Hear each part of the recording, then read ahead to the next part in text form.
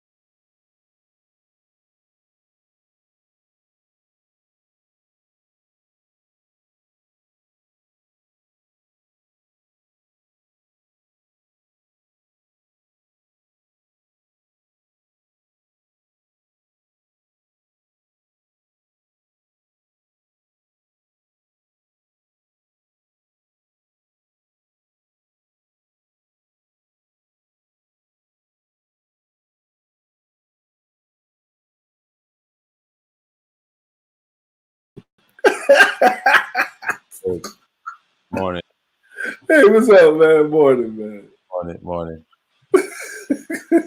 You heard me? Yeah, yeah. Oh, good morning, UD. Yeah, man. Yeah, we came from Sheila's panel, man. Hey, UD, man, if you got the a number, man, can you find somebody hit her up? Cause she muted up. But I think she the sleep monster got her. She worried about her people so much, man. She got the insomniac. Yeah, that'll get you. Mhm. Yeah, What's going on, man? sock passe. Yeah, yeah. I was talking about the Kyrie Irving thing, so you know how that goes. Yeah, yeah, man. That's what I'm saying, man. You do what you need to do, man. I'm Yeah, like, he can afford to. I'm like, he can afford to do it.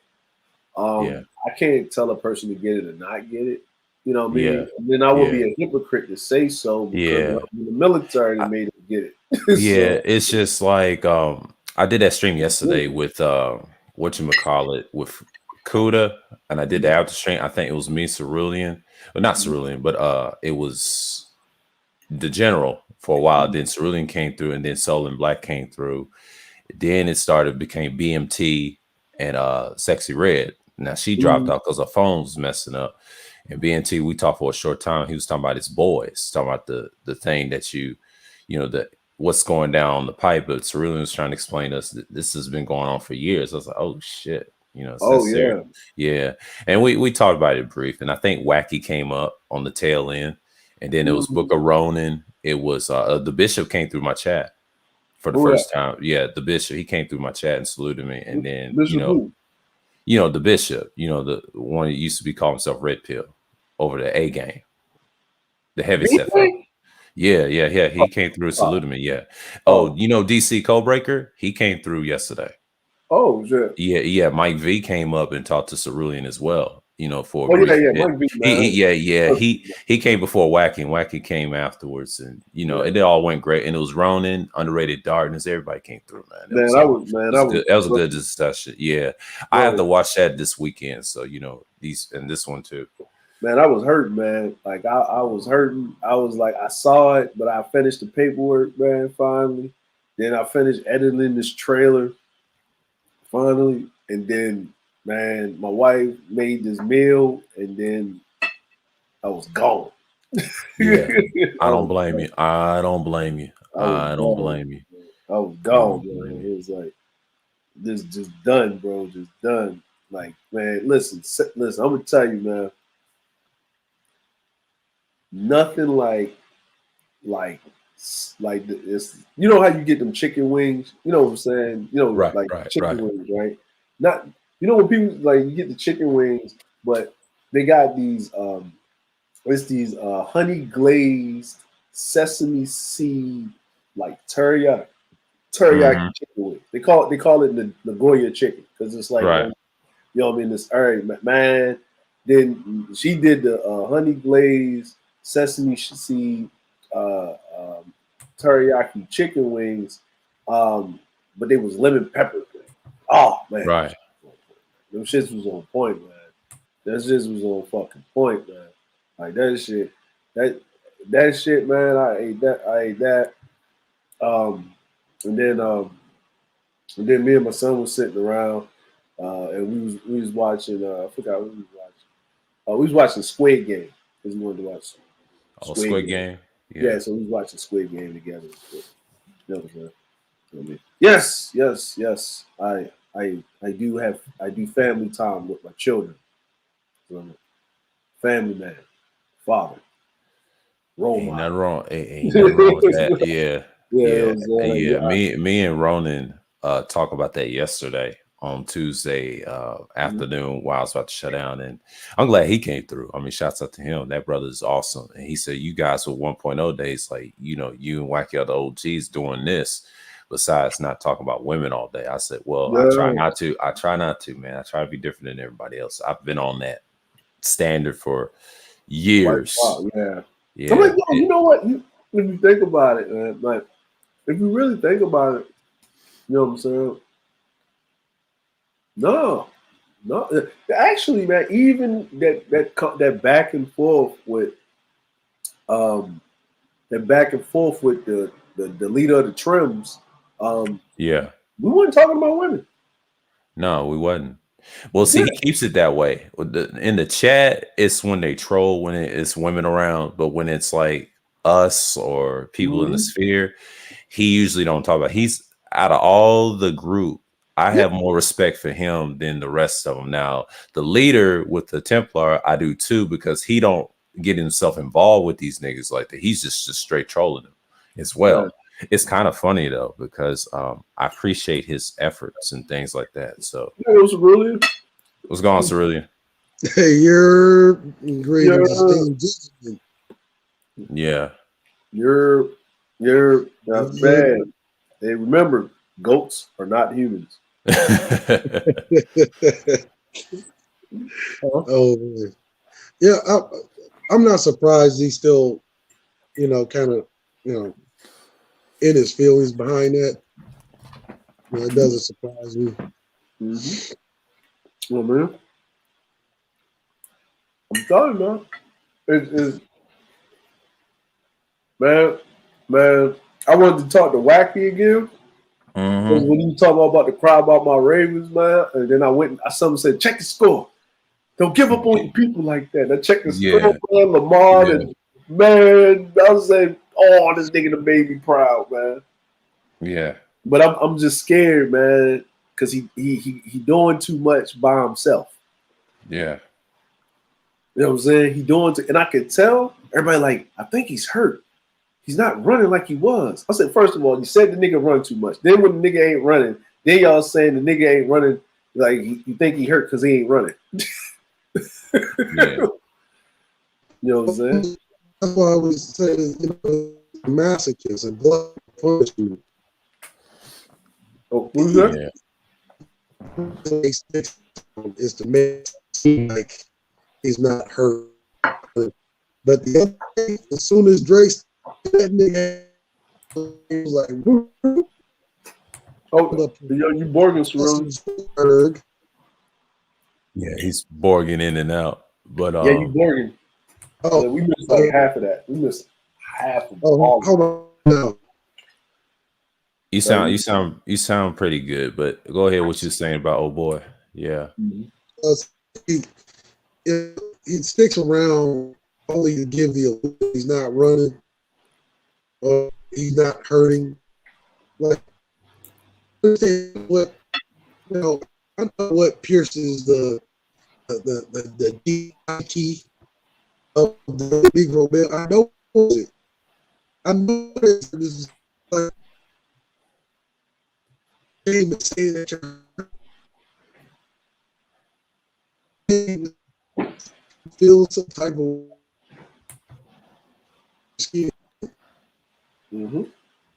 Yeah, but just like he always does. But and he did a stream on me that night too, and I didn't get offended. I appreciate him. I mean, he's put me in the algorithm. That's all he's doing, and that's just gonna get the channel growing. But it's a non-manosphere channel. I'll tell you that for now, for sure. The way my audience is set up, but I ain't trying to get big off of this. You know what I mean? I just use this as a social thing. But well, you already know. Yeah. Well, I'm like, you already know. So it's like, we ain't gonna get big off of this. No, I already knew that a long time ago. I tried that shit and it didn't work. And that's just how I look at it, because I ain't trying to get famous. I told Kuda, that's your thing. I'm selfless, I'm very a fair man, because if I see talent in people, you go ahead and do it. That ain't for me. I'm on a mission to save the younger boys, especially for online, and guide them in the right direction. I try not to be your cult leader. I'm not your cult leader. I got things to do in the world. You know what I'm saying? I'm just a messenger. I just come in and out. You know what I mean? Because I done seen too much online. It's sad enough in the way it's gonna go. Even if I go on another platform, I come with that same energy. Exactly, man. Yeah. Yeah, man. We want a tasty beverage. Right. It was morning for y'all, but it's after 5 o'clock somewhere in the world, and it is over here. Yeah, it is over here. Yeah, it's 6:40 right now. Oh no, that's 5 o'clock in the afternoon. Over your time, I know, but I'm saying our time. My time over here is 6:40 on the Eastern time. So, okay, so he's 6:40. So did y'all didn't do daylight savings yet? Did y'all? No, not yet. We will. Yet? Okay, so it's 7:40 over here. So but the no, we used to say that saying, like it's really. Is he still there? Is he gone? No, he dropped off. So we used to have this saying that we used to say all the time. Like if we got off early and we in the bar drinking, like 10, 11, 12 o'clock, right? And then we're like, man, you think we should drink? Man, I feel like an alcoholic. Well, it's 5 o'clock somewhere in the world in the afternoon. Where's the 5 o'clock at? And we look up at all the world clocks. Like, Hawaii, it's 5 o'clock. Hawaii. All right, cool, let's drink. It's like this. Yeah. Yeah. I'm gonna get off this channel thing. I'm gonna do something real quick because I had a search. I'm gonna say time zone maps. Yeah, here we go. Where's the one I saw? Man. Old girl came in there throwing rocks, didn't she? Yeah, she's emotional. But she said, I'm from the beef sector. I was like, oh God. Yeah, I know who she is. That license, she's off. I don't take her seriously. I don't take her seriously. She's one of them that wants attention. She want the D. That's all it was. The last time I saw her, she was on Platinum's stream. I don't take them things seriously, man. Not in these spaces. It's bad enough. The boys going through hell. I'm gonna have to talk to the sis cluster. Mark, go talk to cluster about her. You had to act. I try to stay away from that. That's just foolishness. Yeah. Let me see. This is a good one. Hold on. Multicolored. Oh, let me mute this real quick.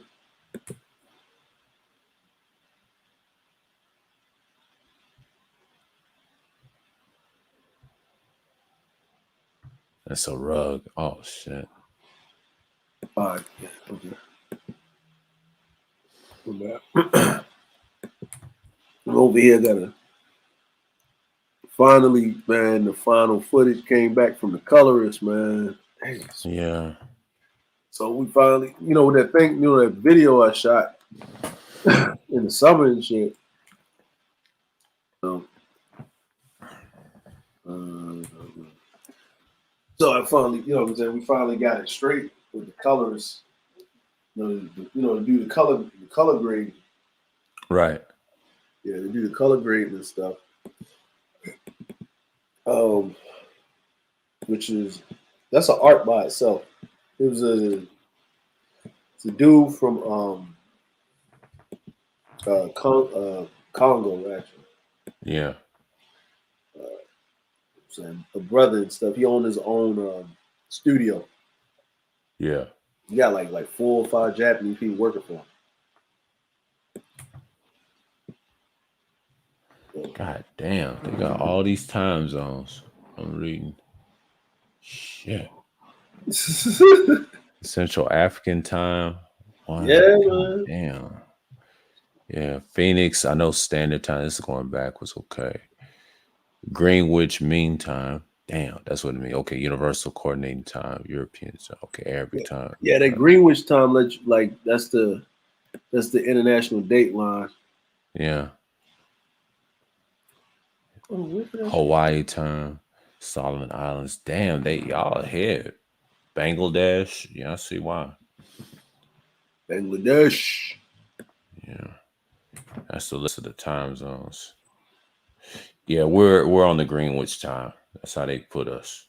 It's interesting. Mm-hmm. Yeah, they never teach you that in school. I mean, they teach you, but they don't teach you in depth of the world. People's got different times. That's the drawback in school and history. You know what I'm saying? It's that culturally biased shit. Yeah. We're gonna have to. That needs to be implemented in America. If you want to go to these countries, you gotta learn the time, how you get up in the morning, so you don't get killed out there.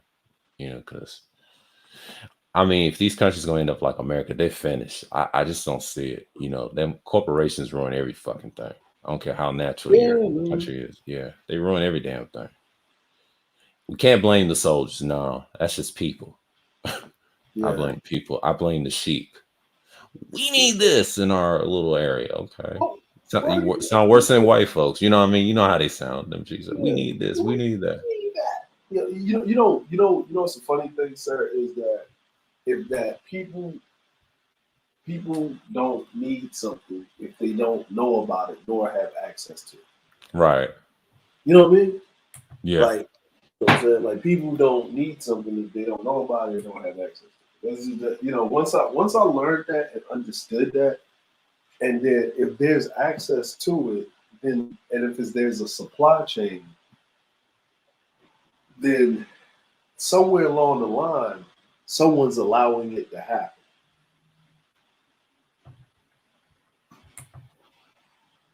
So once I understood that,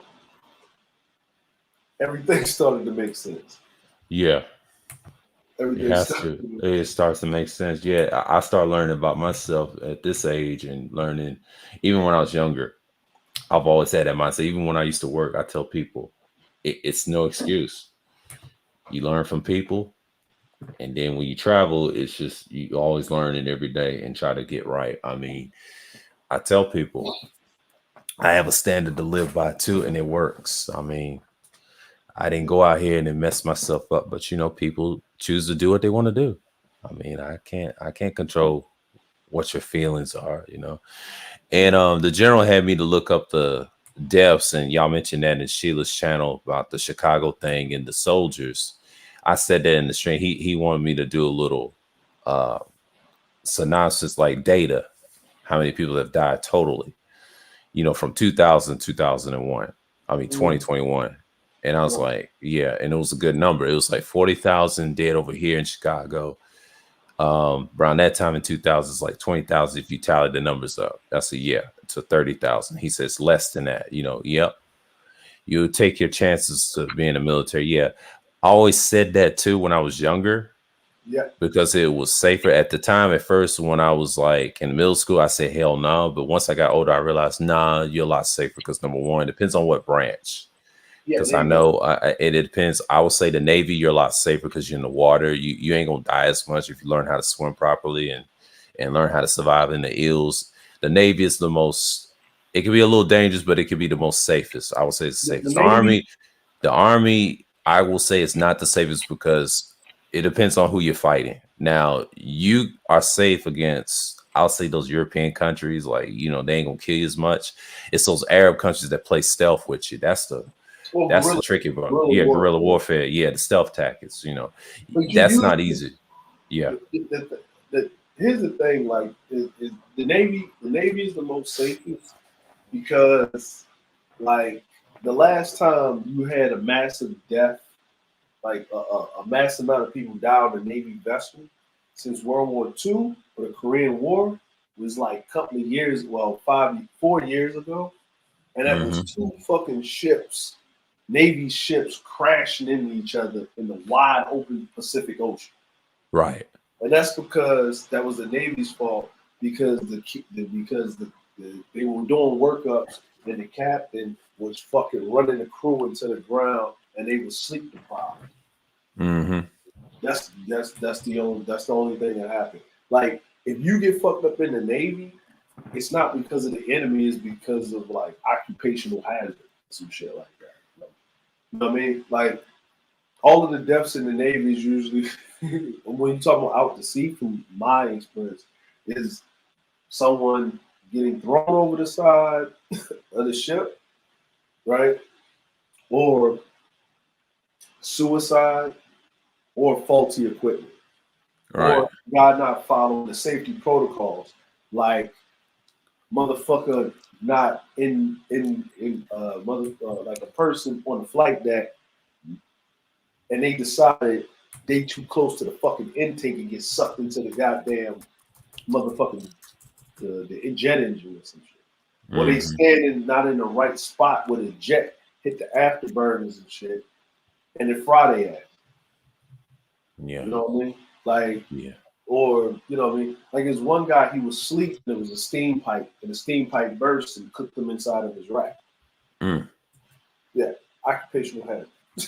Yeah, that happens. That happens. Yeah, you know what I'm saying? Like, usually in the military, like the Army is dangerous, the Marines is dangerous, the Navy's pretty safe, the Air Force is the safest. Yeah. Air Forces, I was just to get to that. I will say this. Air Force is the safest because you're in the air. You can die in the air safely. Navy is probably the second because of the water, and they teach you. And if you know how to jump and try to do the parachuting license or the whole pilot, you got a parachute, you have to catch somebody in the air. The Air Force is like that. And the third safest, I hate to say the Marines. They don't want you to get emotional. One thing I like about the Marines, them jarhead movies, they explain without the jarhead movies, even they tell you got to be mentally tough. And the good thing about the Marines, if you went to the Navy or any of those branches, if you're a specialist, they'll use you for the stealth tactics as well. The Marines is not bad. I always like the Marines. I always thought about being one. I said, but I didn't want to go over there just straight because I was going to do the Navy for the water. If I decided to go Air Force in the air, that's something, but they have jobs. They had engineering jobs, building planes and shit. Like, the engines and stuff. And Michael was telling me you can get that STEM years ago. I thought about that, but I was thinking about something else at the time. But but if I ever chose a branch that was safe, yeah, Air Force, because of the retirement benefits and stuff like that. But the Navy does too. Navy's got great retirement benefits too. So Well, all the branches. Here's the crazy part. All of them do. All of them do. It just depends on. The funny thing is, here's the crazy part, right? Like, even in the Air Force, gets paid the same as an E1 in the Marines. The military pay scale is the same across the board, right? Right. What differentiates things, right? So a E5 cook, right, gets paid the same as an E5 IT. Mm-hmm. Right? They don't. Your rank is how you get paid, right? Your Right. schooling qualifications. Now, when it comes up for your enlistment bonus, like if you re-enlist, now that's a whole separate plan. That's how they offset it, basically, for retention to keep you in. Is offer you a bunch of bonus money. Like, hey, if you want to still stay in the military, we'll throw you $30,000 or $40,000 half up front, right? You know what I mean? And then on the anniversary of you doing the contract, like that you re-enlisted, you'll get that kicker, right? And then Mm-hmm. and then if you're smart, what you do is knowing that you're going to re-enlist, you go to the tax-free zone. You know what I'm saying? You go to the tax-free zone and re-enlist in the tax-free zone where you don't pay no taxes, right? On it because you're in the tax-free zone, and then you get to pick where you want to go. So say you was stationed down in Georgia, right? Right. So if you was down there in Georgia, you was stationed. That's because your first duty station, you don't get to pick it. Now, you can put in your wish list, but you don't get to pick it. The second duty station, you can go for orders. But if you like one of those, like if you take that enlistment bonus and keep you in, then you negotiate. Say you want to do a tour of duty, like in Rota, Spain, or Sicily, or somewhere like that, or embassy duty in like the Bahamas. Right. When you go to work and you get the fuck off at like because you go to work at 6 and you get the fuck off at like 9 and some shit like that, right? So you go do that shit, and then for your for the rest of that enlistment. So Yeah. but every branch gets paid the same. There's and even the housing allowance, right? So if you're in the military, once you get to a certain rank, or depending on you get to a certain rank, that's what happens. You get what they call it off post or housing allowance, right? Mm-hmm. And that's why a lot of people that's in the military, they all if they do 20 years, you hear it like they pay their house off. Well, actually, the government paid their house off. You know what I'm saying? The government, and they made money off their house if they smart, because what I've noticed with a lot of people in the military, they get a house, then they move out of the duties area. They're still a house. They don't sell a house. They just rent out their house, and they usually rent it out to another military person, and they set it. So basically, say you stationed in Virginia, right? Right. You stationed in Virginia. Usual houses like $250,000, right? Mm-hmm. A E5 in Virginia gets $1,100 for housing allowance, BAH. You do a 30-year mortgage, that $250,000 house is about $600, $700 a month, right? Right. Right. Now, if you're smart, you getting $1,100, $1,200 a month, right? If you're smart, you put that $1,100 or $1,200 down on that house, right? You ain't going to just pocket the rest of the money and just pay what you need to pay. You try to pay that house down, right? Now that means your paycheck is not being touched yet. That means the Yeah. rent is already, or the mortgage is already being paid, and now you're damn near doubling up on the mortgage. So you're knocking out not just the principal, right? Or you're knocking out the interest, but just and the principal. You get what I'm saying? Mm-hmm. So, Tanya, what's going on? You know what I'm saying? So by you knocking all of that out, then the next thing is you get utility money, right? You get money for utilities, like you know what I mean, like food and stuff like that. They call it comrades when I was in, but so you get money separate from that. So now you got that money, you still ain't touching no goddamn thing. It's like like if you're on a ship, you get sea pay because you're attached to a ship, or depending on what type of job you're doing in command, they give you like extra pay per month, right? So then you go into touching your own salary after that, right? So then you good. Yeah. Yeah, man. Like, you know what I'm saying? So then if you're Like, how smart, coming in all right? Yeah, you coming in. you can list your house for like 12, 13, $1,400 a month. And then the military member that comes in, most people stay at their duty station for 2 to 3 years and move on. So guess what you're gonna get? Every 2 to 3 years, if you rent out your house, you're going to get a person paying the rent. You know, they're going to pay the first, second month of deposit.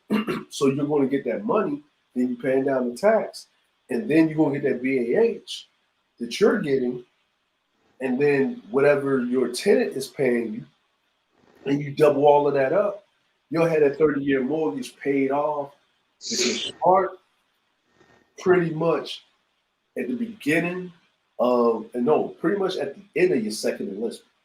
At the end of, if you did it right, if you was really, really, you know, taking care of your bread, taking care of your money, putting all that to pay down that house, by the time you in your third enlistment, if you're doing the 4 years, every 4 years, so that means you would actually pay that house off, that 30-year mortgage, your first house would be paid off in about 12 years.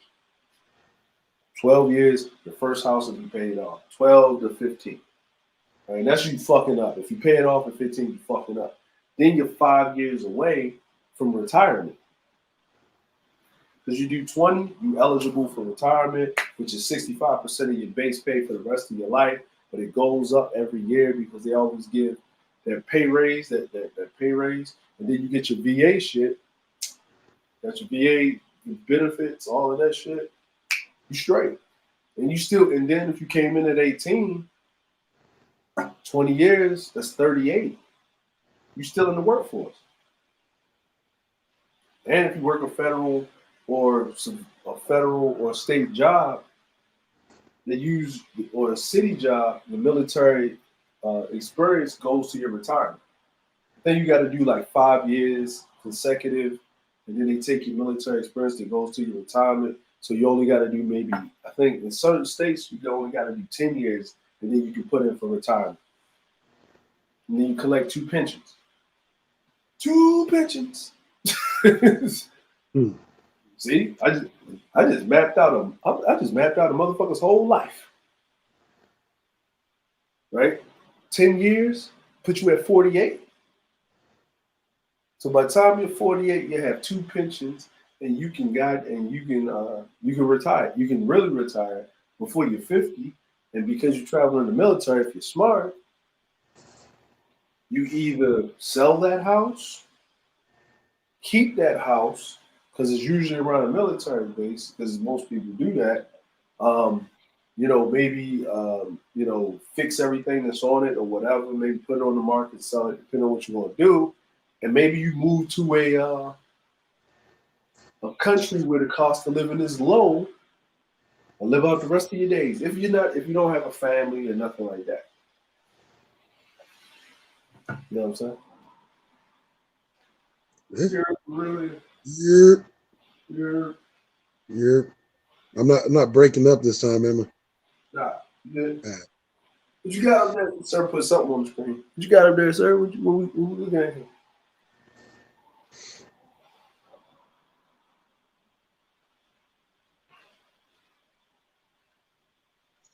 The 10 safest countries in the world.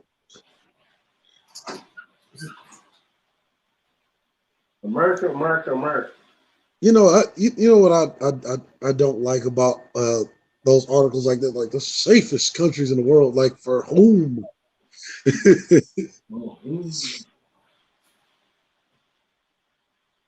Like New Zealand, not so sure about. Portugal, I wouldn't necessarily say safe.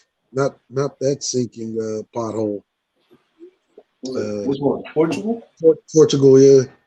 Oh, the cost of living in Portugal is like pretty low. I didn't even know until I looked up this black country. I mean, this black family moved there. They talking about the daughters go to school. They said the cost of living is really, really low. Because they was going to Ghana but a friend moved to Portugal from Ghana. You know what I'm saying? When they went to Portugal, it was like, yeah, we're not going to Ghana. We're staying here. Yeah. Portugal has, an ever sinking economy. And Brexit, I don't think made that any better. I mean, it was already sinking back in the early 2000s. So it just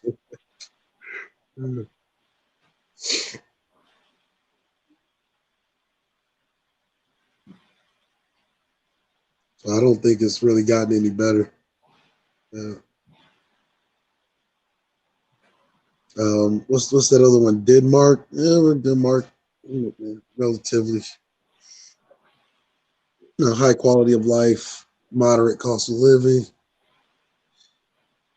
Canada, yeah, that's like like 80% of America's escape plan.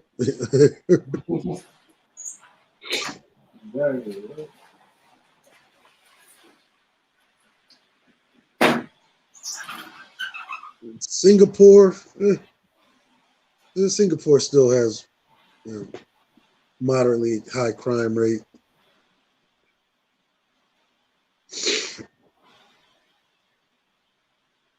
But I'll tell you this, they believe in corporal punishment for menial crimes, so don't speak on the sidewalk. Hey, I still remember that white boy getting his ass beat. I remember that. That was during the Clinton administration, wasn't it? Yeah. Man, who did they send over there to try to save him? Was it Jimmy Carter? Yeah. Oh, okay. Yeah, he was getting senile by that time, man. You know what the funny part about it is? Remember Cerulean? Jimmy Carter was coming over there to talk, and them motherfuckers, they did a national televised ass whipping. Oh yeah. Like soon as he landed, they had that shit on the Teletron beating his ass. Yeah. And then they released him into their country, to the United States country. He still gonna whip his ass.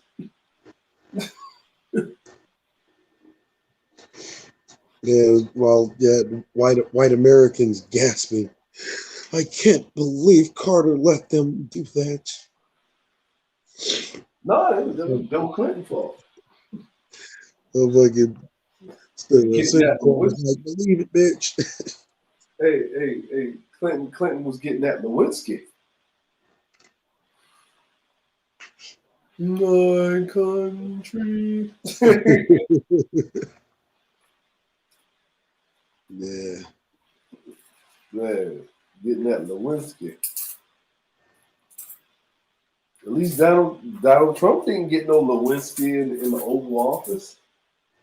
Right. You know what I'm saying? Hillary trying to take the moral high ground. Didn't your husband have a bitch sucking his dick underneath the table in the Oval Office on taxpayers' dimes? Oh my God. Oh man. Oh my God, man, America. Only in America, right? Oh yeah, well, not just in America. Man, he had all kind of fuckery going on around the world. Yeah, but I'm just saying, man. I'm just saying, bro. Like I'm just saying.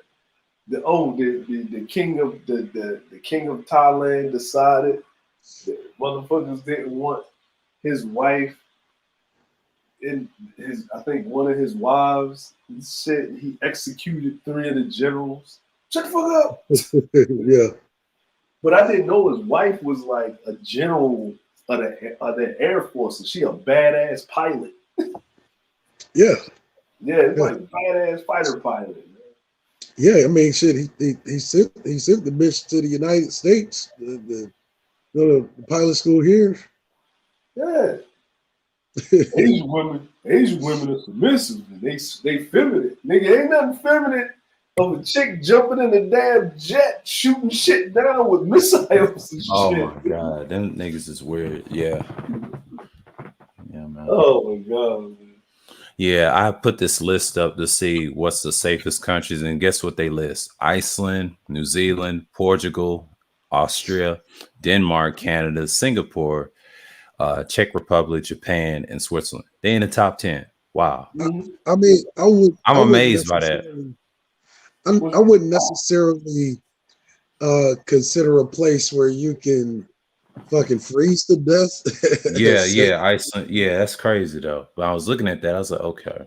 Yeah, I'm like, well, Iceland, yeah. I'm like, it's safe because ain't nobody outside because of polar bears, man. Yeah. You know what I'm saying? Polar bears are pretty much like grizzlies. They say Iceland don't have a military, but the police do not carry firearms with them. Only extended batons and pepper spray. God damn. That's why. I would say this. You probably should modify a search like safest place for niggas in the world. Shit. Well, according to these motherfuckers, niggas only travel to DR, so that's all. Man, shit. He said got Japan. He said got Japan. What they usually look at is crime rate, basically. That's why, like, if you look at those things, it's skewed. Like if you go put in the safest places in the world for women, right? Because they usually put in crime, crime rate. So you're talking about violent crime, like people dying and shit. They don't put in petty theft. That's not in the statistics, or sexual harassment or rape or anything like that. None of that in there. Yeah. None of that is never in the statistics, really. It's usually just violent crime, like far as someone dying, murders, and it's per capita with their citizens. Because every time I talk to Ruby, she said Canada dangerous than a motherfucker. That's a lie. It's the safest because Vancouver's safe, and the other, land over the thing on top of Canada, that's safe because the natives live there. They say there's nothing up there. No, it's safe because you don't get shot up there. No. Ruby from Canada. She lives in Canada. Yeah, she lives in Toronto area, but I'm saying the rest of Canada is safe, not as dangerous. She's on the tip of America. She's seeing half of Canada. She traveled her whole provinces. She ain't seen the rest of Canada. You know what I'm saying? Because a lot of people say that and it ain't true. You ain't seen the rest of Canada. No, was it Everett Preachers from Montreal, right? Yeah, they from Montreal. Montreal is all right. It's like its own French nation. It's like France mixed with other cities of the Northeast. Yeah. Gavin McGinnis broke it down. If you are black, right? If you can speak French and English correctly, you're going to be fine. You're going to get a job automatically because if you get along with the locals, and if you're used to dealing with French people from France, let's just say France and Haiti, for example, or all those African nations that speak French, they'll fucking give you like a CEO job to handle this shit, even in tech. Montreal is probably the third city. If you're into different languages, you need to choose that one, Toronto and Vancouver. Everything else is like cold, like Manitoba or like Winnipeg, Manitoba. Yeah, in Alberta, Canada, like when you talk about Calgary, Calgary, Alberta, my fault. Those places cold. And then Nova Scotia, you wouldn't like those places. It's kind of like Iceland, right? But the rest of it, like Montreal, Toronto, and Vancouver, it's more cities. You see a lot of Americans and other races, like different countries y'all used to. So yeah. She's living a rough part of Canada, but it's not as rough as you can. Yeah, they have crimes, but it's not extremely bad as ours, because ours is domestic. We harm do crimes. Do crimes. Yeah, man. And the reason they did this because they're going based off the geography of the crimes and the policing too. It's really the policing. I think it's part of it. That's why they did it. It's a combination of crimes, policing, the military. who's dangerous with our military. You know, they didn't put the U.S. because of the crime. That's the only reason why we're not up here, because of the crime rates. The military is all right, but the crime rates is like, it's ridiculous. Like, But you know what's something interesting is that compared to a lot of countries that they promote, especially like South America, like Brazil, mm-hmm. Mexico or DR. America is safer than all of those places they promote. Yeah. Yeah. I might do a search. What's the top 15 safest places right now if I wanted to? Get out of this, because I already know they mentioned Denmark, Canada, and Japan, because that's because of the policing and the military. And Austria, Portugal, same thing. New Zealand, yeah, because they got the certain days. I ain't gonna get into those countries because I know I used to watch a lot of those international news that tell you what they're known for. So yeah, I will say safer place. I'll say top 15. Let me see that. Let's see, top 15 places that are safe in the world. I'll say 2021. Same thing. Let's see what we can get.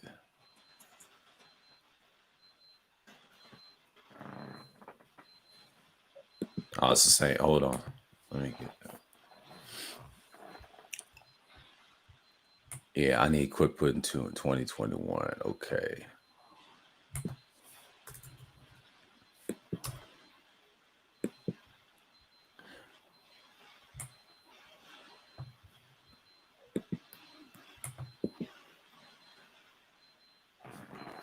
In 2021. I traveled to Eastern Europe and shit. Yeah. Like Montenegro. Croatia was cheap, man. That was nice, man. Croatia was nice. Yeah, but Croatia is also a shithole country. Yeah. Let's see. Business Insight. Oh, they got top pay. They got Montreal, number 14. Number 15 is Barcelona, Spain. Damn. Yep. Love Barcelona, man. That's all nice. San Francisco. I kind of disagree, but I know why it's safe, because of the tech and all that shit. Yeah, that's California. Yeah, and only all them homeless motherfuckers. Yeah, that's why. That's what they say. It's a popular density, migration, climate. Yeah, San Francisco say it's expensive as hell. It's overrated too. It's like Atlanta. Hong Kong. Only reason why that's safe is because of the policing, and because mainland China is bad. And yeah, it is a little safe, because I'm going based off that video game they had called Sleeping Dogs. That's because of that shit. Triads ain't. Yeah, Hong Kong. They put it number 11. They put it at number 11, and the reason they did that's because the Triads ain't doing nothing. The British got them. Yeah, I know. Yeah, well, yeah, because most of the crime is actually in Macau. So, yeah, it's mostly in Shanghai, Macau, and because people don't understand that there's a difference between Hong Kong and Calhoun. That's across the bay. All of the fuckeries in Calhoun and Macau. Right. Absolutely. Yeah, Hong Kong is like Manhattan. Yeah. Well, yeah, really. Yeah. I would say Manhattan with 10 times the population. Yeah, right. It's like Manhattan. You know what, sir? When you get on a ferry, right? You get on a 20-minute ferry from Hong Kong to Calhoun. It's like you went from Manhattan to like cornbread in the Bronx. Like citizens, Calhoun, they got motherfucking Africans living on top of each other. That's when you go to the underground, the underground market and shit, the pop-up shops. Yeah, man, get your shit chipped and shit. Man, yeah, Russia. Nah, man, Russia too fucking cold, man. I went to Vladivostok, man. Fucking Ain't St. nobody. Petersburg, Right. man. I ain't worried about Russia, but here's number 10. And we speaking of New York, the financial shit. That's why I say because the police presence has ruined everything. That's why you can't do crime in New York. If you tell on somebody, they got too many snitches, man. That's why they number 10. That's a fact, Number right? 10. Snitching. They Snitching. snitching Yeah. all day. That's the only reason why they number 10, because you got a lot of people do the work for them. Like we talked about this yesterday, Cerulean, about that shit about to go down. Yeah. Hold on. What's this? Melbourne? Yeah, man. White Yeah, bitches. white bitches. That's it. That's it. That's it. White And bitches. we in Toronto say because of certain areas, it ain't no crime like that much. I mean, what they talking about, they seeing on a small, so that's normal. But we're talking about as a whole of Toronto. Y'all gotta see it. Yeah, that's right. They number 8, and number 7 is Zurich. That's in Switzerland. Yeah, that's a populous city. Yeah, it's neutral, and the only reason it's neutral because the military is neutral. You know, it goes further back into the medieval times, or should I say, 13th century shit. You know how they was founded. They was poor in poverty. I mean, if you play the Witcher 3 game, the Polish story game, or the books, it tells you they was poor and they found a way to be rich. And that little region they call like the Povis and the what you call it and they grew up. Povis country. I forget another country. There was one. Yeah, that right there lets you know, and it's based off Switzerland. That's what someone said. And they grew up to become the Bank of Bravo. Yeah, that's it. Yeah, hold on, Sydney. Hold on. Back to Australia. Bitches and kangaroos. Yep. Sydney, true. Amsterdam, Dutch City. Yeah. Weed, man. Weed put the motherfuckers on the map, man. That's why they safe. Number 4, Stockholm, Sweden. Sweden. That's because ain't nothing happening in Sweden. I'm boring as well. Ain't nothing happening in Sweden but illegal money, bitches, weed, and chocolate. Yeah. They love hot springs. Osaka. Yeah. You live in Osaka? No. I live near Nagoya. I'm like 25 minutes away from Nagoya. Oh, okay. Yeah, that's a nice city. Damn. Personally, safety coming in, and a number 2 worldwide falls short of the cybersecurity coming in 5th place. Yeah. But listen, can't do shit in Japan, man. That's what I'm saying. Yeah, them Yakuza, man. Fuck out of here. Singapore, man. Listen, you can't even chew gum in Singapore. You get a fine, get your ass Not beat. publicly. You better not chew no gum. Look, chew it at home. Listen. Singapore. Okay, check this out. Everybody in Singapore smokes, right? Mm-hmm. But there's a trash can every 10 feet, and every trash can there's like a smoke butt thing, right? Yeah. And if your ass smoke and you pluck that butt on the fucking ground, if you don't catch a fine, you're gonna catch a left hook from a local. They do not play about their city being nasty. That's clean. That's clean. Listen, man. Look. There's a black mama somewhere ashamed how clean that whole city is. Mm-hmm. Man. They worse than Houston, damn. They're worse than Houston. No, man. No, you can eat off the look, man. Even the rats, nigga, eat with like white gloves, nigga, out of the trash. Damn. Rats bougie, nigga. Yeah, even Mickey Mouse walking on eggshells in that bed. Nigga, damn. What's up, Waggy? Hey, Waggy. Hey, man, my dude came through, man. He saved my night, man. You know what I mean? Big trust. You know what I'm saying? What's up, Waggy? Shalom, Waggy. Shalom. Yeah, I mean, man. peace, Sheik. Oh, what's up, she? Hold on. Yeah, I know. I heard stories. It is a clean city. Way the looks of it, hell yeah. That's a clean city. That's my type of city. Then fuck, I don't smoke though. Yeah. Then if you go to I'm just saying, like, you know what I mean, like it's man, like then you go to Malaysia. Malaysia is like Singapore, but it's like Singapore through all of their dirt over the border and shit. Yeah, the city state Singapore comes to top for professional safety, but business environment, but just misses out on the pole position overall. Yeah, that's I know. I mean, but Singapore is nice. Don't get me wrong. I heard some great shit in Singapore. It's a lot to do if you know Listen, what you're man. doing. Look, you know what's the other thing about Singapore, man? Mm-hmm. Put your hands on one of them bitches if you want to and see what happened to you. Oh, they don't play that shit in Singapore. You don't touch They the don't. women in Yeah, Singapore, boy. They Right. woo your ass, man. What? Man. Oh, and guess what? Okay, so in Singapore, right? Singapore has like the lowest population of people in their jails and prisons. Now, their penitentiary is a different story. You know why?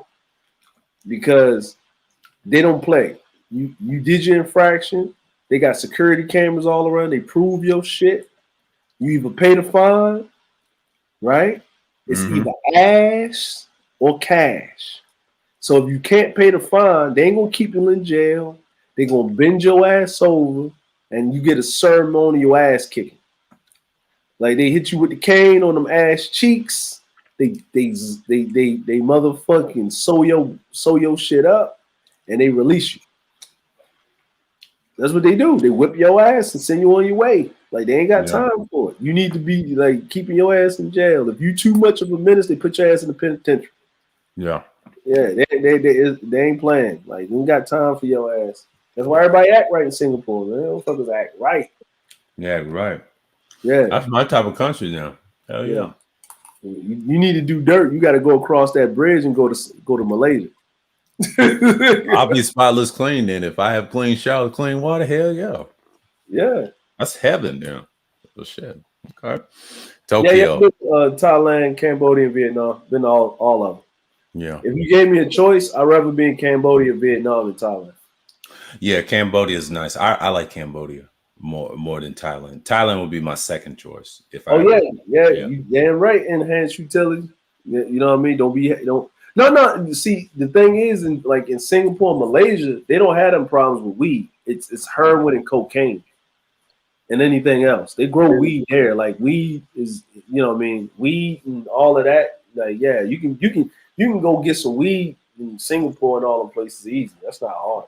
Like they don't even trip about that. You know what I mean? Because you know what I mean. Hemp. They make a lot of their shit out of hemp anyway. So it's the cocaine and the heroin and shit. You know what I'm saying? Like all of that shit. Yeah, you get the death penalty, motherfucker. You get the Yeah. death penalty. And the real reason they do that is because of the fucking because of the extremists and shit. Yeah. Yeah, the extremists and shit. Because that's how those Islamic extremists fund their shit by drug smuggling. Yeah. Yeah, you know what I'm saying. But Malaysia's very Muslim. That's the crazy part. Malaysia, Indonesia is very Muslim. They don't play that Islamic, but they don't play that guy. They don't play that extremism shit down there. They be cracking down on them motherfuckers. You thought it was the United States military. The way they be interrogating them motherfuckers, boy. Brothers, we're the same. No, you not, you crazy motherfucker. No, you're not. Making us look bad. You.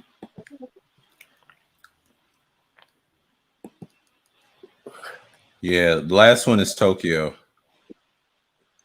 So check this out, right? Hey, Zarun, You know, I'm gonna send you something in the back chat, man. Right? I'm gonna send this. Okay, so I was up here reading this manga, right? I was reading on my manga sites because I was sitting up there bored, right? And I came across this manga, and it was called Dog Nigga.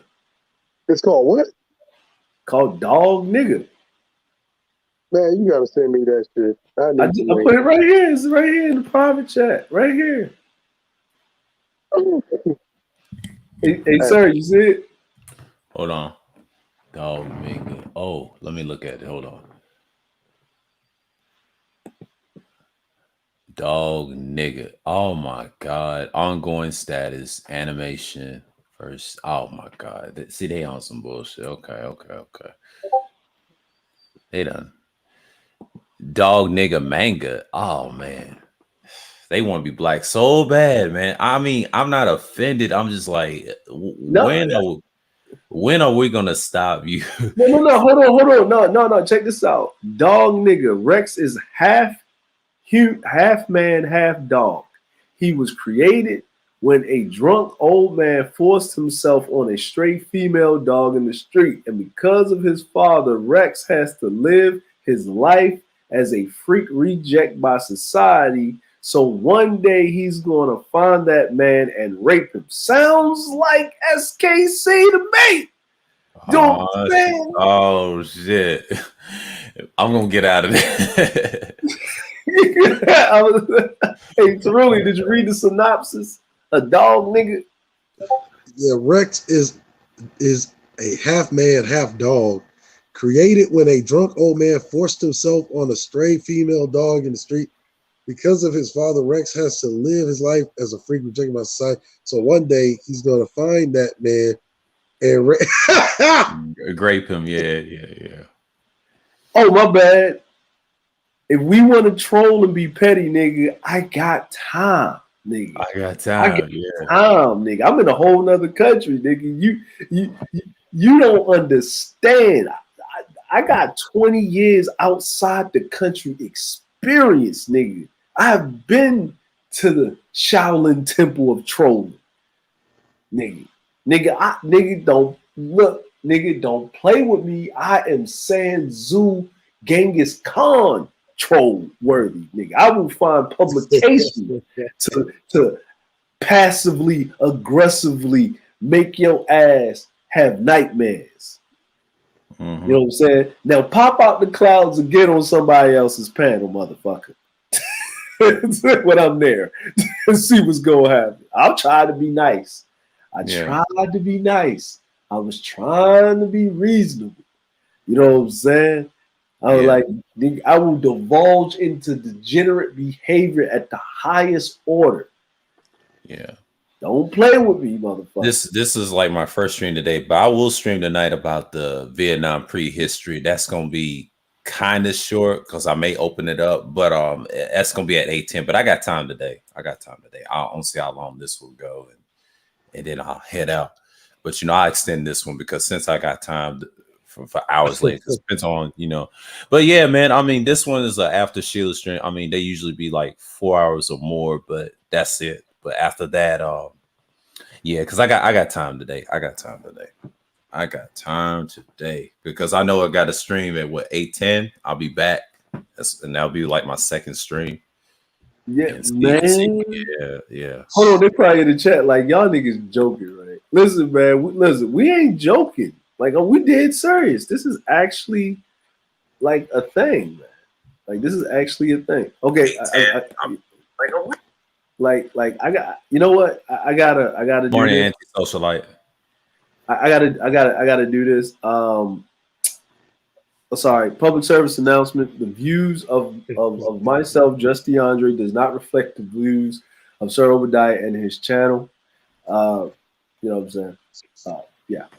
Yeah, you got to say that. Yeah, the views reflect on this channel has nothing to do with me. Viewers' discretion advised. Viewers' discretion advised. If y'all would like to see said publication or read the synopsis, because I'm not just making this up. That is it right there. You can go read it for yourself. We're not going to show it on the screen. You know what I'm saying? You know what I'm saying? You know what I mean? Remember, this is the Asian country. You know what I'm saying? And it is dog nigga. Man. Remember, that's wild. That's wild. You know what they used to call the Boondocks in Japan? The nigga cartoon. that was the title of it. The nigga cartoon. Yeah. I asked my wife, like, why? She said, I don't know, because she understands it, English and stuff like that. She said, I don't know. I was like, and then we was watching it, because now you weren't paying attention. Then we was watching it. He was like, and we looked at each other like, oh, that's why they call it the nigga cartoon. So my wife changed the language into Japanese, and it was like, "Oh, shut the mother nigga." It would be Japanese and nigga, Japanese and nigga, nigga, Japanese, nigga. I'm laughing. It's fucked up. I'm laughing. But if you actually watch this shit in English, that's pretty much you just hear nigga like 3 times in every sentence. You know what I'm saying? So, I'm telling you, man, shit crazy, man. Dog, nigga. Nigga said he was out on a mission to find his father so he could rape him. Yo. That's I'm at a loss for words. Listen, man, the cover is him with his hands, right? Him with his hands with blood rolling down it, like the doctor checking prostate. That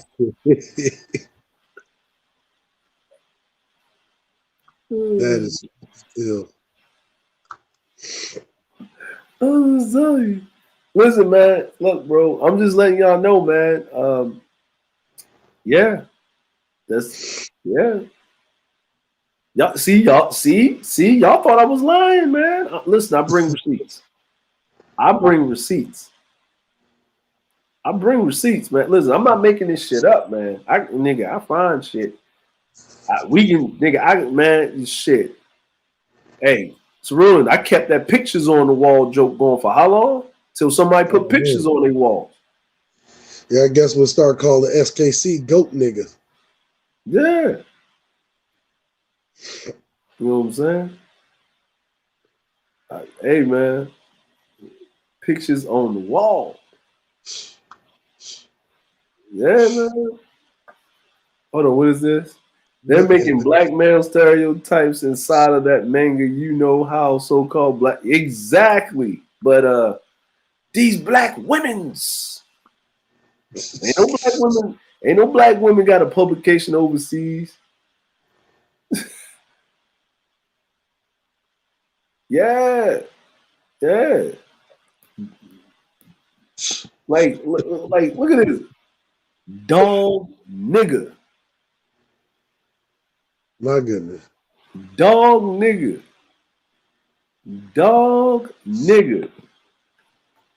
Yeah. Yeah, he's just really crazy. Yeah. That's crazy, right? This is this is a perception. Someone thought this was a good idea. I was like, no. And I'm like, who made this shit? Right? I was like, who wrote this shit? Yeah. Goodness. Yeah. Look, somebody said, come on, bro. I'm reading the dog. What? Like, look, man, somebody said America will make it about them when they see this title. Other countries don't exist.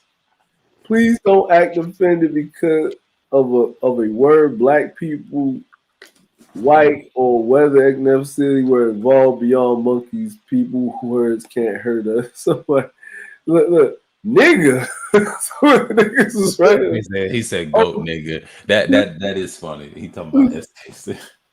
Goat nigga. Goat nigga. This is old Japan as usual. No fucks given for any of the ish. Be on some homo bosom, sexism, or in this case, racism. The populous city also the safest in the EIU index with a population of 38 million. Tokyo isn't cheap, but it's safe. Yeah. Look, man.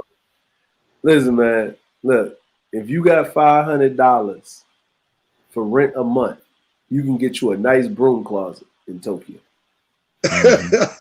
Yeah. I think he's gonna say that. Yeah, man.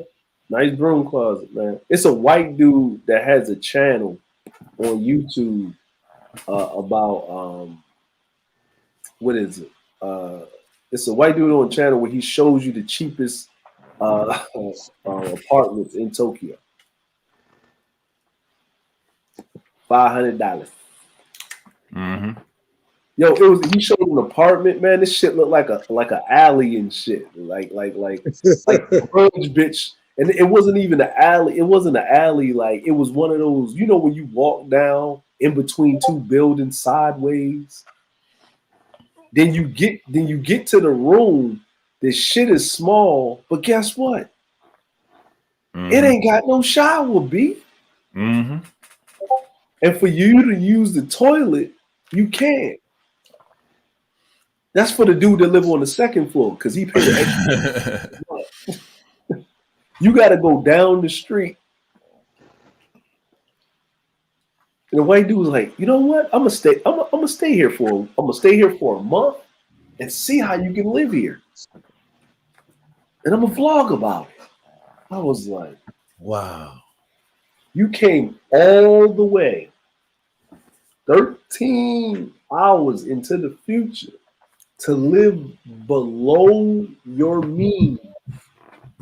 Below my means. In my own country. Man. Nigga, what? Nigga, what?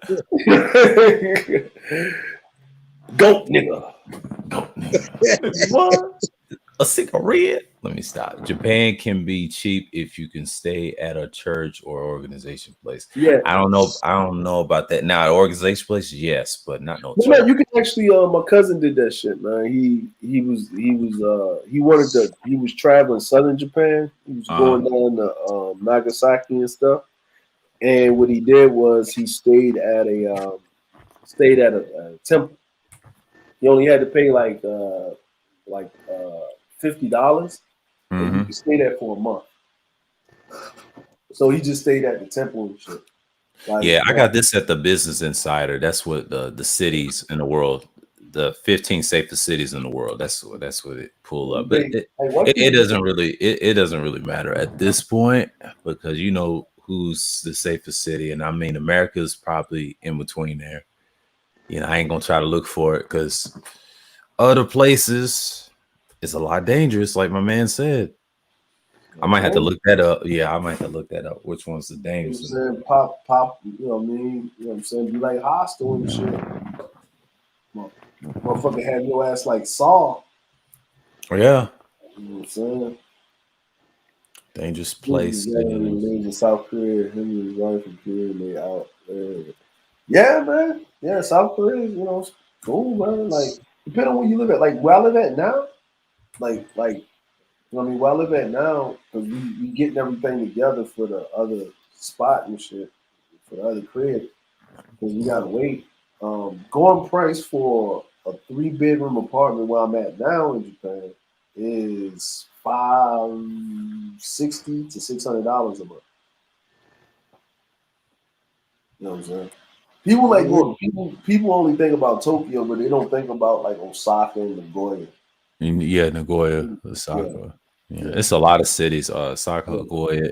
I used to know all the cities as a kid growing up when they used to teach us world history, and there's other cities besides Tokyo because Tokyo's been promoted most because of the fucking mainstream media. Yeah, Tokyo, man. Listen, I'm gonna be honest with you. To be perfectly honest with you, like each ward in Tokyo is its own world. Like it's its own world. Like Roppongi is like I don't know, man. Roppongi's a whole different. Like Roppongi is like the armpit of Las Vegas Strip. That's where Roppongi is, right? And then it's like then you got Shibuya. Shibuya doesn't know what it wants to be, right? Because the east side of Shibuya wants to be like 90s New York hip hop Bronx, right? And the west side of Shibuya wants to be like LA West Coast, right? And then the north side of Shibuya wants to be goddamn trap music, like, you know, down south, you know, crunk music and shit and trap music. And then you got the fashion part of Shibuya, which would be Fifth Avenue, and then Harajuku is just like what is it? Rodeo Drive and fucking Greenwich Village and shit like that. Oh, Hold on, what's that? A 3-bedroom apartment is $560. America, the average person in New York would kill those rent prices. Yeah, man. Yeah. let's see, top 10. Shit, man. If you was in Vietnam, $560 a month, your ass got a whole compound with a nigga with some AKs and shit. Like, Yeah, hire some cheap security. yeah, if you can pay $560 a month, what's that? The most dangerous shit. Yeah, it's top 10 dangerous countries, top safest countries. They said Iceland, New Zealand, Denmark, Portugal. We just said earlier, and Slovenia. Hold on. Slovenia, Austria, Switzerland, Ireland, which is true. Czech Republic and Canada. Those are the 10 safest, but the top 10 the most dangerous is Afghanistan, which is true. Yemen is crazy. Syria has Syria has a long history because of their culture. Facts. South Sudan, true. Because I met some South Sudanese growing up, and they came from San Francisco, where their family comes from. They people's from South Sudan, so they're decent people, but their country's bad, politics and things like that. Iraq, of course, or Iraq, most people say. Somalia, another one. Yeah, Somalia is rough. Democratic Republic of Congo, see, that's where Fasten's from. Yeah, he's in a rough region. They ain't playing around. Libya, now Central Africa Republican, yeah, that's another one. Russia, and Russia's dangerous because you can't really get a gun license. They treat it like a driver's license. You got to go to therapist if you know. That's what I heard from Russia. I didn't know that, but that shit is not true. Man, Vladivostok, you got motherfuckers walking around. Well, I wouldn't say just average motherfuckers, but the military. Yeah, Vladivostok, they walk around open AKs. Yeah. You want to know how they break up a bar fight? Shoot. I don't think a civilian can carry a gun, not like that. But Russia be. Whew. Oh, what about Fiji? Yeah, I've been there, man. Fiji. Yes. I've been to Fiji, and then I've been to New Caledonia, which is in between Fiji and Australia. Caledonia. Yeah, man. New Caledonia is a nice place, man. It's the Seychelles of the East. But you know what? A place that you know what? For all of you guys that want to go fuck some hoes overseas, Diego Garcia. Well, I wouldn't say Diego Garcia. I mean, you know what? I'm trying to get them to go so they get traumatized.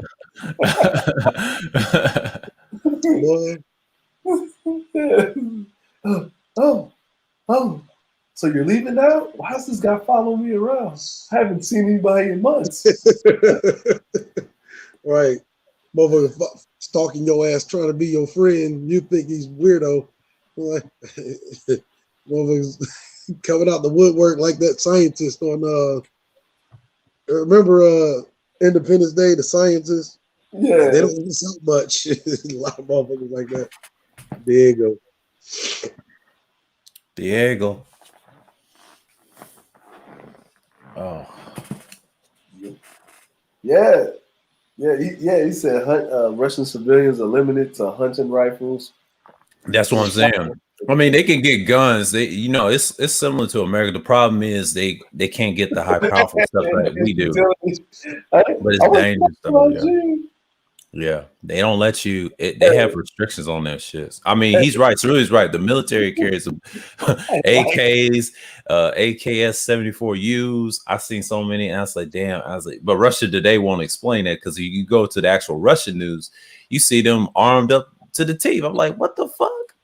I was like, you over here in America telling me about Russia, but if you speak Russian and know they Russian news, I forget they station at the time. I'm like, why are you lying over here? And Putin came on the show one time and intimidate them motherfuckers, man, on RT. He did. I saw that. It was years ago. Was that Russian? Putin was on their show, right? He was in one of their little tables. You know how you interview people? They was so fucking intimidated because they was in what's that place It's not Russia, but it's another place. It's called What, Gremlin, Ukraine? Gremlin. You They mean was the in Kremlin?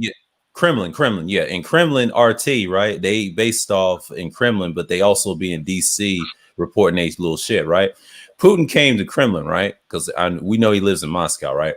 That motherfucker intimidate them and gave him that evil look and that cold stare, that KGB stare. I said, that dude, I thought he was gonna snap their necks, man. I was like, damn. Nah, hey, He wasn't playing. He wasn't playing because he said you can't be spewing misinformation. He said it on air in his own language. I said, God damn, man. listen. Them niggas would have been hit with a cyanide capsule. Yeah, that's what I'm saying. And Yeah. he intimidated those news people though. But see, he had that power like that. He said, you better not. Shit. Hey man, look.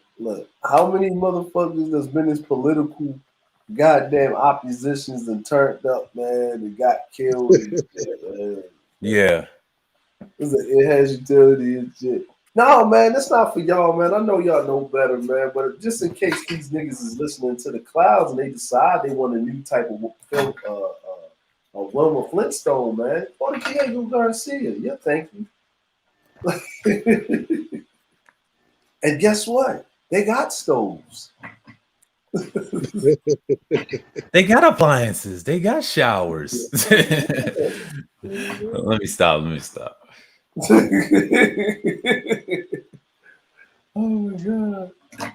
Wacky, I ain't trying to set nobody up. So Wacky said want to be more shit. He said Putin is gangster. Of course. Yeah, he intimidate them people in RT. I saw that years ago. When I saw that his presence, they shut the fuck up.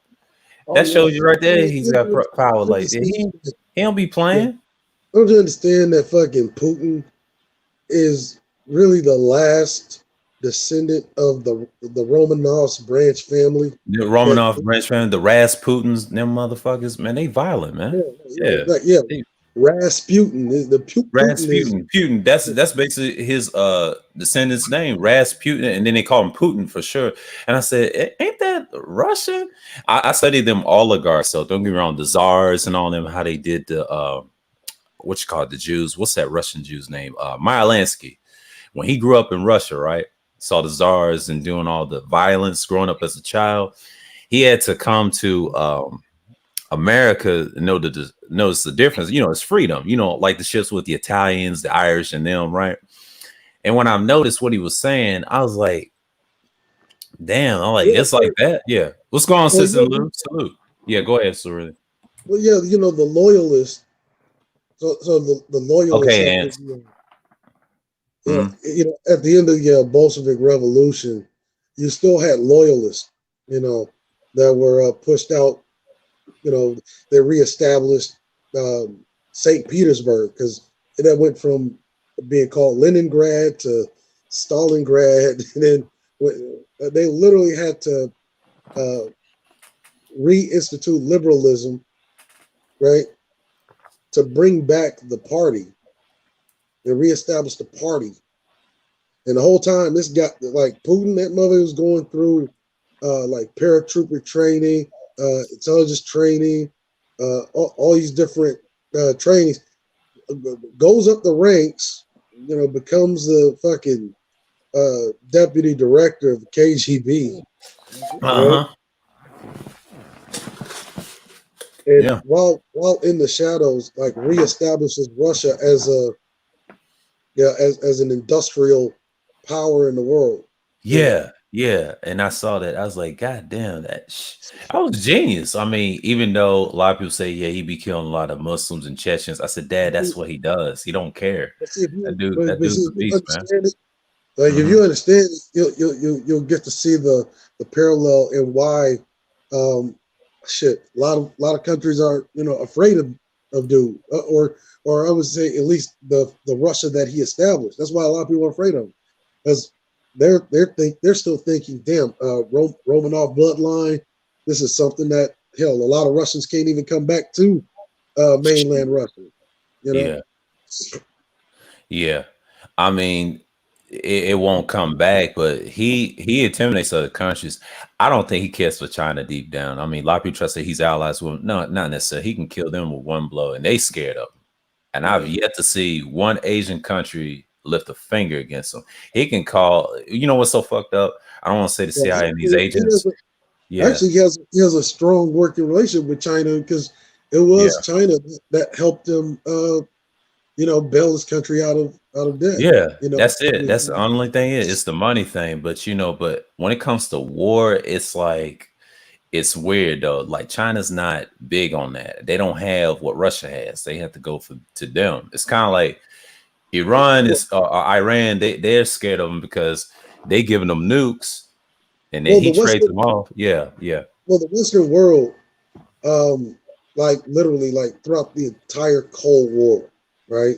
yeah, Like, if people think the Cold War was to, prevent a rise in a new Stalinist regime, but right, right. it's like so much deeper than that. It's like it was really to keep, you know, China and Russia on the outs. The Yeah, problem is that Russia at the time before China reestablished itself as a world power hmm, and a major production house for manufactured goods, they were literally going around to all of these African countries, literally doing the same thing that China's doing today, except for hmm. they didn't have a Belt and Road Initiative, right? And all of these like you start seeing Russia literally like take off at light speed as far as technology ahead of America.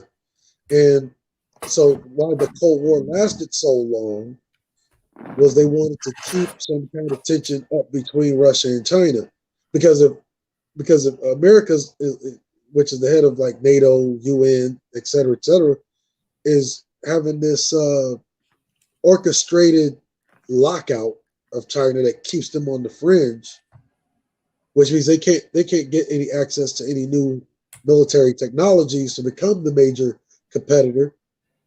China basically, says, "Hey, we'll bail you out in exchange for access to technology." Yeah, yeah. Russia is something else. I mean, I've learned about it out of school. They didn't teach you how, I won't say how great it was, but I'm saying the country itself, like it came from different, family structures, the empires. And I studied like the Holy Roman Empire, where it came from before it's called Russia, it was called Perusia. Perusians was something else, but them What Russians, man. the old Prussian Empire, like literally, World War One was literally Yeah, that fought to keep Prussia from reestablishing itself. yeah, Because when you talk about Russia, you're talking about the various nation states that are attached to, say, Germany. There yeah, was the Germany. old German Federation, Yeah, and what would become the USSR, right? yeah, yeah. USSR, Soviet Union. Yeah, Right, and that in that totality was basically what they call Prussia. yeah, You see, and they were the major industrial powerhouse of Europe. World War One was literally fought to keep them from reestablishing a new Prussian Empire. themselves. Yeah, yeah. Prussian Empire. The very first one goes back to, I think, the medieval times. I mean, if you want to go further back, their history was, it's just like classic. If you study the Polish kingdoms and things like that, and then Like even yeah, if you yeah, look at Jerome. World War One, like Yeah, even if World you War look One. at World War One, like Hmm. World War One, that the Western powers realized that uh, you might have a new establishment of a Prussian Empire, but it's going to be in the Far East, and we let that happen, we're not Hmm. going to be able to win because they're too far inland, right? Yeah, And you talk about thousands of miles inland when you're talking about places like Moscow, or, St. yeah, Petersburg, right? yeah, Uh, that is a campaign that's going to cost a lot of lives because yeah, we're not acclimated to one cold warfare. We're not acclimated to plain warfare, right? yeah. Russia has like Russians have the high ground. Russians have home field advantage, right? Hmm. And so, after World War One, what happens? I mean, you have America, Britain, France, literally an orchestrated effort to even break Russia up into these micro pieces that would become the USSR. Yeah, that's why it was called the USSR. A bunch of Yeah. loosely titled nation states. As a matter of fact, that's why you see like Czechoslovakia, and a lot of the Slovakian nations, and places like Crimea,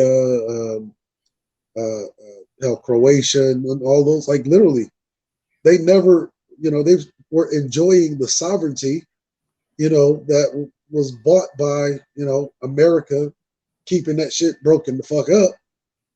That whenever Russia wanted to reestablish itself, they said we don't want to, rejoin the Russian body. We want to maintain national sovereignty, and that's why you have it the way that you have it now. Yeah, that's what modern Russia is now. But it's nothing but the Russian Federation. They're not the Soviet Union. They did something to them. But we had a hand in it with Stalin. But Stalin, I wouldn't even consider him a real dictator. Only his soldiers did all the dirty work. Now Oh Hitler no, on no, the like, to understand Stalin. So as a young boy, hmm um, like see, this is we're talking about like revolutions. yeah, I always bring up the Bolshevik Revolution kind of yeah, as like yeah, a yeah. marker that people should study, because the way that it went off literally without a hitch. There was nothing that any of Nicholas II's allies, whether they be in Europe or here in the Americas, could do to even stop it. hmm Stalin, a young boy that was taken in orphan, right? hmm hmm Uh, Vladimir Lenin, he basically had, all of these assets, right? Human assets within every, uh, fucking institution within the government. And one of the most, I would say one of his most kind of like, I would say sacred institutions that he had was a lot of those, you know, uh, orphanages, right, where he would rear the children up with his political ideology, which is why whenever the Bolshevik Revolution actually happens, some 20 years in the future, these are young, arms bearing age men hmm ready to throw their lives down on the gauntlet. He actually becomes the right hand man of Lenin, and so when Lenin is actually eventually killed, um, he actually named Stalin as the successor, right? So that's why he's such an important figure in Russia. Yeah, and Stalin literally takes, moves the capital to Leningrad, or and renames it Stalingrad, right? Because it was hmm this whole quote unquote. It was my right. I'm named the successor, so Leningrad becomes Stalingrad. You know, but he was a fucking hitman, like Yeah. you know, whenever the Bolsheviks, kind of were kind of dissipated. Uh, they went underground and they created like a similar style of like street gang, like Yakuza, real Yeah. organized. Yeah. It's called the Ramatfa or something like that. Yeah. And literally they have a working relationship with your all of the same institutions like law enforcement, military, et cetera, et cetera. That's why nobody really touches them. Yeah. They Yeah. still in existence today. Yeah, Japanese Yakuza go back to the samurais, even though their families kind of, I think DeAndre knows the truth about those, but I remember their tattoos represent their clan, but you don't have to be related. They raised orphans too afterwards. I think in the 80s, they were like billionaires. I was like, God damn, that's first world shit. And this is before we even had billions. I think we was competing with Japan, even though that's our ally, but that's a whole nother conversation Yeah, on that because DeAndre can tell you about that. But the Yakuza, they older than the Triads. Triads is probably second because they have the same type of system too. What hurt the Triads so it's the British, man.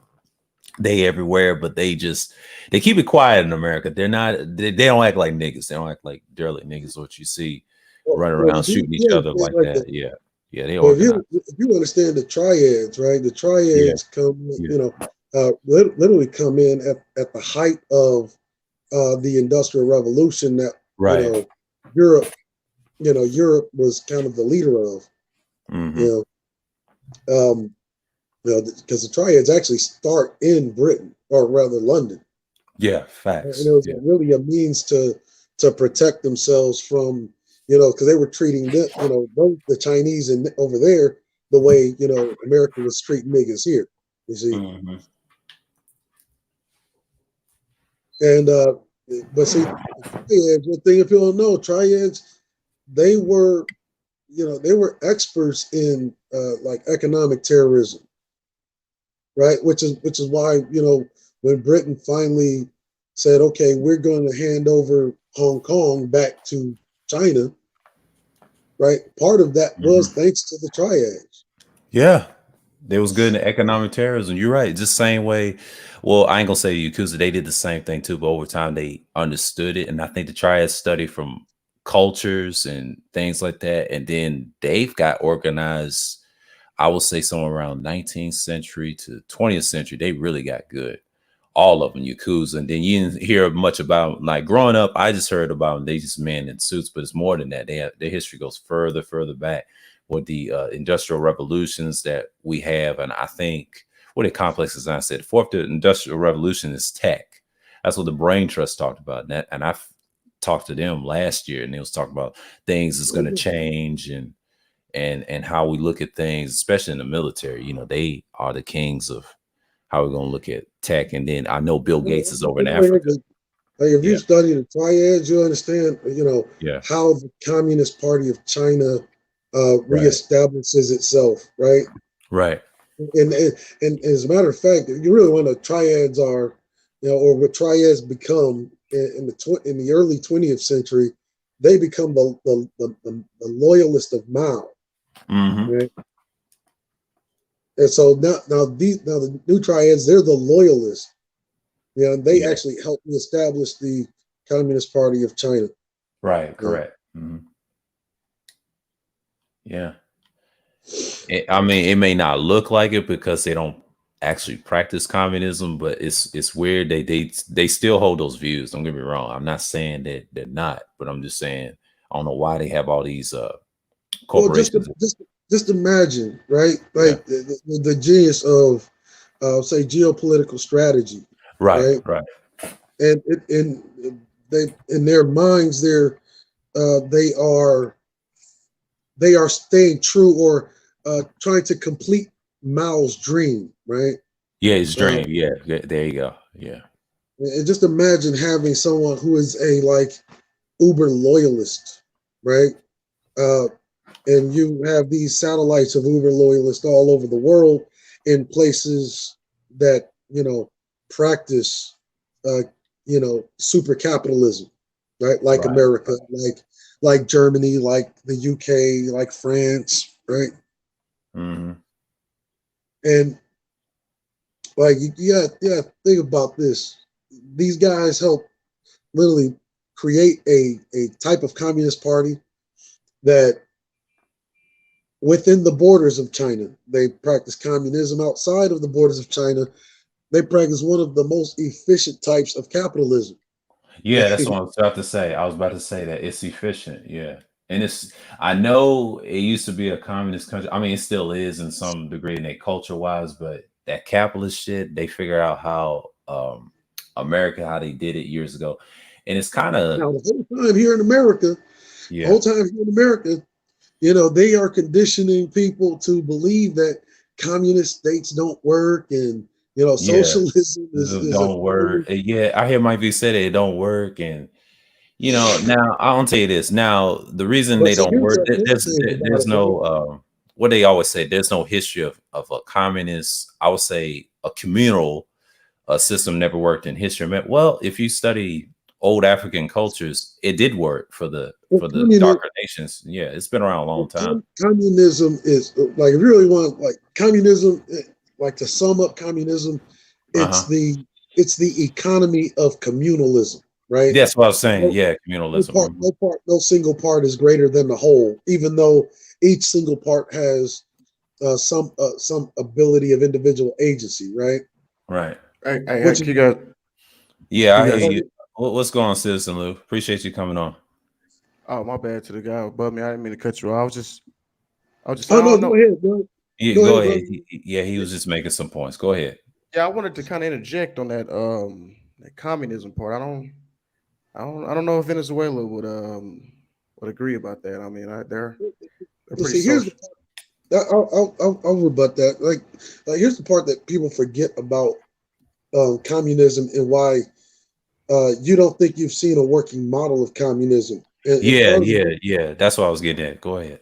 and the main reason why is because when you look at the rise of America's military industrial complex, it was actually pointed towards that end to prevent a functional, communist nation from rising. Because I mean, look at China now. It's our greatest competition, and it's by 2030, it's going to overshadow America. You see, that's a functional Communist Party. But see, we've actually seen a communist slash socialist state that was probably the most functional on the planet. As a matter of fact, Xi Jinping still uses that playbook today, and that was Libya. Yeah, So I yeah, got a question about yeah. that. So when you talk about China, right? I mean, Hmm. so you say it's communistic or it's state capitalist, right? But the state controls all competition, right? Like they don't allow Facebook and YouTube and No, outside they, entities they allow inside. they allow those.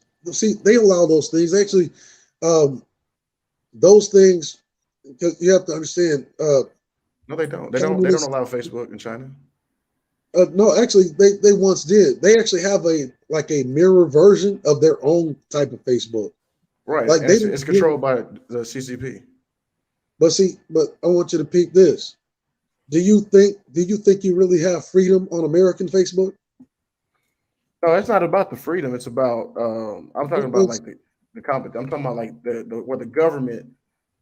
yes, Hmm, see, I well, what want I you mean, to not see necessarily like something. free. I'm not just talking about like like freedom of speech. I was just saying that the government controls what entities are up. You know what I'm saying? Like the But see, government can decides which. Go ahead. but I'm saying you're living in a country, right, that operates that exact same way. Where the government decides what businesses are allowed to Yes, be businesses. Yeah, like YouTube. yes, Think about the policy. He's talking about the policies of social media, social networks. See, over there, you have well, I ain't gonna say a little bit more freedom, but here it's more restrictive. You can't really say much what you want. So it's more of like No, but you can like start that. but you can start a tech company though. Yeah, you can start a tech company over here. That's great, and do the But you same thing can't. as YouTube. Yeah. But you can in China, unless the government owns it. That's what I'm well, saying. actually, technically, Chinese Communist Party, they don't own it. They what they do is a similar thing that they do here, right? Is they sell the government bonds, right, in exchange for parts of that person's company that they're starting to the point to where they own 51%. See, and Yeah, as long as that's they right. maintain the Controlling control, not complete control. 51% is majority ownership, though, right? So like you can vote and you have like most of the common stocks, though, right? So I mean, you essentially own the company. But just imagine this, right? Just imagine going to work for a company in which uh, your direct CEO can't make 15 times more than the lowest paid worker, Okay. which is why you even see in China, albeit I don't know if you want to look at it as a benefit or a boom, you see a lot of poor CEOs of companies in China. But Just you see yeah, they you were see kidnapping CEOs in China, weren't they? They're like no, Jack Ma no, went no, missing no. for like 2 months. But see, Jack Ma was here in America. Or as a matter of fact, Jack Ma was in Canada whenever they abducted him. Oh, that was the story? Okay, I didn't know. I remember they said he was missing, and then he just came back out of nowhere, and he was like, because he was speaking against China and stuff like that. But I didn't follow up on it. But you said he was in Canada? He made a statement, right, in which he said that this was the era of Mao, right? And what the Chinese Communist Party said was like, no, this is still the era of China. It's just that Ma has a place. He's a cog in the machine, the Chinese machine. Because understand, there is no individual, not even a billionaire CEO, that is greater than the whole of the party. Because they really look out, even though they enslave their youth, they do look out for their people, right? Like they don't allow, foreign investment in which gives foreign agents total control. That's true. That's true. That is you true. See?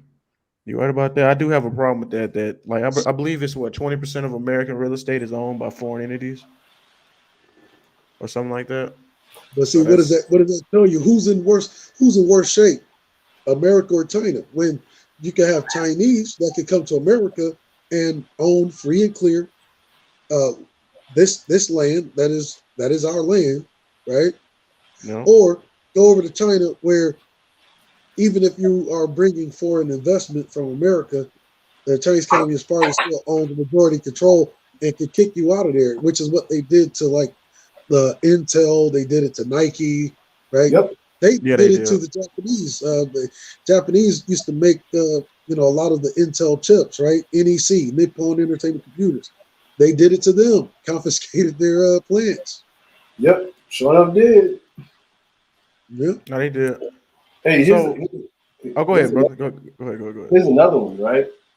Not until 2007 could a permanent resident in Japan own land. So you had to be a naturalized citizen. So a lot of these dudes that was in the military that retired in Japan and got married, right? They had to get their houses in their wife's name. And the wife would divorce them and take their shit. Or they had to do the thing where they take their wife's family name, right, Yep. and Yep. be an adopted son to the wife's father, right, Yep. Yep. to be And then naturalized that way. Yeah, I know the Philippines they do that too. I know that's like a thing. yeah, so see, and that's where if you're gonna do it, you gotta do it Dre's way. My wife has my name, my kids have all of my name, and the land ownership is in my name. Well, we have a brother Frank in the chat, brings up a good point, and I'll explain why America is so welcoming of foreign investment, specifically Chinese, because America, specifically the federal government, still has the right of eminent domain. Mm-hmm. Yes. Right. So they can take it anytime. Yes. So let me ask you, what's worse, right? America doesn't require a 51% ownership stake in foreign investments on real estate. China does, right? So China can still use its domestic legal law to reclaim land from foreign investors. Whereas America just, gangsters that shit. You know what I'm saying? Yeah, like in the form of deportation, like deporting the fuck out of it, right? Like, and then they can deport you for anything. But here's the crazy part, right? Is that they can walk in one day, Agent Smith, Mr. Hung Wong. What are you doing in my store? Well, you did not pay taxes for 6 years. Well, you said by law I don't have to pay tax. No. You don't have to pay federal tax for 5 years. But in the state of pick a state, you have to follow state law, and you don't. Those extra workers that you have in the back, yes, my countrymen. No, the ones that came in the shipping container. But you were on the dock with me. Shut up, Chung Wong. Now you're going to go back to China, and you're going to be a double agent through the Hong Kong port. That's why. Yeah, I met a guy. I believe he was like a pipe fitter. Can't remember the specific trade he had, but he had told me he owned like 6 houses, and he was in America for like 17 years, and he got deported. Yeah. And I was like, damn, like I was like, wow. Yeah, like see, here's the thing, right? It's all a game. So you give up 20%, right, of your land, but you're actually using it as incentive to cause a brain drain, right? Yeah. They come over with the brain drain, you know what I'm saying? Because remember, the people that go to like England and America and certain parts of Europe, they're at the top of the top. Okay, every other country that they go to outside of like Sweden, Norway, Britain, you know, and America or in Canada is at the bottom of the bottom. They snuck out the country. They doing some extra shit, right? So those people, you get those people, they're either going to become American, right? They're going to be amalgamated into society, right? Or they want to go back to China. They want to build up their houses and land and stuff. So you put them in this thing because if they go back to China broker than what they left, Asians are very prideful. So they like, especially the Chinese, wealth is everything. They don't let the communism fool you. They're the most capitalistic motherfuckers on the face of the planet. You Damn know, right. you coming in with the right bag, they'll sell you their mama, their liver, their wife, and their kids. Facts. Don't let it fool you. Don't let it fool you, man. Don't let it fool you.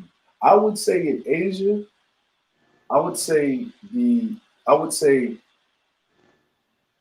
Japanese, Japanese, Vietnamese, Cambodians, like Indonesians and Malaysians hold honor above money. You know what I mean? Cambodians? Yeah, Cambodians Oh, don't. Yeah, Cambodians don't. No, they get really offended if you try to throw money at them about over shit. They rather work for it, and if you think you can throw money at them to make it go away, they're Well, kidding.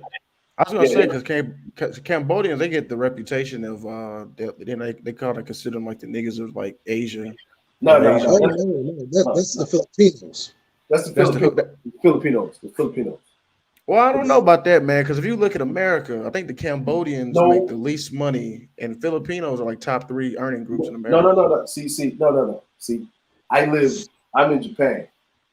The real Filipinos. See, those Filipinos that you're talking to, they done married in the military dudes. They third, fourth generation, right? They're not. They don't even call Filipinos. Don't even consider them real Filipinos because they don't come from PI. Yeah. Yeah, yeah, and a lot of Oh, okay. I thought it was Filipinos. the immigrant groups. I thought that was the No, thing no, for no, them. no. There's a different tinge of it, right?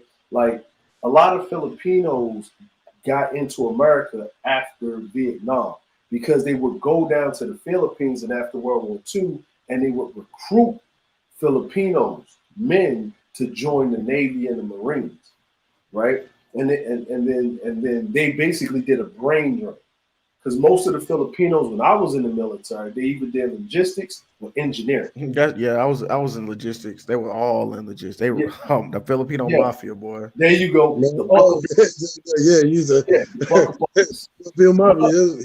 Now but you the know, I'm ones, talking, right? but the ones that Motherfuckers make the want most money are the supplies. women. And- Yeah, that's interesting. I mean, no, I feel that because you're right. I mean, I have heard them called Philippine. I've heard people call them like jungle monkey. Like racial Yeah, slurs. But but that was the first time I heard somebody say that Cambodians were like seen. Well, I mean, you didn't say they were like. You just said they had morals. So I mean, yeah, yeah, I well, they feel that. were. It's more honorable, right? Like they Right. like you know what I'm saying. So like Filipinos, like the people that bring in the most money and make the most money per capita are the Filipino women. But it's not because of their job. It's because they will marry a white guy with money and snatch his shit. Like Yeah. Yeah, that's how I could definitely. Yeah, yeah, yeah, that's yeah. very Look, plausible. hey, Yeah, you're right. if you Yeah. know about the Filipinos, then you always hear about that dude coming back Yep. from Detroit, his I wife do. cheating on him, getting trains ran on about 6 black dudes, and he get a divorce, walking around the ship, about to jump off the side of the boat and kill himself. Yeah, it You know what I'm was. saying? But boy, hey, I know you was in the Navy. There you go. I know you was in the Yeah. But you know what though, Mhm. That's fair. But I heard also that the Filipino they're like pretty right now in America. Like they make up. I can't remember the percentage, but they're a high percentage of nursing, of the Yeah, of nursing course. profession. Of So I think course. Oh yeah, because it, How else you gonna get that money in that yeah. pipe from the old rich white dudes that nobody want to be around? Like if you look at the fields, especially in the Navy, right? Yeah. You look at the two fields where Filipinos like damn near monopolized. Mhm. You're looking at like supply, right? SK, DK, yeah, PNs, right? yeah, And PSs, then personnel specialists. PS, Yeah. like all of those, like what we call in the Navy, like uh the civilian version of civil service jobs, right? Right. Like service corps, right? Logistics and all that. Yeah. The other one are your fucking corpsmen. A Yep. lot of Oh, fucking yep. Filipinos Facts. are Yeah, fucking yeah. corpsmen. You're right. You know it's another one. Do you know they're running? So this is what happened, right? In Japan, people they got an elderly problem. Motherfuckers living too long. Average age of a Japanese person from 0 to death is 86 years of age. Average, right? So they have these old ass men living or old people, but nobody want to take care of them. So they did this big ass program in Japan to go to the Philippines, set up schools to teach nursing in Japanese to the Filipinos. This shit lasted for 2 years. You know why? Because they had a low ass retention rate. Because the Filipinos would learn the Japanese, whatever, the women, they would go and basically get there and quit their job and have a visa in 6 months because they would double back and work in a little buy me drink bar and roll. So they stopped the program and then they moved it to Indonesia, Cambodia, Vietnam. Because those women would come over, but they were already married, and then their husbands would work in the factory. Yeah. Because they're because it's Islam is prevalent there. You know what I'm saying? And then and if she and their husband would come, and then he would work in the factory for like a year, and he would leave, right? He would leave, and then she would send a letter to him asking him to be released from her contract because she's wife number 2 or 3. Yo. Yep. What's up, brothers? What's What's up? going on, What's up, Jenna? Jenna? What's going on? I say The who? smoke I say who? Hey, man. who Hey, listen. We just had another soldier found dead behind the barracks here at the illustrious Fort Hood. God damn! What, man? Damn. Hey, man, they need to exercise. Man, they might have killed a whole bunch of slaves and built Fort Hood. Man, Man, you know what, something man? going on down there, bro. They might as well go ahead and change the name of Fort Hood to Fort Ghetto. Yo, how did he die? What was it, like murder? Was it? Suicide? I don't know, man. I'm just leaving an emergency staff meeting right now. Yeah, Was it's it? called most of the senior leadership in and was like, hey, look, we got, and it's already hit the news, so the post commander is fucking hot. It's like, how I'm mighty interested to know how Oh, you ready to I just hit not the news? know. I'm still The with news know before the post commander knew. Oh God! I haven't gotten a single alert. I'm still subscribed to Military Times, so this must just happen. And wasn't it No, like it's not. a shooter? Yeah, it just happened, man. Didn't Fort Hood have like a shooter Well, on base like not too long ago? no, that was years ago, man. That was over a decade ago. Yeah. Okay. Well, no, That was that major. Oh, I was thinking because I remember that was some army base, but yeah, that was. Yeah, that was for Hood. That was that army major. He the Muslim guy. Okay. I Yep. didn't know it was a decade ago. Yeah. Damn. That's No. You talking about the one you talking about the one that happened at Norfolk down at the Naval Station. Yeah, that's what I was talking about. Yeah. Dre. Yeah. Okay. Yeah, my bad. I guess it wasn't Fort Hood. Okay. My bad. Yeah. But damn, man. I hate to hear that. Somebody that in the Yeah, barracks. man. This shit crazy around here. They found him behind the barracks. Like, what the Damn. fuck? But I mean, I know you say you don't know, but they Yeah, got man. any like clues? Was it like, you know what I'm saying? Like, was it some They type got work of on it. Nah, they just we just got the initial briefing. CIB is running the investigation now. oh, So okay. Man, that's crazy, yep. man. Man, I hope it wasn't no suicide, man. Well, shit, because then then it's Young gonna be like, soldiers. These young soldiers are not. These young soldiers like these Hey, young citizens coming into the army, into the military. Period. They don't have any yeah, conflict resolution. They don't have any resolve. They don't have any stick to itiveness. They get away from home for the first time, and it's like, oh, I'm all alone. I'm by myself. I don't know what to do. Oh my God, I'm bored. I had a motherfucker tell me I'm so bored. I don't know what to do, and I'm like, you're bored? You got the whole world by Oh, the nuts, and you're bored? yeah, man. hold up, Read you some, bored? How can you be read some You bored? bored books. on Go Hey, play on a it's basketball. rude. It's yo, rude. What did they used to man? do to us on the ship? What you hear? I'm bored.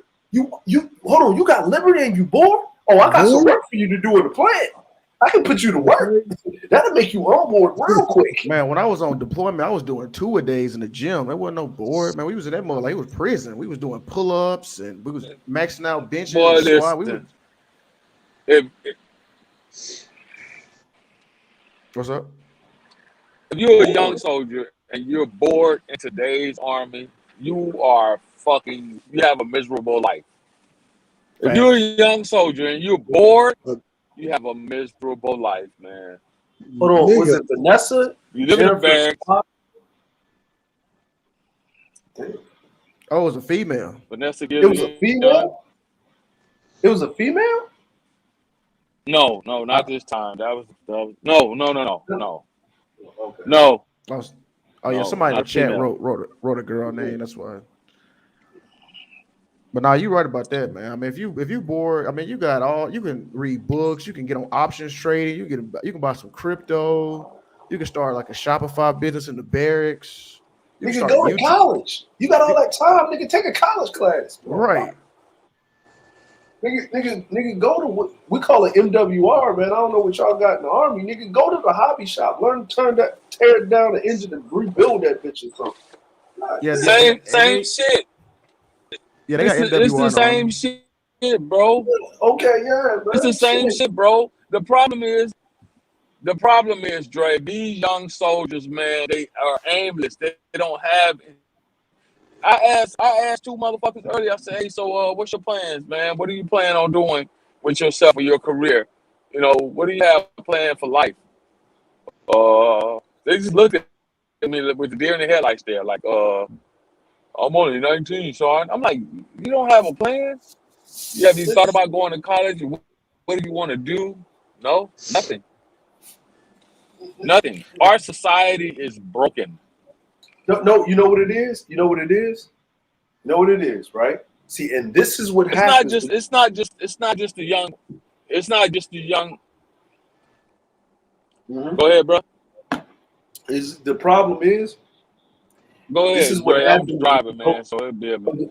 Yeah, this is what happens when you don't allow your children to play outside. This is what happens when their whole life is surrounded by a video game and they're on the internet. When you know what I'm saying, when they don't have access to that shit, their brains are fried because you fucked up their imagination. Because your imagination is what gives you the option to think, and then you go on an odyssey to do. This is what happens. And you know what, Dre? I'm gonna tell you, being in the military, I just the things I used to complain about before I joined. I mean, it's just trivial now. Like you know what I mean? Like it's just Yeah, I learned how to, be patient because all you do is wait around in the military. yeah. Hurry You up and know, wait. hurry up right. and wait. You know what I'm saying? I remember working 12, 14-hour days, 6 days a week. Now the job I got now, they tell me, I'm like, they be like, damn, bro, you always on time and working. I'm like, man, y'all just don't know, bro. Like y'all have no idea how grateful, like they just don't understand. And Listen. Hey, hey, think about it. If you're on time, you're late. You need to be there at least 15 minutes early to relieve the watch. right, because I'm technically late when I go to work. Yeah, you on time, you late. Right. And if you late, you going to mass. And these motherfuckers always late and complaining about shit. I'm like, bro, what? Y'all just don't know. We getting paid well. I'm like, bro, y'all motherfucker, we was getting paid what Hey, 800-900 every 2 weeks. I'm like, listen, check this out, right? Check this out. I was working on the base, right, as a crane inspector. You know what I mean? My coworkers complained to my supervisor, right? So I go into my supervisor's office. He was a brother, right? Ex master chief, command master chief. He sits me down. He said, "Hey, I have to talk to you. You just got out, right? Like 2 years ago." I said, "Yeah." You know you know how we mess up. You know what I mean? Because we're so used to the shit. Because he was a master chief, right? But when the doors were closed, I just called him master chief. Yeah, master chief. He said, "All right, check this out. You're working too efficiently." I said, "What? yep. Huh? What are you talking about?" He said, "You're working too efficiently." I said, "Oh, am I fucking up?" "No, you're not fucking up. You're working too good. If you work too good, they have no excuse to put in overtime." I said, "What?" He said, "Look, man, look, check this out. You get paid a salary still, right? Yeah, but you gotta make it look like they're gonna write the numbers down to pay you the money, because if you're working too efficiently, they're gonna start firing people because they don't need them." I said, so he said, "Look, man, do your work, disappear for a while, come back." I said, "But that's some fuck." He said, "Look, make yourself look unbusy, busy." Yo, I said, Judge, "Unbusy, busy?" He said, "Yeah." I was like, "All right." Man, I had to make a day's worth of work stretch out for 2 weeks. yep, That shit was torture.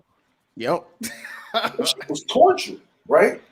I was like, that shit, because I'm like, I need to get this shit done now. Now. If I ain't get this shit done, I am derelict and I ain't shit. Yep. I gotta get You're a it done. shit bag, you know what I'm Yeah, saying? dirt bag. Nope. Listen, a dirt bag in the military is like your top worker in the civilian world. Right, but you ain't, man, Dre, bro, you preaching, bro. You ain't lying about that. Cause bro, we had a dude, Drake. This dude, man, I was in the so were you in supply? I was in S6. So we were doing stock control and stuff like that. I was, we were working with the subs. I'm working my ass off because our mission was to support the subs. This Yeah. dude, he worked in the post office. All he did was shine his boots all day. And they gave him the EP and they gave me the MP, right? And I'm just like, bro, this dude don't even work, right? So now we both outside the military, and this dude like can't even like, I've heard stories, they say he can't even like handle it, like, you know what I'm saying? Because he's been babied his whole career and he's Yeah. never really had any adversity. You know, so it's like, it's what you were saying. It's like he was a star in the Navy, but in the real world, it's like, man, he can't cope. Getting cold, man. What do you mean I gotta pick up that box at Amazon? Right.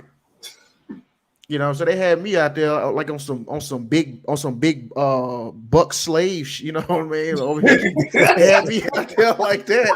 You know, all the Hey, strong backs. Listen, man. I was a pit monkey, man. I was down there in the steam plant, nigga, just wrenching on shit, nigga, just wrenching on shit. I was that motherfucker kicking in the door, screaming at the Filipino, "Where's my motherfucking valve, bitch?" Yeah. Cause I can't get no liberty because your fucking ass over there making loopy in the supply storeroom. Where's my valve? and with that chicken talk, blah, blah, blah, blah, blah. That Tagalog, every color. Hey, man,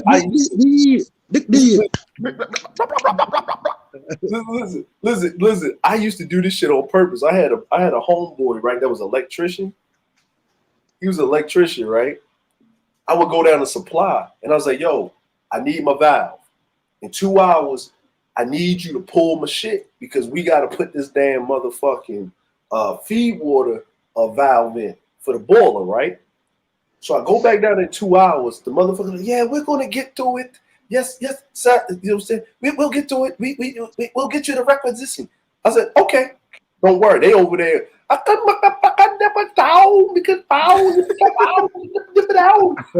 they over there got their rice cooking and shit, making lumpia down there in the supply storeroom, right? So you know what I did?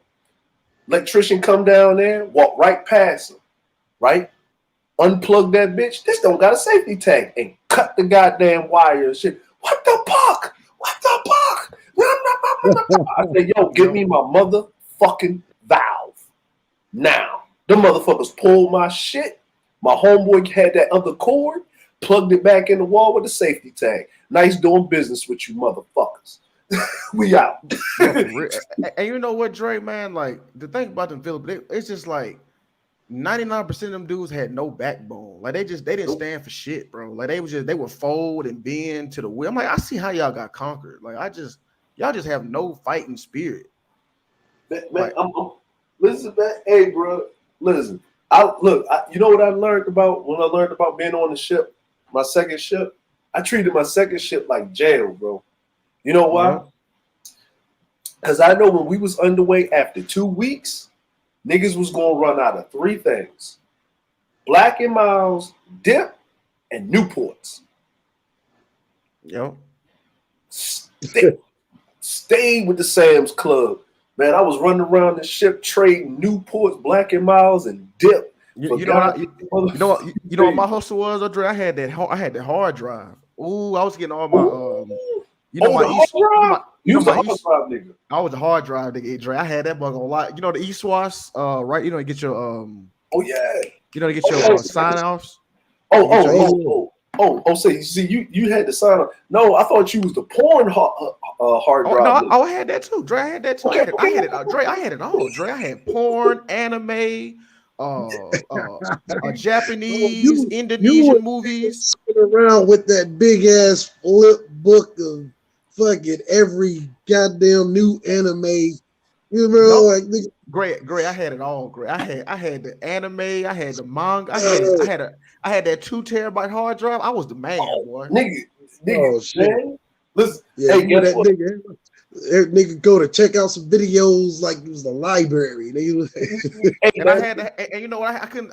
I had messed up one time. I let some nigga had it. He had it for like 2 days. I said, hey man, you gotta get my shit back. Y'all can't just be, you know what I mean? Y'all can't just be passing my shit around. You know what I mean? This shit is, you know what I mean? Because every port I would get more, because I would get more and stuff like that. So I was using to get signatures. I was using to get Liberty. But I mean, I was really, it was on some like, you know, it felt like on some black market type stuff. Like, what you got? You know, they coming up like crack fiend. Hey man, I heard you had that new Banshee, dog. I heard you had that new Game of Thrones, bro. Oh yeah, I got it. Here you go. Listen, see, I was the nigga with that shit. You know, the shit that niggas would get in the ship store that would run out quick. But I was that nigga that had that shit that nobody could get. Oh yeah, like nigga, MWR night. Nigga, $5, nigga. Drop your coffee cup right here, nigga. I'll fill it up. If you want that hen dog, that hard shit in your shit, you want to have to drop 20. Chip the chip, nigga. Chip the chip. Yeah, chip the chip. Bro, hey, Dre, did y'all hear about? I think it was the George Washington. They was running a prostitution ring. Yeah. I was stationed in Yakutsky when they weren't the first ones. I mean. But you know it was a sister that was running a prostitution. Nigga, the shitty motherfucking kitty. Okay? Oh yeah, the kitty hawk, man. Nigga, oh yeah, nigga. USS South Central, nigga. You know what's funny? We had what we had on our ship, right? It was like a so you know how you got the ship network, like they used it like Craigslist. Like people, like I would put on there, hey man, can somebody take my duty day? You know, for like, you know, Saturday or whatever. You talking about the Nippernet? You talking about the Nippernet? Yeah, Nippernet. That's it. Yep, I can remember. Yep, the Nippernet. Yep, we were using that like Craigslist, and then people just go in there. There's one dude. He was stacking up, just taking duty days, boy. He was making like 150 a duty day. Yeah, nigga, man, bro. I know I was paying him shit. I ain't lying. Look, bro. I used to tell motherfuckers, man, the shit. Yo, when we used to get a new guy in the division, they always used to send me to pick the motherfucker up. Like it was like, dude was like, Hey man, appreciate it. And I said, yo, this your rack? All right, no, just put your shit on your rack, bro. He said, I said, you smoke? Yeah, I smoke. All right, let's go up here to the smoke deck. Oh man, you know what I'm saying? Yeah. I said, where you from? Oh, I'm from such and such. Yeah, man, I'm just trying to, get my. I said, stop right there, my nigga. You just need to listen real quick. Like, what? You see that bitch over there? Yeah, you fuck with her, you going to max. The bitch done put 3 niggas. Like, you see them 3 motherfuckers over there? Yeah. She fucked 3 of them niggas in the Bosa lock and got caught. Day on 45. You see that nigga over there looking out the side? Yeah. I see that white dude over there. Yeah. I said, yeah, that nigga's an E4. He used to be an E6. Nigga divorced, everything because of that bitch. What the fuck? Yeah. What's wrong? What's happening with that bitch? I was like nothing. Absolutely nothing. So you learn. So this is rule number 1. If you get caught with that any bitch on this motherfucker, guess what's gonna happen? Ain't nobody gonna give a fuck about you. Now, next thing. You see that motherfucker over there? He racist. You see that nigga over there? He a coon. Stay away from this nigga, that nigga, that nigga. That white boy is actually cool. That nigga ain't shit. This dude over here, hang tight. You know what I'm saying? And if you show any type of ain't shitness, my nigga, you'll be excommunicated from the church. First month, keep your head down, stay low, don't talk much, and stay on the hill. You know what's funny, Dre? I remember when new people come to the boat, you know what I did, Dre? I didn't even say nothing to them, right? I would just be quiet. And then as time went on, because they would notice like all the dumb shit going on in our division. As time went on, they would notice I'm always quiet. They were like, hey man, hey Lou, bro, like, what the hell up with it with old? I'm like, oh shit, now see, I ain't say nothing. You came to me now. You came to me. I ain't come to you with it. Because they were trying to say I was turning the young sailors. Bro, they were coming to me. I wasn't recruiting nobody. Somebody was recruiting them and shit like that, trying to turn them against the LPOs. Like, no, I wasn't, bro. Y'all niggas are idiots. I didn't have to do that.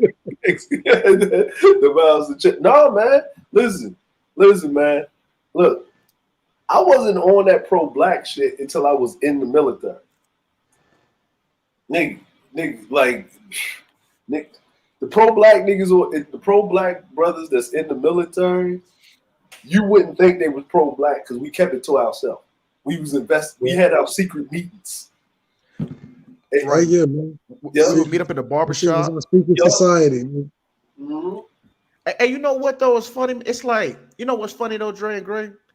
Mm-hmm. It wasn't even like it was pro-black. It was. I'm not gonna cap, but at the same time, everybody had like different opinions too. Yeah. You know what I mean? But it's just the fact that we were so like clicked up. Like it was like everybody with the Filipinos are jealous. Cause we were always having fun and we would get our work done. That was the thing. Like we had all APs, we had, Star Sailor of the Quarters in our group, but we was always linked up and they just couldn't understand, you know what I mean? Like they were like, man, what they doing? What they talking about? Like we would, you know what I mean? It wasn't like we were lazy. Yeah. Man, yo, Saturday night, all night, niggas playing spades. Dominoes. Nigga, look, motherfucker, look, and you know what's the crazy part? Oh, what's up, Sir Anthony, man? You know what's the crazy part that used to trip me out? They always used to have the brother as the night baker. Like, think about that. Yeah, because brothers always at CSs. You right about that. You know what? It was always the brother, right? That was the best cook on the ship. Yep. And look, and I didn't understand. Niggas like, man, I'm tired of eating this bullshit. And then nigga like, man, you ain't eating that shit? Nope, I ain't eating that shit. Roll around the corner. Hey, Eric, what's up? Hey, ain't nothing, man. Hey, bro, you already know. Don't even worry. I got you, fam. Come at the end of the mess line. All right, nigga, I got watch. Nah, man, just sneak over. I got you. Who on the watch team? It's Chief such. All right, that's my boy. I hook it up. I went to DRB and he looked out for a nigga. All right, no problem. Like, that's how the shit used to be. Like, it's shit straight in jail. It's like some hood. That shit. It was. No, you said it right. It was like jail. I mean, it was crazy. It was like, if I could imagine how it would, minus all the, rape or whatever. But, that's how I would imagine jail would be. Just some, like some, I'm with you on that. Like, we're just making use of what you got because you stuck on a boat for 3-4 months. You in a whole other type of society, a civilization. Yo, look, and you know the funny part about it was niggas be like, man, we pulling in the career, nigga. All right, yo, we gonna get this hotel room. We gonna get these bottles. We gonna bring the fucking yo. This is what we did in Korea, right? Because ain't shit to do in Korea, right? Yes. But go down Except Texas Street. go down to Texas Street and get in a fight, right? And then That's get it. With army niggas. with army niggas that's mad you snatching they bitches. So it's, you know what I mean? So what we would do is we would get the hotel room, right? We get the big suite and shit, right? Everybody get their separate room, but we're just put in for the suite. We call it the community room, right? And then with the community suite, the room, right?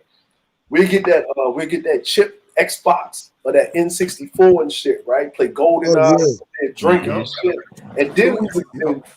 And then what we would do is we'd go over the fucking, the Osan to the Air Force Base and snatch up the bitches over there and bring them back to the community room. And then you'll just be seeing niggas sliding out to their prospective rooms with their bitches. Yeah, Dre, I remember one time, Dre, we had me and my homeboy. I got to hit him up. It was me and him, and we went to this white boy room, and he had like 6 Filipino chicks, right, that he had paid for. We walked in the room, where they all was trying to leave with us. They were like, take it. You know, they were tired of this lame ass nigga. All he was doing, you know what I mean? Like, they wanted, and that's what I was telling people. We was in the Philippines, but we weren't paying shit. We were going to like the little restricted areas and shoot.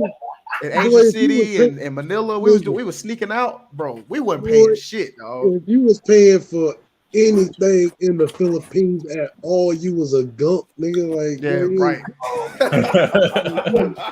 Hey, listen, check this out, man. Check this out, man. I know you probably did this before, right? Okay, so everybody on the ship, you had that weird ass, cool ass white boy that would pay for shit, right? Right? So if the motherfucker paying for these bitches, because he would pay for a bunch of bitches, right? This happens all the time in the Navy. White boys do the most dumbest shit. So I don't know why these niggas trying to be white so much. So they would do the dumbest shit, and only thing you had to do was get the motherfuckers drunk. That's all you had to do. Once they get drunk, white boys, when they start drinking, they get wasted. Then guess what? You just disappear with their bitches. And you know what we would do? We would disappear with their bitches, fuck their bitches, and then we'd tell the bitch, go back in the room, right? Take your clothes off and lay in the bed with him. And tell him he didn't pay you, right? They go do it. Then when the chick will say, I'm leaving, they come back to our room. I said, all right, now give me my cut. Yeah. Oh, that's how it was. Okay, hey, let me ask you a question. In Hong Kong, did you ever run out on bitches? Like snatch their money and run out on them? You know, I never I did that. I never went to Hong Kong. I never got to Hong Kong. Okay, so this is what we do in Hong Kong, right? So Hong Kong, everybody, Hong Kong, you got to do 2 things in Hong Kong to get pussy. Not in Wakway Farm, but like if you in Wan Chai, right? Not in Calhoun. All them bitches is there. They coming from the countries, the country to get paid because prostitutes illegal. So what we would do is let these motherfucking bitches make their money during the night. We say, yeah, haggle them down, right? So we would give one dude the money, right? He'll pay one bitch. We would fuck the chicks, but running they motherfucking purses, take their money out and run the fuck out. One bitch got paid. She thinking she getting paid, but she only getting paid for her. He done snatched the money back. We ran in the cab and dipped. We got the money for the rest of the port visit and shit. Nigga, whole paid for everything, nigga. Man, look. Man, and then we sing the next night. That's why they shouldn't fuck black guys. They always take our money. They always. I said, yeah, but you enjoyed the dick, bitch.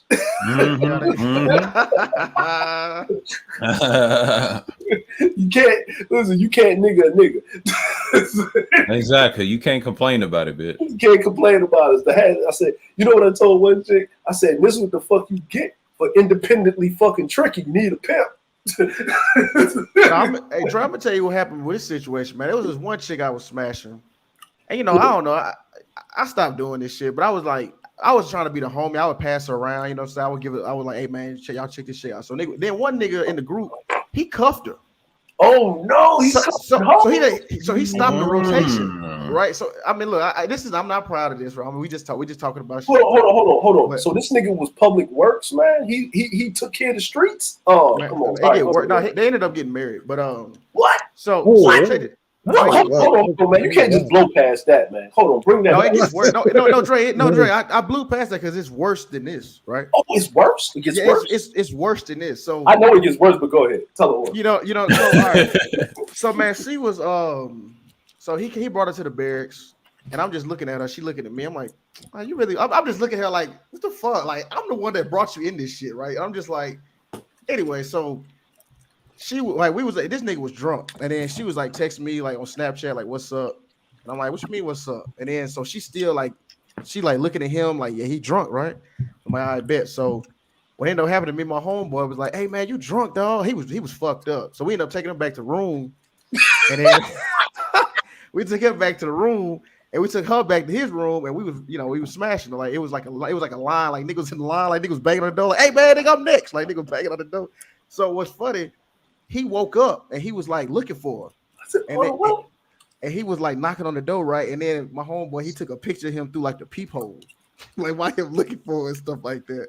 And then she ended up like, what was so crazy, she had a little stuff on her mouth, and then she left, and he took her back to the thing. I'm like, man, dude, you are just hold on, nicer. Hold on, what is nicer saying? Did y'all see the Asian lady with the door cussing out? Is it what the? I hadn't seen that stream. He streamed kind of last night because I gave him a like. I was just passing through. I was drained. What? I was so focused on what you call Village Arsonist debating that other guy. What's his name? Oh, Ragnarok. Ragnarok, yeah. And they said they said he won, or did he lose? I didn't see the percentage of the vote. I didn't vote. They said Ragnarok. Like, what was they debating? They said Ragnarok won. Okay. What were they debating about?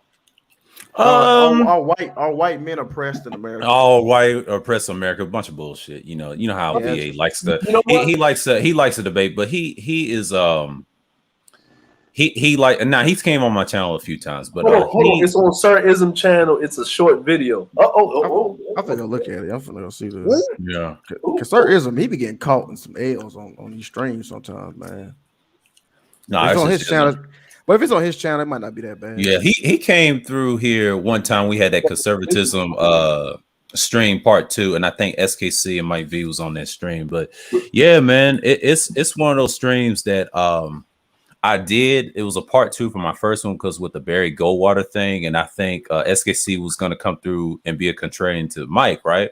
Because they always preached that in the space last year. And then I said, Ism came on the tail end and got in with Nagon. And as soon as they heard the word game, they just got off the panel. And I started laughing. And then he said, peace to Sir O and nothing like that. And then Fasta started laughing. Fast came on the tail end because he missed the first half of that talk. We got the subject out of the way. I kept it structured so Ism wouldn't do the fuck shit. We just build afterwards. And after that, it was all good. And then Sir Anthony came. There's a couple people in the chat that came, but that was a good stream if you want to see Ism talking without the game talk. He talks a little bit, but he kind of dumbs it down to talk normally, just regular conversation, Look, man, I enjoy Ism, man. I enjoy Sir Ism, man. Man is like, man, I'm telling you, man. Listen, Ism, get that man a mic. He need to do stand up. Oh yeah, he's funny. He's funny. He's funny. He was probably one of the most interesting niggas I've heard in a minute. Like damn near everything that nigga says rhymes. Yeah, that is crazy. It's true. He be talking about people be crying. He do that Naruto hand sign thing too. Y'all don't be doing that. I'm the greatest, the Mac. He be doing that. Listen. But he's honest with it. That's what I love about him. Yeah, you're right. He's true to it though. I mean, listen. The funniest thing I remember when Angry Man was on Kuda panel and Ism had a money counter, right? And every time Angry Man was talking, he kept counting the money, like the cash machine and shit. Oh yeah, he had this shit go, and he had his camera on, and Angry Man was getting pissed. Man, you gonna stop talking to me while I'm talking? He said, I'm counting the stacks, homie. No. I think somebody put in the chat, hit the link. He's gone, Rashawn. What's Hey, going I don't know on, if y'all y'all? saw. I think. Oh, my bad, Rashawn. Go ahead, bro. I ain't mean to cut you off. Go ahead, bro. Oh, no. I was just saying good morning to y'all. Good morning. Good morning, man. You know what I'm saying? You know what I'm saying? Oh, I like to say right now. All right? Humans are not goats. That's a shot. That's a shot. Come on, bro. My bad. He'll pop up in a minute. My bad. The views of Sir Obadiah is not necessarily the views of just DeAndre and Cerulean Gray, nor are any of the panelists involved in the trolling. Wait, what? I am not responsible. You know they be watching. Your boys be watching. I know my boy SKC. Yeah, they be watching. But I did find Rashad. Ain't no beef. It's cool. It's cool. No, I ain't no agent of that. You know what I'm saying? You know what I'm saying? Listen, man. Look, we don't go over there, man. Like it's not considered trolling if you're in your own area, minding your business. When somebody come fucking with you, it's called stand your ground law, self-defense. Right. You know what I'm saying? You know what I mean? Let's look at it like this, right? You know what I mean? Let's look at it like this, right? All right. Okay. I'm the George guy, and they Trayvon Martin. Since they said it was Trayvon Martin's fault, then you come fucking with me in my neighborhood, then I have the right to defend myself. You know what I'm saying? You know what I'm saying? I have the right to defend myself. You know, get off my lawn, zipperhead. Zipperhead. Oh God. Oh no. Gran Torino line. You know what I'm saying? I'm like, if we gonna just, you can't call them coon, so you got to get a little bit more abstract. You know what I'm saying? Nah, you gotta talk to him like a white person. That's how you handle SKC. Yeah. That's the genius behind it. Yeah. But it ain't no issue. It's just like he is my contrarian. I respect that. And he showed it to me in that conservatism stream. I said, I already got one right here. Boom. Now, see, okay, so I didn't know that. I didn't know you were, you and SKC were, opposites. Because Surreal, this is my first time being on here. It just popped up on my, No, we was cool. We was cool over at Fantastics last year, and I talked to him in the chats, and I used to be over there with that certain individual, and we used to talk a lot. It ain't no beef, but I mean, we're kind of like, I would say not no rivals. It's just mutual respect. Yeah, it's mutual respect. We respect. But we need discourse. We need discourse. We can't all just be yes. Yeah. I'm not a yes man either, and he could tell when he came on my conservatism streams when I brought up Barry Goldwater and where I was coming with. It was a conversation, and then Mike V happens to come up here. He comes here regularly now, because to balance the two out. So I try to be fair, and that's what he sees on this channel. And I'm glad him and Cerulean got that out of the way. And I said, okay, this is gonna be good. Well, what it was is, SKC is like, I would have got away with it if it wasn't for that damn Cerulean. What? I'm not privy. What happened with that? I don't know. I'm just no. It basically. Oh, y'all got to get into it. No. I'm gonna just round it up like this, right? SKC did what he does, but then when Cerulean comes around, he runs. No, literally, he runs. Yeah, it's like that. Yeah, it's like that. Yeah, he get him off the block. Yeah, off the block. Like, it's just like when you give him the best pushback, he can't deal with that, but he'll do it to anybody else. And I respect that. I mean, SKC does what he does. I mean, he says, I'm an entertainer. He said it to Big J. I'm a professional with it. And I said, he just said it in that debate. Yeah. We predict everything. We predict everything he was going to do in that debate because Big J really wanted a little Big Nate, but I guess Little Big Nate and everybody else didn't want him. So SKC was obvious choice, and I guess Teapot said, "We're gonna give you SKC," and I was like, "Oh shit, come on, brother." But the SYS, the SYSBM. I saw that the other day on that Teapot. That you talking about? Well, let me ask you a question. Have you read the tenets? I have read Okay, the tenets. so Yeah. so in those tenets, right, it says that you should have nothing to do with the black community, right? Right. Right. Okay. Like So leave it Okay. alone. Okay. Right. leave it alone. Right. So Right. joining a black Greek fraternity, does that go against the tenets? Yeah, he is like a Kappa, right? Or something like No, that. no, Yeah. Alpha, right? Alpha, Right. yeah, you're right. Yeah, he is. Yeah, Right, that's right. a good point. And it says that you shall not save black women. You're not going to be the cleanup men. But last time I checked, those black Greek fraternities, especially the alphas, give a lot of money to single black mothers in the community. Is that not correct? No, that is correct. Okay, so That's so that's a contradiction. That's blatantly. No. okay, I'm just put it out there. Thank you to the general for putting that information out there. I took it under advisement. I'm just saying.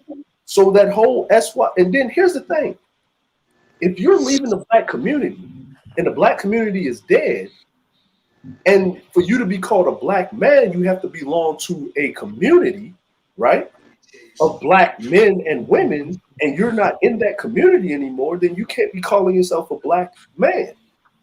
Right. No, that's facts. I mean, I just can't. Okay. Yeah. So basically, the whole SYSBM mantra is a lie and a facsimile in itself, and that means we don't call them black men; we call them trims. Trims, yeah. Yeah. No, Yep, they and that's were a. part of Oh, my the bad. trans Go ahead, community. Gray. No, I was saying, yeah, they're part of the trans community. Yeah. No, not I'm in gonna be, not in sexual, but transracial. Racial. Hey, look, Yeah. I like to keep it ambiguous and open. You can leave for yourself. Yeah. no, and that's kind of my, when me and Trey, me and Trey have different opinions on. I tell him about the about black, right? And I'm just like, Right. bro, I'm just being honest. I don't really like hanging out with that many white people like that. It's just not. I mean, it's just not as fun. It's just not as. I don't have. I don't enjoy it as much. We don't relate as much. It just is what it is. So I'm like, and I was like, you can kind of see that with like content. Like I don't really, what I'm saying. I would prefer. You know what the problem is, Lou? What's up, bro? You actually have friends in real life, and you actually went outside. Facts. Yeah, all my friends in my circle are black. I mean, it's not even. Yeah. Well, Ain't nothing wrong with that. See, that's why I liked about you over, no matter if you over with those individuals over there, I always respect you, and especially over at Ramil's. Yeah, you makes the more sense out of all of them. I hate to say you, SKC. It's a few guys that have different viewpoints, despite the race talks, but we're talking about if it's like politics, you have enough clarity, then, and I see that, not everybody's they're on one limb and all that other stuff. But and me personally, right? I have nothing against SKC, right? I have nothing against it. Actually, I believe he is a necessary evil. he is a necessary evil, and I believe that. I said the same thing. I said the same thing on this channel. And not in the evil, not in the evil in the standpoint of the literal sense, but is that black people need to learn how to deal with white folk. They need to, right? Black people have this hatred but fear of dealing with white folk. You got to deal with them. You have to. It's like, what I mean? The numbers dictate for you to get shit done. You have to deal with these motherfuckers. You got to. And you got to learn how they play the motherfucking game. And once you learn how to play the motherfucking game, then you'll be better off. Because then they'll be on their heels. You know what I'm saying? They'll be on their fucking heels. Yeah. I've learned this as a child. You get things done. Now niggas on there ain't gonna help you because they be in what my boys say, really in their dereliction all the time. But sometimes you can't talk to them. You got to really talk to them a certain way. Now SKC, despite he's a black man, have a white mindset. I get it what he's doing. He's given the challenge, and then he used I like how he used the hypothesis. To me, it's funny. You know why? Because a lot of people get thrown off about the science or the Darwinist talk that he talks about, or the animal thing. He used that to test black people's heads, and I'm glad he did it in that stream because Sheila had to get used to that because the audience wasn't ready for that, and that's why I did that stream, and me and DeAndre and Sru was on the panel, right? And I know Gino was there, and then SKC came up out of nowhere because this is the third time he was on the panel. He did a good job, man. He did a good job, and I want people to see what we saw. You know what though? But I will say I will agree with SKC on this point. that if you don't have an established culture, you are essentially, I mean, what separates you from an animal? You know, like Right, if you right. like if you don't like, But you know what I see, mean, if you operate in a animalistic manner, Uh-huh. you know, but I mean, like I said, but see, but let's, and this was my point of contention, right? mhm, This is why I always ask, are what you would consider black people Americans? mhm. And if you understand that black people are Americans, how can you say black people don't have a culture when black culture is a part of American culture? Okay, So, that's a great question. Oh, go ahead, keep going. My bad. so therefore, it is an established culture. Now, what would say be not having an established culture? One Okay, I can who in answer. which an established culture already exists, and that one individual that doesn't want to be a part of it, then that's why I said that he would be the living example. Because okay, sir, how old are you, sir, if you mind me asking? 33. 33. So, sir, you 33. Gray, how old are you? Said 41. 41. Okay, so what I say when I say cultured, I mean like you've been child reared, you had, you know, like a family unit, a structure. You've been, you know, like you. It doesn't have to necessarily have like a, you know what I'm saying? You just have customs and things that are positive in that manner. Because like I'm from Mississippi, right? And regardless of what people say, I still think I had a very good childhood and a good culture, a good family, good structure, right? So, but I was saying like when we talk about the people who normally get the most shine from black people, like those people don't really have a family structure, or they didn't have a father to rear them, or they'd have nothing to pass them down, or had any moment of becoming a man, right? So that's what I mean by like like I guess I didn't mean like established culture like Asian or Japanese. I meant like a structured culture. That's what I meant. And you got We to have a do we do have a. I'm sorry, I didn't mean to interrupt. now. Go ahead. Go ahead. All right, so, and I believe I would be the oldest member of this panel. I'm 54. So we do have a structured culture. The problem is over the timeline in the modern era, people, and particularly black people, want to be every and anything else other than black. Remember, the majority of black people came from the southeastern parts of the United States of America, right? They Right. came in from North Carolina, South Carolina, and all down through what's considered to be the Mason-Dixon line of the South. And then they migrated out to Chicago. They migrated out to St. Louis. They migrated out to Detroit. They migrated out to Los Angeles. They migrated out, to all of these, larger cities like New York, for example, right? They migrated. Okay, now our culture is structured so everybody knows, and this is something that I think a lot of black people have become ashamed of. Our culture is what? When you talk about food, no matter where you go, chitlins, collard greens. hold on. That might be a little raunchy for some people. See, in the modern era, you mentioned chitterlings to somebody that's a kid, a millennial or a zillennial, they're gonna look at you like you half-ass crazy. And some Generation X have forgotten about traditional soul food, fried chicken, chitlins, black eyed peas, greens, collard greens, sweet potatoes. Sweet potatoes. A lot of black folks have forgotten about that, and they want to put that behind it because they look down on that watermelon, and things of that nature. So no matter where you go within the black culture, from the north to the south to the east to the west, everybody. But can I interject something? Like, yeah. When you think of an American entree or an American food or an American snack, like think of something that you really think of. Hot dog. Right? That's really all you. But hot dog is not hot dog. So hot dogs was adapted as an American entree, but that's not an American standardized fucking food. That came from Europe. You want to know and I was kind of being facetious, really. But you want to know something that's homegrown American, and it's all over the world. You can buy a bag on a child's allowance. The potato chip. Yeah. And that was invented by a nigga, though. Hold on. True. We know that. We know that. But let's break it down, because whenever you hear like these derelict Negro males, right? Like Supreme King Goat Fucker over here, right?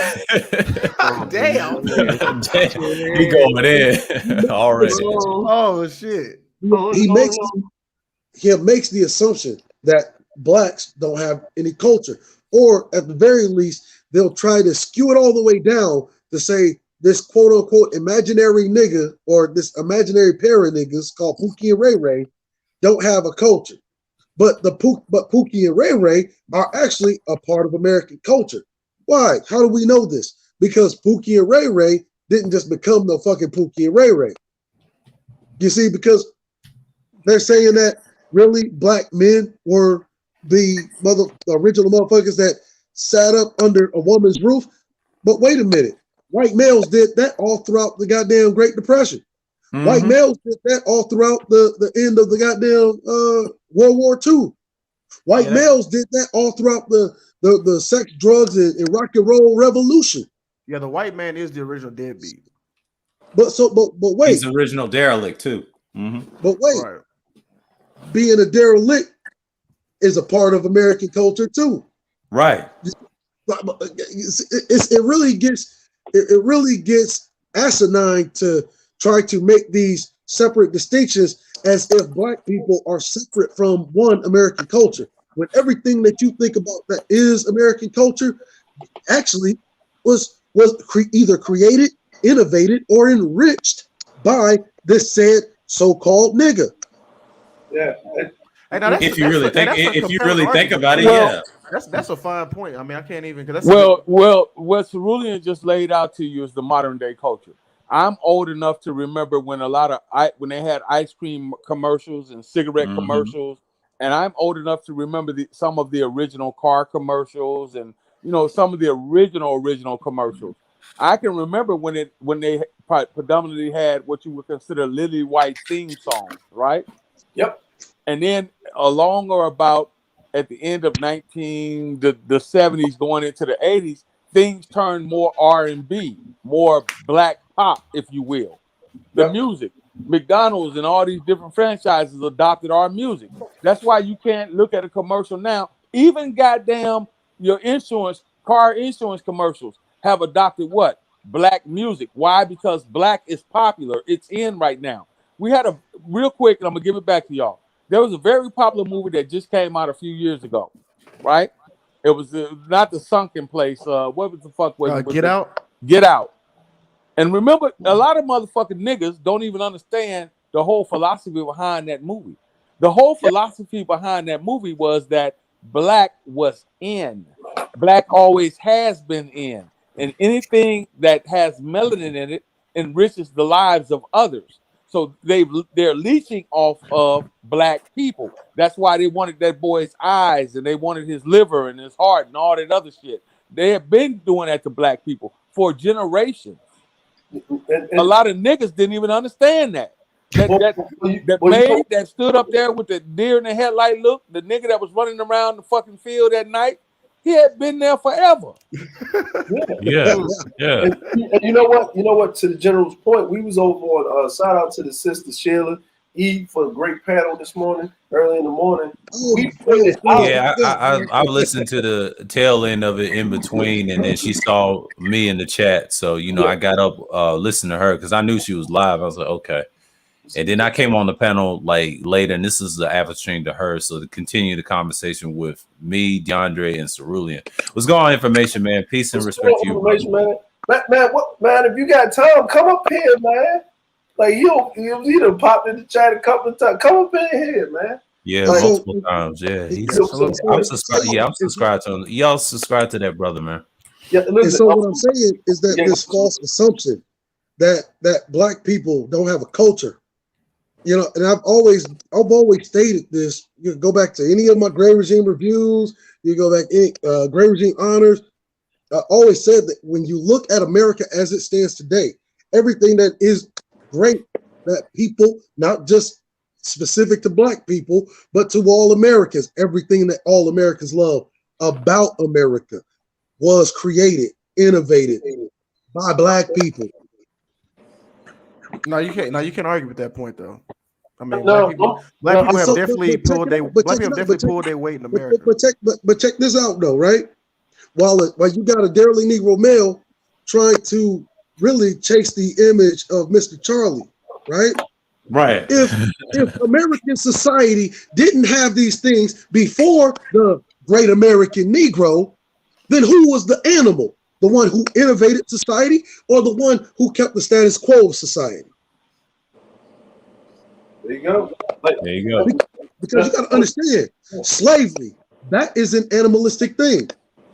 Animals using a cratocratic kind of pursuit to have dominance over another species, That is like yeah. a lion and a gazelle, to have dominance over that species, over that group. That's an animalistic thing. Understand, Jim Crow, the exploitation of black bodies for a quote unquote domesticated labor force. But Cerulean, what they would do is they would say, "Why you got to go back way back then? We're not talking about way back then. We're talking about right now." But hold up. Then that means that we don't have to go way back then, right? Who knows about the first automobile? We're coming into the early 19th or the late 19th century. What, was it Ford or was it Ford, right? It wasn't Ford. No. It wasn't No. Ford. Was it Ford? It wasn't Ford. It wasn't Mercedes Benz. It was some niggas That's called facts. the Patterson brothers. That's facts.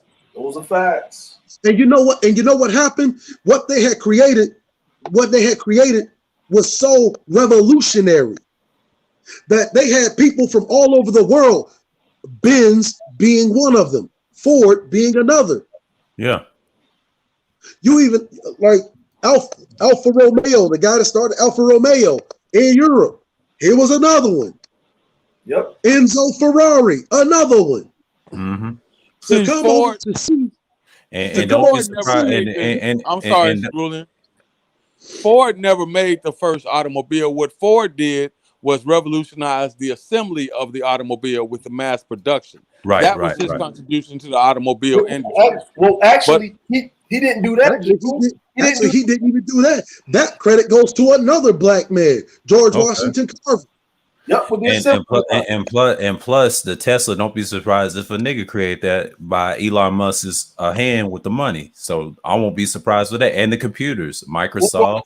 There's a brother right now that got a YouTube channel that runs around fixing fucked up Teslas. Yeah.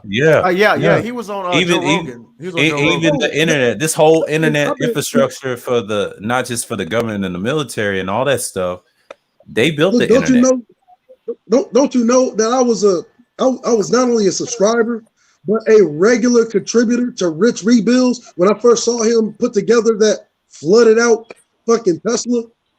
Yep. Mm-hmm. And this is how established and distinguished the mind of the Negro is that you have motherfuckers that hate it, jealous of it, to such extent that he tried to create a fucking company that rebuilds and refurbishes busted down, broken down, salvaged out Teslas, and Tesla wouldn't even allow him access to the goddamn recharge stations.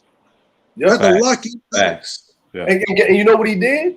He hacked into the Tesla system, overrode it, and then plugged into it and went live and shows you how to do it. And here's the funny part about it, right?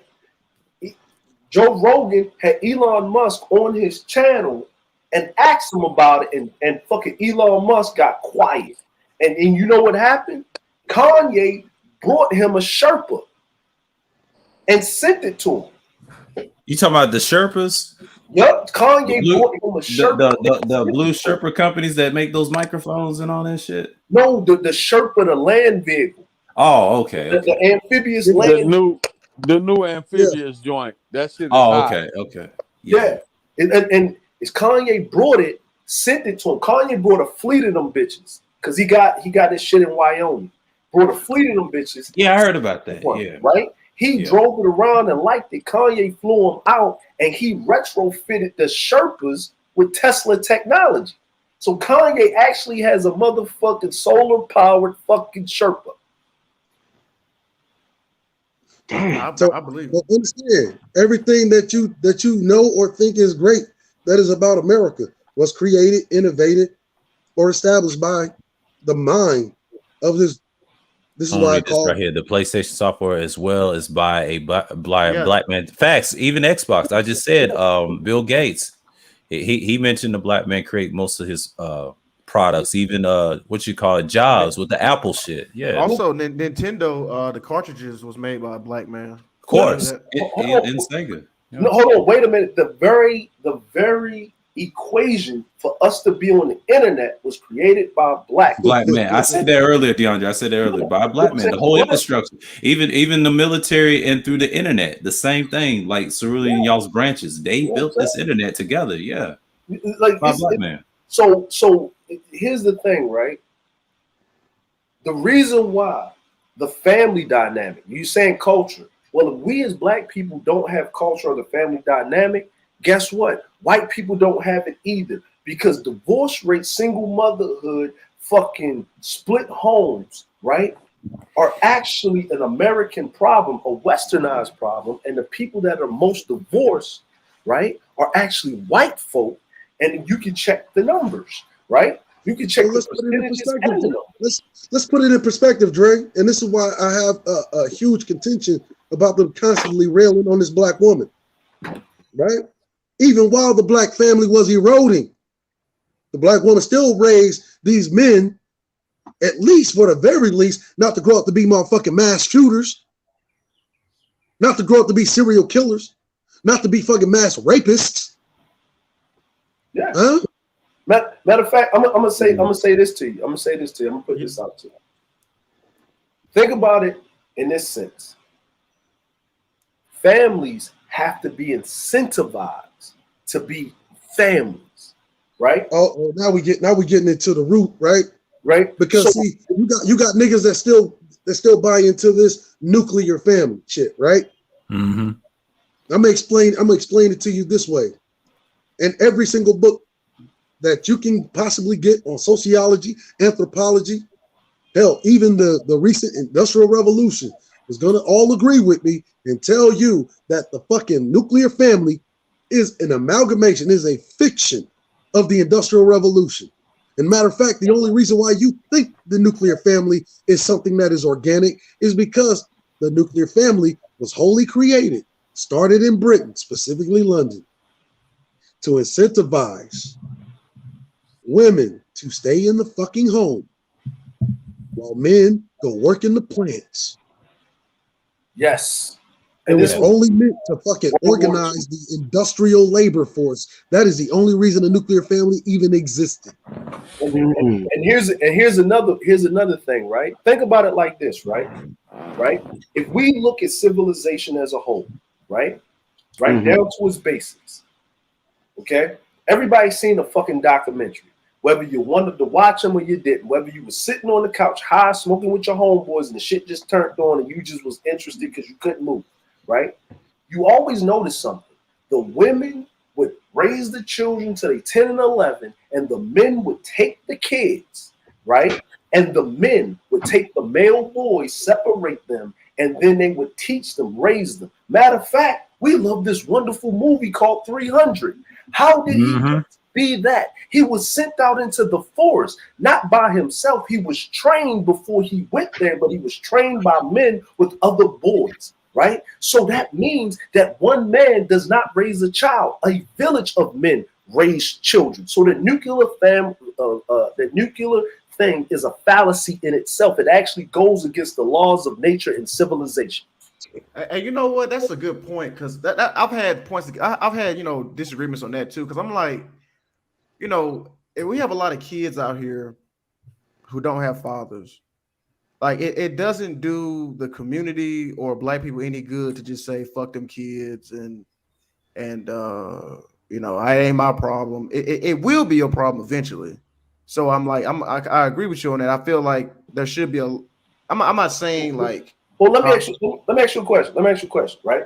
We're going to go back to the thesis of SKC. Right? Say humans are animals. Right? Let's just say that. Right? We all agree humans are animals. Right? Now, when you look in the animal kingdom, right? And if we are the type of animal that live in a community, right? Let's take a wolf pack. Okay? The male wolves are out there hunting, right? They have a litter of puppies. Okay? The puppies are being nurtured and nursed by the female wolves, right? Then the female wolves, after a certain age, when they grow up, those puppies, the males, they have to learn how to hunt. So they go with the other males in the wolf pack and they're taught how to hunt. So it is a family dynamic that teaches the men in the community. So that doesn't mean if the alpha male has the alpha female right there, and he has his other males in the wolf pack and the other females in the wolf pack, and they go out hunting as a pack, that means that what happens? You have to be taught how to do that. Yeah, instinctually, but you hunt as a group. But see, the thing is, the Industrial Revolution, and why it's always such a kind of a central focal point of civilization, right? Because prior to the Industrial Revolution or the Industrial Age, what you had was the natural family model, and it had been that way for hundreds of thousands of years. The natural family model, your clan, right? Not just your mom and your father, but your uncles, your older cousins, your aunties, your grandmother, grandfather, great-grandmother in some cases if they live long enough. The Industrial Revolution. How do I organize an industrial labor force? I need society to be organized in a way to where they think of themselves as individuals.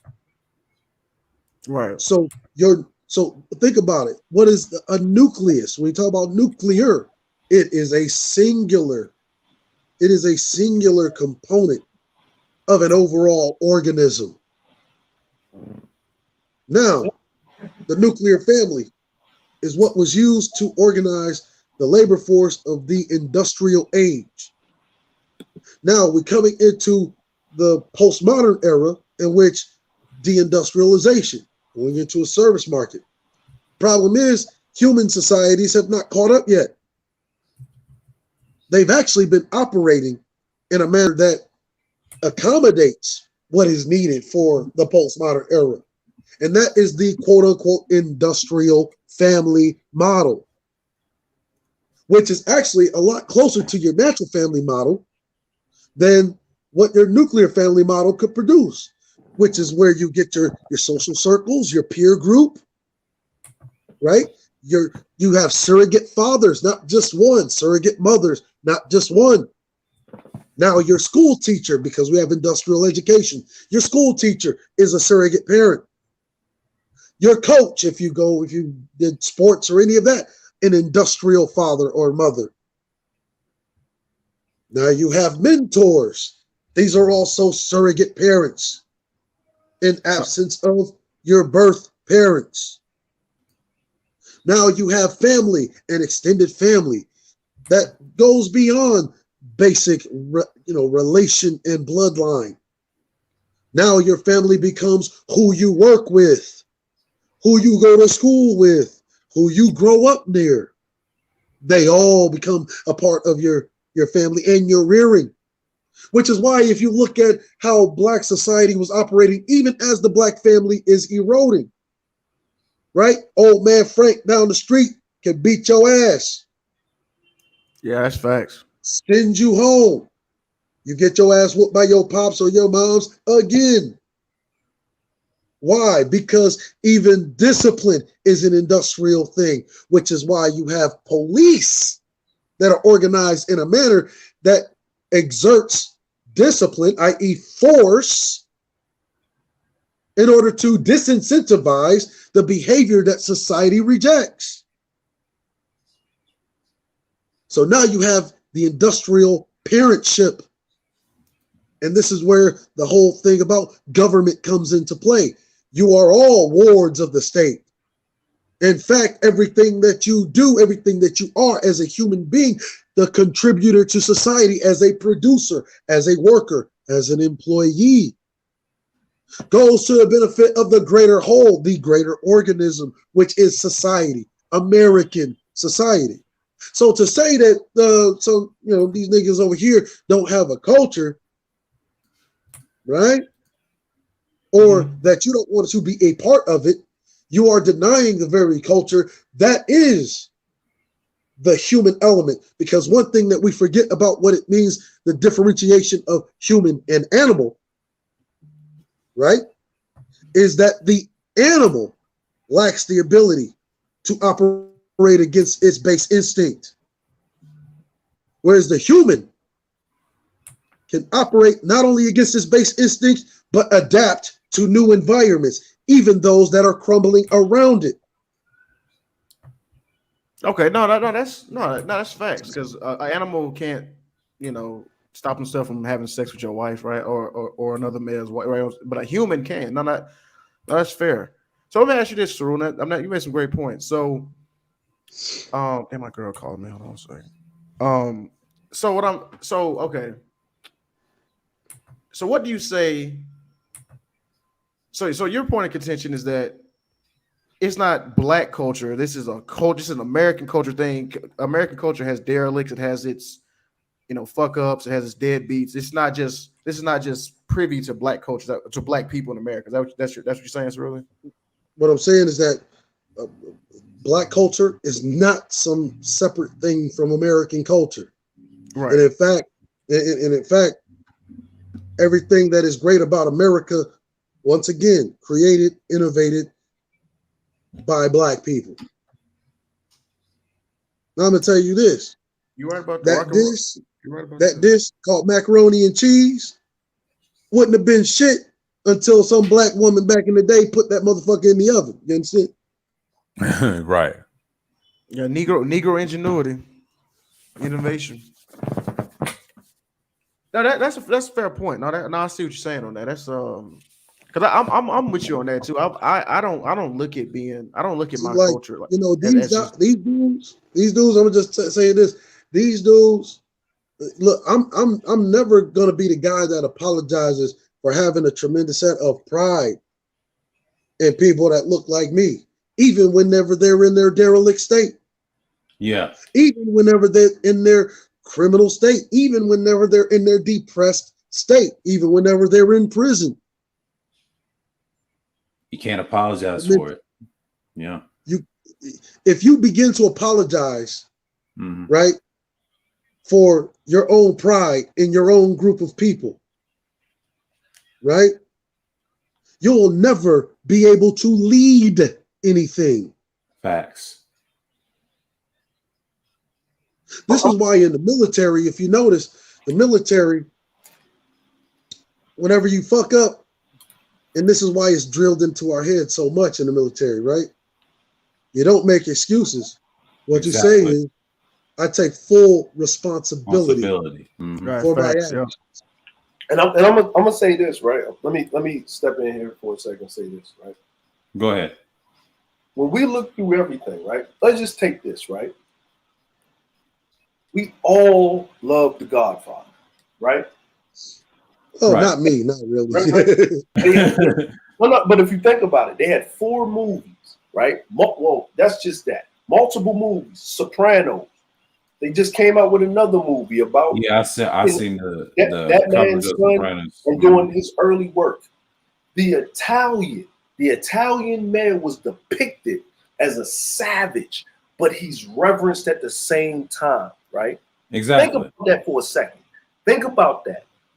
When you think of an Italian, the first thing you go to is you think of the Italian, the Italian American as a motherfucking mobster. Now, what you don't realize, what a lot of people, not you, but what a lot of people don't realize is that Sicily is 1/10 of the country of fucking Italy. Right? You're taking a group of individuals, your Pookies and your Ray Rays. Think about that actually turned the tide of the war in World War II by basically being treasonous against the regime that was in power at the time that could have ruled the world by taking the cheddar biscuits of a foreign interloper. Now put your hat on that one. Mm-hmm. So in fact, they would be considered coons, but they are actually in power in their country as we speak right now, and they're looked at reverence in American society because they were the bottom vestiges of society. They got the government contracts to get the Tommy gun that came at the end of World War II. That was called a trench gun, and the Geneva Convention banned it because it was inhumane during war to even use such a weapon. But they get it, right? Well, and when they go to jail, they don't go to jail for murdering white people. They go to jail for tax evasion because the federal government couldn't make money off of it. Think about that for a second, and then you hold black people to this unholy motherfucking standard. We're the fucking majority of society. But that's when I say morality is for the weak, because the strong and the people in power impress morality on the fucking weak. Y'all can go ahead and keep talking. Yeah, that's a small rant for DeAndre. Yeah, he has a point, man. Yeah. I mean, you even look at America as a fucking as a country. Like, understand something. Don't you know that the white fucking colonists wouldn't have even fucking thought that there was a war to be had unless Crispus Attucks was the one that fucking took a stand? Huh? Oh, here's the other thing. They tell you Crispus Attucks died. The only person in the war, the first person to get killed in the Revolutionary War that died, that kicked it off. But they don't want to tell you that Crispus Attucks was a part of the royal fucking household, and he was advocating, and he was the one that came up with no taxation without representation. And he was actually the person representing the colonists back in England. And the reason why the war kicked out, because it was a split in the fucking royal household because they wasn't supposed to kill him. And the fucking the motherfucker that killed him was a private in the motherfucking British Army, and he got executed thereof. Do your research. Facts. That's research. True. So basically, a black man was the motherfucking catalyst to start the fucking country that you're in. So we are just as American as I do know that. Yeah, that's facts. Yeah, that's facts. I read that. I read that years ago. Yes, facts. DeAndre's telling the truth, y'all. Yeah, he did. He started and built this damn country. That's why you hear a lot of soldiers and black people tell you years ago, back in the old 1.0 days, they did build this country. I was preaching that shit 9 years ago, man. It was guys like that, you know. Look, you had the sentiment that you could go back to the old journals of the fucking 1700s. You had fucking the settlers. Yeah. Even though they knew that there was something that needed to be done about the British overtaxing them for everything, leaving them with the crumbs to the point to where they were starving and yet still too scared to stand up to this red-coated British government. Yeah, the redcoats, the British government. Yeah, the Royal Navy and all that. You know. Now, remember that movie Patriot with Mel Gibson? With Mel Gibson, Mel Gibson. Yeah, I remember that movie. I saw that as a child. Go ahead. It went over all the niggas' heads, right? Mm-hmm. The black dude that was running around with them, executing British officers, conducting guerrilla warfare, was actually their fucking strategist. Mm-hmm. Here's the funny part. Right. And here's the funny part about that. That dude was actually a fucking Haitian. Yeah. Because he was in fucking Dessalines. And he came in there because the French brought him in to teach these motherfuckers how to fight back covertly. Yeah, that historically that makes sense too. Historically, it's fact. Yeah, I've read something about that. Yeah, he was a Haitian, just like I give you an example who started Haitian Revolution. Wacky did a stream on it. He said the Jamaican guy started it before the Toussaint guy. A lot of people don't know that. He prompted to those islands. See, people don't know that. They don't tell you that part. Now, he said a fun fact on his stream. It was an old stream he did I think it was months ago, and he said that. And the reason he's Haitian himself, and he'll tell you, and that's how it all started. And then France realized what was going on later on, and then just like Cerulean said in recent streams, he said about the croissant shit. That's factual. All that shit's factual, man. And plus, if you look at most video games of Assassin's Creed, they tell on they fucking selves. Most of your buccaneers were niggas. They had the slave trade on deck with the white man and the derbies. Those, if you want to really get fucking technical, they was prodding them around in Arabia and some shit. But they ain't gonna tell you that in history because a lot of shit they be digging up in the grounds, like I got on here on the screen. It's still going by this black scholar right here. That's what my channel is damn near based on, like half of the content, you know. And that's what people don't tell you, because if you do proper research, they still searching for the shit and for the names and shit. People don't even. Yeah, they don't even know, man.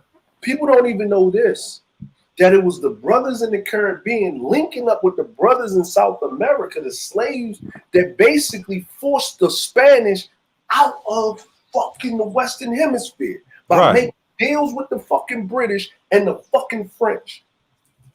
They ran the Portuguese out of goddamn motherfucking Brazil. Yeah. They ran them out of fucking Brazil. And what the English did was, when they took over Jamaica, because if you look in Jamaica, look at the goddamn cities in fucking Jamaica.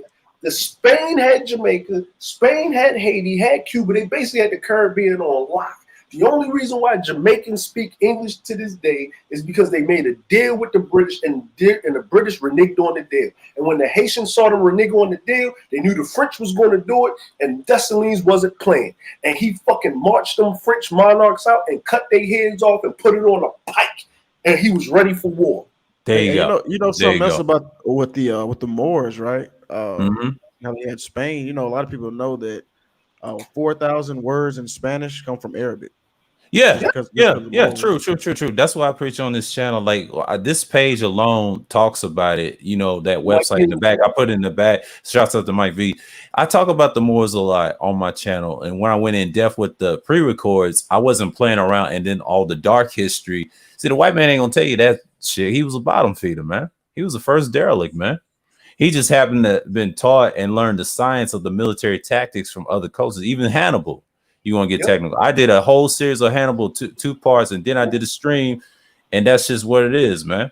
I'm gonna ask you a question. I got some points. Okay, so I remember I was watching this video. They were saying that okay, if that was the case though, right? You got Oxford University, and it was some other St. Peter's. I can't remember what the cathedral was, but they were saying that in Africa there was no type of like architecture like these buildings prior to 1400s. Right. So what do y'all say about that? Hold on, check this out. Hold on, let me say this. All right. Okay. The capital of Kemet, right? We're talking about the Roman Empire before it became the First Reich, right? Talking about the Roman Empire before it became the First Reich. The capital of Kemet was Memphis, okay? Alexandria was the port where they only allowed the Greeks and the Romans and everybody else and the goddamn Chinese or whoever else to come there to learn, right? To come there and learn these things. And you know what these things are? Medical science, architecture, algebra, right? Now, when everything dissolved, they did crusades. Every time they did a crusade, you notice that they started going through a period of enlightenment and technology in England, right? Yeah. They couldn't build nothing over fucking 6 meters in England until they went back into the fucking Middle East, but really in the Kemet, down the sides of Africa to go through there, and those people showed them how to build things, archways, aqueducts, all the modern things that you need to run things, the catacombs in France, how London is built to this day, right? Think about this. Civilization rose and fell in the continent of Africa due to war and mismanagement. But civilization rose and fell in Europe mainly before the Victorian era through the disease. Yep. Now put your hat on that one. How far you really want to go back, right?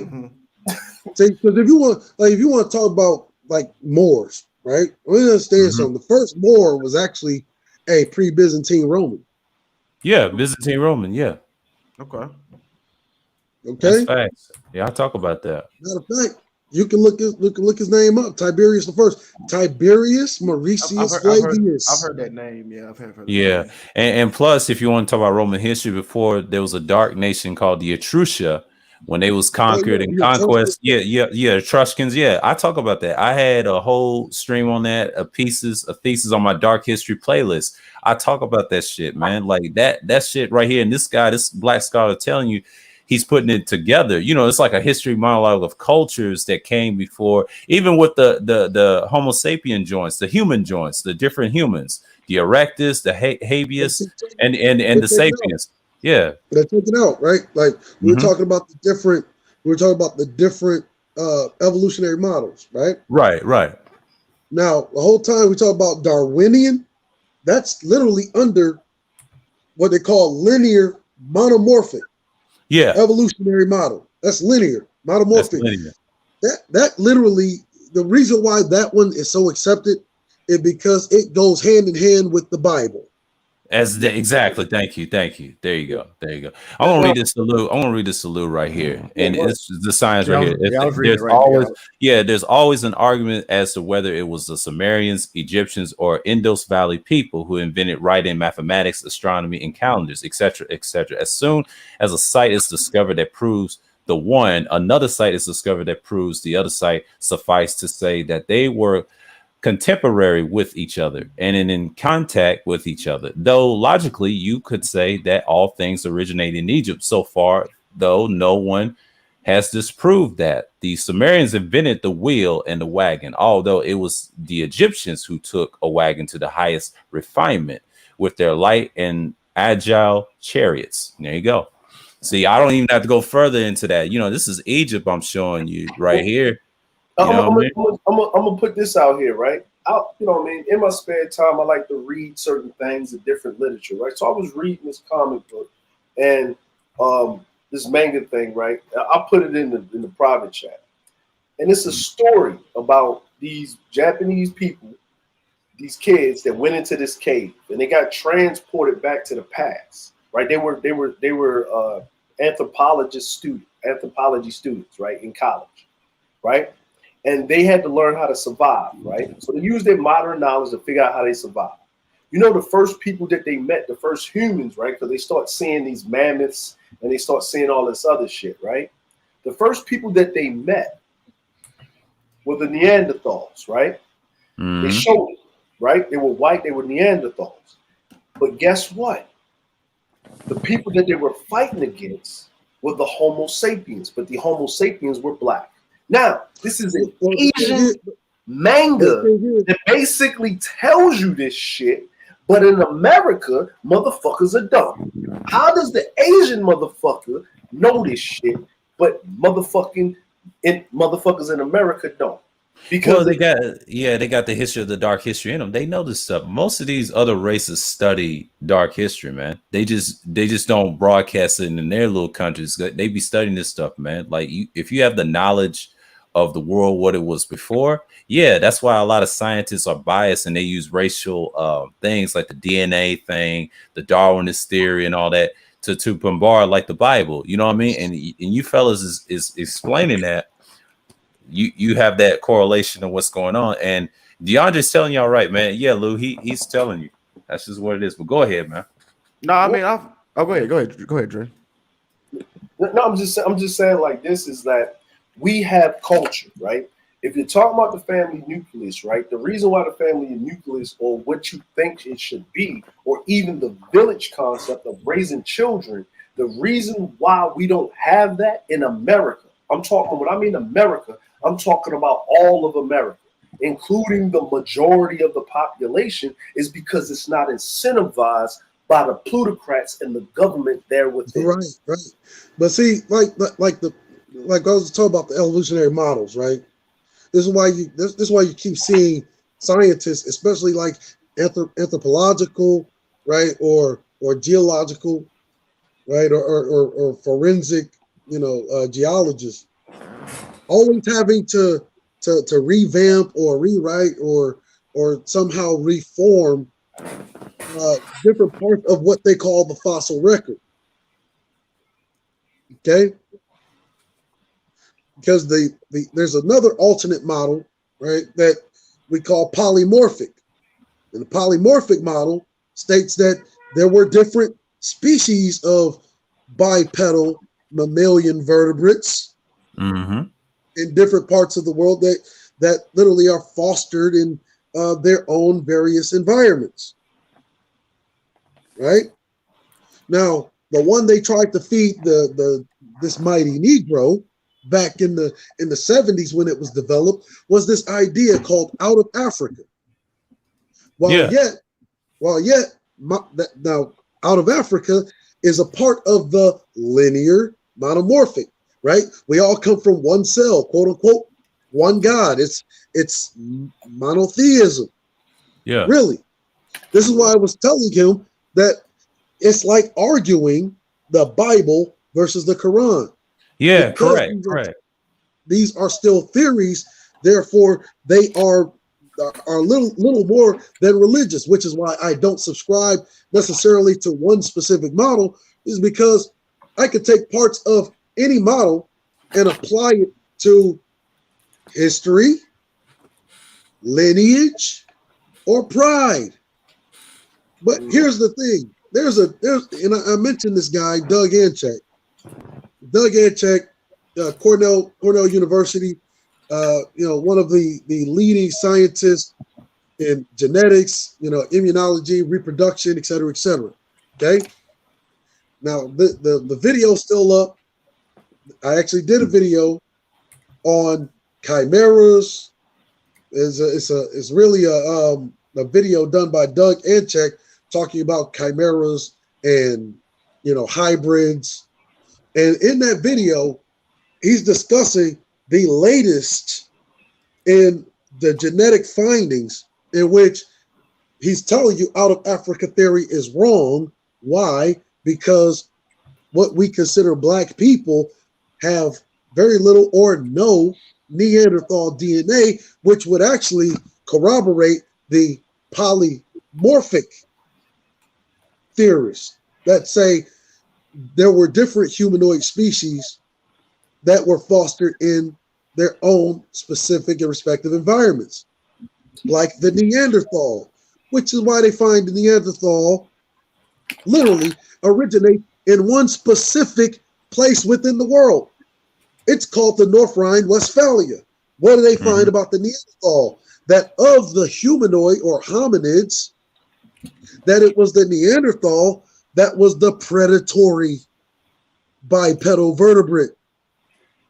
Yep. That is fact. That is facts. All right, that's a lot of. And Yeah, I got a part 2 to this page too. That's the 3 human species, and then it talks about the Neanderthal too, and the Cro-Magnon. They want to use this as well, and it's interesting. They try to say this is a different species that, well, it's dead now. That's what they're looking. It's another species. It's like 70,000 years ago of this age, right? And it's in certain valley, and that's it. And then it explained it. What the scholar was saying. He said, but the out of Africa is still a theory, according to this guy right here. I know he tries to make it to one Bible, but eventually he's gonna doctor it up right though. Eventually, but Pete, this is why they teach genetics separate from evolution, right? Because the geneticists are literally saying that your fossil record to make an attempt to corroborate evolutionary theories is wrong whenever you compare it to the genetic research. And even the anthropologists are leaning towards more of the genetic side when we're talking about patterns of migration. Yeah. Okay. It says the migrations of, they got Africa things. It's no out of Africa. These are migrations of people. These are all dark people. And he's trying to break down the nonsense of the out of Africa. Yeah, but this is a good site that I always use like 9 years ago. But there's others. To add on top of that, there's never been a Neanderthal. There's never been a set of Neanderthal bones, skeletons, none of that found in Africa. Right. So if And they're it's all none. out of Africa, the Neanderthal must have come out of Africa too. Why is there no Neanderthals found in Africa? Why is there no Neanderthal DNA found in Aboriginal Africans? It's found in Europe. It's found Yeah, in you Europe. talking about the Cro-Magnon with the skull? You talking about like those weren't found in Africa? So let me ask you a question, right? Well, I'm gonna make this Like, if statement. you want to know, you can look this up. North Rhine-Westphalia, that is literally lower eastern Germany, Yeah. Yep. the base of the Caucasus Mountains. Yep. As a matter of fact, there was a study done. Matter of fact, BBC sent its own fucking people there to study this shit to try to figure out how come there's no birds in the North Rhine-Westphalia. How come there are no bovine animals in the North Rhine-Westphalia? Why is it devoid, right? Why is such a low land, plain at the base of the mountains devoid of bovine animals or things like goats and shit? Because they had already eaten. They had already eaten beyond their capacity to sustain their group, their Neanderthal group, which is what caused the migration out of the North Rhine-Westphalia. Yep. Yep. And which is how they end up, which is specifically how they end up in pre-dynastic Greece, what we would call Macedonia. Yeah, Macedonia. There you go. And in fact, even your today's modern genetic researchers tell you that it was because of the modern human, i.e., the so-called African, the so-called great Negro, great nigger. It was because of the admixture between these motherfuckers that civilized this animal that we call the Neanderthal. As a matter of fact, they were even thinking about reclassifying so-called white people literally just 20 years ago to their proper term, which is Neo-Homo Neanderthal. Yeah. Because they still have a significant amount of Neanderthal DNA. Yep. That they were literally scientists, and that's why policy, literally, this is UNESCO policy, came down and said we don't want the polymorphic model being taught, which is why still today you got people that are promoting and still in American schools today still teaching the so-called out of Africa. We all came from one organism. We all had a common ancestor with the monkey. Why? Because they teach you that because it goes along with the Catholicism of their religion. Yeah. See, understand. What's the difference between we all come from one organism and we all come from quote unquote Adam and Eve? But yet, I could show you the magazine cover, right? From back in 1978, where it is titled Finding the Mitochondrial Eve, and they got a fucking black woman on the goddamn cover. What's really, I like to say this: goats are people. I mean, that's fair. I never really subscribed to that whole, evolution. Well, see, and from monkey shit, I never really was on that type. But now you see why I say there's a lot of evolutionary theories, and I don't subscribe necessarily to one specific one. Exactly. Me neither. I'm the same way. And see, and here's the other thing, right? Here's the funny part. And that's why, right? Here's the funny part. If you go back and watch the conversation between SKC and Cerulean, the reason why Cerulean didn't take the debate because he would have lost, because he would have went in there with the preconceived notion that he subscribed to the one thing that he was taught through his whole life, praising the white man, right? And he wanted to rail against it because even as coonish as he is, the nigga gene in him can't prescribe to that shit. Oh, because you gotta understand, even the Germans knew it. The Germans used to have a phrase because they were like everything that we know about genetics today, we learned from the Germans. Yeah. Everything. They were top tier scientific researchers back then.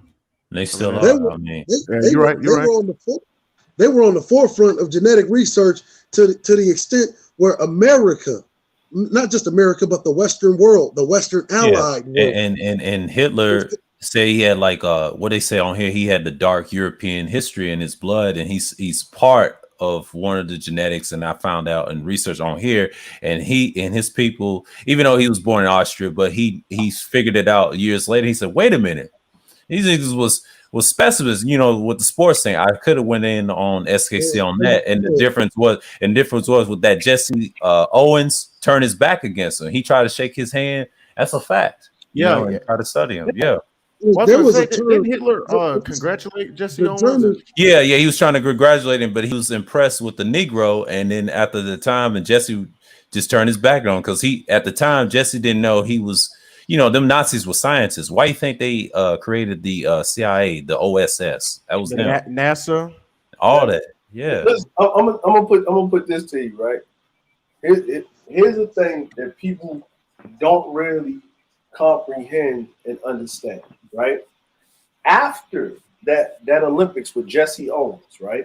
Mm-hmm. The Nazis went around trying to make a compound to basically make a super soldier serum because they was afraid of the black man entering into the war. And that compound, right, was called M. Guess what M is? Methamphetamine. matter of fact, let's talk about greatness real quick. Go ahead. Right? There was a Army tank battalion, so fierce, so ferocious during World War II that they actually got their name. It was called the Black Panthers. You want to know why?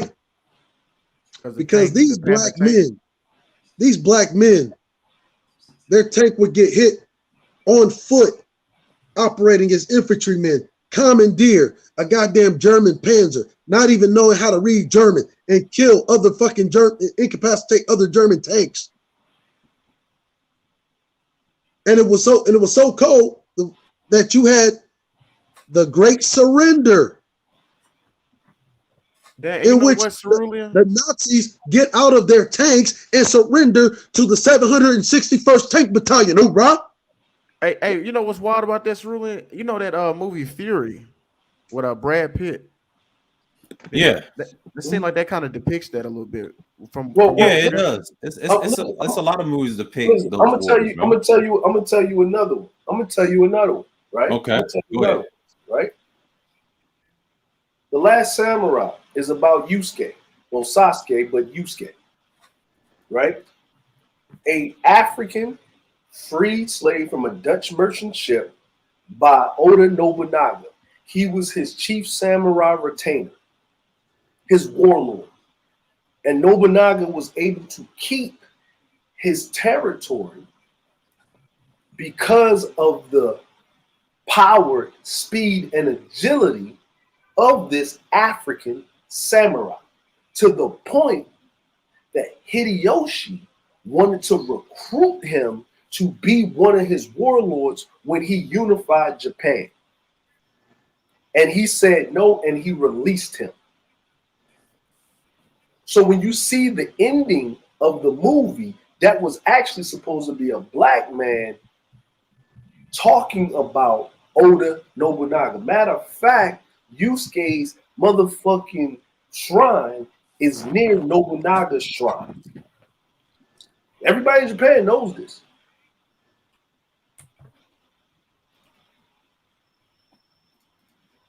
No, I've definitely heard of like the samurai. The history behind that, and Black people was essentially. I mean, it's throughout world, not just American history. I mean, it's world history. It's world. Now here's another thing. When they were freeing the concentration camps, right, and the POWs, when they were freeing them, right? Remember in the movie where they had the airmen, right, the Tuskegee Airmen.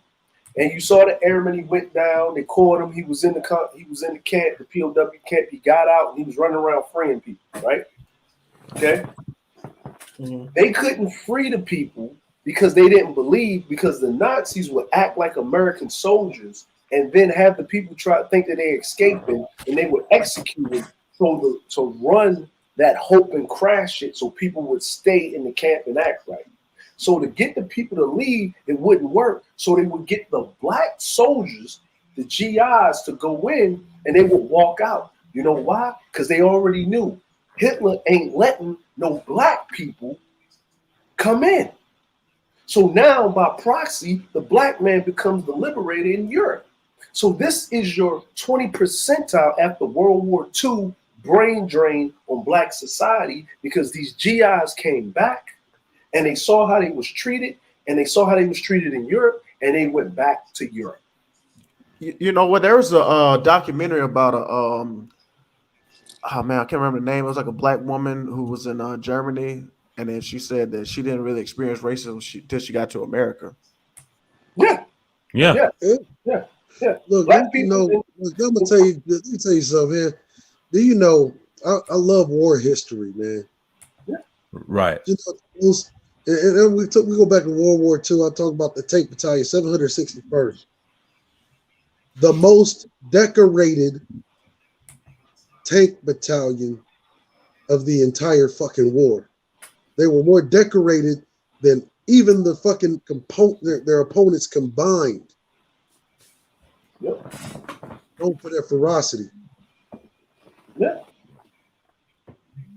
Matter of fact, one of the most notable ones ends up becoming a baseball player, and the first black baseball player in the MLB. Jackie Robinson. See? Yep. Motherfucking Jackie Robinson, man. Like Jackie Robinson. Yep. Like then you gotta understand like the pathology, right? Pete, who's really inferior, right? Yep. Someone that needs to use a system, right, to block, halt, or impede their competition, right? Right. Or the group that is impeded and yet still beats through the impedance of said competition.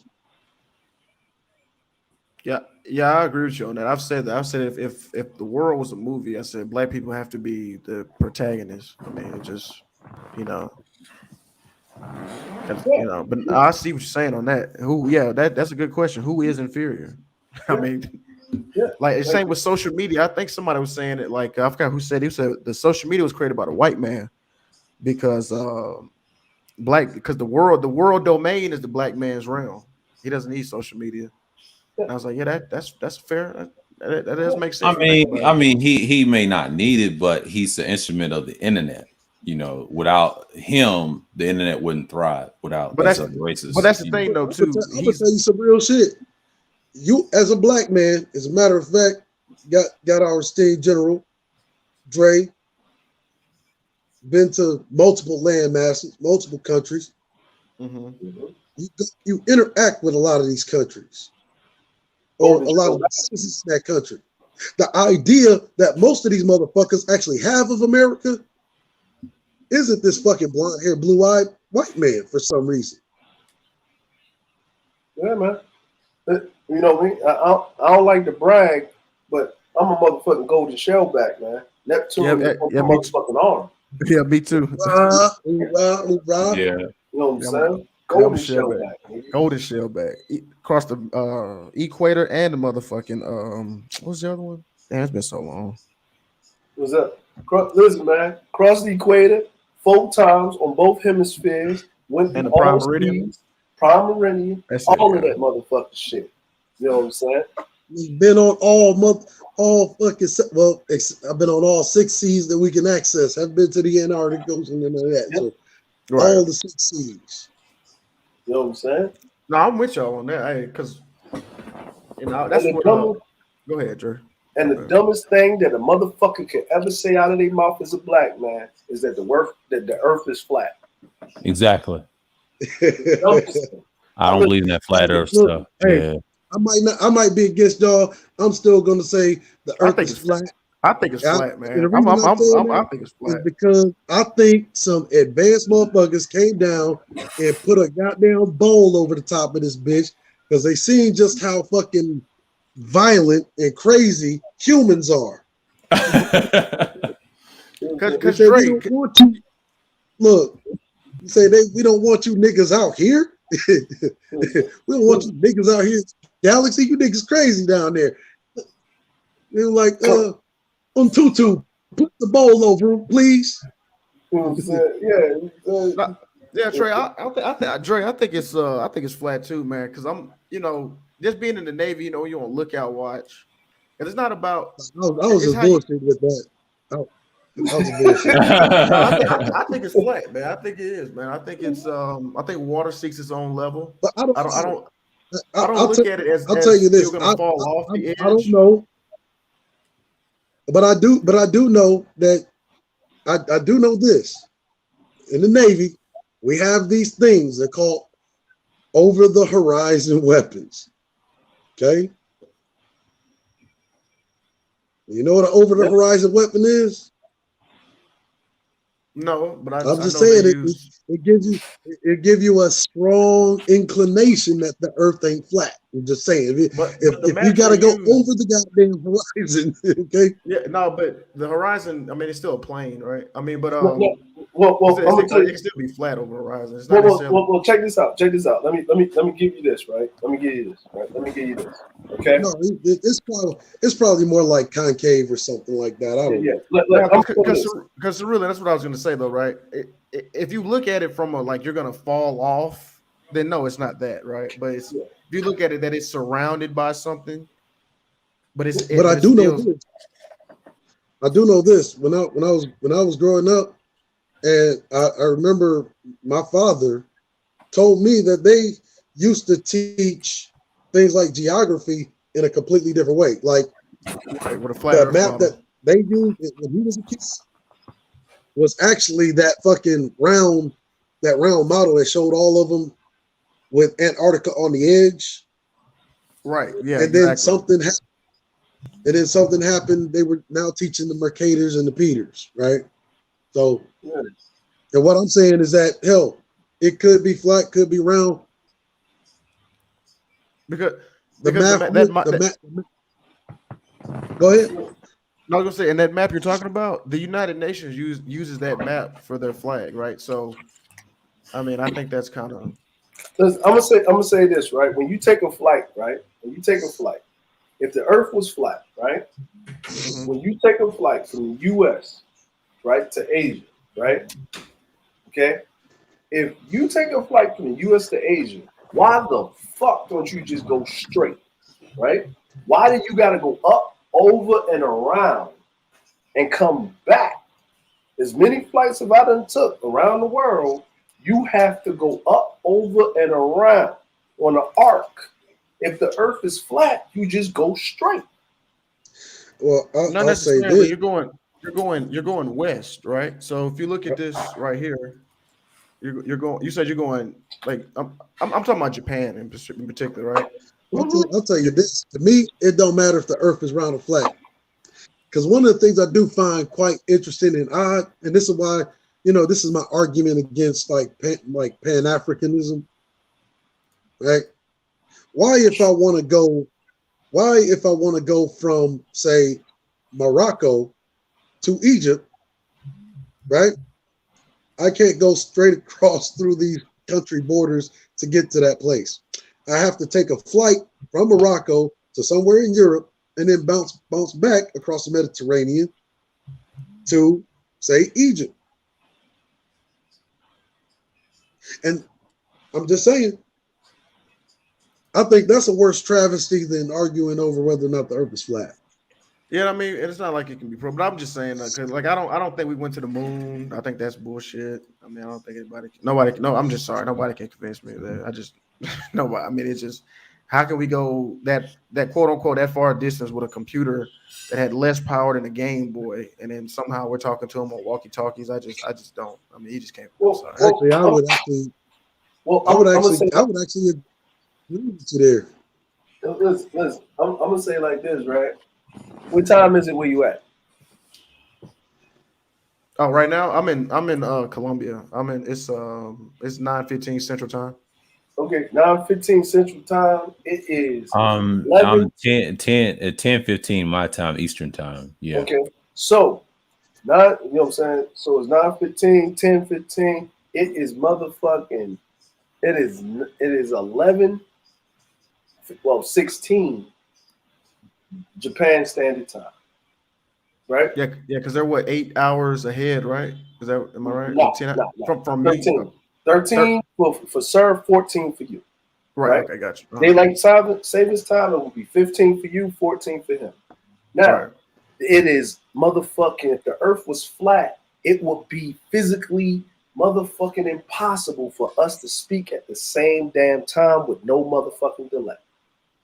No. Time is different. Time Actually, is a construct. No, time is no, Dre. Time is I a would construct that was. Go ahead, Sheila, go ahead. I say I would actually disagree with that, right? Right. And the reason I'm saying that, because I remember doing an in-serve, right, with the USS Cheyenne, right? Boomer, right? They did the maintenance in Guam, they finished all of the work, in-serve. It's communicating with the USS Blue Ridge that's like quarter of the way away in real time. Mm-hmm.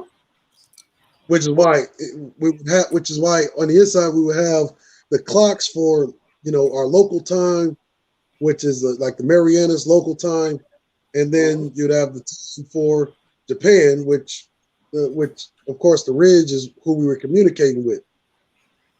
Mm-hmm. And time. Right. No, yeah. You said no. We would still be able to talk at the same time because we're on what I'm saying, internet. But But that's the point, right? The signal, right? The satellite signal for us to use the internet to move the signal back and forth and to keep the standpoint so it wouldn't move out with the GPS would have to motherfucking allocate itself for the curvature of the earth. That's what the mathematical equation is for. no, but our the internet is connected through cables though, so it's not. It's like the internet is essentially one big wire, right? So it's not like one big Ethernet cable. So you're telling me there's a long ass cable running from the west coast of California No, to no, it's not one. No, it's not one big cable. I'm just giving it as an example. It's millions of cables.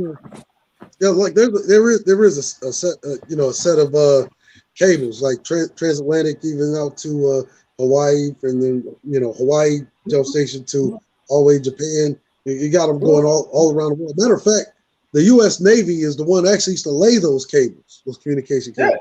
Yeah, because the dark web, the Tor network, was actually created by the United States Navy. Mm-hmm. Yeah, of course. But the signal itself with those cables for it to roll is a satellite because not necessarily because the reason why I'm gonna tell you this is this. If you come to Japan with your US phone and you try to use the GPS, it will act stupid. You actually have to take your phone and turn it upside downwards so it will catch the Japanese satellite because it's working back because you're on a US satellite. But wait, I got a strong argument because there was transcontinental communications before the first satellite was launched into space. Because it's really not satellite, it's really radio. Like GPS is really operated for radio towers. It's not necessarily like a satellite in the sky. I mean, satellite is there. There are satellites. There are satellites, but I'm saying when you talk about cell phones, though, like that's more of like radio towers, right? Mm-hmm. But the cell phone signal. Remember, there's bands, right?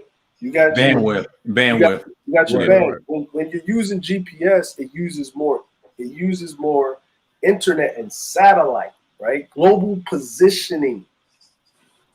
right? That's what GPS stands for. Global positioning. It's off the satellite. There's no delay now because of the satellites are faster.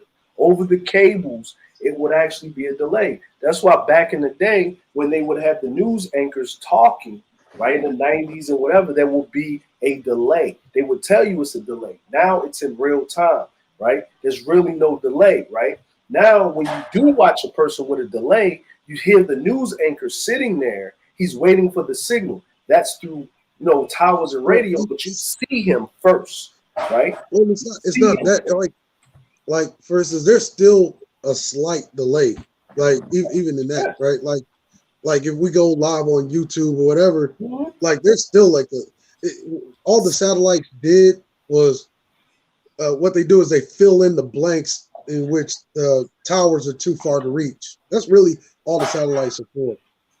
Exactly. So you don't catch the delay, so it moves and the satellites move around. Now, me personally, right? I was like, whatever, you know what I'm saying? But with the science, sitting there listening to these astrophysicists all day and trying to figure it out, listening to the brothers like Neil deGrasse Tyson, rolling his eyes when somebody say the earth is flat and break this shit down into motherfucking baby food, backed by everybody else, I'm just gonna listen to him. We in an alternate dimension in which the aliens that came down, they made the shit clear. We don't want you crazy niggas out here. They fucking changed everybody's perception. They said, look, we're gonna iron this bitch out, flatten it out like a pancake. We're gonna put this bowl over the top of you niggas just so you don't get any bright ideas and try to come out here and explore the universe and fuck everything. That's right. Hey, sir, you gotta put that up there by the power of Grayskull, man. You gotta put that up there, man. What? Bruce Almighty put in the chat by the power of Grayskull. Yeah, I already put that up there. I do have a question, man. It's off the subject to lighten up the mood a little bit. What do y'all think about Superman's gay son? Oh, it's sick. I saw that over at Art of New Style, and they was talking about it. Yeah, they're gonna rail against it. And Charles talked about it, and that pissed him off last night. But yeah, man. You should have saw that coming. You should have saw that coming. There was a movie. It was I saw it coming. Mm-hmm. But the reason I'm saying that is because there was a Superman movie that came out. I remember poking fun at Charles about it. It was called Superman Sylvia. Superman's love interest is a fucking basically from the transgender community. Yeah. Supreme King Goat Fuckers community. Hey, listen, what was that guy? What is he called, man? What is it? Invincibles, man. Man, The Incredibles. The Incredibles. Oh, it's the Invincibles, right? The Invincibles. Invincibles. Listen, man, I love the pops, man. I love the pops. Hey, Pops. I keep hearing good things about that. I'm gonna actually sit down over the weekend and watch. Listen, the son is he's a fucking chump. The pops be beating his ass. Dad, we gotta help them. They're weak. We're supposed to rule. Get your shit together. Beating his ass. Yeah, I saw. I don't know if it was a trailer, but I saw a clip of it. Where I think it's the father goes and chases after this fucking alien invasion force and fucking destroys their whole shit. Comes back like yeah, I just did that shit. Man. I was like, fuck, I'm gonna have to sit down and watch this shit. I'm gonna wait for the weekend. I'm gonna binge watch that shit over the weekend. Man, listen, man. When I saw that shit, because somebody mentioned it, and I was like, all right. And then all of a sudden, right, Skynet is watching. Guess what shows up in my algorithm? Like on like Yahoo. Superman is gay. What the fuck? Mm-hmm. They're trying to push that. It's that alphabet community. They're trying to push that so hard with these movies. So the dude that played Superman back in the 90s with the Lois and Clark thing, right? Yeah. He was like, this is not brave. Now, if he would have did it back in my day, that's brave because the world wasn't consigned to that. Yeah. You know what I mean? Now, you just bandwagon it. You know what's brave? Fighting against injustice. That's brave. Do That's that. great. Do You know that. what I mean? Change some policies. He even started saying it. That's brave. Right. You know what I'm And saying? as a matter of Defend fact, you want to know a real revolutionary comic? All you gotta do is look at Static Shock. He like covered all those issues back, back in the 90s. They were covering all those issues. Man, you know what, man? I was trying to watch Black Lightning, man. I was into Oh. the show, and then I was like, oh man, he got a whole family. They got powers. All right, I get it. They smart. You know what I mean? They ain't just the strong. Like, they smart. They going They their have to thing. rub it in your face one You know what I'm good saying? time. You know what I mean? And then I'm like, yeah. And then all of a sudden, here's the gay shit. God damn it, I can't watch this, man. But I'll tell you this, right? It is one of the funniest things I've seen about Black Lightning. They had the light skin versus the dark skin nigga. Boy, that shit. Yeah. Oh, you know that was coming. You know that was nigga. That was like Luke Cage and shit.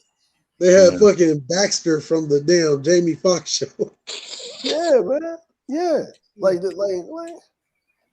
But see, he was the fucking the colonel leading the military, right? Against Black Lightning. But he was the coonish type nigga. Oh yeah, man. Of course. Right? Man. He wasn't no Nick Fury ass nigga. Right. You know what I'm saying? Like, yeah, he wasn't Nick Fury. You know what I'm saying? Like, you know what I mean? Like, man, I look at the black actors, man, like Samuel Jackson, right?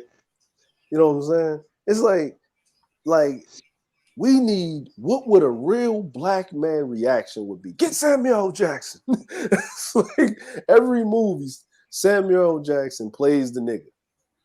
Right? It's obvious. Yeah. It's obvious. Like, it's obvious. The worst of niggas in Django, the best of niggas, Nick Fury. And you know what's funny? Every time there's black actors, I'll say this. Black actors, to me, are the greatest actors.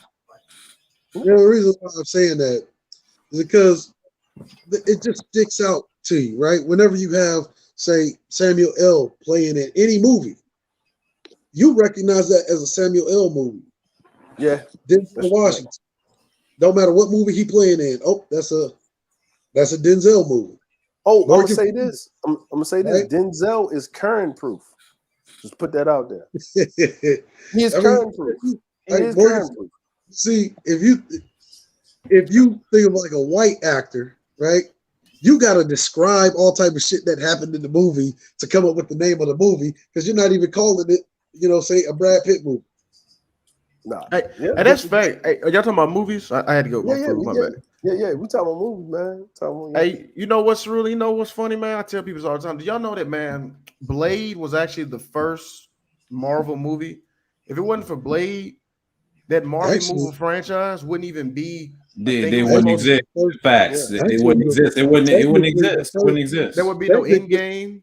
Actually, Right. technically, the first black superhero movie of the MCU would have been Spawn. Yeah, Spawn. That's true. That is true. You forgot about Spawn. Yeah, Spawn. It was Spawn. It was Spawn, right? Yeah, it was somebody else. No, it No, wasn't. it was Michael John White. Yeah, it was. Was he in that Michael movie? John Was he in that White. movie? Yeah, I forgot. He was Spawn. Yeah. Like, Yeah. but it was, and people don't realize Image was actually backed by Marvel up until like I think 2 years afterwards. Yeah, You know what I'm saying? but Spawn, that was the very first Marvel. If it wasn't for Spawn and Blade, Marvel would be shit, Right, because and DC would have been like the pinnacle. But even though DC Comics is trash, I don't like DC. DC shitty. Yeah, And certain only heroes I'll tell you my heroes are is Batman, Green Lantern, Flash, and that's about it. Everybody else not so much. I don't like Superman. He's overrated. Man, Superman to me is a bitch. Exactly. You know what I'm saying? Like, listen, man, I'm pro General Vlad, man. He got the right motherfucking idea. Not, I'll you know, tell you this. he a crack. Superman a crackhead. That Crack rock.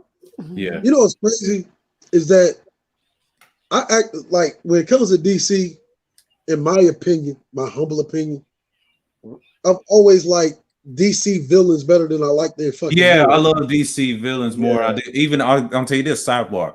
I love Marvel villains and DC villains together. I only like their heroes synonymous, right? And it's so weird to me, you know, even with the Capcom villains, that's the same thing. You know, it's just like when I look at their stuff, I was like, I love their villains more than I do the heroes, man, because they're so damn relatable. Yeah, facts. And I was gonna say it's about the Blade series, because Blade wasn't the only one because remember Elektra was out, that shit was garbage.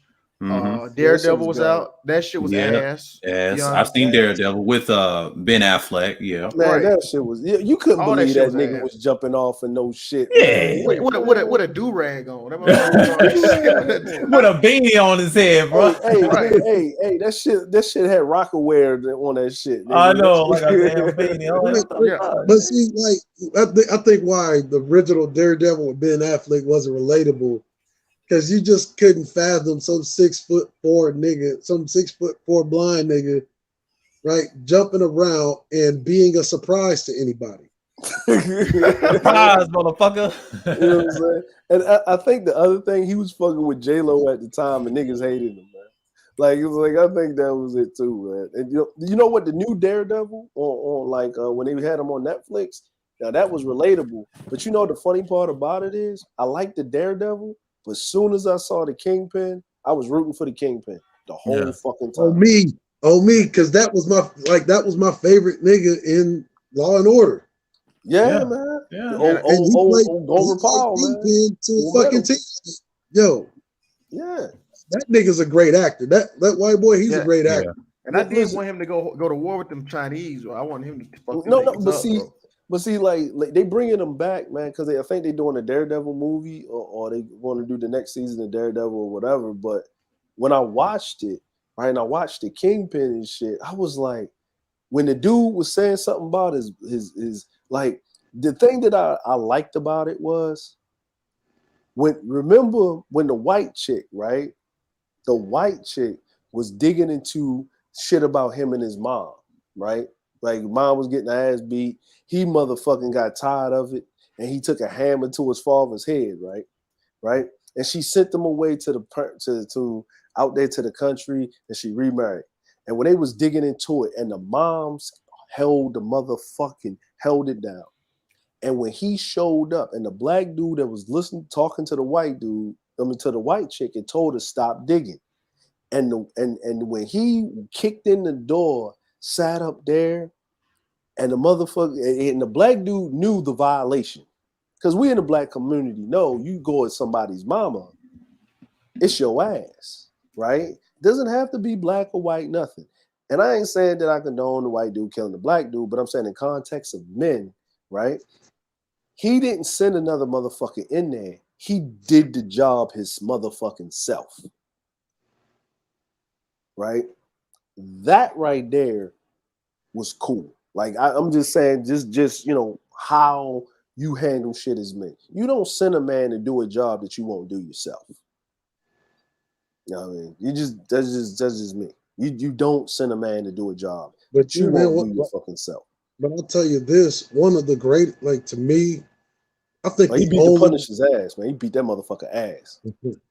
To me, the only DC superhero that I really actually like, they never fucking made a movie about. There was Icon. You know, I don't know y'all familiar with Icon. Yeah, the black superhero, essentially the black Superman. Yeah, Icon, yeah. Like his origin story, nigga come, crash lands during the period of slavery in America, right?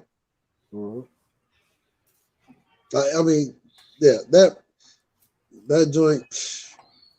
He's the only DC superhero I like.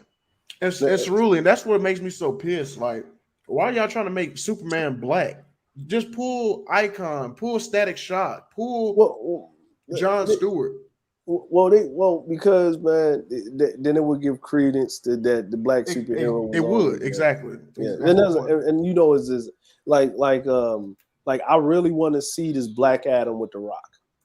Look, I'm gonna be honest with you, man. Like if you really want to know about like why they making superheroes a certain way, like female or black or trans or whatever, like that's just some shit that the Jews do when white society pisses them off. The views of Cerulean Gray is not represented by Sarah Obadiah or the members of the panel.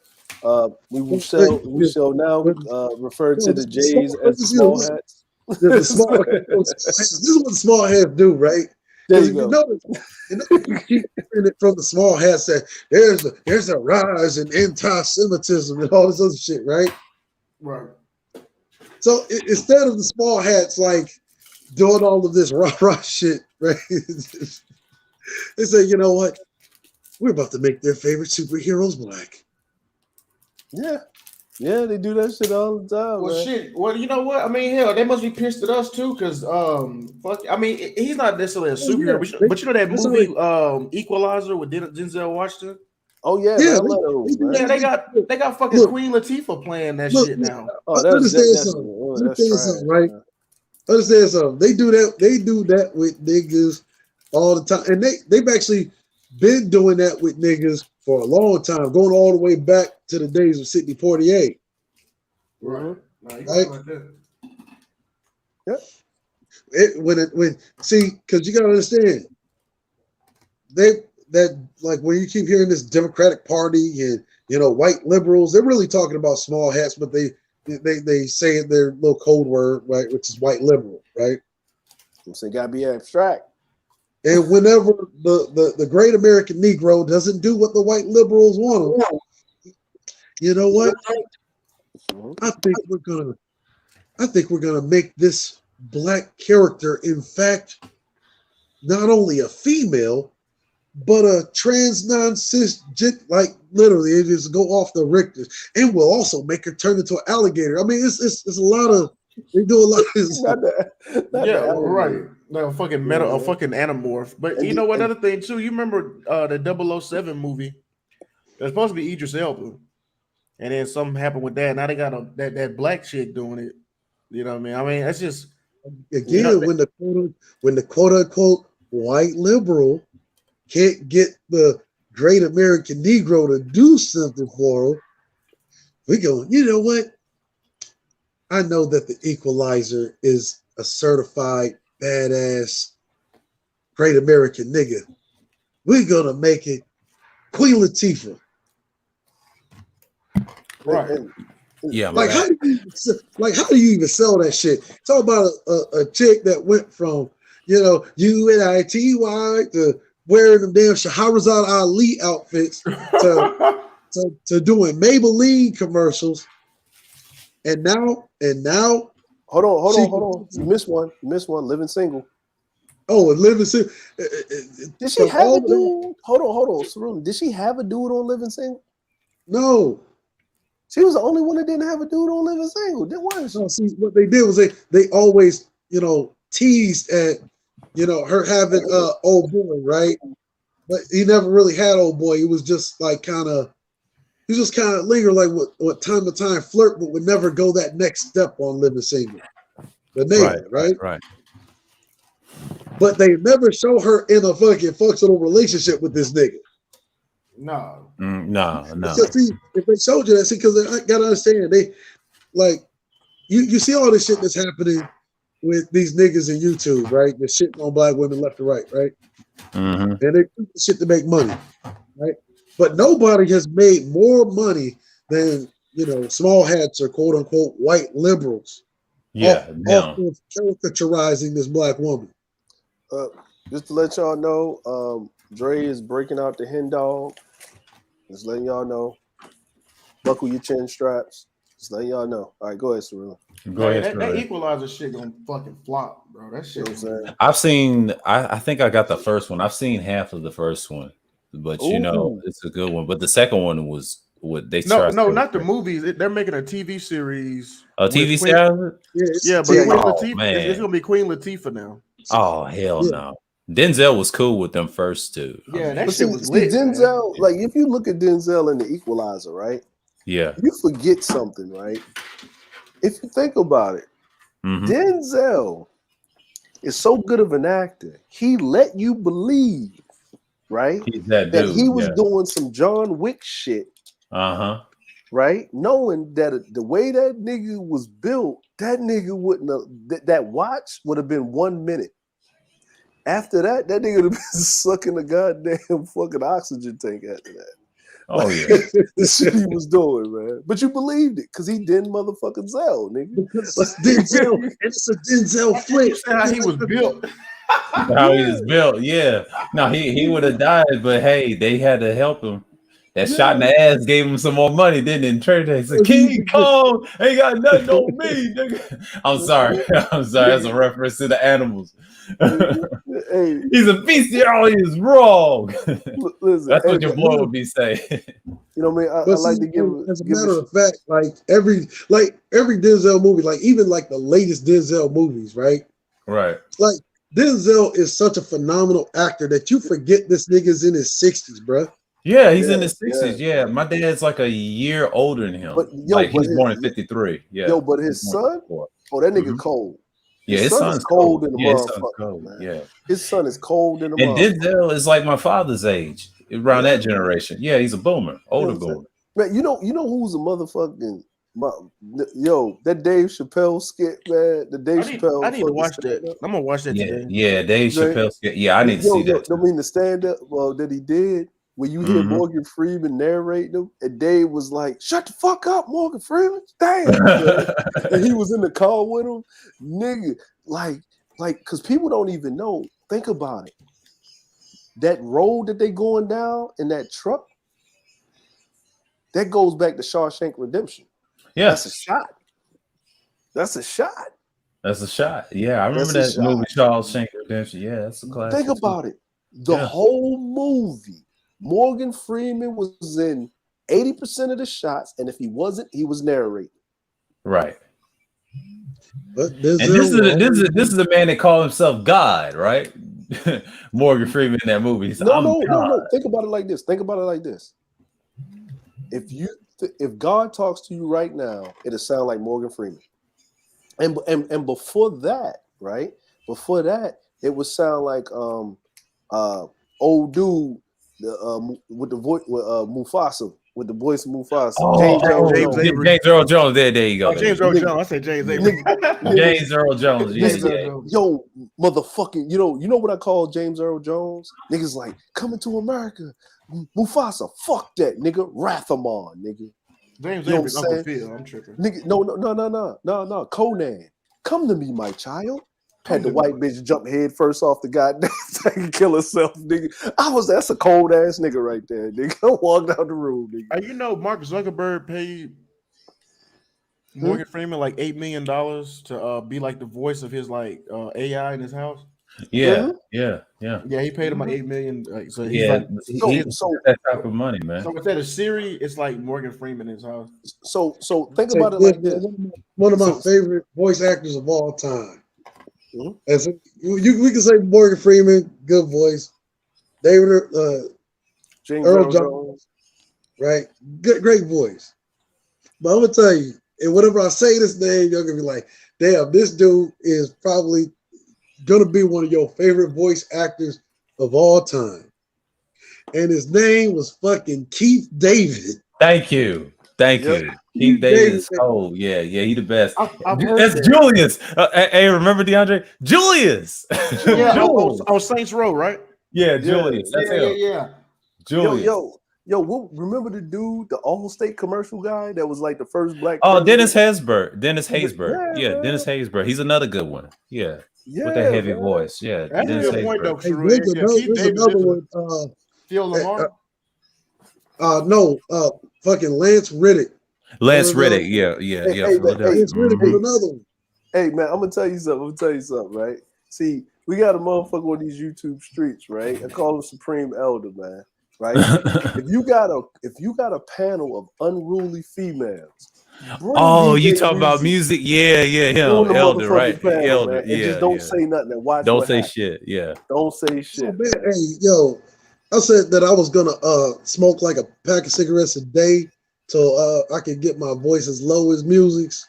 Look, man. Yo, I'm telling you, look, and I'd have seen it. We have seen it 100 times live and direct. That brother voice is so fucking deep. It be bringing the bitch out of niggas. Yeah. No, straight up. How many times you seen like like a little young nigga get up on a panel, and by the time it's over, like that nigga's just like, you know what? I'm just gonna subside. I'm just gonna let this nigga voice too deep, and the more and more it carry it on, we're like, you know what? I'm just gonna let it go. Man, You can't compete with that. hey, when God was handing out gifts, and you gonna have a voice that'll make bitches cream in their pants. It's like, you know what I'm saying? Like you be like, damn, nigga. Like, look, listen. Hey, I told Kuda, I said, hey, Kuda, you gonna lose your subscribers, man. What? You ain't Let got the DJ voice, Music. man. No, Look, let me tell you. I told him let DJ Music get that SM7B. That's it. That's it. But that's it. But hey, I try to tell DS1 we had a panel one time about why he gets all the way. It's the fucking music. And plus and I hate to say it, they walk all over him in an internet way, but in person, he admits it all the time. He don't have the heaviest voice in all time. And he said this on panels, so I was with him, right? And I told DS1, he said, "You're right, sir, because one, he's not us. Because if he had that voice, it'd have been different, because his channel been different." Who you talking About about? Kuda, we talking about Kuda because we said the same thing. Like it was about months ago when I did a live stream with DS1. We talked about this. Like, no, he's a finesse dude. You can tell he has a good music background. His presentation is on point, but his voice, certain women like it, but not all women are gonna like that. Because when he gets into arguments, I've noticed, why is he always arguing with fucking women? That ain't mess. So I had to fall back for it. I said, wait a minute. I don't be doing that. I try to tell him, we disagree with you every now and then, but I'm like, I don't even do that. I just walk away. I'm like, bitch, get the fuck out of my face. And this is just that one time with a deep voice, and then she'd be like, eyes bucked. But he don't do that. But I've noticed that. Like, yeah, that's him. But one thing he brings the bitches in, that music. When he starts his shows, music, the tunes. Oh, they be jamming. I be seeing finger snapping emojis all over the damn place, man. But it's no hate to him. He do his thing. Like I said, I mean, hey, he said, what he said? I'm a ladies man. I said, yeah, but but when I get on the panel, it's a different reaction. You know what I'm saying? When it's a lot of women on there, be screaming and yelling, I'm like, hey, what's going on? They get quiet. Right. But it's a different, no, it's different. And then he said something to me on the panel. He said, they was concerned about you. So I said, who? Which lady? Who? I ain't messing with these things on YouTube. Yeah, But it could be like that sometimes. But not every guy in the sphere don't have women on their panels like that. That's the truth. I mean, he's right about that. Yeah, him and I think Ism and Dusty is the only one that did that. Outside of that, not so much. And those brothers hate him for that. You know what I mean? He said, why you got all those women on them damn pedals? The ones be whining. Look, I was catching it for a long time, right? Yeah. Like I was never the guy, yeah, bitch. Like, shut up, bitch. Yeah, I've never been that guy. Like, and it's so crazy because, I always hear about these different women in this space that, they try to convince niggas it's the devil, man. It's like every time I have an interaction with, it's like, baby sweet as pie, bro. Who you talking about? Like, it don't matter who it is. Remember they were saying that Cynthia G. They were saying that Cluster B. They were saying that like literally every damn one in the space, like they the devil, they bad eat bitch. Like, and every time I have an interaction, it's like okay, either I'm bugging or niggas is lying. No, hold on, Cerulean. The bishop had to come up here. The Archbishop, Reverend Pete Greasy of the Church of What About These Black Mamas? You know what I'm saying? As we walk through the valley of child support, by the rod of dereliction and the staff of SYSBL. No CPA, okay? You know what I'm saying? You know what I mean? You know what I mean? We shall fear no black woman, for the white woman thou art with me. You know what I'm saying? My self-hate shall be there. You know what I mean? How y'all doing? This is the Archbishop, Reverend Pimp Greasy Poseidon. we are up here. I would like to sell you some dick pills, and I would like to sell you my 10 life principles. You know what I'm saying? How shall we go about this?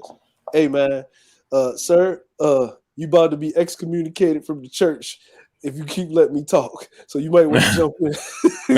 right. I'll let you go. I'll let you Amen. I go. was like, amen. The deacon right here. I'm about to do a hymn. Make sure you hit the link. Get this battery going. If y'all don't hit the like button, if y'all don't hit that link, hit that Cash App or that super chat, we're gonna shut this stream down. Amen. that shit do be funny with like angry man, and they could be like, "Hey, y'all better hit the fucking Cash App. Shut this bitch down." Yeah. You know what I mean? He be saying that. He be saying that. That'd be some funny shit. And I don't say that. I be sky watching that shit. I'll be like, what the fuck, man? I'm like, okay. Yeah, he said we need more contributors. I be sky watching. He be like, see all you broke niggas in here that support just sky watching. I just be laughing. I want you to pay me money to yell at you, to shame you into giving me money while I'm smoking these blunts with this fake ass beard. Oh no. I got a question though. So we just gonna act like this nigga didn't leave a live stream, right? With a gold tee and come back 3 hours later with a full beard. We just gonna act like that didn't happen. We just gonna act like that did not happen. You say that shit fake, bro? Bro. He was on. Hold on. That's a beard. Hold on, bro. Y'all say he got a bro, he got a beard Yankee? Bro, look, check this out. He was on a live stream, his channel, right? The nigga had a gold tee, right? He leave. 6 hours later, he show up with a Bin Laden beard, my nigga. Man, I'm like, what the fuck? He got a sew in?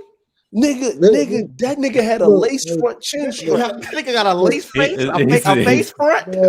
He worse than the Gnome Light side. He worse than Gnome Light side. His fake beard self. Try to come in my chat, trying to say my shit is boring. He tried to say my shit is boring yesterday. Oh, it's really told me, yeah, his fake beard. So get out of here. Listen, hold on. Check this out, man. How your shit all black, right? And then now it's red, nigga. Now it's red. Like, look at it. You're getting it wrong, Dre. See, what had happened was, right? He was right before he was taking a nap, he went into the chia pet seeds and mixed it up, ground them in the dust, and spread them on his face. Then he took a nap, and he just woke up like that. Damn, so y'all say that's an Osama face front? I didn't know. So think about it, man. Then you got Kendra over there, the version with the issue of blood, with no pictures on the walls. You know, over there crying, looking like a Syrian refugee. Yes, the UN, they're bombing and killing our babies. Oh my God. You know what I'm saying? You know what I'm saying? Then you got BJ over there. Yeah. Hold on. I gotta catch my breath. That nigga, you talking about the bishop? The bishop of what, nigga? The bishop of heart attacks, high blood pressure, diabetes, and hypertension. He be on them gossip panels and shit. Nigga, because he's a fucking female, bro. He be over there giggling with them hoes. I'm like, all right, man. Listen, check this out. This the masculine mercenary, nigga. Nigga, it's the menstrual mercenaries. Menstrual. That whole camp mercenaries. Fucking mercenaries. Hercules. That's my boy. Nigga, Sherman. You know what I'm saying? Like, listen, man. Yeah, I'm gonna tell you what, man. Nigga, when you got bro, listen, man. When the corners of your mouth look like ashy elbows, my nigga, you eat too much. Oh, you ain't lying. You got that fat nigga. That nigga got spot. Nigga, that nigga got them Big Mama, I make biscuits from scratch black marks around his mouth, bro. That mean that nigga stick his whole wrist in his shit. No, what that actually means is that he's at risk of having type 2 diabetes. Yeah. Yeah. And I see why they promote A game so much, trying to get that weight down. I'm worrying about his like regimen, but he said he's trying. He said it on every stream. I said, Bishop, what are you trying to do, bro? Man, I I'm gonna mean, tell you something, man. That nigga Angry Man take his motherfucking hat off, that whole beard coming off with it. oh yeah, oh yeah. That shit, Listen, man. I'm gonna tell you something, man. That nigga Bishop sleep on a bed full of milk crates. That nigga ain't seen a box spring and mattress since he was 8. Drake, come on, man. I'm dead. I know it's my Drake, boy, but damn, I know you going in, but you know, Drake. What he really mean is that he's allergic to box spring. Nigga, listen, man. Listen. Or is it? Bishop, Hold on, maybe I misquoted. Or is it box springs are allergic to him? You know, look. Either way you flip it, it's gonna be the same. I'm gonna tell you. The nigga Bishop is that white bitch in Walmart on that scooter running around talking about where's my red Mountain Dew. oh man, You know what I'm saying? Like y'all nigga, going there, man. my 400-pound life looking ass nigga trying to give me life advice. That's your boy. Sorry, I'll move on. I ain't. I mean, it's cool. It's cool. I know. It's Listen, jokes. listen. Right now, no. Like right now, y'all cool. We got history with these niggas, so we can roast. You know what I'm saying? See, we and I know they gonna respond roast, but I ain't tripping. You know, no. We're roasting because they know better. Like they know better. Listen, man, you can't give no motherfucker no life advice, my nigga. You can't talk about nobody about life advice, my nigga, until your ass can walk up 6 stairs without praying to God and saying you don't want to see the pearly gates yet. These are facts. You got to run a mile in less than 20 minutes for me to fucking nigga. That nigga, look, the last time he ran a mile was in his dreams trying to get to the gates of heaven and to get a motherfucking sandwich. And the funny thing is Grinch and him and DS want to be going at it with the videos, right? And talk about the pragmatism and the nihilist thing. Hold on, wait a minute. Hold on. Grinch? Yeah, he went at DS one. Hold on, Mr. AKA, man, you know, when I was in like an orphanage and shit, right? You know what I'm saying? These strags was coming in and then you know what I mean? Like people died, nigga, and then this dude got anally raped. Nigga, what the fuck you talking about? Yo, we was at this Chipotle and shit, right? And I was getting a fucking wrapped like a burrito, right? And this nigga just came in and put the nigga over the counter, and he was anally raped, nigga. It was crazy. He was squealing like a pig. Yo, Grinch, hey man, what's up with the game, man? Who won? Man, dude didn't win, man. Why? Because he was in the back parking lot. Why? Because he got anally raped. Nigga, what's up with you with the anal and the rape, bro? What's wrong? You know what I'm saying? But him and DS1 was going at it on the streams, right? And talk about the family thing, and he's like against it, whatever. And I was looking back and forth. I said, DS1, why are you throwing shots at your man? And Grinch responded. He said, "Man, these niggas say, you know, he did that boy straight." I was like, I started dying. Listen. Anybody take Grinch seriously after he did not show up for the duel that he challenged C Boogie to? I remember that. Hold on. I remember that. Wait. He said he was at the gas station. No, he was not. No, he wasn't. Because the location, listen, Jay Sean was giving fucking C Boogie the location of the GPS thing, tracking it back. And Grinch, remember, C Boogie is in North Carolina, right? Grinch talked to C Boogie when he was in South Carolina. C Boogie was live, waited around. See, Boogie showed the location multiple times, and then he waited 2 hours and he left. Grinch then sends a thing 4 hours later at the exit of North Carolina. Nigga, if you don't send a location, my nigga, you don't make a challenge, you supposed to be there waiting. See, Boogie showed up by himself. Grinch had a nigga with him in the car and made sure C Boogie was gone when he showed the fuck up. And everybody knew Grinch didn't show up. And here's another question. Doesn't Angry Man live in North Carolina? Yes. Yeah, but he lives in Florida right now. No. Oh, he in Florida now? I thought he was in North Carolina. No. At that time, he was in North Carolina, though. No. He was in North Carolina. When Grinch challenged C Boogie to a duel, Angry Man went live singing slow jams, clicking Yeah. his motherfucking fingers together Right. and Right. dancing and shit and act like Grinch didn't fucking exist. So Yeah. let me ask you a question, Sir Obadiah. If Mhm. me and you boys, right? Me and you Right. boys, and then I challenge another nigga that you got a problem with to a duel because I'm going to step in your stead. You either going to talk me out of it, but if I'm going to show up, you going to be there because I'm in your state. Yeah. I try to talk you out of it in a situation in that But point, even if I don't talk you out of it, I'm at least make sure the shit doesn't Yeah, escalate, yeah, I especially if you step come into in. my Yeah, of state. course I step in. You know If what we're that tight, hell yeah. I would never done that. But see, Anger Man recently, I know he got a house in Florida from Ray Clemens. That's where he's got that little nice house he done bought and trying to get away from that. I think it was his baby mama or whatever. But he You was in mean the North one in Carolina on Houston? old streams. Yeah, those are in North Carolina with that studio. He's not in there no more. No, he's in Florida right now, somewhere in But Florida. I think it's you Jacksonville. mean renting? You mean you're renting? I'm Yeah, you can say that. I'm not.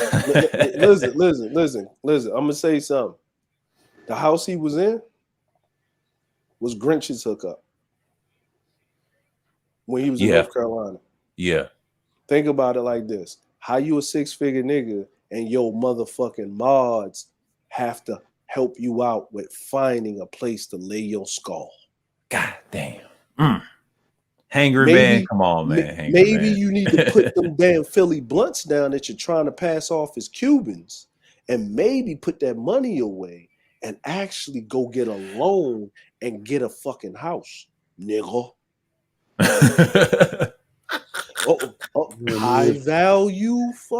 High value derelicts are prevalent in the manosphere. You know what I'm saying? You know what? I wouldn't even call them dusty because dust is honorable. Well, yeah, dust is actually a noble yeah. thing. Dusties are Dust is actually noble. honorable. Noble. Yeah. No. I'm Noble. saying dust. See, dust is noble, right? See, when you have dust on something, right, and you knock the dust off, that means it has a place. That means you neglected the object that the dust collected on. You get what I'm saying? That means Yeah. it once was great, but over time, right, it withered away, right? These niggas are not even worthy of dust. We gotta find a new name for it. And the funny thing is they're not even together. One of them's called themselves A Game, everybody else going their own way. I'm like, what done happened to Master Mercenary? Well, let me ask you a question. How you get BJ come all the way from the West Coast, Kendrick come from the Midwest, you got DS He's from New York, Brooklyn, from yeah. New York. So you got Brooklyn. West Coast, Midwest, and you got the East Coast all converge in North Carolina, but they don't meet up with Angry Man. They meet up with Father's Time, and then Father's Time basically do a Nino Brown and shit. It's just like Butter Baby blasted his brains all over. Kuda said they did meet up months ago, and there was no Angry Man, but they all met up in a hotel. I mean, I forgot that hotel, Man, and I that was hope it. they wasn't running the train on Kendrick. Oh, look, nobody need that visual. Yeah. Hey man, listen, bro. Listen, I'm just Jordan Sports. Listen, man. Listen, bro. They all met up in a hotel, and hey, BJ, you finally gonna get some pussy. Now you can't get on top of it murder in the first degree because it's premeditated manslaughter. Hit the Cash App, Super Chat, and fill a battery. You know what I'm saying? You know what I mean? Hey man. But speaking of the other side, I'm gonna say the Oblivion Knights, them motherfuckers, man. Like they're minions. Half of them I just can't even stand. Like this one individual, like the overly dressed, and I always call them 3 syllables. That I've always had Who's that issues overly with. dressed who? You know who I'm talking about. That man, 3 syllable man. Yeah. He's talking about Man of Yesterday. Yeah, man of yesteryears. Yeah, 3 syllables is his name. Listen. I do not respect the man that has a suit that he don't put no stay flow on and touch an iron. Nigga, you can't be sitting up here online with a suit that you put between your mattresses because you can't afford an I don't prescribe. And the sad part is, I know he's from Mississippi, but why the fuck do you move out of Denver? And I'm just shaking my head. Denver, What? of all places? What? He from Mississippi and he moved to Denver? I'm like, Yeah. it was an honorable place if you smoking weed. Yeah, but how you supposed to call yourself honorable and you do unhonorable shit off the side? Like, come on, bro. He's he's in logistics and listen, shit, man. Look, right? somebody said Kelly said I'm going to work. He said I can't be in this chat. Y'all niggas is tripping. Colorado is, kind of let's just be honest, it's a hub. Like if you're in his line of work. Yeah, it is. Yeah, it is. Yeah. But you know it's the greatest thing. If you were a trucker or a courier, even a local courier, Colorado was actually good job security for a truck driver. Yeah. Great job security, man. Yeah. Oh shit, hey, Q, man. My bad, man. I'm over here acting stupid and shit. Pay me no attention. Q and everybody else on the panel has nothing to do with this. It's all me. You want to smoke? We can have the smoke. They ain't gonna mess with you. They don't like you. Because I already know. I could tell from the panel yesterday. I know Ronan, me and him is all right, but it's just like they split up, and then I have a problem with 3 syllables over here tripping. Because since I cut him off since March, I was like, dude, you just got mad because Kuda did a pre-record and had the Tory Lanez picture with the suit, and I started dying. I said, Kuda, you ain't shit, man. But see, the reason why I'm saying this, man, is because I do have a code, right? Yeah. And I don't if I'm gonna say something, I'm gonna say something on somebody's panel. It's not like I ain't saying this on my own shit, man. Listen. I am known. I am the nigga on the wall. I will bring a nigga to the kangaroo court and we will have a motherfucking session. I will have a cross-examination and execution in front of my audience. I have no problem with that. But the thing is that I won't prescribe, or if I say something, I don't want it to fall back on the person in question of the content creator, because I'm saying this shit out of my mouth. Like they say, I can't control that nigga. He his own man. You know what I'm saying? So I'm saying, if anything has been said, Sir Obadiah doesn't know that I'm saying it. I'm saying it out of my mouth. We don't, other than we speaking on YouTube, we do not speak outside of that, of YouTube. We don't. So I will stand on my own 10 toes down, put my feet in the floor. If you want to smoke, I got time. I guess I don't give a fuck once I turn 40. It's this wonderful thing about being 40. You don't give a fuck.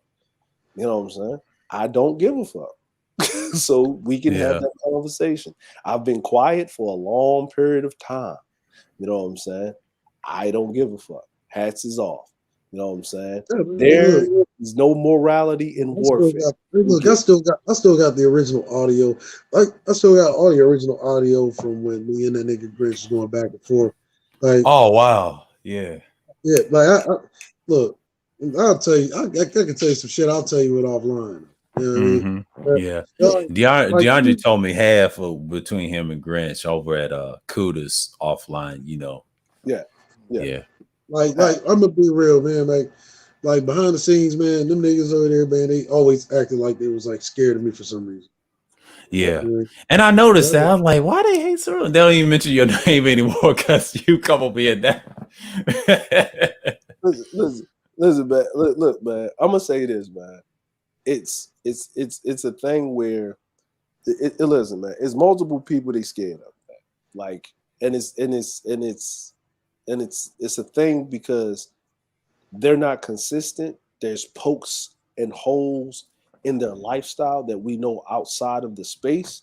But the funny part about it is, no matter how much they went at us and the people that support us and we support them, we have held the motherfucking line. We have kept it above board, right? But the problem is that if you left it at that and you move on, that's fine. I have a problem when you sit up here and you go and you start divulging shit to poison the minds of young men because your inability in life to move forward. And here's the thing, right? And this is why we as a society have done men a disservice all across the board. Doesn't matter the skin tone. Natural selection need to be in place. Real talk. My thing is like, I constantly heard this mantra about, for the longest time, black men didn't have anywhere to express their feelings and what they want to say and all this shit. It's like, no, in my position is this, like nigga, you do realize that is the fault of black men that keep trying to sell you the game. Because the game's to be sold, not told. Facts. Yeah, facts. And see, that really puts us at a disadvantage as a group. Because if you really want to get organized and make some shit happen, hell, even if you want to get rich, right? Mm-hmm. Every member of your unit, hell, your division, your fucking battalion, whatever you want to call it, has to be on the same goddamn page, which means they need to be up to speed on what you know, not trying to sell them what you know. Just imagine, how effective do you think, let's just say, the U.S. military would be if we had to pay for being up to speed on what the fuck we're supposed to be doing whenever we're in a foreign country? Mm-hmm. Man, nigga, that would be an international incident every day. America would not be able to get out of the motherfucking bullshit of an international debacle because of that shit. Man, when somebody put in their quarters, man, you just fucked up my man. Don't do that, man. I had PTSD and shit. Don't do that. Don't do Oh, he that. said quarters. Oh hell no. Oh no. No, we have quarters right now. Nigga, that's the most depressing time of the morning.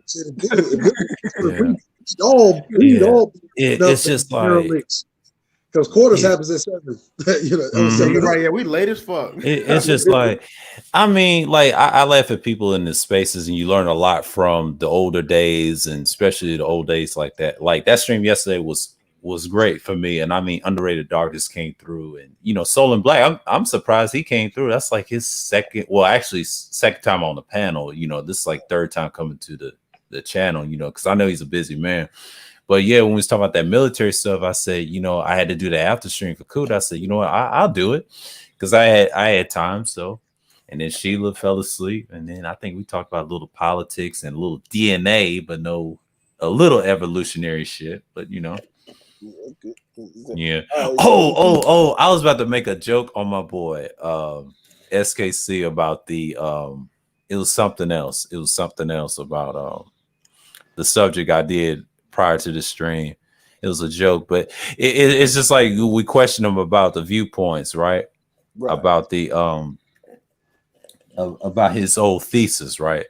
And I'm glad I did that stream because I want to explain what I saw in that situation, and the females, they handle him very well. So, but that debate, I knew it was going to happen, but old Teapot, Brother X, want to give him SKC and Big J, and I said, "Oh man, that's a slaughter, man. Come on, man." Yeah, but his wife came into the door, right, hand him some wine during the debate, and then Big J said, "Yeah, we talked about it over Rashawn's." I was like, "Man, that is some foul shit. That is disrespectful." And I tell people all the time, I said, "Wacky, you should have seen that debate, man. Y'all need to see that." Wait, what was disrespectful? What'd you say? What happened?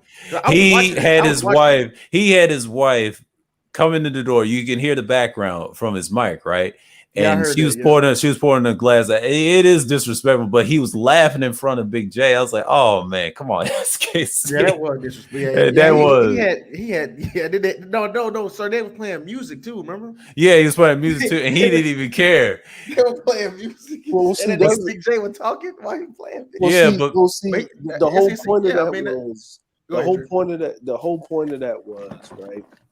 And to be honest, and the whole point of that was right there is that, like, let's just say, right, let's just say he was doing that on a neutral panel, right? The moderator or the host, right, would have fucking muted his ass, right? Mm-hmm. Or stepped in and say, "Yo, what are you doing? This is a debate. Yo, if you need time, But he was you need off the time panel out." when that happened. You know what I'm saying? So, And then he had already. I mean, Big J, the way he came in, the premise of his argument was so weak that I mean, well, SKC was already laughing before it even started. it I wasn't. mean, the premise, it may sound weak, but he was calm. People was shocked in the chat. They said, "Why is he so calm?" Well, He was calm. He I've was seen Big calm. J calm on certain panels. Now, Well, because, if you subscribe to him like I have, I've well, see, noticed that what he's Big not J always did, like that. Yeah, what Big J was actually doing, and I'm gonna tell you what he was actually doing. go ahead, DeAndre. What Big J was watching what we was talking about, right? Mm-hmm. And if he didn't catch what he was talking about, he saw us talking about it, or people asking about it, or replaying it other places, or speaking about it. Saw SKC go and talk about it, right? And he got an idea, right?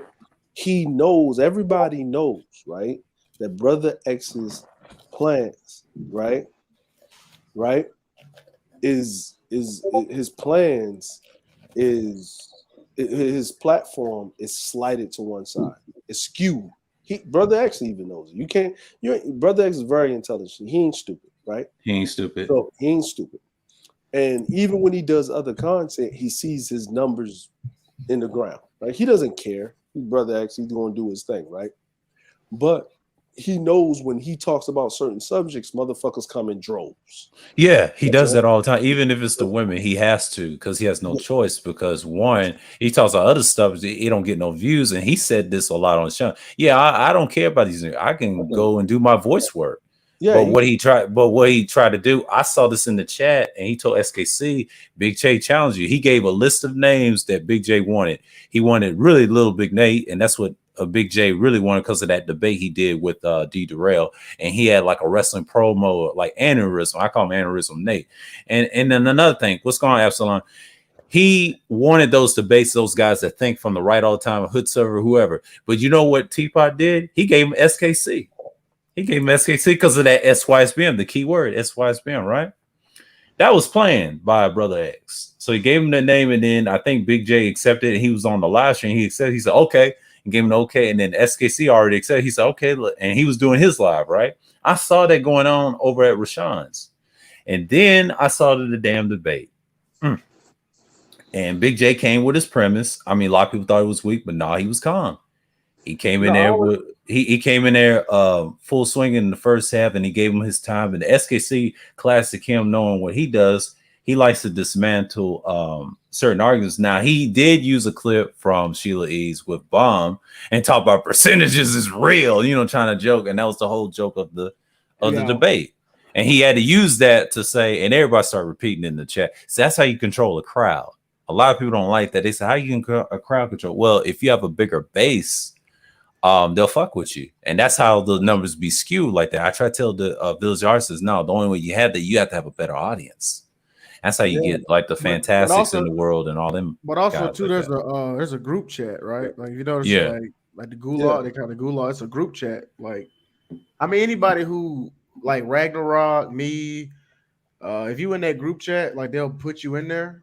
Yeah, you're gonna get the votes. I mean, it's too many people in there. It's too many, yeah. And that's what I mean is that, and it's fine, it's okay, right? Like and that's why I understand it in the realm of whatever, right?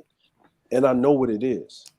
It's trauma bonding at its highest level, but it needs to be contained, because when people look into the space, the biggest spaces with the biggest voices is all about debauchery, defuckery, and bullshit.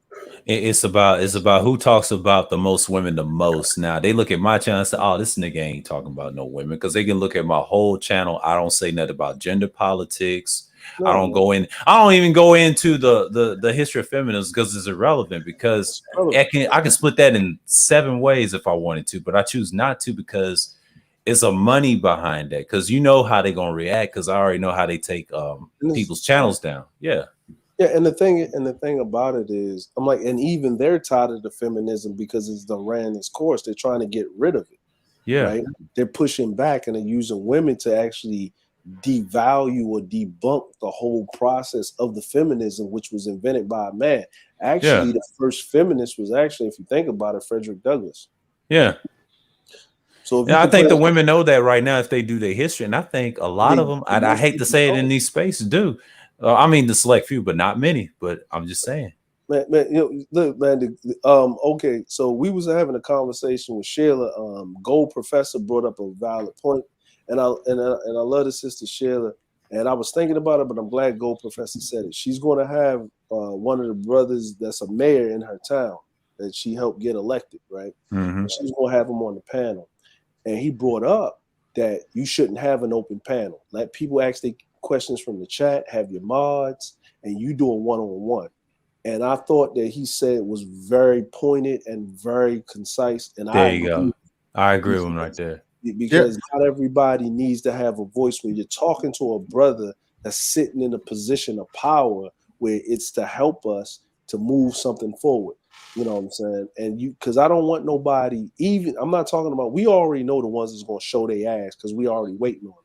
But sometimes we get so, I mean, our beliefs, and we don't hear something and we get triggered so much that somebody might get up there and say something out of their mouth to put the brother in a bad position, because politics isn't about what you put forth out in the front. It's what you do behind closed doors. And sometimes is you got to give something to get something.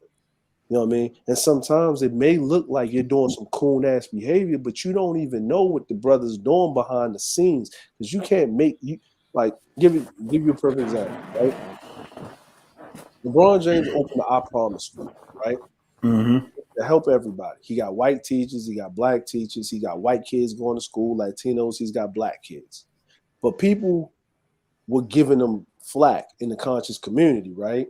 He should open up a charter school. No, charter schools need funding, and charter schools have a certain time frame. This is a public school. This is taxpayer dollars. That school will be there all the way until they decide to defund that shit. It's on the tax docket. It's a public school. As long as you live in that community, you send your kids to that school. It's like a public school with private school with clothing. That's all it is. And not only that, you have to be on the roster to get in. My sister went to a charter school in Atlanta, and it's called Atlantic Classical, and she graduated. They had a unique graduation in the Presbyterian Church.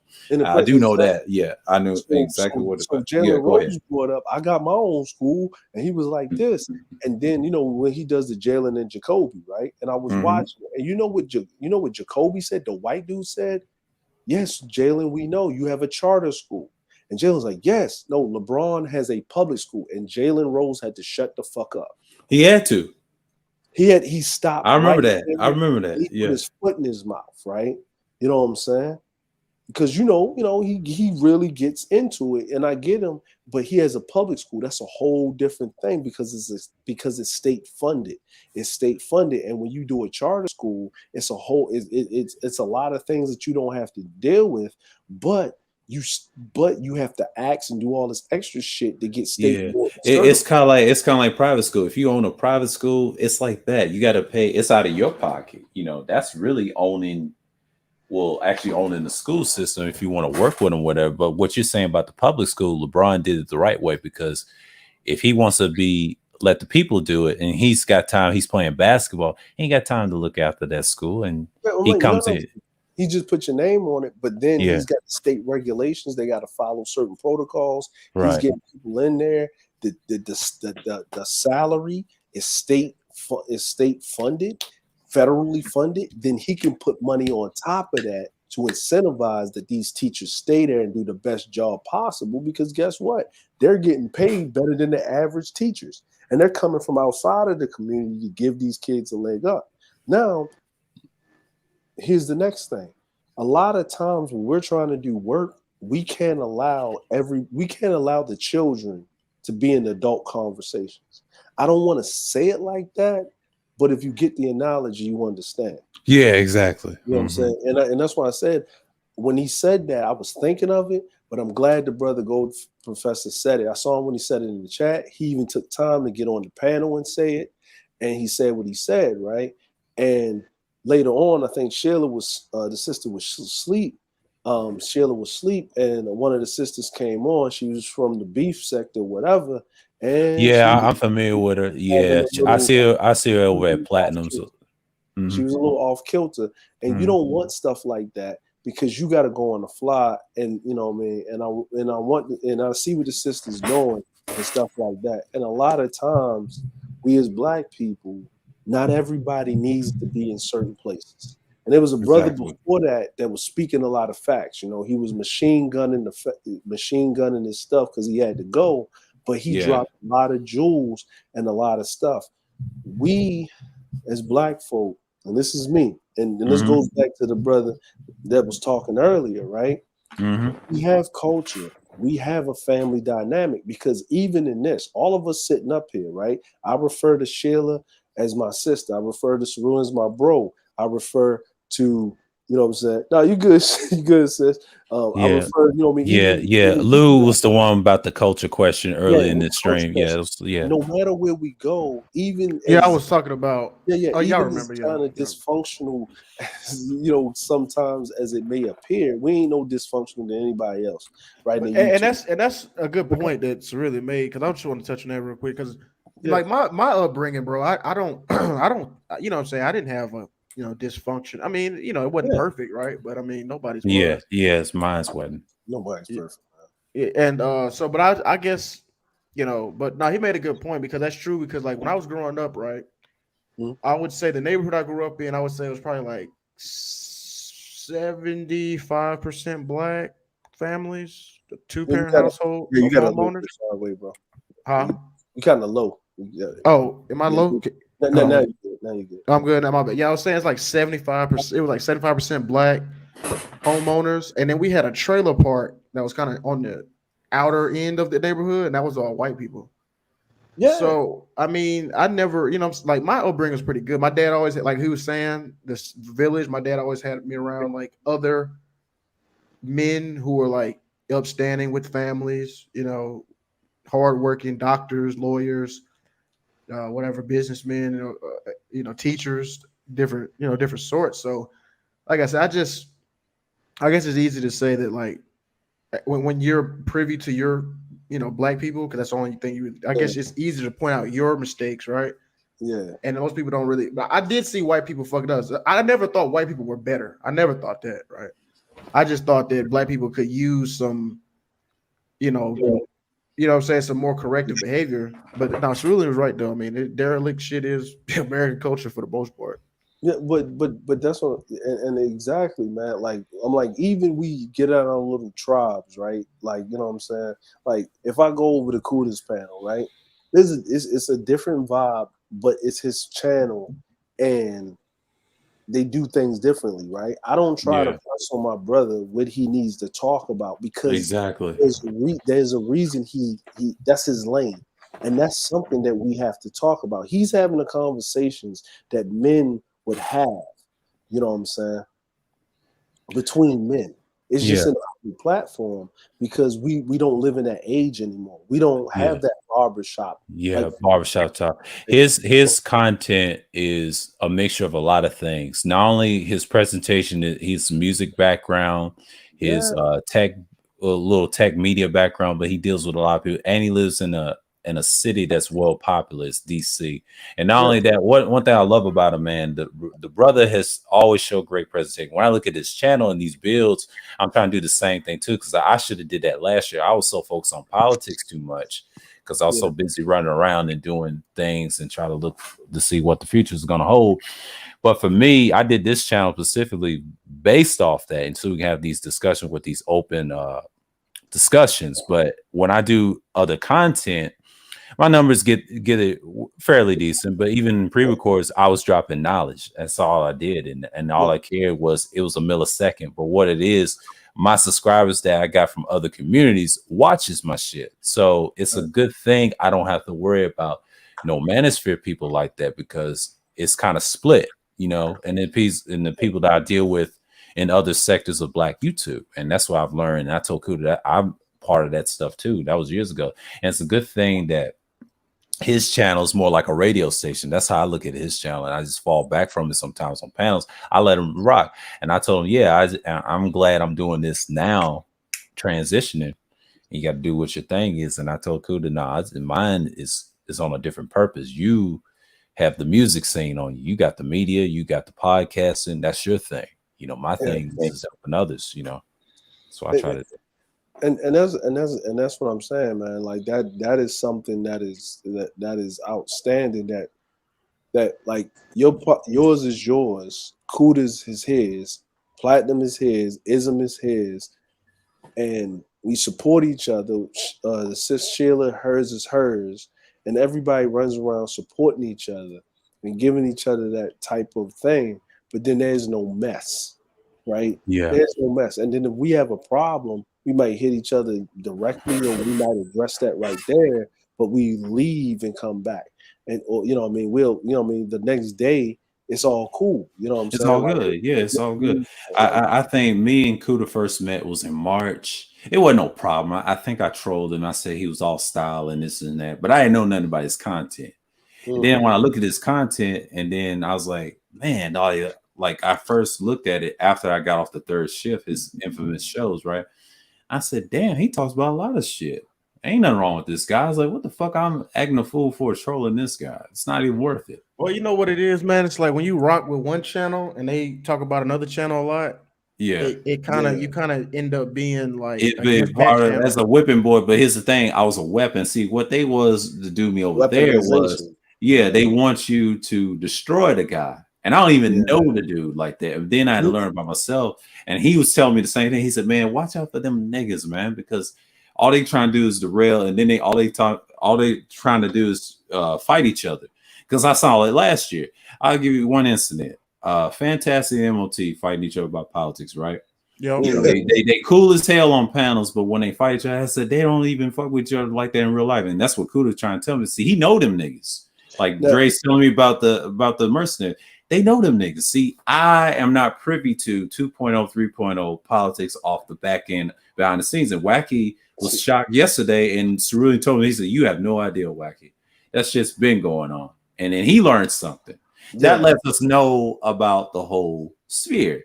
And thank God for Cerulean laid that down to me yesterday. He said, man, it's been going. You know how many times people and these agents have to keep an eye on this damn thing? They're trying to tone it down, and others is leaving, and why the black men leaving, why the women leaving. Matter of fact, you got that other thing I showed you, right? Yeah. And that shows you the worldwide shit. What's going on. You know what I'm saying? They had to put a lid on it. They gotta. It's so bad that it just permeated outside of that, right?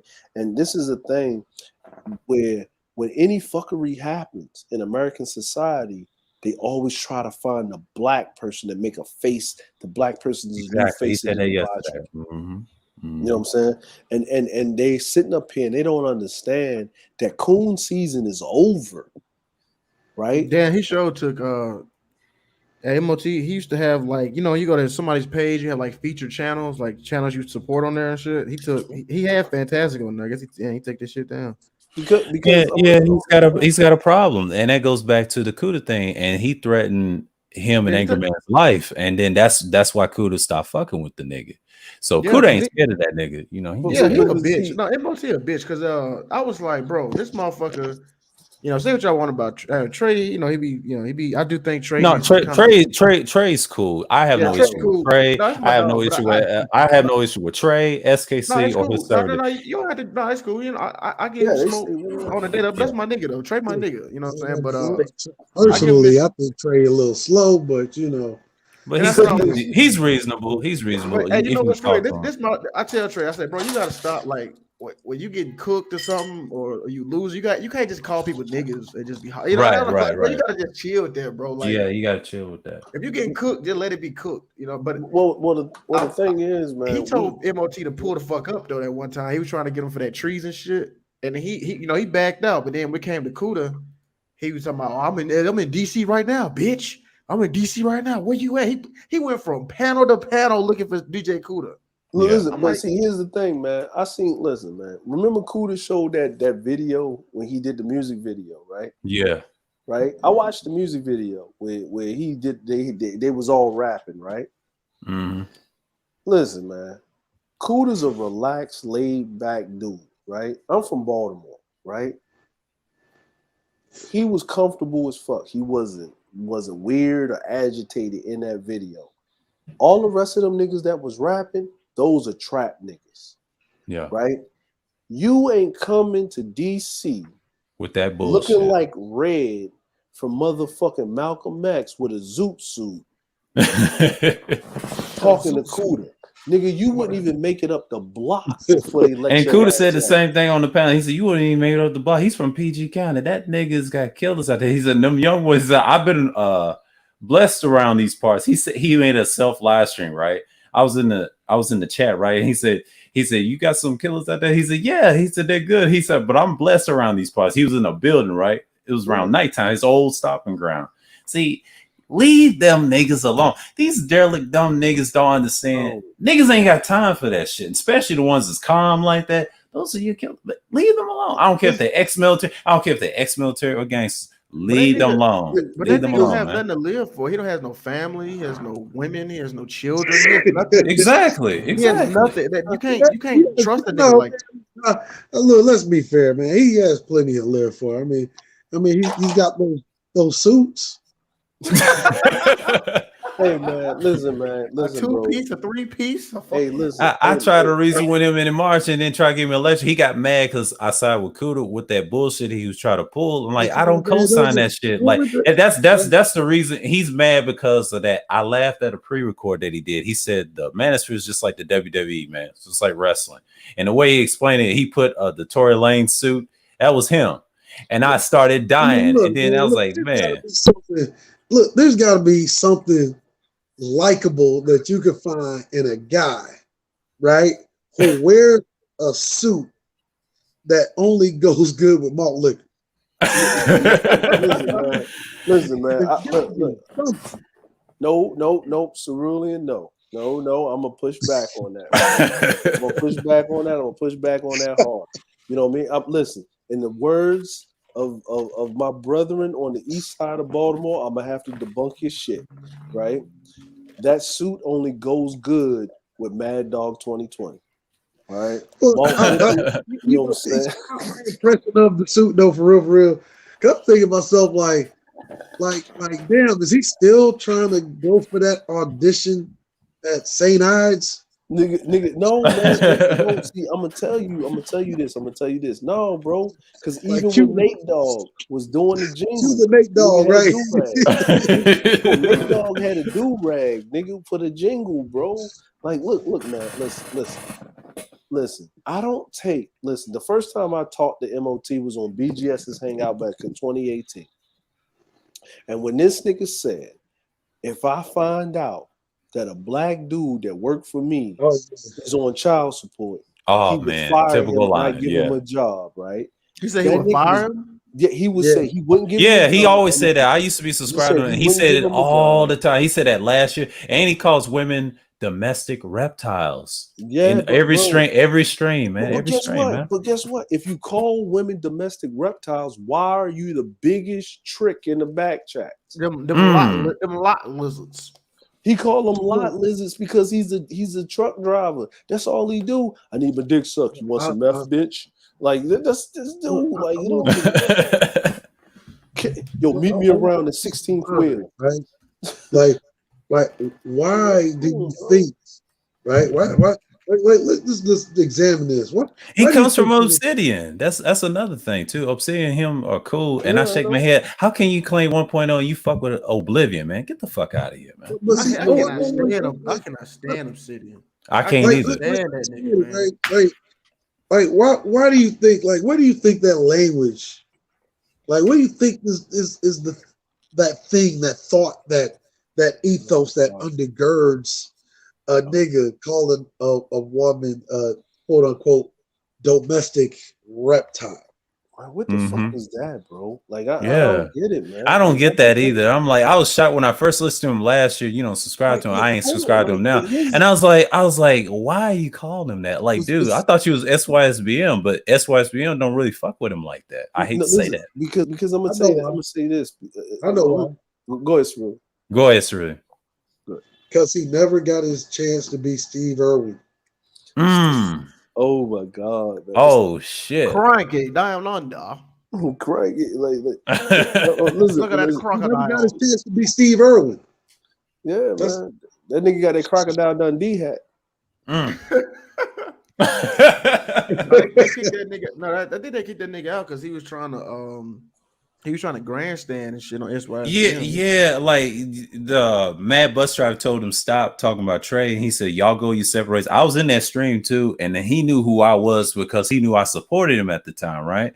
And he told him, he said, "No, I ain't with this political shit. We apolitical over here." And you know, wonder why they don't deal with politics over there, because half of those dudes have different belief systems. You know what I'm saying? I would be real trade. Yeah, that's my boy. But here's the thing. He was pushing the envelope. He was trying to get. He was like pretty much telling white dudes that they could get an SYSBM. No. Listen, man. I'm gonna say this. First of all, politics have nothing to do with your fucking beliefs. It has everything to do with policy and moving your agenda to help your community and help your people, which trickle down to you.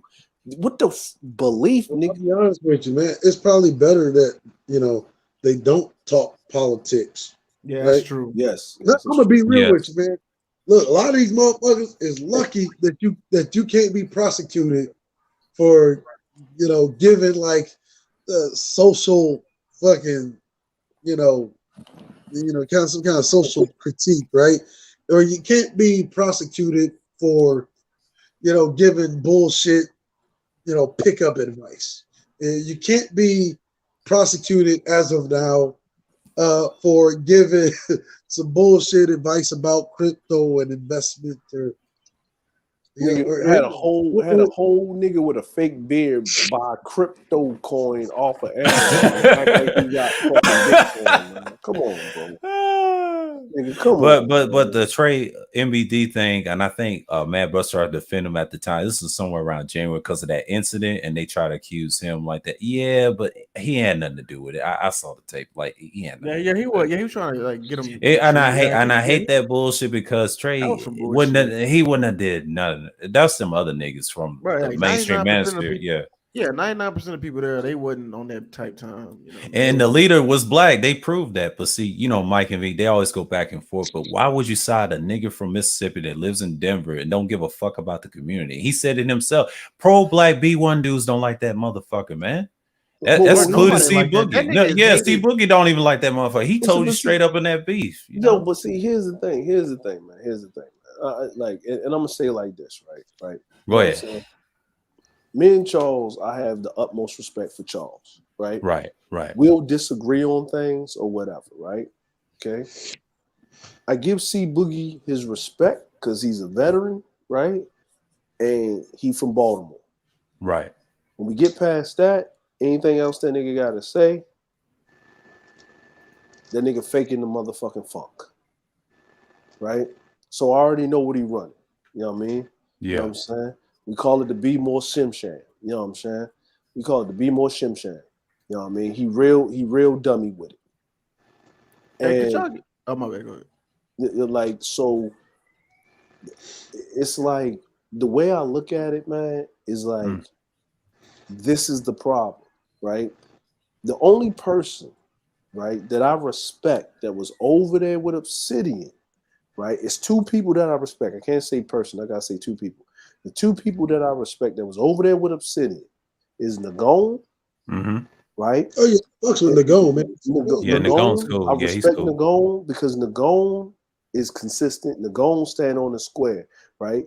Nigga, like if you really look at, like, let's just take Black Order and Obsidian Knights, right? Yeah, Oblivion Knights, yeah. Like, Nagone was to Obsidian what I was to the Black Order. Yeah, that's true. Listen, man, I was there. Listen. He was the nigga that would keep, like, that's the reason why the incels was staying in check.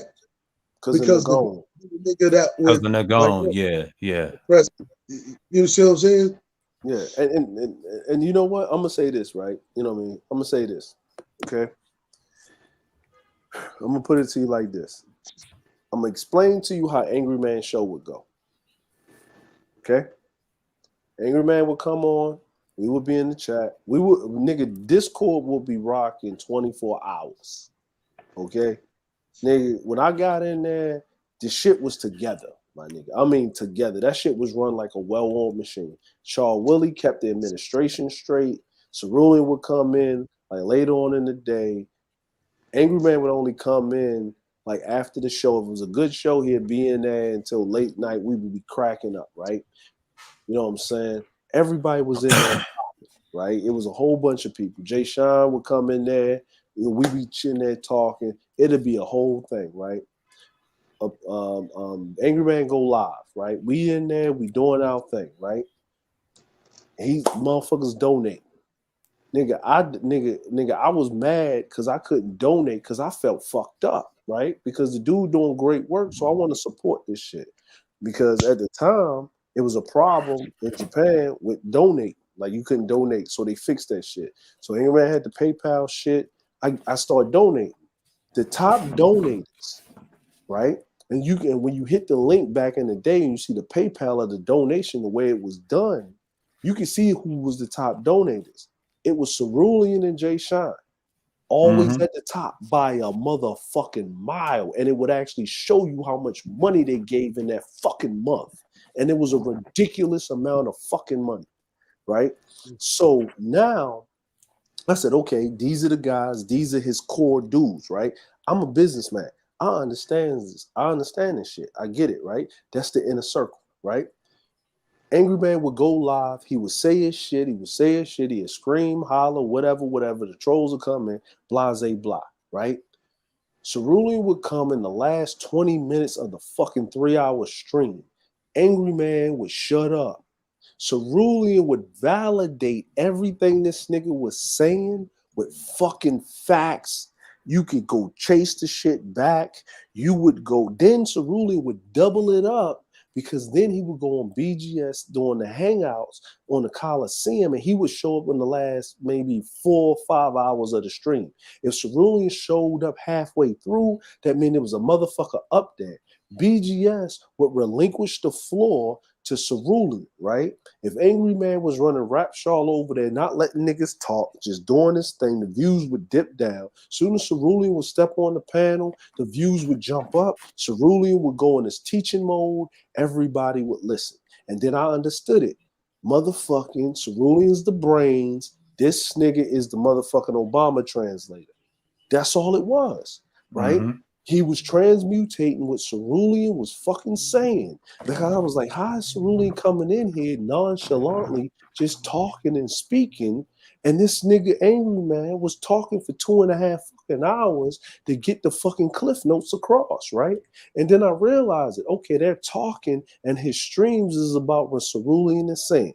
The problem that I saw that was going to come sooner or later is that he got mad. When Cerulean was busy with his life, Angry Man show hit the fucking gutter because he didn't have Cerulean. He used to say, yeah, man, you know what I'm saying? Yo, if Cerulean was here, he would tell you that this, that, and the third. He still uses his name to this day. He still uses his name to this day. I'll be watching it from the clouds. Yeah. He still uses my name. In what capacity? No, in referencing certain serious talks, like he does that a lot. It's a lot of them do it, and I hate to say it, like you said, like you see how they look up to me with SKC. I was about to say that it was a joke. I was about to say, and when I look back at that stream, they play up to him. Like I told Kuda about the Ramil thing, right? Why everybody's scared of Ramil? Well, they look up to Ramil because he's not them niggas. Like the niggas that be fucking with him, they use him as obsidian, right? Yeah. When Ramil talks about game, you have to understand he's a reformed dude. He done did his shit. I do my thing. I don't give a fuck, right? A lot of niggas want to front like they're not that dude, but you don't. Where's the pushback with Ramil? They ain't gonna do it because he can pull their whole cards if he wanted to. because that's how close they are. So, you know, and that's why Ramil's channel is the way it was structured. And I know he went to Patreon and he can't talk about that anti-vax stuff. And that's where you start flipping. So that whole Holman thing from Houston, the guy that does the A-gay thing, they was trying to put Ramil on because they thought he was serious. He did a 180 on him. And I was like, wow, over Bernard's panel, you know, but the reason he backed Bernard because he was an Obsidian head. He was his knight. He was his buddy, right? And then O'Shea was there. They co-signed Obsidian. They said, well, Obsidian wasn't there. He wanted that to happen. That's why he left. Of course, you're gonna back up off the dick pill thing because Ramil is a dick pill selling motherfucker. Right. Yeah, and So why would the motherfucker that selling dick pills, right, go and endorse a motherfucker that's trying to close in on his market of dick? Dick pills? Yeah, I see why he got upset. I was over at Sexy Red's channel and we was sky watching that shit, man. hold on, I forgot. Ricardo Whitney was like, he didn't say. Oh, the next dude is Don Calypso. Don Calypso, he's cool. Because Don Calypso was a time where the angry man, something happened between It's him gone, and Bunker. City, right? And at the time, Don Calypso was new Obsidian, like he know Obsidian, been to his house, helped him move, know Obsidian in real life. I'll tell you this, man. The way Obsidian did Don Calypso, that shit was bogus. It was bogus as fuck. And Don Calypso, here's the crazy part about Don Calypso.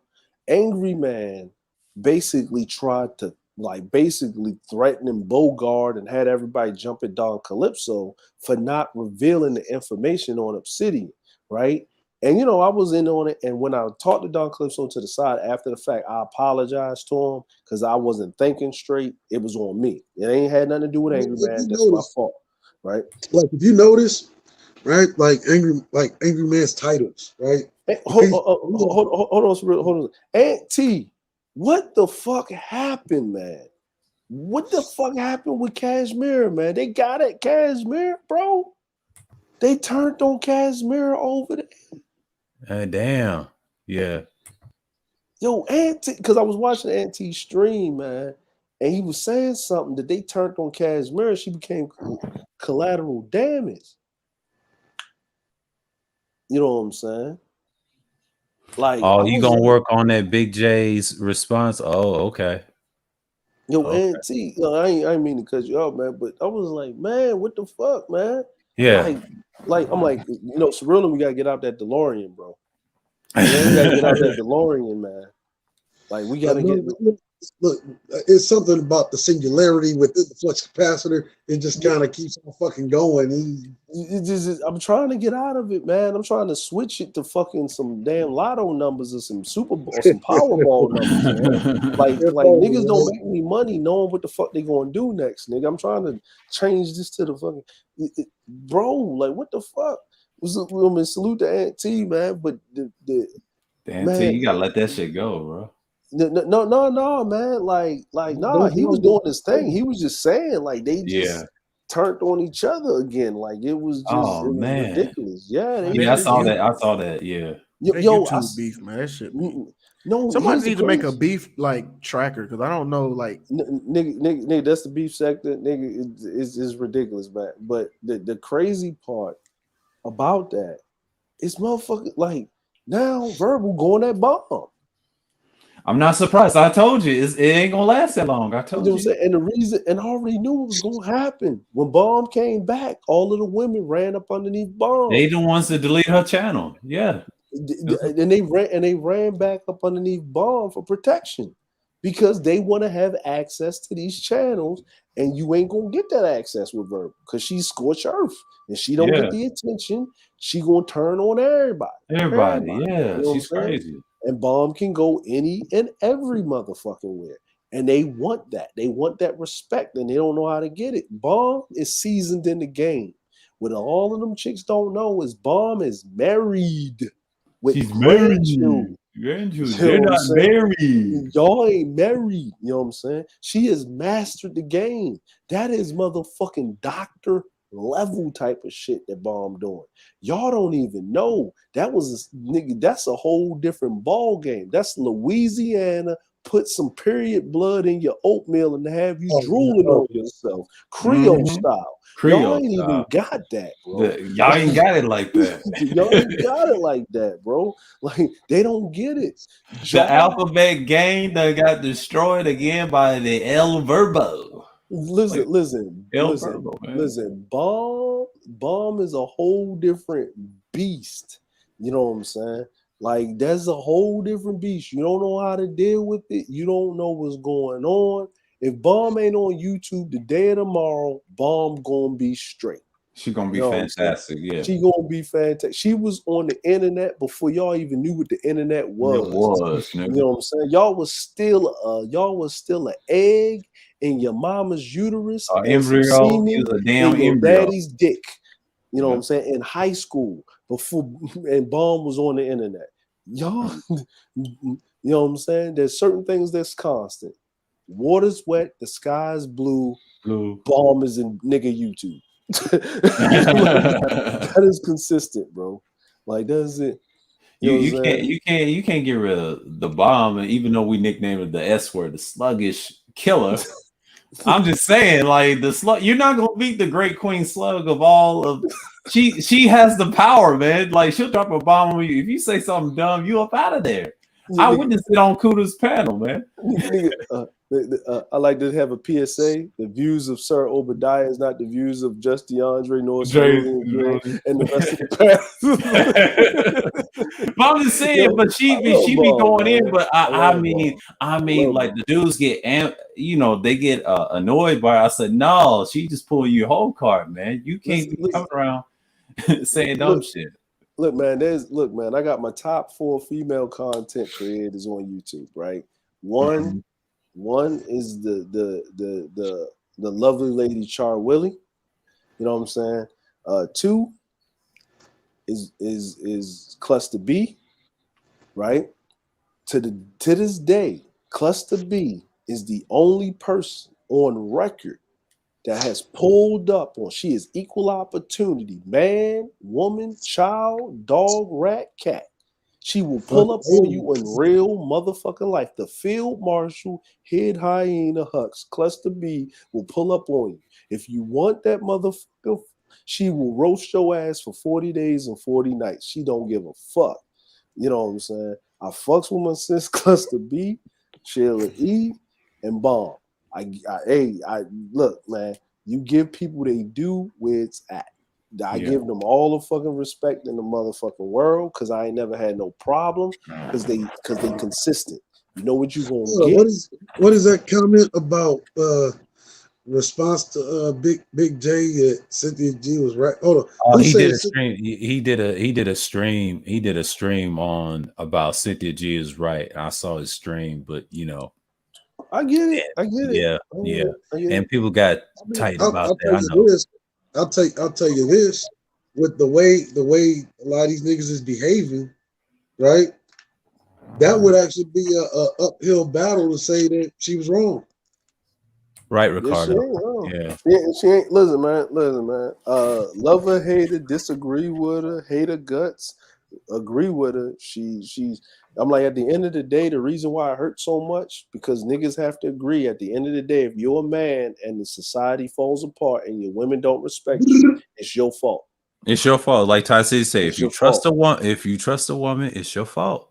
We take accountability over here. That's why I like about his channel, The Logic Spirit. He said, we take accountability over here. And the reason why BGS doesn't care for Ty City gets under his skin. Look, he told me that on this channel. He said, listen, the best. Listen, man. You know what I want to see, right? You know what I want to see. Listen, if you want to see Brother X's debate channel, right? Basically neutral is Cerulean versus BGS debating the topic. That's something you'll never see. There's something you'll never see. You'll be that shit'll be so even killed because, and it's not what they're saying. I'm gonna be honest with you, right?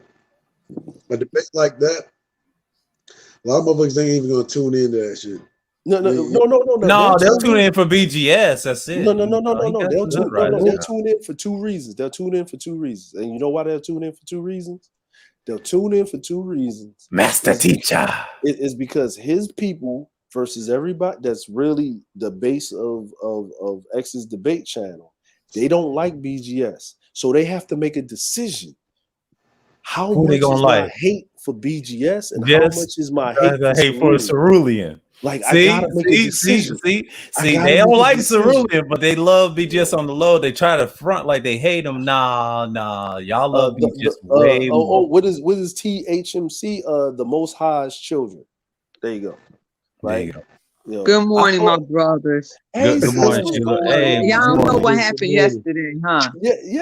You was a little tired. It was early in the No, I'm morning. talking about before then. I kicked Bomb off my piano. I told her don't come Yeah, I back. saw that. I saw What that. I happened? saw What that. I was happened, dead. Yeah. sis? What's going on? Y- Yes, I didn't because see she that. disrespect Beach, and then Lady Lovely had came up and she called her Butch. So I said, wait a minute, Bomb. Okay, that's disrespectful. You gonna apologize to them? She said no. So I said, you're not gonna apologize to me? I don't know because that's I said okay. So I tried to do a ladylike. So at the end, I said, okay, Bomb.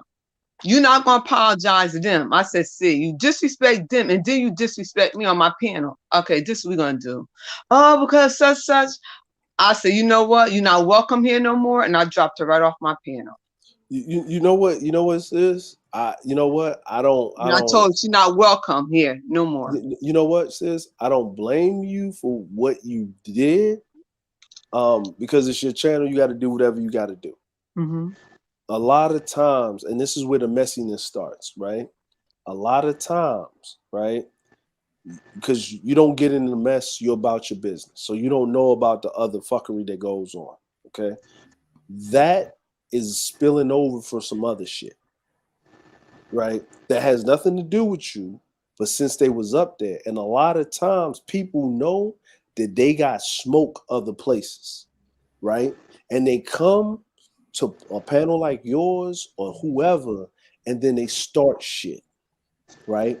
They bring shit with them, and then you're going to, because they're acting like they didn't do anything, then you're going to naturally, react to the response of something. It's like, like your kids, right? Where you hear something and you look back and you see the older kid punching the younger kid, but you didn't see the younger kid punching the older kid first and keep tagging them and stuff, right? You know what I'm saying? But we adults now, but it still happens. But I'm not But saying this lady, that but you know what? don't. This lady was the first time ever on anybody panel. Never Yeah. been on nobody panel. And she was comfortable to come on my panel. Beach was just saying things and Bomb attack her, call her a B. And Beach Right. don't even be bothered with Bomb. So Bomb was doing that. See, Bomb was sent there for, see, it's a method to my madness. Yeah. I know. And We And that's see it, why I we said, see it. in the days, you ain't running nothing over here. I would Yeah. not go on your panel, Bomb, and disrespect your people. Oh, I know you won't. So what make you think you're going to be comfortable come over my panel like that? So I'm using her as an example. Like I said, see, y'all group, once you get the head, the whole body going to fall. Don't come over here by my panel, none of y'all. And I'm not playing. So Yeah. I just use Bomb as a panel. I mean, as an example on my panel, and I'm not playing. And I don't blame it. That's it. Listen. I don't blame you. That's why I said, like, you did what you needed to do because you want to stay out of the mess and the fuckery and debauchery, right? But the other thing is, and this is what I'm saying is because I watch a lot of shit that transpired, right? Because even when I was on your panel, I told Bomb, and I know you was listening, right? That I saw the fuckery happen before it happened. Right? Yes, you And did. you know what I'm saying? And it was because she was being Mother Bear at the time, right? And a lot of those girls a lot of those women that are underneath her umbrella of protection are running around and kicking over trash cans and poking and punching the bear, and then they run back like they victims and shit, right? And then she's going to go out and you know what I'm saying? Because because what it is, right? And she's running up on somebody, and she shouldn't do it on your panel, but that's what happened, right? And You don't know what Beach did. You don't know what the other woman did. You know, Bomb probably heard what they did. I don't know if it was directed at them, but if I can dig in my dysfunctional nigga shit, like the archive of patterns, it probably came from somebody else and it spilled over to some other shit and shit got real. Because when they usually roll up on each other, they be talking in the back chat and it spill over. And then it's like on site catch you in the streets, right? And the thing that I want to make sure is that your panel is straight, your channel is straight, because what they do out of proxy is they don't stay directed at the person they got a problem with. They shift their focus to the person to exercise some type of level of decency and decorum, and that's you, sis. True. They'll get. I've seen it multiple times where this person to go here, and then the person that started it, they scot free while they going at you now, and they over there laughing and they throwing pot shots, and then they come on and then they act like they're an ally where they're using you as a proxy. They weaponizing you, and you don't even know it. And they do it a lot of times. So this is what I would say for you, sis, is to do this, right? Is because it happened on your panel, after you handle what you're going to handle, let it go. Like let it go, because like a day in YouTube is like 10 years in real life for some reason for niggas, right? They forget, Crying. right? What I would say for you, sis, is for you to sit down with Bomb, right? Later on, maybe next week, right? Let it blow over. They're gonna make streams about it. Don't speak on it. Act like it didn't even happen. Move on about it, right? Then hit Bomb up, bring on your panel. Y'all have a sister talk, you and her. And then let her tell you why she did what she did so you can get the information. And then you let her know this is why I kicked you off the panel. I didn't know nothing about it. Next time, if there's a problem you got with somebody, hit me up, hit my email, let me know. And if there can be some reconciliation, but I don't want no drama like that on my panel, right? I'm not running that type of shit because I didn't know nothing about it. You put your stance in front of your audience because these are the people that support you, right? And even if they support you, right, people still want to see a good fucking fight. I don't care who it is. Everybody want to see two women fighting because a titty might pop out. I'm just saying what it is. You know what I'm saying? I'm just saying what it is. So we know who we are as people. We know the good, we know the middle, and we know the bad. But we gotta be bigger on cutting shit off. And I'm not saying this because I'm cool with Bomb. I'm just saying this for longevity's sake because you're upwardly trending. You're doing good work. You have an even panel. People come there with decency, decorum, and respect. And you want to cut this off before it get further. Now, whether she comes back or not, that's fine. But at the end of the day, you don't know everything that transpired. And then you don't want to have to sit there and say, I didn't know she did, or this happened, or X, Y, and Z, right? And that was a reaction. So you let her say her piece, you lay down the law and say, listen, I'm open to hear what you got to say if there's any beef, but I didn't know nothing about it. We was talking about something else. Give me the respect of that, because then it looks like in the optics that you support this person and then that happens, and then it's like it makes you pick a side and you don't know what side to pick because you don't know what's going on. And I know you're about doing the right thing all the time. You know what I'm saying? I've seen you do it. Like I even watched you, when something happened, you went over the cluster and made it apparent to squash whatever before it even happened. You know what I'm saying? So, man, you gotta have everybody pop up on your panel. People from different sectors, like old girl that was kind of tipsy. You know what I'm saying? She stopped up She was early. kind of deep or something. Yeah. Yeah, she was when you was asleep, sis. She was losing her I motherfucking said, marbles. oh, I apologize. No. It's not you. It was she was off her marble a little bit. Look, the drink got to her. She was a little slurring, but she was acting a little. But it was all in. It wasn't. it was egregious, but it wasn't in a direct egregious manner. She was just comfortable in herself. And you make a lot of people too comfortable, right?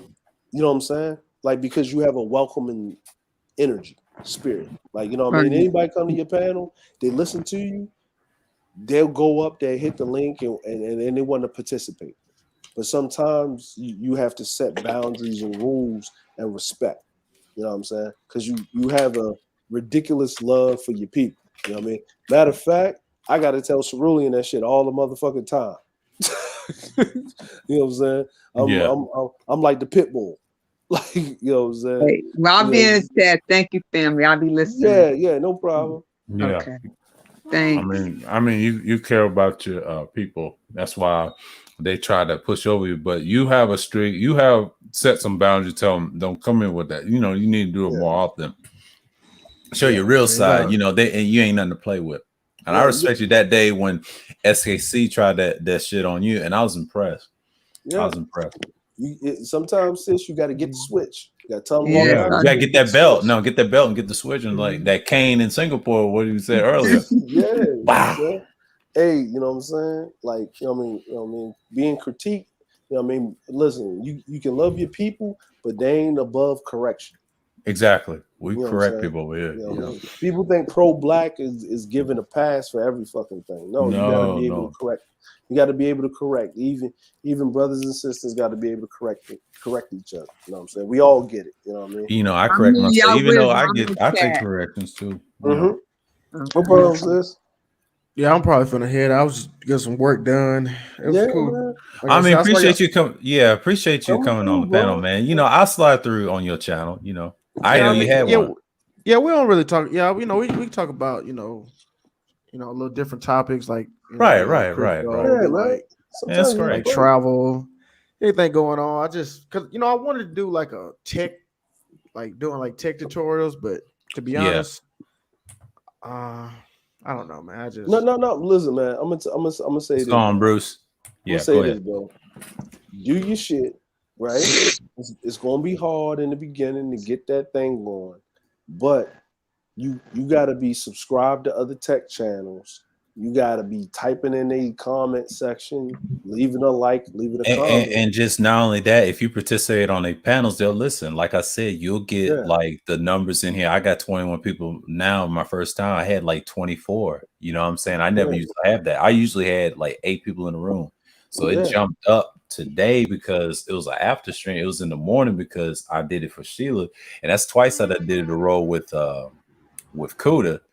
And that's why I did one with Sheila then. So, but appreciate y'all coming through. But, you know what I mean? It was a good conversation. It all started with, today started with DeAndre and Cerulean. Now, yesterday started with the general. You know, he wanted to talk about the numbers in the Chicago and the comparison of soldiers. Are you safe over there, overseas, or are you safe over here? And I said, well, you're rather safe in the military. You know, numbers don't lie. So we already know that. And he put that to bed. So we had a decent discussion. I think the Book of Ronin came through. I mean, Team A game, everybody was supporting me. Yeah, because you know what, man, I've realized, man, because like it just with this YouTube thing, man, just kind of just do what you do. Yeah, do what you do. Yeah, whatever it's YouTube. You know what I'm saying? Yeah. Like whatever you want to do. You can't be a yes man around these niggas, man. You got to think for yourself. And I think a lot of people respect me from doing that. Thank God I got away from 3 syllables ass, man. Like I can't be listening for hours. I just can't do it, man. Like talking about domestic reptile, okay, and in politics, okay, but you're trucking, okay. And then you claim you're concerned. I'm like, come on, man. And I remember you one time, Lou. You used to go at it more at Fantastics on the panel, and I was in the chat. I said, oh shit. Yeah, I called. Yeah, man, because I knew, bro. Like the shit he was talking about, bro. I just was like, I'm gonna tell you like this, man. Being a fucking long distance truck driver and being in the Navy is the same thing. High divorce rate. That's what that shit is, bro. That's what that. Listen, man. Listen. High divorce rate. You pick the occupation. There's a high divorce rate because women need compliments and a new pair of shoes. You know what I'm saying? And that's not on the anniversary, on the birthday, and it's not on Mother's Day. So that means periodically. And what I mean by that is they need to, just cause you here, I appreciate you. You know what I'm saying? And if you can't give that, you gonna have to consign yourself to certain things unless you got a woman where you put in the time, when she will hold it down and hold the crown. You know what I'm saying? So a lot of these dudes don't understand that, and they're angry and they're upset because they want a square life, but they don't live a square lifestyle. Mm.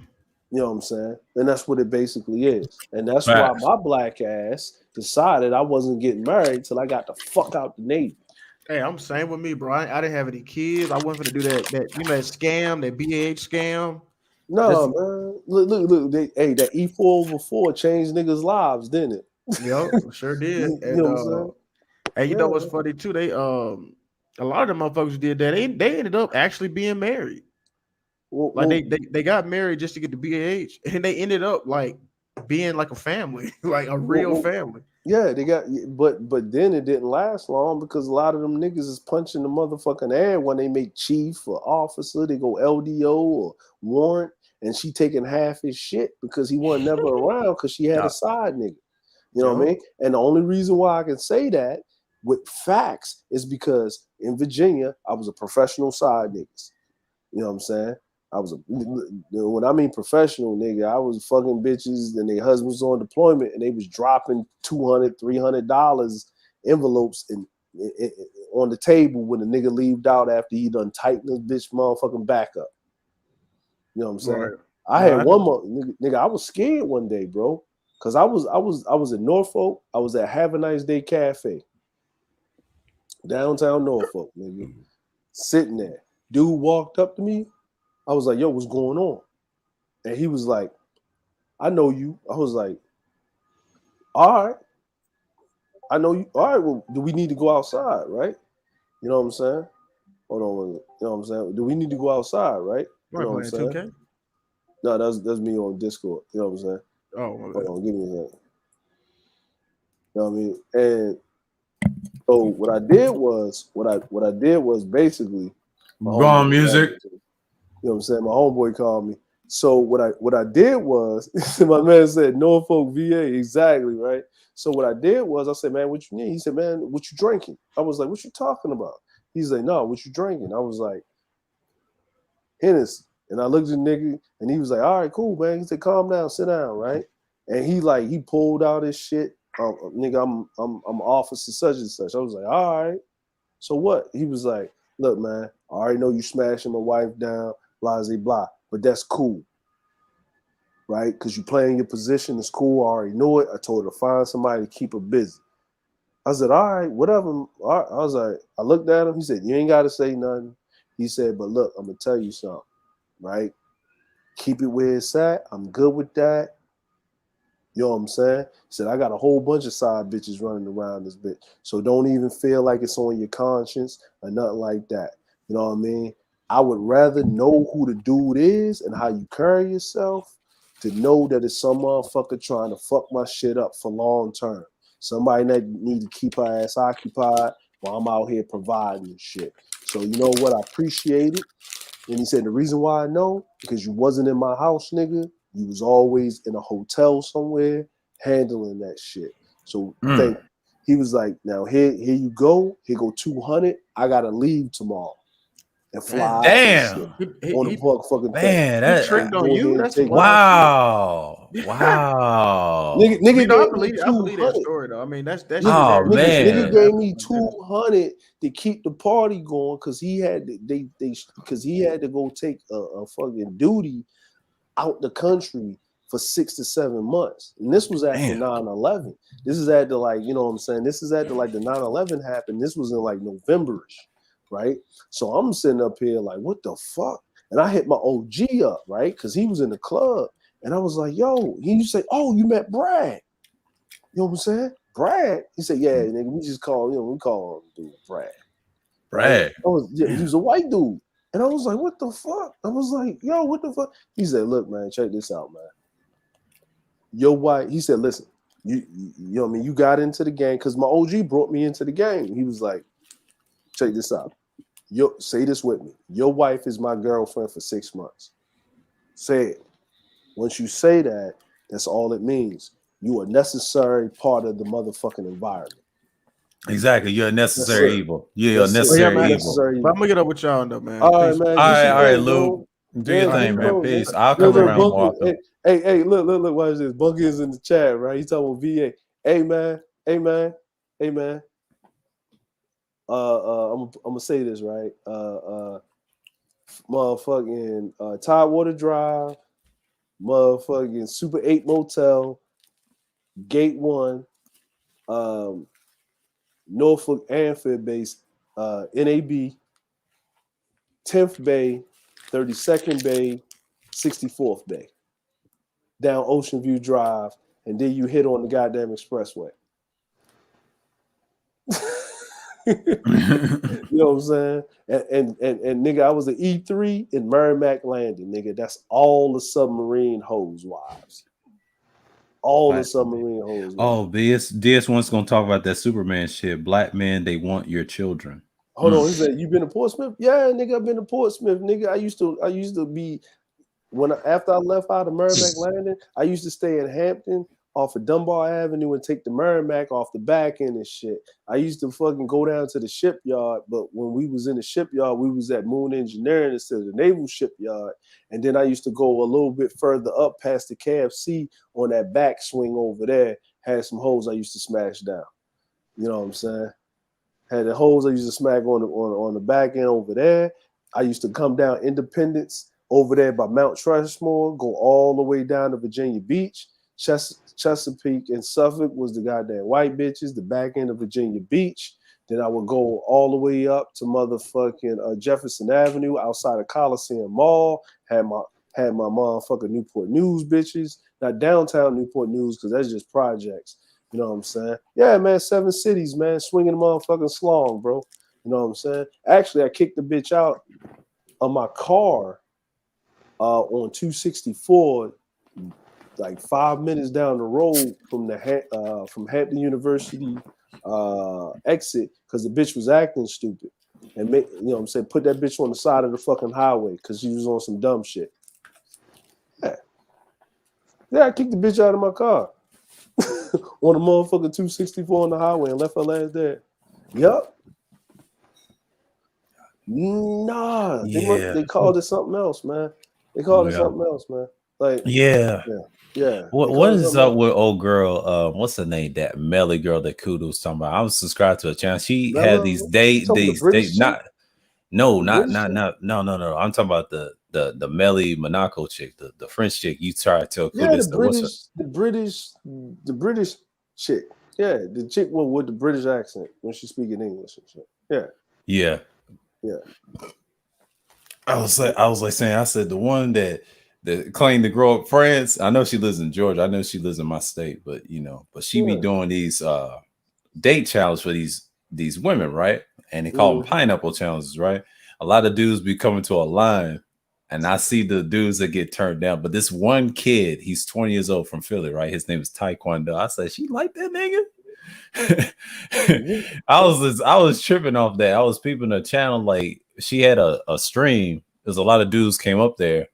This one girl from LA, right? She was trying to reject everybody. And this one dude tried to put her in check, and she wasn't going for it. She said he needs to go. But she wanted that Thai kid. Yeah. But then she found out he was 20. It's like, oh, he's too young. I was like, girl, you 27. No. She wanted a nigga to take care of her ass. Like, see, that's what I'm saying, man. You get like they tell on themselves, man. Yeah. You know what I mean? Yeah, man. I kicked out the whip, man. Look, man. I'm gonna tell you why I kicked out the whip, man. It was me and my man's. He had a chick, right? So when we was running, right? Okay. So my little moniker is Archbishop Pimp Greasy, right? And the reason why I got Pimp Greasy was actually after that incident. So my man, he had a chick. You know how you run the motherfucking thing. He got a chick he trying to press up on. She got a friend, so you got to be wingman X, right? Yeah. So I got the whip. You know what I mean? His whip was in the shop and shit. So I got the whip. So we gonna go to the movie. And I remember this shit. We was going to see Pootie Tang.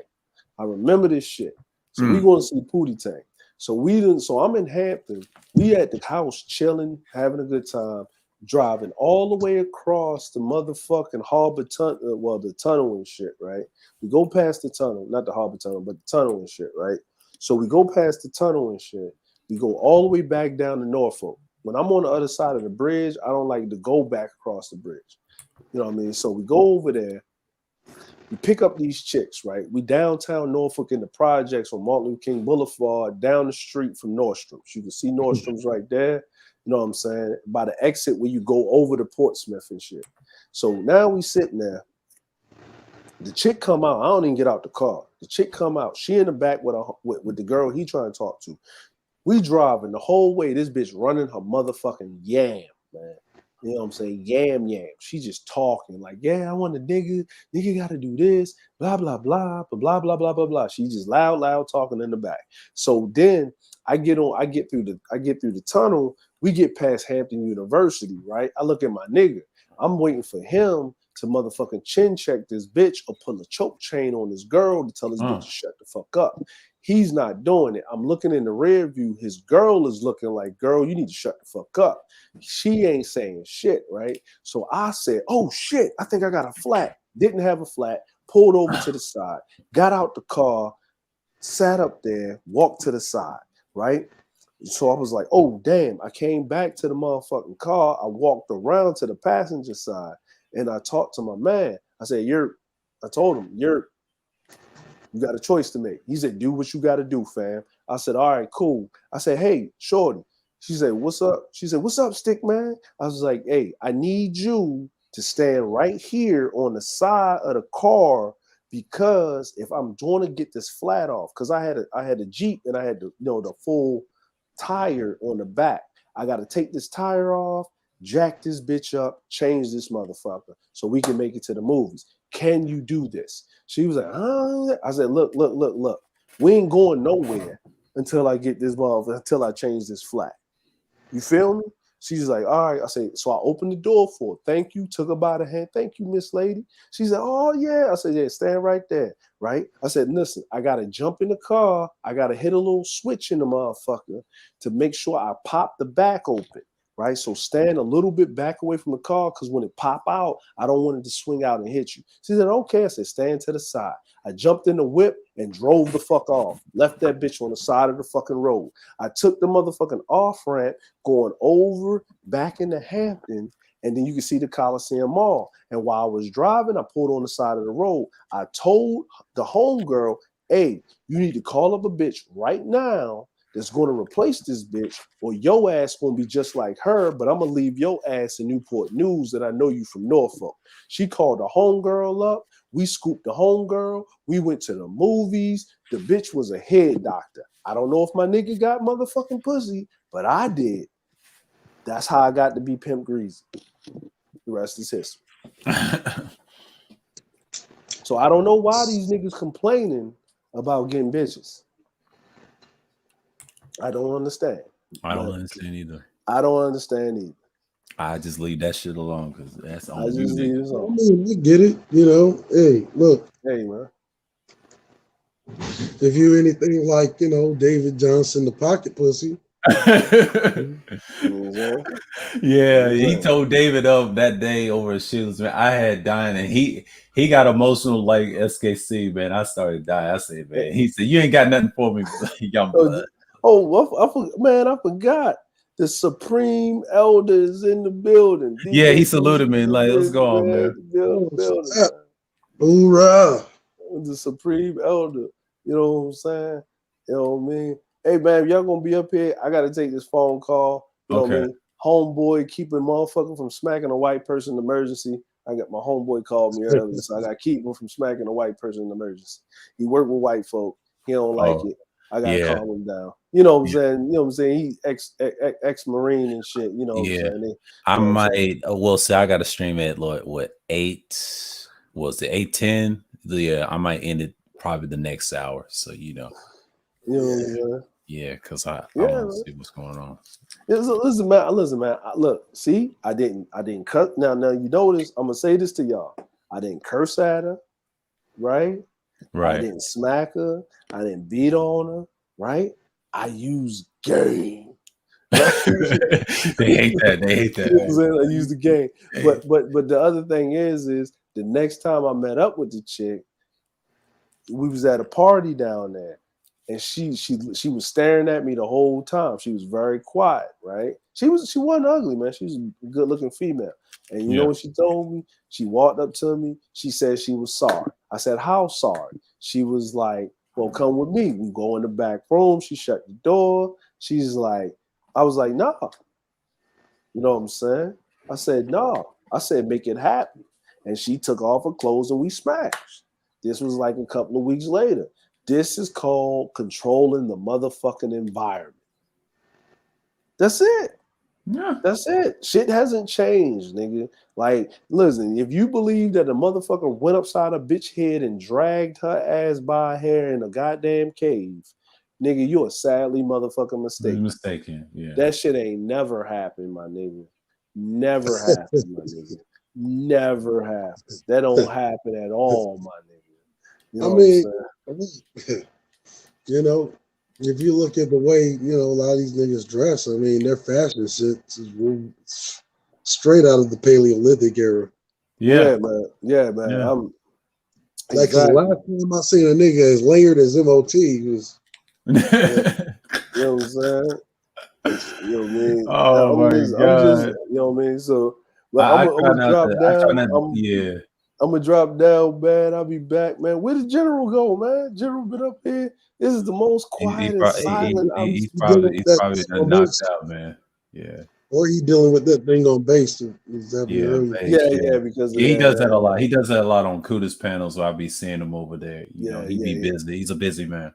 Yeah, that's that, man. I hope that's not, man. I don't know, man.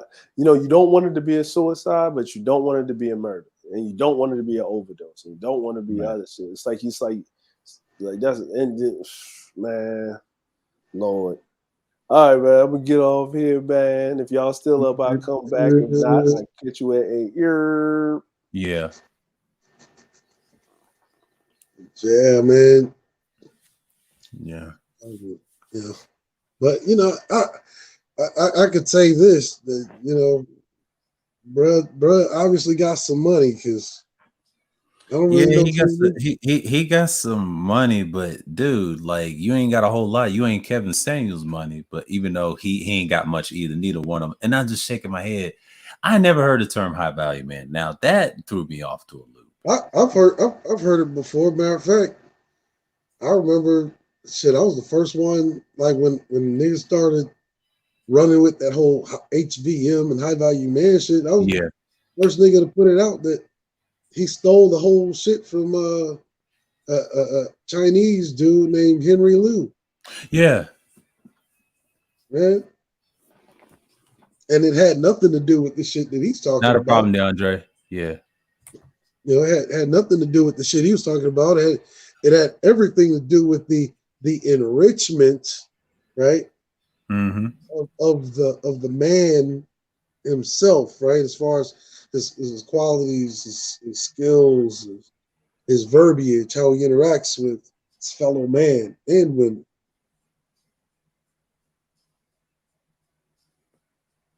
It was more about what the man does as versus what the man has.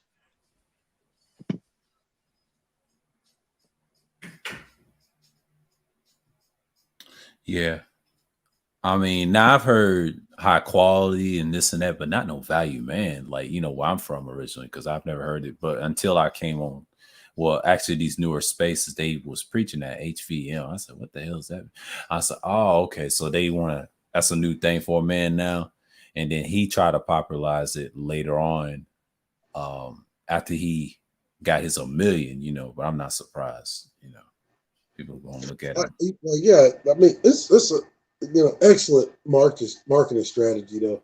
Like to be able to convince what society would otherwise deem, a loser. Yeah. Right.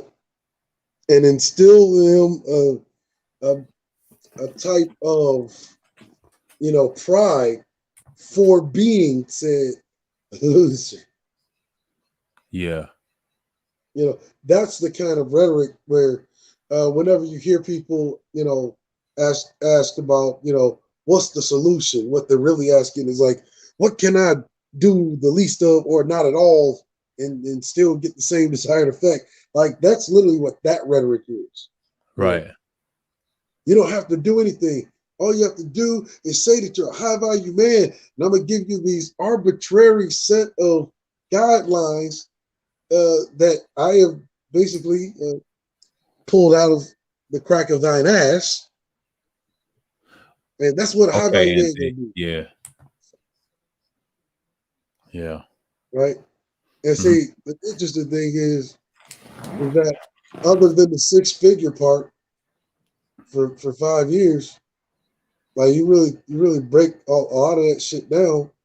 Most niggas already have that. Yeah.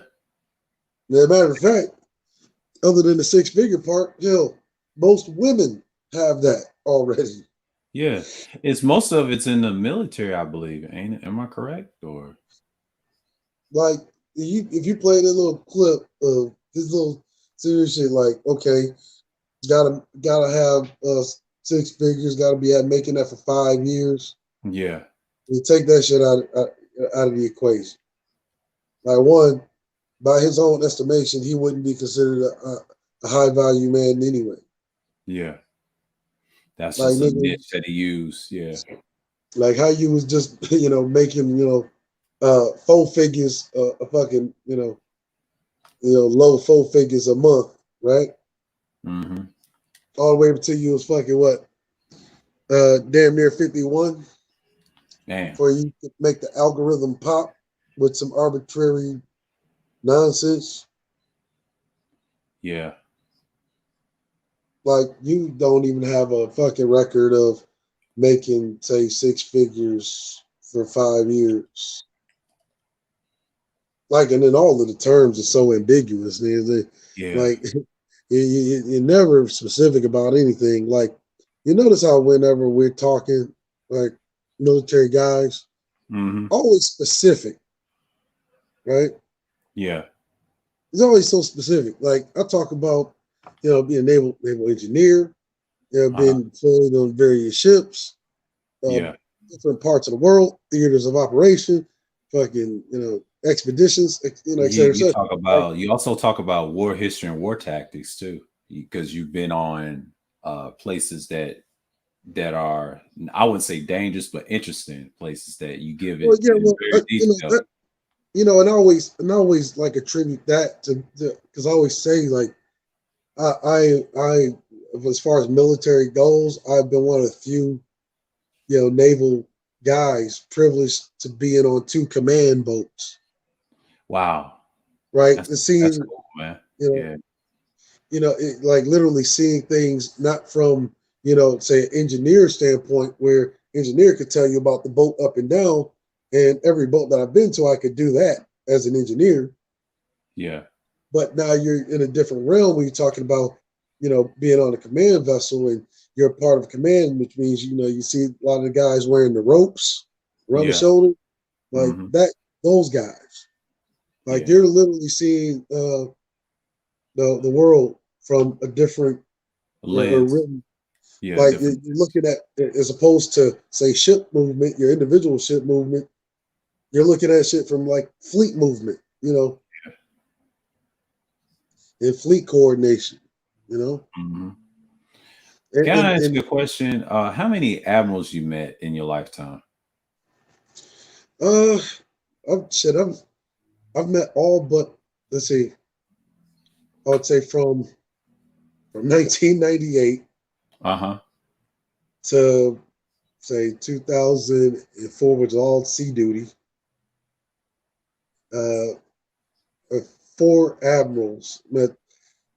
Three admirals that were directly over 7th Fleet, and then I would say not really an admiral, but a general of the Marine Corps.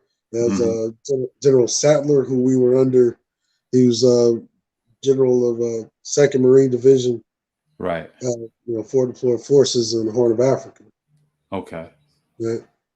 I never got to physically meet Kip Ward, I have been in audience when he's giving these like magnificent speeches. When Right. you know he was over like AFRICOM and CENTCOM, right? Okay. It's like if you ever like, if I was you, like, I would look up like Kip Ward. Probably this guy speaks like a straight up hero, nigga. Like this nigga, like Yeah. what you would imagine in your mind, what a fucking like G.I. Joe would sound like. Yeah. Like Yeah. that nigga, like that nigga was like the Morgan Freeman of generals. Like that nigga, when that Wow. nigga talk, like, always so sure of himself, right? Yeah. It's like the way he speaks. You'll see why, like under his regime, like he garnered a level of loyalty where you'll have, you know, the lowest army grunt follow that man into hell Yeah. and make sure he comes back. You know, same with Colin Powell too. Like Colin Powell, if you ever hear him talk, like he can be talking about some basic political shit. Nigga sound like Mhm. it sound like a fucking hero. Yeah. Yeah. I know who he is, but that's what people always said that in the military. I said, really? General Sadler, you know, he's a white guy, but same way, man. He's fucking, you know, back in the days, dude looked straight up like fucking Duke Nukem.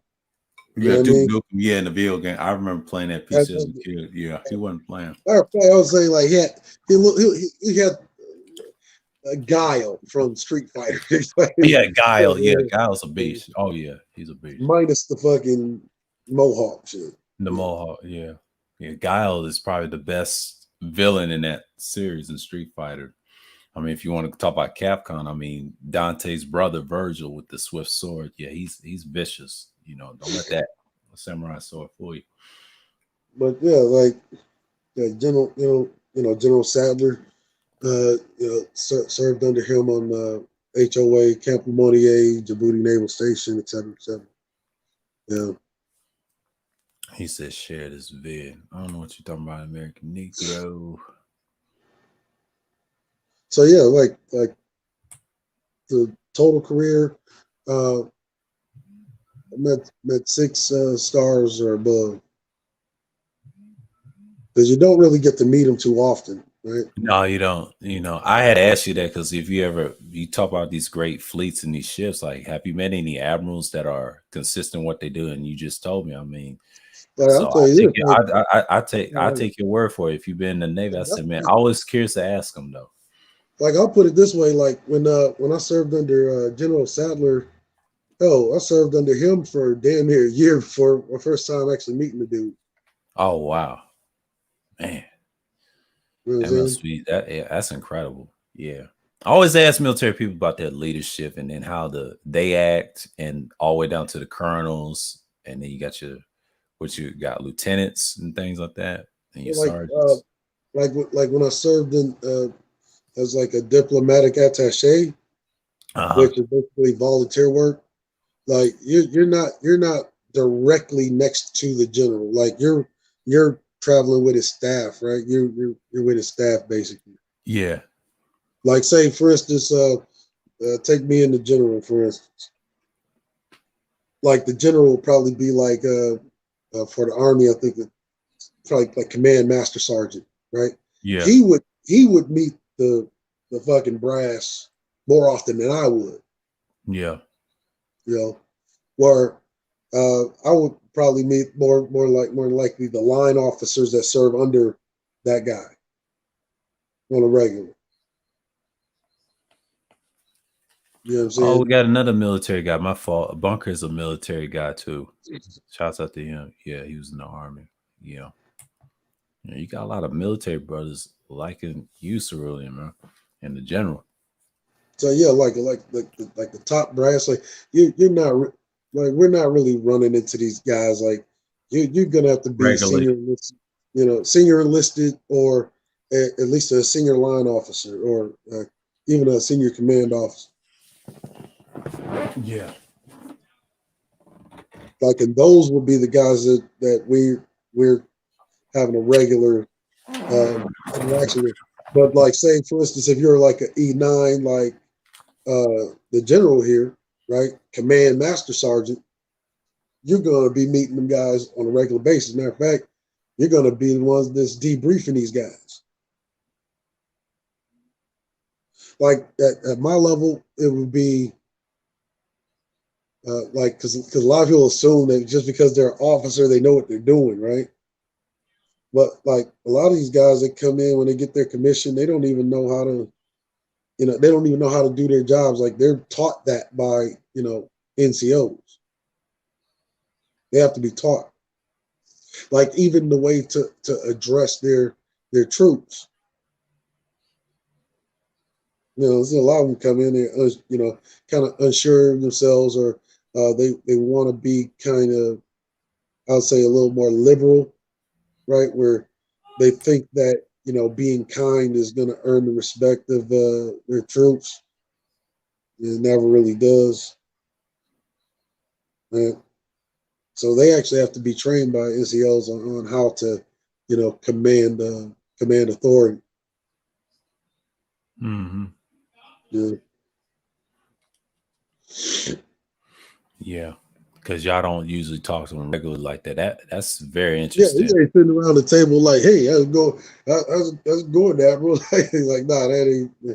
No. Like I did meet the 7th Fleet Admiral with a real fucked up and inopportune time when I ended up on this chopper. But that's a story for another day, Yeah. Yeah, I was a fucking derelict, fucking celebrating the promotion. You know what I mean? Fucked up, right? Right. Next thing you know, find out, get back, gotta get away and get back to the ship and meet the bird over at the airfield, and kind of find out the bird that I was on was the 7th Fleet Admiral. It's like, fuck me. It's just like, so yeah, you're not really interacting with them like that on a daily basis. Yeah. I see why the Black Order of this space kind of fell out, and I know it was you, but then I think what did Kuda talk about? What happened to BGS and Cerulli? You know what happened, Kuda, man? Like people just got tired, man. Like DeAndre, you said, man, it's just they ain't gonna willing to conform because y'all have like different beliefs how y'all want to move around these spaces. But I told Kuda, man, like his camp is large. Before that, it wasn't even that large. I think a brother named Zero Hate said when they talked to BGS, he ain't had that many people coming on pounds like that. It's hard to talk to him now because he's got a bunch of yes men around him. These young guys. I'm gonna shake my head. I'm like, y'all don't do y'all own research? Just sad, man. Yeah. Hey, if you pay close attention, right? Well, hey, man, BGS is tired, man. Yeah, he's tired of shit. He dropped everybody down one time that got mad. He cussed out people in the chat. I be in his streams a lot and observing. I'm like, damn, he's tired of them niggas, man. He can't pass the baton. That's the hard part for him, and that's what DeAndre was telling me. Well, who's he gonna pass it to? I don't know. I mean, you see, like, the thing about it is, the thing about passing the baton is, when people pass the baton, they have to have some surety that this person is going to be, either as responsible or more responsible than they were. Yeah. He was going to pass it to Angerman, but that ship sailed. They have problems now. And then that recent debate over Trump and Biden, and they trying to blame him for voting for Biden. I don't think he voted for Biden. He said he voted for Kanye West, and then they attacked him for it. They attacked him for it, and then he didn't care. He didn't give a shit. We just don't give a shit. Oh yeah, you see, one thing I understand about BGS is he's an intellectual troll, right? Yeah. Like it comes off real snobbish, right? Right. Tell him, he voted for Kanye West, like, and then a lot of these guys that are yes men to him are, they're quote unquote conservative leaning, not supporting. This is when you see yes men kind of rebel against the authority. Yeah, authority. Yeah. And I noticed that too in these spaces. I see him over at Art of New Styles a lot, and I think he stopped doing the Coliseums because somebody that kept doxing him, kept messing with him, And then Yeah, Arta man. Itmore is taking his spot now. You know, he's kind of running the Coliseums and stuff every Saturday because even though he works, but Saturday's his thing. That's for BGS. You know, basically he hangs out there You mostly. know what's funny about the Coliseum, man, is I'm the one that actually gave it that name.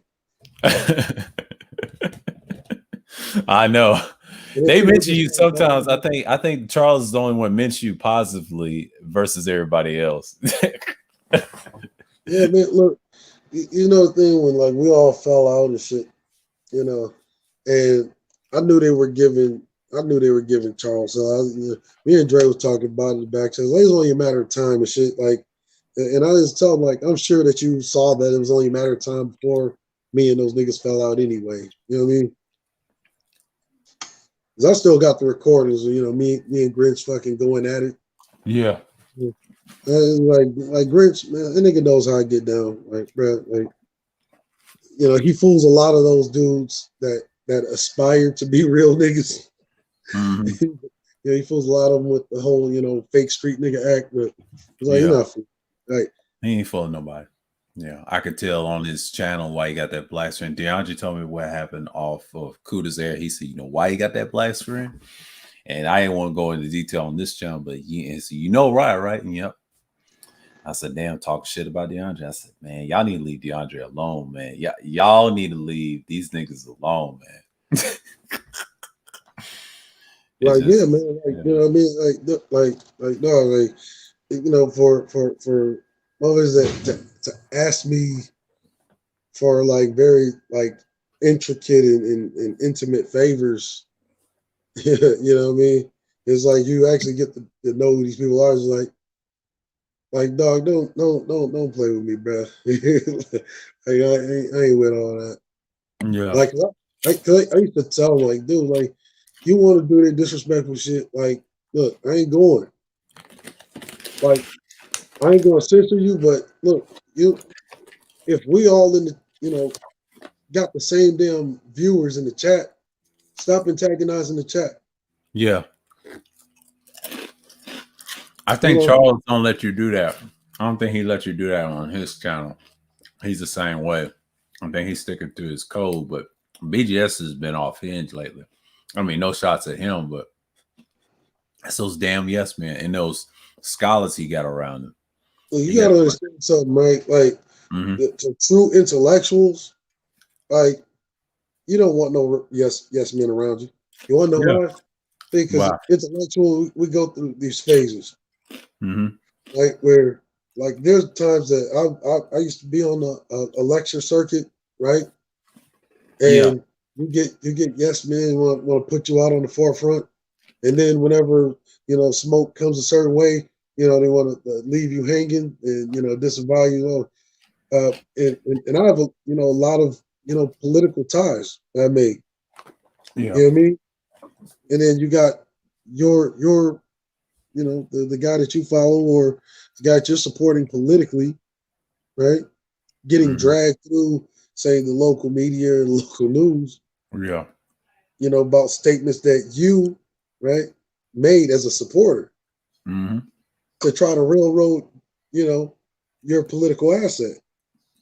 Yeah. I've had that happen quite a bit, and that's why I used to just, you know, stay in the shadows and support you from the background. Yeah, I do the same thing. Yeah.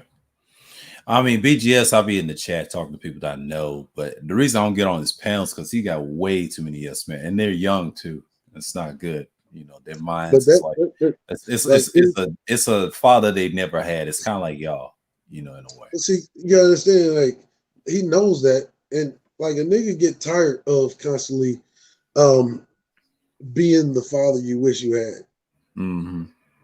Right? Like, a nigga get tired of that shit. Oh yeah, eventually will. And I could tell, but based off his Shadow Point streams, the streams that asked me something, I knew it's gonna be some bullshit. He gonna chop some heads off today. I mean, BGS don't be playing. The only person that ever get under his skin, and that's he knows he's right, is Ty City. He cannot stand Ty City. I mean, Ty City will pull his whole card immediately. Know what he does when he be on some bullshit. he'll get on his channel. But see, I remember when Tassie was on his panels and told me stories about BGS on the back end and things like that. I said, man, you always go at BGS. And he you know why? And he told that to PK. You know what happened? Yeah. That's the only Oh, I person know. get on his skin. So, Yeah. Yeah. He's yeah, got the I don't know. logic spear. Yeah. Yeah, I don't necessarily know what happened, but you know, with the thing is like that shit gets mind draining, right? Like, Yeah. and I remember it used to get mind draining to me. That's why I would like back up off a lot of the Saturday night streams. Was like, hold Yeah. on, if we've all been in congruence for this last like 6-7 months, Yeah. how is a nigga that's regularly participating on the stream, right? Not no basic shit that we've been literally talking about this whole time. Yeah, yeah. It happens all the time on his streams.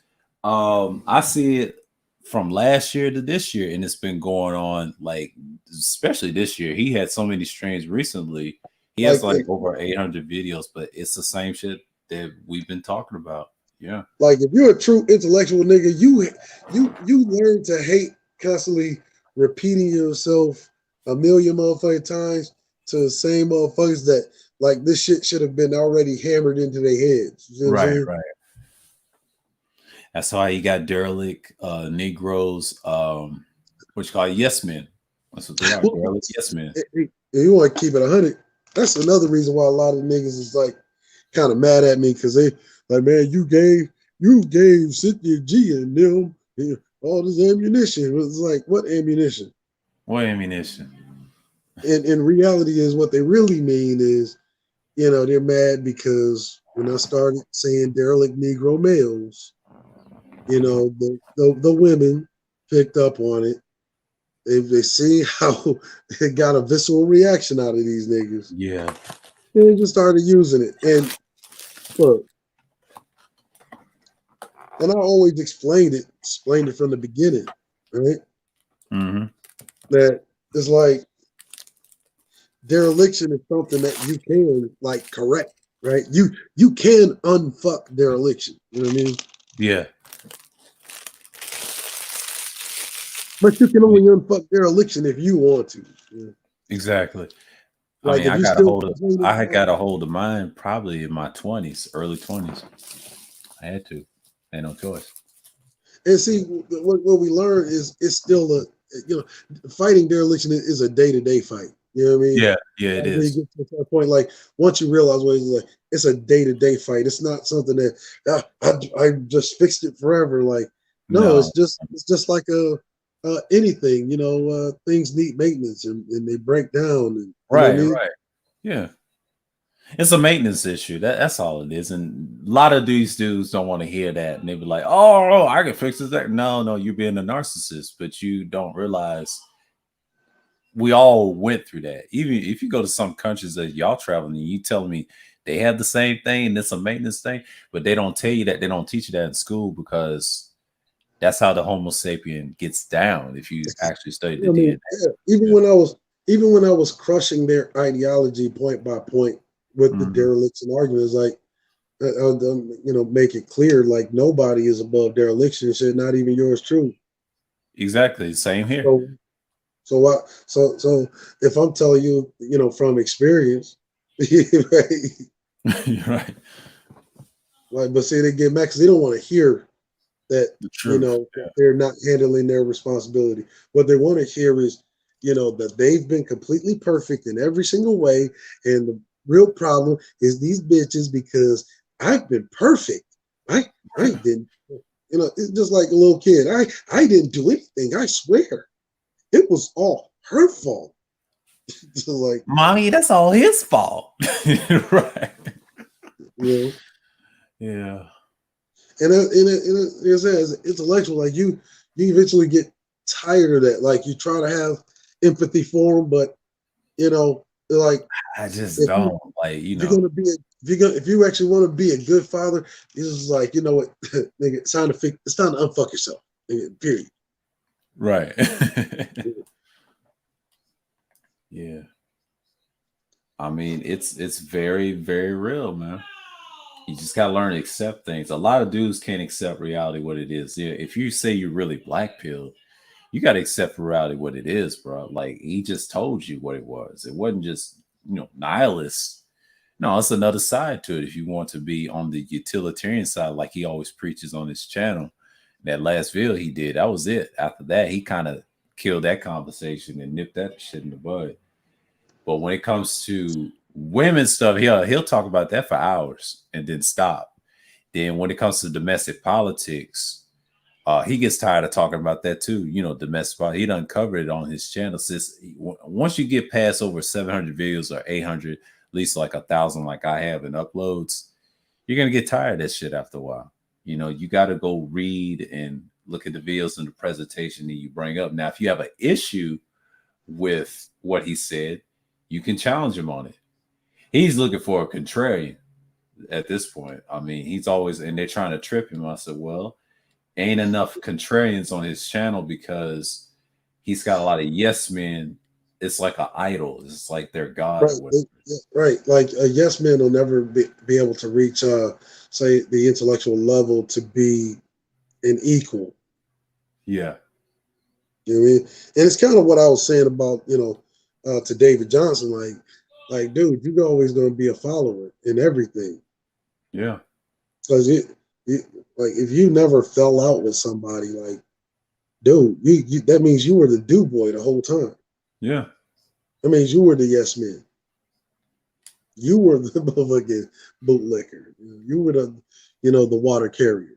Yeah, I fell out with the one I call 3 syllables. It was over a disagreement about the game thing, because now you need certain people in society. They're necessary evil to learn from. And like you said, the dereliction part, the whole game thing and the trick thing, it's all part of society, where you like it or not. I don't care who created it. The nigga had it. Yeah, I remember when I was being nice with it, right? Yeah. And I'll tell them in ways like, I don't know why you keep focusing on women per se. Yeah. When you look at the history of man since the beginning of time, like men have enslaved women, right? Have relegated, like literally when we talk about gender roles, like the gender roles were just like some arbitrary shit that was drawn out by men. Like, this is what you're going to do, right? That's classical man, by the way. Right. Where the man decided what the woman's role will be, right? Which is what makes that whole argument about what do you bring to the table kind of unnecessary, because what a woman has brought to the table has always been decided by the man. Mm-hmm. Right? Always have been. So I would always say it in a nice way, like, women are the one puzzle men have always tried to solve, and tried to solve it by enslaving them, tried to solve it by beating them. And matter of fact, you still had it happen in the Middle East, right, with Sharia law. Yeah. Look, I want you to understand something, right? Under the threat of fucking death by stoning, under just a threat of death and fucking constant ass whoopings, right? Yeah. And the goddamn Middle Eastern Muslim Arabic man, right, still ain't been able to get this goddamn Arab woman to be submissive and fully obedient. Mm-hmm. So I want you to understand something real quick. If a motherfucker that's going upside this motherfucking woman's head ain't been able to get this bitch to act right, what make you think you going to by fucking running around crying about bitch all fucking day on YouTube? Exactly. Like, these women over there getting their ass whooped up and down the damn village. All day. That's in any village. Mm-hmm. And look, Arab women still like rebel against their men. Like, it's the one thing that society, as far as men go, had not been able to solve. Like, that's why, whenever we fail to solve it, and you can look at any period of history, every time men have failed to solve the one equation, right? How to make women compliant and obedient and submissive. And time and time again, we fail. And then what happens is that the society no matter what generation, what era, what period of man that we're talking about, starts pushing towards egalitarianism. Yeah, Just based on exactly. that. Yeah, egalitarianism, man. That's part of it. I mean, also it came from that theory, what you call utilitarianism. I mean, we just try to conflate that term. I said, no, when I research it, it's a theory, but it deals with morals and right and wrong. He tried to put it in a black pill form. That was my issue with him when I did those series of pre-records and streams. And I told this to Gabe, if you actually research the term, it's in your military. He said that too, the same thing I said. But it is hedonistic. If you study hedonism, that term created all ideologies. It created liberalism, egalitarianism, and one of its tenets. Even your what you call it, scholars of the philosophy. What's the name? John Stuart Mill and Jeremy Bentham, them British guys, and his wife. John Stuart Mill's wife. She's one about women's rights and shit, feminism. If you want to get technical, and men can't solve it, well, if y'all believe in that theory, that's good. But why y'all preaching nihilism? That ain't hedonistic. Hell, that's destructive. You want to know why? Because there was a Scottish philosopher. Yeah, he's a philosopher, and one of the early. Really, you could consider him the father of capitalism, right? Yeah. Adam Smith, right? Adam Smith was a nihilist. Yeah. Right? Like, because you got to understand, nihilism, the very root is singularly focused, not necessarily towards say destruction or chaos, but towards a specific focal point where everything outside of that singular focus could literally be going downhill, and none of that would matter as long as means the ends meets the the means meets the end. And really that's kind of what capitalism is based on, right? Yeah, it's a little form of nihilism. I mean, if you got your famous nihilist philosophers, you got the Max Stirner guy, the German. He's popular. He's very extreme. But the guy that doesn't really believe in his own shit was Friedrich Nietzsche. That guy. He's another nihilist, but he doesn't even believe his own shit sometimes. When I researched it, I was like, oh shit. Some of them do conflate their shit, but the ones that actually go extreme, you're talking about your Max Sterners and what you say, Adam Smith. Adam Smith, Yeah, right? all of them. Gorgios, if you want to go further in ancient history, Gorgios, all of them. Would be like your Thomas Robert Malthus, right? Your All of them. You got to go to what's the name, Gorgios, the Greek guy. It's just, if you want to get technical, yeah. And then if you want to study Epicureanism, that's a form of utilitarian. It's the father of utilitarianism theory, but he challenged the Stoics. Now the Stoics are nihilists. A lot of people think they're not, but they are. They're extremely nihilists. They was anti-Epicurus doctrine. Yeah. Matter of fact, like if you look at let's just take Stoicism, right? Mm-hmm. Because Stoicism had always, basically been around since the dawn of man. Okay. Yeah. And especially Stoicism is very important in say the rearing of boys. Yeah, that part. Yeah. See, that's why all throughout history, even up until the modern age, right? We teach boys that they shouldn't cry. Yeah. Right. And you have people that say, well, that's toxic masculinity. And it's actually not. It's actually basic masculinity. It's basic masculinity, yeah. Right? Don't cry as much. I mean, we do cry when we lose a loved one and things like that. We ain't saying that. I mean, we teach them how to hold our feelings to the end. That's another reason why they teach us that too. The thing is you got to understand when see, let's just put it this way. Okay.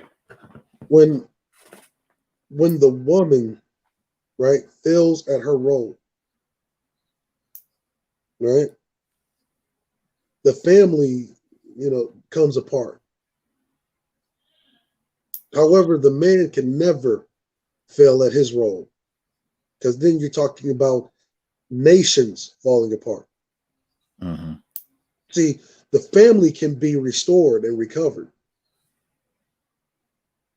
You see, once the nation falls apart, now it transforms into something else. It is left open to, say, invasion, conquest. Yeah, conquest. Yeah. Right? And see, we talk about stoicism. That's why we teach the boys, do not cry, because they have to deal with the environment in such a way where they have to be singularly focused to where they don't fall apart in such great numbers that it literally destroys the nation. And even if, a matter of fact, and this is how deep it goes, even if the fucking family falls apart. Like, that's how cold stoicism is. That's why if you look at like a lot of the greatest leaders, have been some of the most what we would deem in the modern era some of the most terrible fathers. Yeah. Right. And I remember watching I forgot it was All the Smoke podcast. They had what's old bro's name? Shit, he's a Hall of Famer. I forgot the nigga name. Shannon Sharp. Shannon Sharp, yeah. Shannon Sharp, right? Yeah. NFL Hall of Famer, right? From Savannah, Georgia. Yeah.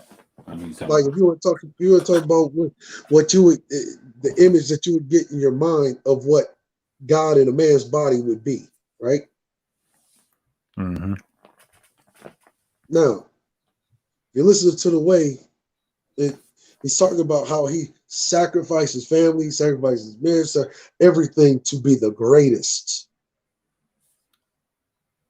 right? But if you really look at stoicism in a more, I would say more universal or roundabout, full circle kind of way. Yeah. Yes, he may have sacrificed his family, his very, children, his wife, kids, even his extended family, right? Mom, grandma, and all of them, right? But in him becoming the greatest, it leaves a deeper imprint on the world to where it influences more than just, you see what I'm saying, his localized circle. Mm-hmm. That's stoicism. Yeah, in its purest form. Yeah, I have no issue with stoicism. Yeah. It's singularly focused to where everything can be falling around about you, but you cannot lose focus of that singular target, that singular goal, that singular destination. In Shannon Sharp's situation, he wanted to be the greatest pro football player there ever was. Yeah, that's a form of stoicism right there. Yeah. You know what I mean? And you talk about a guy that's, fall out with friends, fall out with, close buddies, old teammates. Like, none of that gets in the way of what him as a man is saying. Look, this is my singular focus. Fuck everything else. Yeah, kind of like a scorched earth mentality. Yeah, sometimes it's okay to be a stoic, or should I say, I don't want to say nihilistic, but I mean that's part of it. It has its pros and cons. The pros is like that focus as a child. You have to look at it from a different angle. It's like, what's that is model they use? It's what it is. Yeah. It's like in that realm, but that stoicism ain't no joke. Yeah, it was necessary for the man. That's a basic masculine trait. If you actually read it, you'd be like, oh shit. The Greeks, everybody, most of your scholars credit the Greeks for stoicism. All they did was dub the term. It was already a phenomenon that, hell, even pre-dynastic man operated on. Yeah. Yeah. But if you want to study utilitarianism, you have to go back to a guy named Epicurus. It's actually an ideology called Epicurus. If you read some of its morals, like right and wrong, like the morality thing, that came from that. And when he challenged the Stoics, he had the focus. The only thing was he was dealing with morals and laws and shit. But it's like the greatest happiness of the greatest number. And that's what BJS try to push. And he tried to say he don't. Dude, that's very hedonistic. you're talking about balance. You're talking about actually a balanced society. The only way to get that, you got to admit some things too. You know, you got to admit. I think they mentioned derelicts and all that. You know, Oh everything. yeah, Yeah, you got to yeah, mention that. That's a part of utilitarian. They ain't gonna tell you that everybody's not perfect. I'm gonna pick one side. If the others don't come, they just gonna die. Just let the building burn. It's similar to. I hate to say it's similar to a mix of nihilism and everything else, but it's its opposite. You know what I'm saying? And that's why he did that Black Pill video. But now he don't believe it's hedonistic. But I try to tell him it is if you do research it thoroughly, because if you study Epicureanism, the Epicurus yeah, guy from Greek, he was his rival of the Stoics, man. And they just dubbed the term, but that guy birthed that actual ideology and actually birthed all ideologies like liberalism, egalitarianism. If yeah, you want to yeah. really get But technical, the military you gotta practice understand, utilitarianism all day. Yeah. like you got to understand the time period in which like these things were created, because Yeah. Epicurus or the Epicurean age actually is what brings liberalism into Greece, That's right? what I'm saying. Yeah. During the time of Alexander, right? Yeah. Now, in Alexander's time, right, his father of that generation would have been the last Stoic, right, of the Yeah. Alexandrian time, Yeah. right? That was Philip II, Mm-hmm. right? And Philip II spent all this time trying to figure out how to conquest his trade partners to the east, Yeah. because he thought that he could do it the way, Greece had been doing it through trade and commerce. Right. And the problem was that he could never accomplish it through trade and commerce. He couldn't do it with brute force, blunt force, right? Right. Uh, even down to the old world, kind of propaganda. Couldn't do it through that. He had to implant people within, society, like Yeah. a different society, and in fact, go as far as to allow uh, Eastern trade partners in the borders of Greece, Right.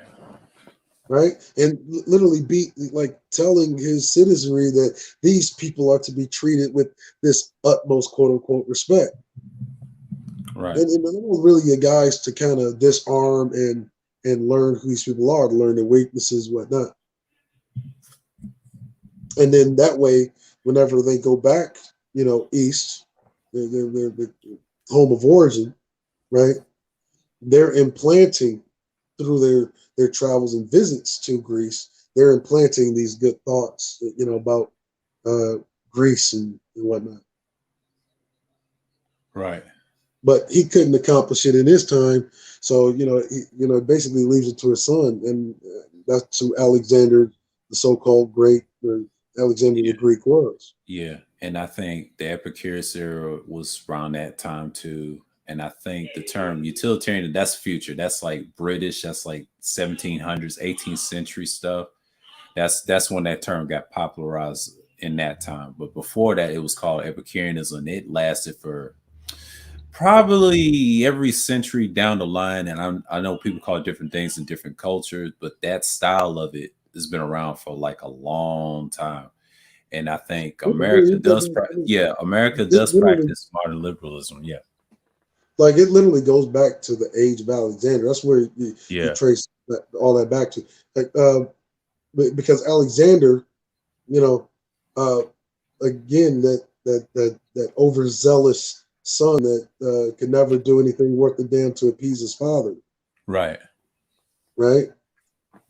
Which is literally, you're looking at the effect of Stoicism, yeah. It's very effective. Yeah, it's worked right? in every nation. Yeah, Stoicism And is very that's the effective. and this is the guy that becomes known as one of the greatest conquerors of history. Yeah, but it's really opposite if you study Hannibal. He did the same thing, but he didn't. Well, actually, he didn't defeat the Scipio Africanus. Now that's when he named it Africa. Before it was called Africa, it was called something else. I forget what they named it. Actually, the whole Africanus actually, it literally is already a domestic name, right? Yeah, Like if you look at like Ethiopia, right? Ethiopia, now we can we could say Ethiopia maybe later, you know, because Ethiopia is what the whole continent becomes known as. Yeah. Because, you know, later. Yeah, I was thinking about that. Ethiopia. It had many names before they called it Africa. It's a, I don't want to say it's a Roman name, but it is in some degree because I think the Africans will tell you that name is fairly new. Yeah, even with the K, we added with the K, it's still fairly new because I've heard terms like Akubalon. I don't know how true that is, but we don't know what they're digging out the ground. They have many names, many languages. If you want to talk about Semitic language, Black Semitic languages, they call it something different. It was on one land. I see they trick you with the Suez Canal shit, but if you study it from India, from that continent, Africa is one landmass. That's all one vein. I hate to say that because once upon a time in Mesopotamia, they really one and the same, and they try to trick you because most of those people that you see on that continent used to live in Mesopotamia a long time ago. They're similar people. What they did is they spread out. That's what happens. You know, they had to find somewhere to live.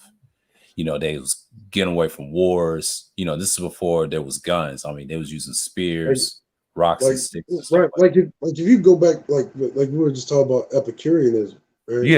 Yeah. Like if you look at it, like even like the Greeks, like they didn't originate that. Like Epicurus is just kind of lauded for it.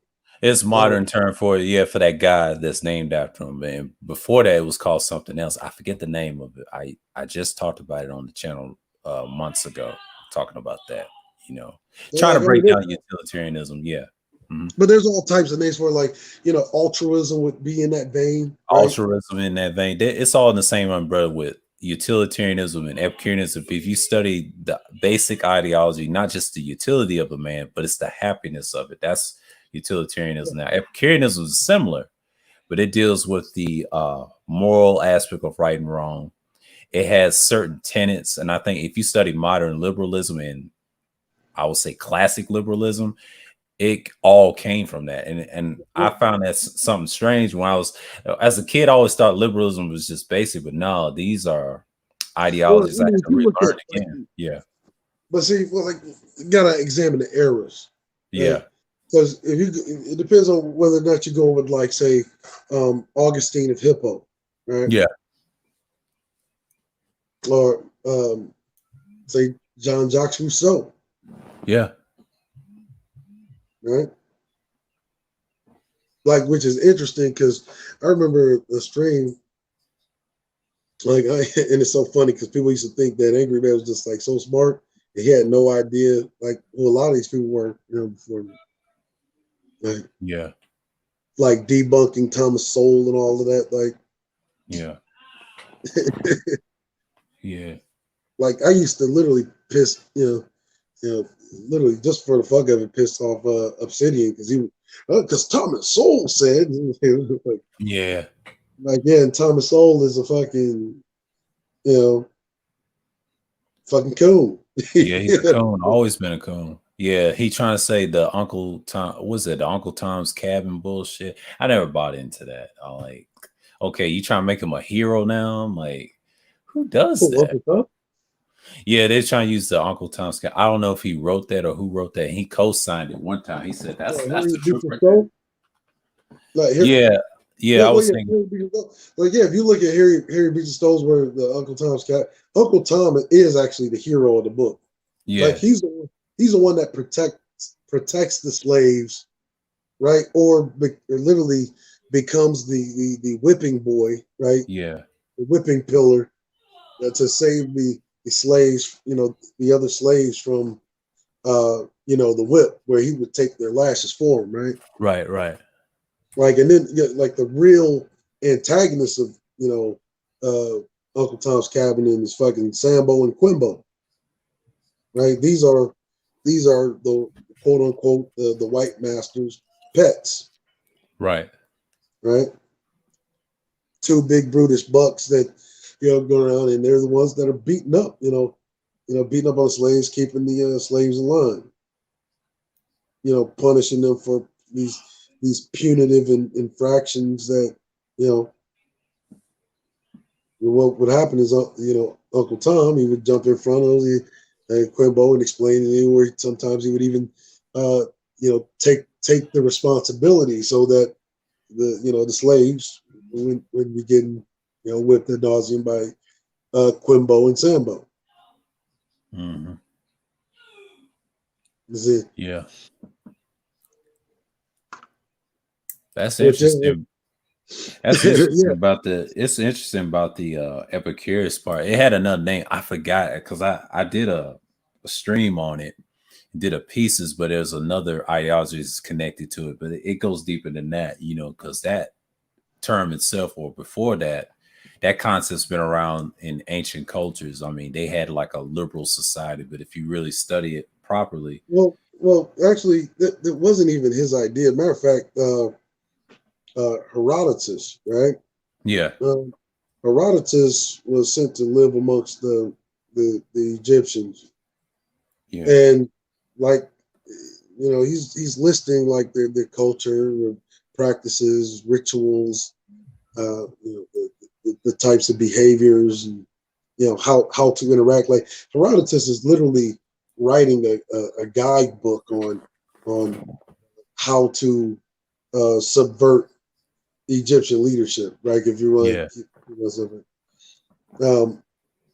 And that's actually where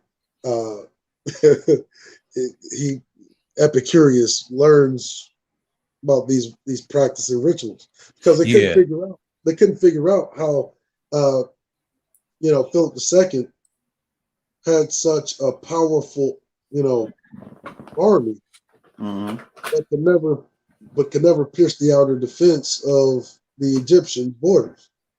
Yeah, And in their mindset, they assume that the Egyptians had the same culture, right? Which is like barbarian, a primitive barbarian type culture. And then what was happening is that you in Egypt you already had women leading in parts of society, right? Educating in parts of society, leading universities and whatnot, where men, would go to learn. And they could never figure out, well, why aren't these people basically living like us? yeah, Where is in the far eastern Greek society, it's like they should be living like us, as barbarians. How can they be in their minds, submissive or submit to the women of their society? yeah, That's because once again, Egypt had already went through its phases of, say, barbarism, internal strife and war, then reorganization, then the top-down structure, and then which leads to a period of peace in which egalitarianism can develop, but still maintain a strong army. yeah. Right? That's part of it. And I think I talked to BJS about the utilitarian part. He said it's in your military. I forget what version of it is. It's called rule utilitarianism. It deals with the rule structure, and then they got another one called act. It's got many versions, but that philosophy itself, that theory, goes around the Epicurus realm, and it birthed that. And they said what they call them, the proto utilitarians. I forget their names, and they was before Jeremy, what's his name, Jeremy B, and what's his name, John Stuart Mill. Now he had a hand in liberalism too, in the creation of the ideology as well. He studied egalitarianism. Most politicians don't even bring him up as much. I mean, most people expect us to know, but if you actually do research, it's only a few utilitarian philosopher. What's his name? Peter Singer. He's the last one. He's living right now, and everybody else is. There's one female. I forget her name, but that's his John Stuart Mill's wife. That was it. Outside of I'll put that, it like this: like, yeah, yeah, they used to do this this kind of, I guess it was like a thought exercise, right? yeah, Where say there's a train, on the track, right? right, And it's speeding towards, say 10 people that are trapped to the track, right? mm-hmm. Now, you can hit the switch to cause the train to divert the track to an alternate route, in which on that route there's only one person on that track. Right? Like that, that is an act of what is called a quote unquote act. That's where you get the act utilitarianism, right? Where Yeah. most people will decide, okay, let me veer off the train to hit the one person as opposed to killing 10, right? Yeah.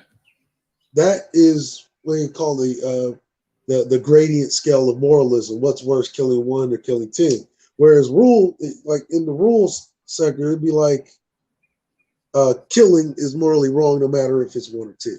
Right. Absolutely. You see? And matter of fact, the rule shit, that's really the development of like early, moralistic dogma. Yeah. Right? Yeah. Like, like just think about this. Mm-hmm. Every single society that exists and that has ever existed was founded on fucking murder. Okay, they're piling Right. bodies up. That's true. That's Right? very true. Now, after that period of cratocratic exercise, now we have to organize ourselves in a way to where we can mitigate. This is not really about mitigating war, but it's about mitigating internal conflict, right? Mm-hmm. That's why you keep hearing like all of these phrases, where they keep using it against niggas about, black on black violence and black on black crime, Yeah. and all that shit, Yeah. right? Like, and see, this is why you always hear me say in response to that, like, black on black, any kind of violence, I mean, is actually a necessity. Yeah. It's like a Because necessary. It's like a necessary. I don't want to say it's a necessary evil, but it's intended to exist in society. It's nothing I can do about it. People gonna get violent. It's American violence, technically. because you think about it, right? Mm. If killing a person was so wrong, and this is something that is enforced by the government which rules over you, right? Mhm. Why does it use that same measure of violence against its enemies outside of its own borders? Or better yet, why does it demand, right, its domestic military, i.e., its police force, Right. to exert that same level of force against its own citizens internally? Which just by that very example will let you know, one, even though it's labeled utilitarianism, Mm-hmm. right, there's nothing utilitarian about it. No, because if you actually, well, yeah, utilitarianism, that itself, if you study its tenets, like, yes, I understand it's the greatest number in happiness. Is that what you're preaching? But then you But have that's the not even greatest true. number shit. Yeah, that's when I But researched see, that. I that's said, not "Oh even shit." true, right? Like Yeah, like even that assumption is not even true. Because yeah, like that it's the thing that brings the greatest form of happiness. Like anybody yeah, that believes that, look, I'll tell you what, I got some timeshares on Mars to sell you if you believe yeah. that. You know? I wouldn't even believe that if he was on Mars. But I'm just saying, but that whole ideology itself, when I read that, I said, what's the greatest number for? And they asked the pros and cons to it. And I think I did a pre-record on it. And then the pros is, yes, it can work in as a group, but the pros and cons is you can't get rid of that minority group of society of the plutocrats. They would stop a lot of things, especially in this country in America, because they side with the military in the US because they deem it as better. Not only that, the banks and all that, they all work together because they're plutocrats. They're 1% to 20% of the Like, world. That's the if you small want to know, minority. like if you want to know, if you want to really know how society works, and it's such, I mean, we could call it cold and we call it fucked up. Yeah. But there's a reason why every single society that exists today, right, Mm-hmm. is literally diametrically opposed, right, to the advancement and well-being of children. Right. Yeah. I can see that. That's why you look at a first world country like America. Mm-hmm. The number one thing that children are affected by in America is not anything that's related to health care. It's not anything related to violence. Mm-hmm. Not any, well, it might be related to violence, but violence will be an effect of it. But it has everything to do with one of the core basic human needs, and that's homelessness. How do you live in a first world country and you have more homeless children, literally, than you have people that are locked up in jail? But yet, what you will have is a media that's telling you that there's more people in jail than anywhere else in the world, which is true. Mm-hmm. Mm-hmm. But it is equally and more importantly true that there's more homeless children here in America than there are in jail. So we're talking about, oh, if you're so, ethically upright, if you're so moralistically upright and straightforward, why are we focused on the lesser common denominator of society rather than that which will be the future of society that is going to determine how society turns out as far as the well-being of the nation? But Yeah. you'll keep those children or their mothers homeless, starving, struggling, yes, Yeah. which churns out the very criminal aspect that you use to monetize their bodies for a prison industrial complex. Yeah. So who is really immoral in all of this? The person that locks up the criminal or the person that manufactures the criminal? I would say the See, now person. we're getting into a level of now Yeah. when we're talking about Epicureanism. This is what we are like. Literally, this is what we are talking about in society. Right. To me, it's more manufactured, the criminal, than someone's putting them in prison. I mean, that's what you got to look at. Like, Because you got to understand, right? yeah. Because if a person does crime, right, there's an apparatus to fix that. Oh, yeah. You see, Just like you mentioned the broken window thing, if you want to add utilitarian concept to that, I mean, that I don't know if that's difficult, but it is proven wrong by that by France. Now, I did read something about that offline when I did that stream, and yeah, that's the what you call the incarceration generation. oh Yeah, yeah, yeah, oh yeah. A lot of people don't teach that in school. What he did, man, like that's how you no, got your Chicago's and all that stuff. no. See, the thing is that there was a policy, and see, I always talk about this public policy. See, understand, and this happened really during the Reagan era, right?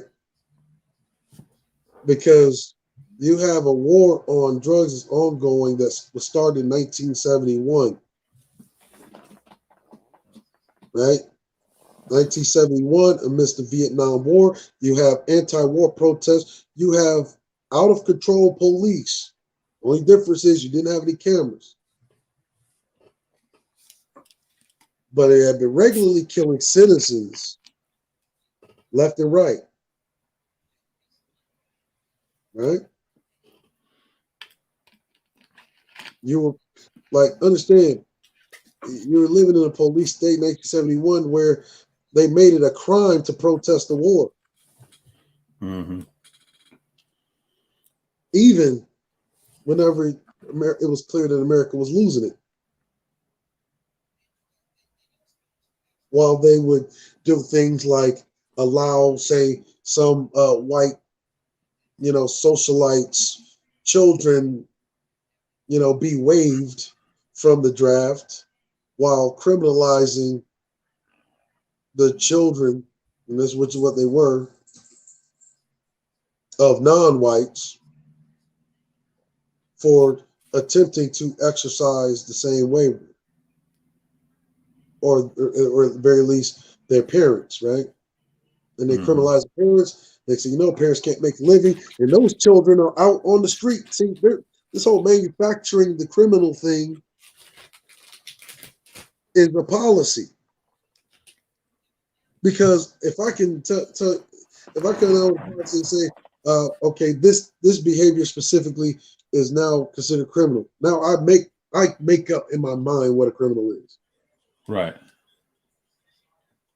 And then all I'm doing with the police is using them to enforce the policy that incarcerates the very thing that I made and turned magically into a criminal, which was a otherwise law-abiding citizen. But see, now you're taking away that very structure, right, that keeps that citizen law-abiding, i.e. the structure and stability of that family unit. Now it causes an internal hardship within the household. And though some of us, you do have some of us, which is where a lot of us get it confused, some of us did rather have the ability to live in harsh, right, depressed economically, ghetto-esque conditions where you are perpetually deprived of resources and opportunities. You do have a few within society. And people fail to realize that these are the outliers that have the ability to live within that, society in that depressed state and not fall into the pitfalls that are really just manufactured for people to fall in from being in that economically depressed state. So, like give you an example. You ever heard people say this, like, yeah, man, I lived in the ghetto, but see, I wasn't one of them that went out there and picked up the pack and started selling drugs to my own people. You see, you hear people like that, right? Yeah, they exist. Mm-hmm. But see, what they fail to realize in all their hubris is that they would actually be an outlier. Hell, they don't even understand that. See that, because that's not the rule. Because you gotta understand, like every time they make these policies, public policies, whatnot, like understand, social psychologists work on these things to predict the pattern of behavior to reach a desired outcome for the policy, which is why broken windows was so effective. Yeah, because broken windows literally creates the need for over policing in Black communities. Mm-hmm. And so if it creates the need for over policing in Black communities, then anybody can be a criminal.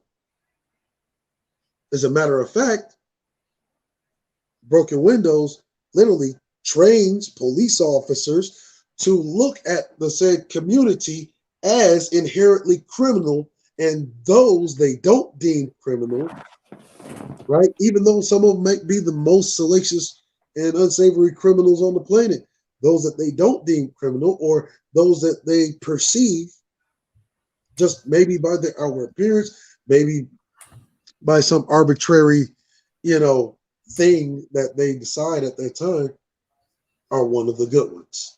Right.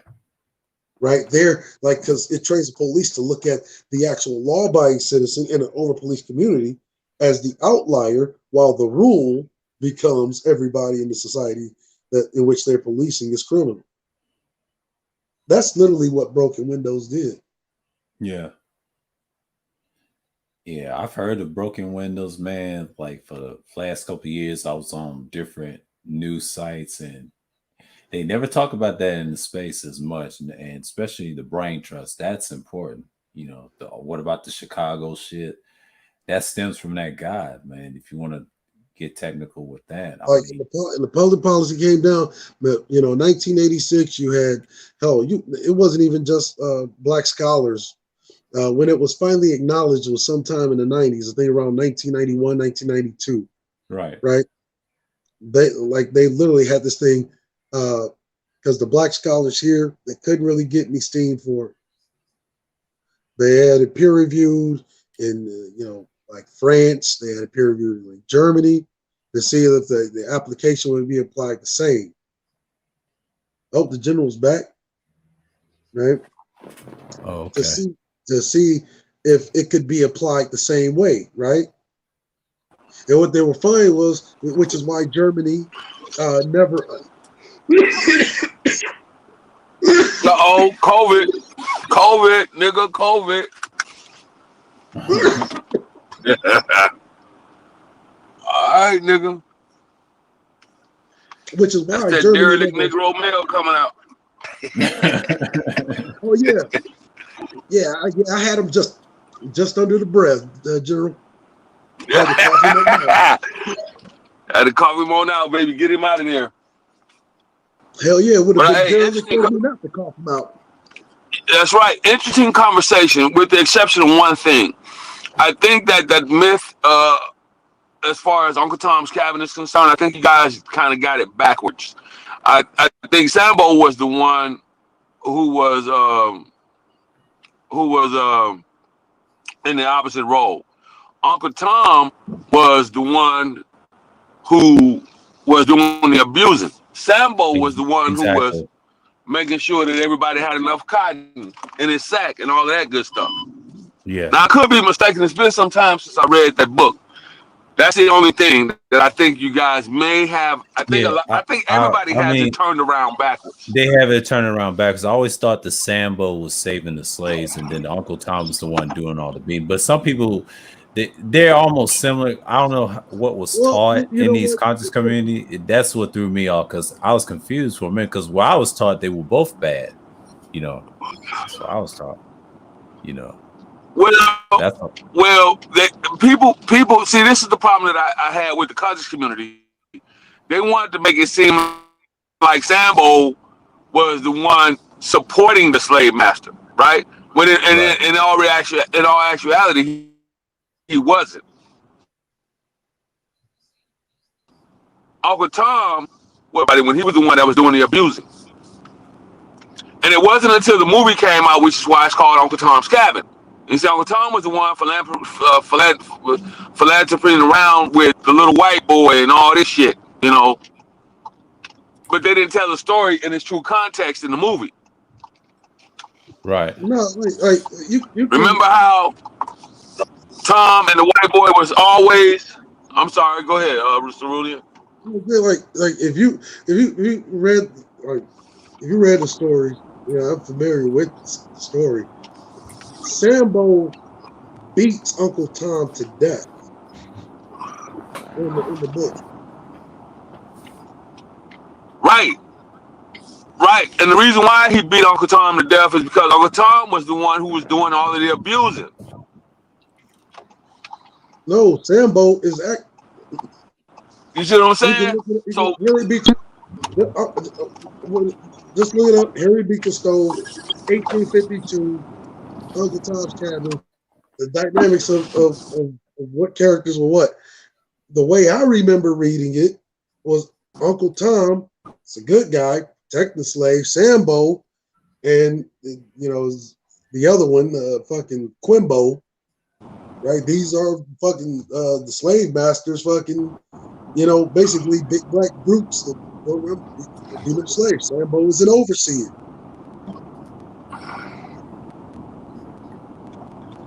No. Yeah. What's the nigga? Dick Gregory. Dick Gregory. Can you hear me now, brothers? Yeah, we can hear you. We hear you. Okay. Go ahead. Dick Gregory did a whole breakdown of the Uncle Tom's Cabin story. And he said, you got Negroes that'll call you a Tom. And he said, well, if you read the book as opposed to what was written in the movie, you'll find out who was the one who was actually, doing the goddamn bootlicking. Now, I haven't read that book since fucking high school. Yeah, since high school. Since I even picked the goddamn book up. But at the end of the day, that's what I got out of it. Once I did go back and I reread, kind of look through it again, it's been quite some time when that whole thing came out. I said, oh, let me go check this shit out and see what happened.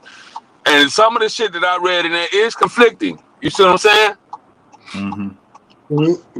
Some of it is conflicting. So to actually call a black person an Uncle Tom, I think that it would be correct when it was in the reverse order. You see what I'm saying? No, but they would. But like, matter of fact, see, I'm not on a device like a screen share, but you can look like you look it up, screen share, like we can settle it. But I do remember reading that Sambo and Quimbo, they were training to be fucking overseers, and they were like the slave master's muscle. Uncle Tom was the one that was going around and seeing the slaves getting whipped, and he would take his cotton out and put it in, the other slaves, cotton, so that they would have enough, and he would take their whippings for them. He was the whipping boy of the story. You know what? Now that I think about it, I'm the one who's wrong, and you guys are correct. It was Uncle Tom. I sit here and I think about it. I am incorrect. You guys were correct. Uncle Tom was the one who was.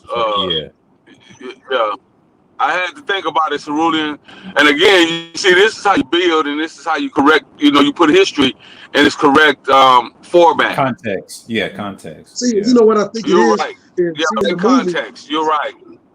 because see, in the movie, they kind of made Sambo and, well, particularly Sambo, kind of humanized, right?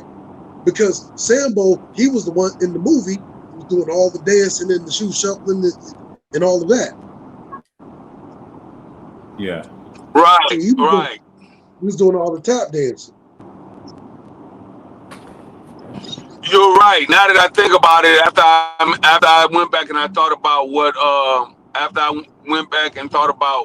what Dick Gregory had said, you're absolutely right. You're right, brother. So I stand corrected on that one. Mm-hmm. I stand corrected. Yeah. So we're calling Negroes the wrong word as a that's what it was. We're calling niggas, when you call a nigga an Uncle Tom and you're trying to degrade him, to you Uncle Tom for them white folks, well, that's the wrong thing. Niggas a Sambo, actually. Yeah. Oh, Quimbo ass nigga. And as I think about it, older people in my family, they wouldn't call people Uncle Tom, so they call them, nigga, you old Sambo ass nigga. Yeah. You're a Sambo boy. Yeah. Oh, Uncle Tom, oh, Sambo, Quimbo ass nigga. Yeah. My parents, they use the term, he's Tomming at white folks, trying to be a hero against white folks. They use the term Tomming where I come from. And I was like, I never understood what that meant. And, but my dad's read the book too. Right. Yeah. You know what I'm saying? Now, I've heard other black people say Sambo where I'm from too, and Georgia. I've heard that a lot. That ain't nothing new. That Sambo ass nigga coming. Yeah, they got it right, Sambo, when they say that. Like they even did like those old minstrel shows. Like they have the story of what they call the story of the Topsy and the little black was it Topsy and the little black Sambo? I don't know if y'all ever heard of that. The minstrel show, and Sambo would sit there, doing the whole, shoe shuffling and tap dancing and all of that, dancing around with Topsy, which is the little white kid. Right?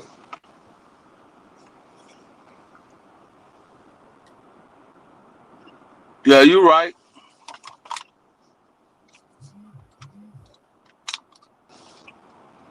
Yep. But you see, again, This is where niggas in this particular sphere will get it wrong and will argue you to death and then sit there and use ad hominem attacks to try and overtalk you and prove that you're wrong because these pseudo scientific database educated ass Negroes, some of them, will sit there and not even know what they're talking about and put history in the wrong context. That's what they do. Yeah. That's what they do. That's why Mike V gets upset a lot. Him and Nagone and a few other guys. They don't like that. It's the younger generation of minds and actually Zillennials and the future alphas is being brainwashed right now. Do this stuff. It's our fault and some of boomers' fault in the combination that teach them that stuff, and they think they smart. And they go to these universities and they brainwash. And I've noticed that in these spaces too. I'm like, who's y'all's teacher? I was never taught that. I'm like, yeah, I mean, like, let's just take Supreme Goat Fucker, right?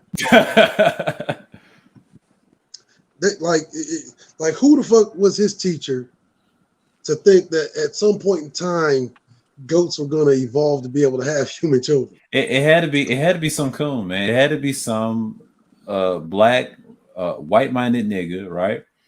Taught him that, or a white person. That's what I'm saying. But you got to treat him like a white person. Yeah, it's like, or was your teacher an actual talking coon, like the physical Prochyonidae scientific name for raccoons, by the way, right? Mm-hmm. Prochyonidae is the scientific name for raccoons, by the way. Yeah, that's another name. And the reason I tell people that they took the rat coon out of the name, that's why they call us coons by accident, because a coon is a trash eater. He's a scavenger. You know, I hate to say that about a raccoon, but it's true. That particular animal. But, you know. And people don't know that. That's all they did. They just called you a coon by accident. And they technically call you a raccoon, you know, in slavery. They took the name out, you know, the etymology of that name. Well, actually, there's a guy, there was Ernest Hogan, like, you know, like coon, like white folks actually used to use that against each other. That was how they used to keep white folk in line. In line, yeah. Because that was their name for, you know, then they start cleaning it up because that was their name for what you would call white liberals today. White liberals today, like your indentured servants, and I hate to say it too, most of your revolutionaries because, in you know, America got the black stripe, you know, coons got the black stripe across their eyes, right? Mm-hmm. And so that's why they would call them that. It's like, oh, because you're wearing the stripes for the nigga. Yeah, like that was the way that they would use it. Matter of fact, you can look up that song. There was a song written by Ernest Hogan. Yeah. Every race has a flag but the coon. But the coon. That's true. That's true. Like, here's how cold the shit is. Like, we think all of these problems, like with Black America, like even the culture of not wanting to be what society has deemed that you are. You're a trash eater. Yeah. Like think about this. Mm-hmm. Whites, like, everybody wasn't just white in this country. Like, no, Irish folk, Italians, you know, Eastern European immigrants Jews were not white. They were not white. Even Jews weren't even considered white. No, there was different nationalities. The only white person is I hate to say the Anglos and your Roman descent people that are liberals. Matter of fact, you look at it prior to World War II, in order to be considered white, you had to be of, what is it, Anglo-European or Anglo-American. Anglo-American, that's it. Or shall we go? Yeah, that's in the British. My fault. They're in the same family. And then they have a class. Right. Yeah. Now, do you know why that happened? Because it's such a fucked up story. Yeah.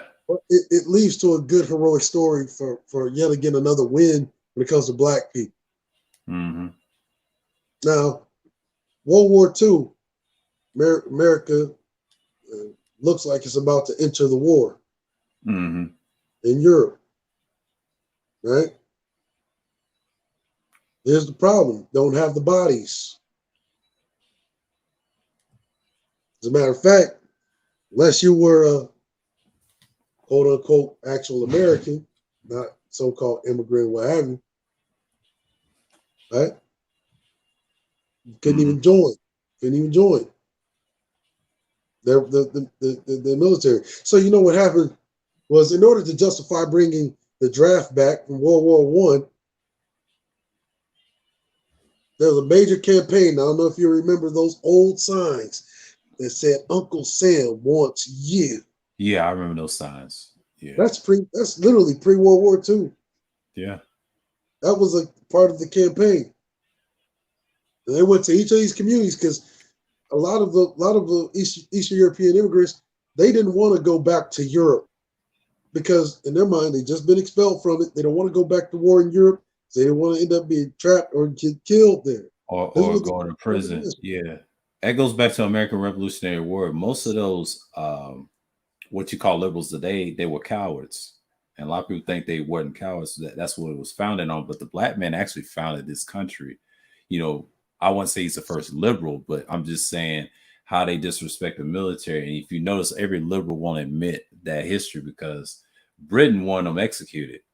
But see, they want to get away from the tax thing. You know how the American Revolutionary War, you know, they try to end it in what you call 1783. Well, it was more than it was just more than the tax thing, right? Because yeah, you got to think that's what they'll tell you, but it's more than that. You're right though, because it's deeper than that. Yeah, like why did you have Washington have such an incessant urge to come from under the boot heel of the British Empire? yeah, Because when he realized what was actually leaving the colonies, Washington and his adherents realized that there was enough money, there was enough wealth being extracted by Britain, mm-hmm. in which if they kept it to themselves, they could not only compete with Britain but could overtake it. Yeah, they basically just used taxation, really kind of as their scapegoat, as a means to keep the wealth within the colonies. Yeah, and the colonies want to get rich, and the problem with that story, when what you're telling the truth, people never learned that in school, and that part right there, that's how America was. I don't want to say founded, but the black man and those soldiers, they was on British side for a while until they told them, we're gonna buy your land. You know how they did the what you call say Native Americans? I call them Asian Americans. Me and DeAndre call them that. That's how they bought all those Mohawks lands. If you notice, they try to apologize to them with the sports teams and shit. You have to go further back in history what they did. You know, they ain't gonna tell you. They extended slavery too. See, the British had the slave pass it off to the colonies. Since you whooped our ass in the Revolutionary War, we're going to end it in what 1783. Next thing you know, the niggas didn't realize you're going back to slavery. So it took them a minute, and that's when they start doing their thing. Yeah, but you know that's interesting you bring it up because Britain loses the war, right? The revolution. And they lose the slaves. Yeah. I know that. Right? They lose, not only do they lose the slaves, but they lose the very economy that undergirded their ability to, impose as an empire. Yeah, because if they would have not lost that fucking war, they had the manpower.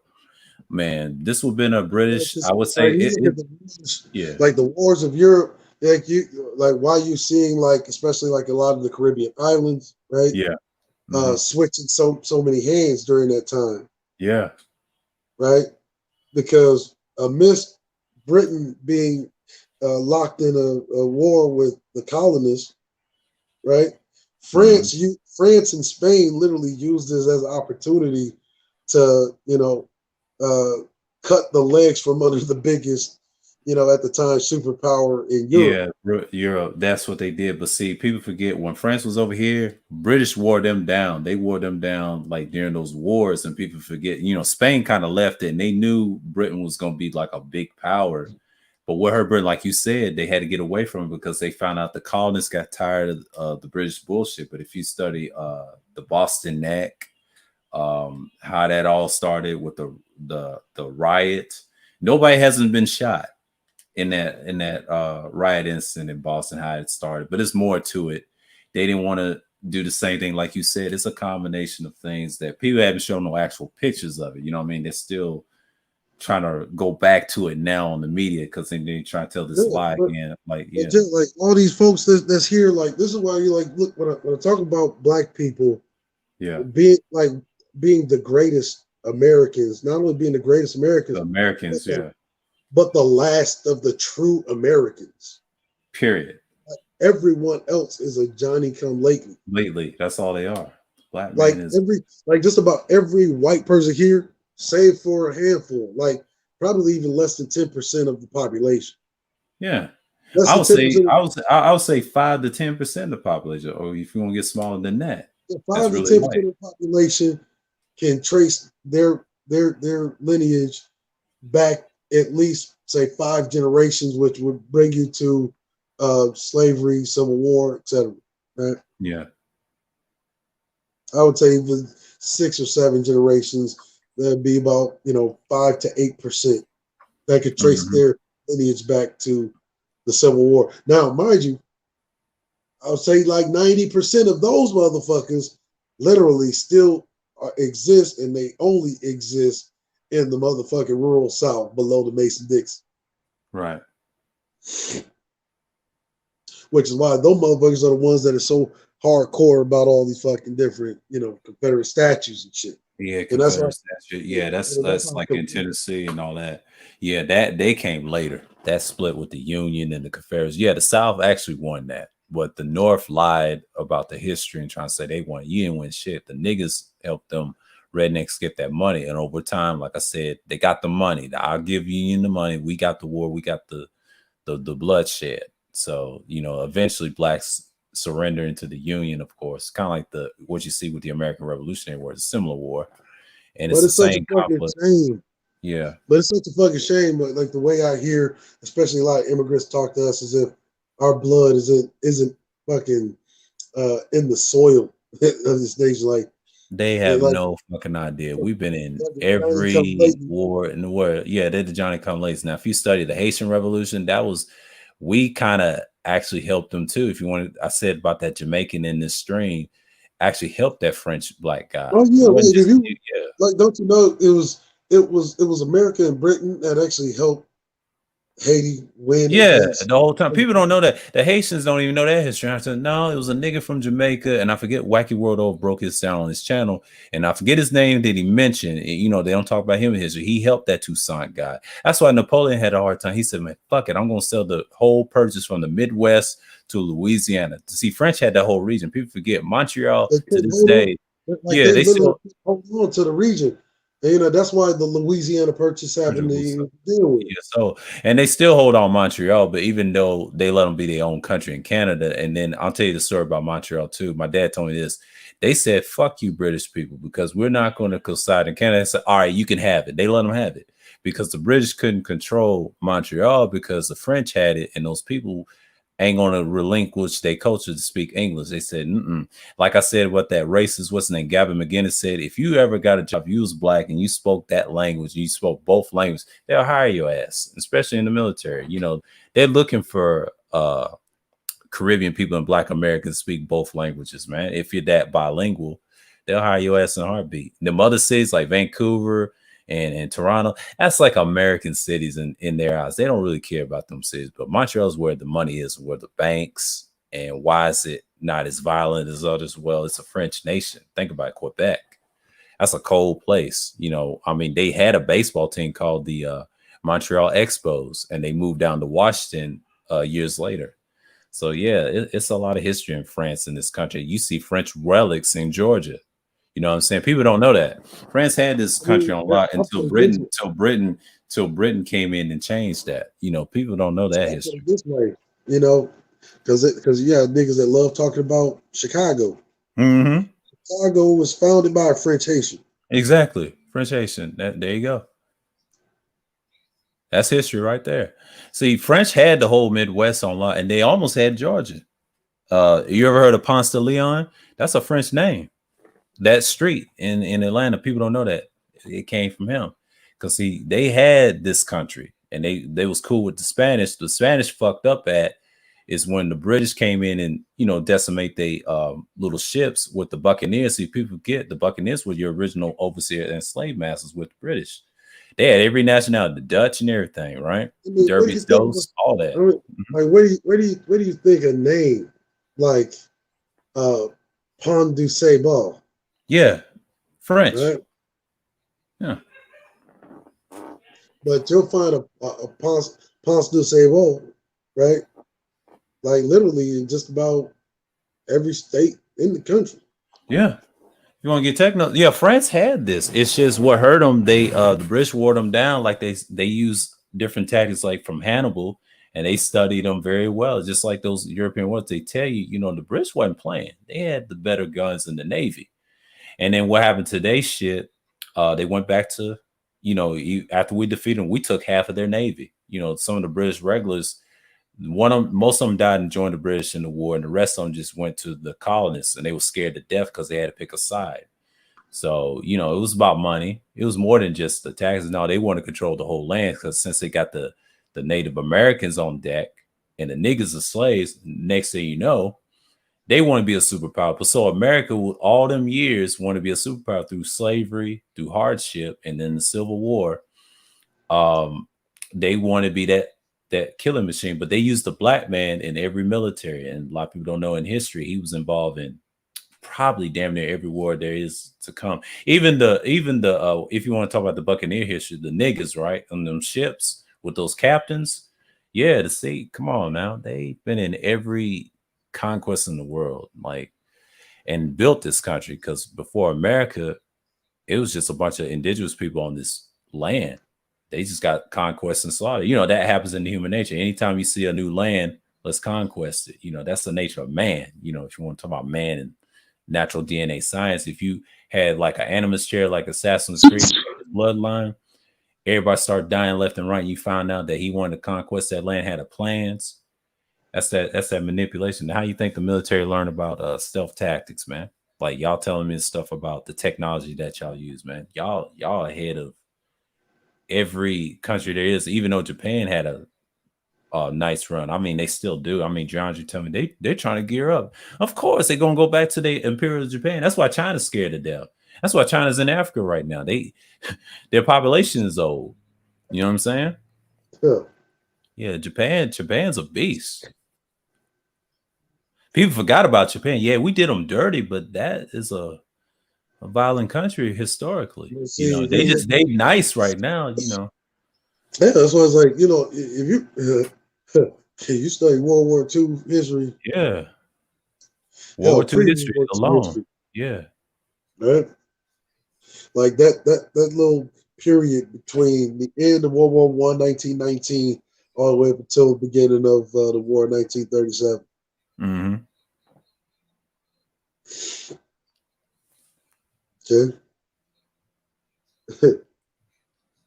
Like you talk about a guy who takes his country back from, what was then, this, like when Japan organized itself into the imperial industrialist powerhouse that it was World War II. Like I understand they literally, America and Russia were allies at the end of World War I. The only thing that caused them to work together was imperialist Russia or imperialist Japan. Yeah.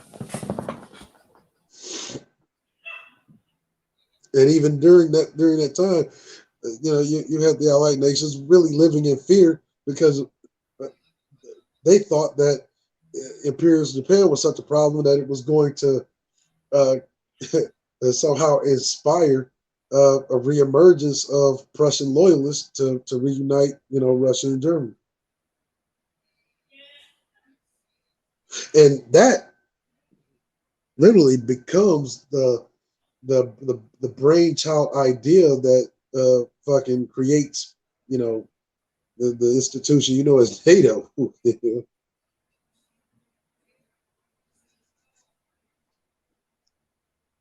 Yeah. The idea is to keep those guys from fighting each other. Their focus should be on preventing a rise of New Prussia. Mm-hmm. NATO. That's why NATO's everywhere in the world where these countries are. Yeah. want to settle, you want to settle, say, bills or trades or what territories, between, say, France, Germany, Portugal, Spain, et cetera, et cetera. Yeah, if you want to get technical, why you think NATO and CIA's and everywhere in the world make sure terrorism is stopped? Even though I hate when we train them, and next thing you know, they want to be criminals again. Like it's responsibility, but I guess the military's job is like the police. Yeah, America is a big police. You got private militaries. I don't take it back. Private military comes out. I've seen in this country. I can list the names, and they used to be former ex-military people from every branch and well-trained in self-combat. But NATO was created for two primary reasons. Right. And that was to settle territorial disputes between European nations abroad. Yeah. Specifically at the time, North and Central Africa. Yeah. And to prevent the fucking new industrial power from monopolizing Europe. Yeah.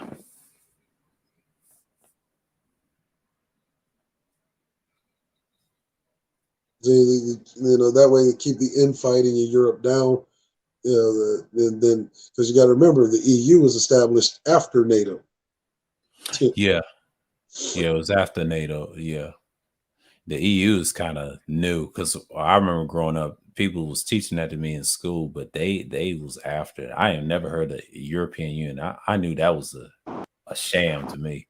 How can all those countries like each other like that and they have problems? Oh, they don't. You have to, I've taken several courses of military history and ethics. All right. Mm-hmm. So when you take those courses, you kind of understand what happens. He who controls the resources. See, a lot of people don't understand. They think it's about land, and a lot of times it's not. It's simply about resources, right? Facts. So, yes. So,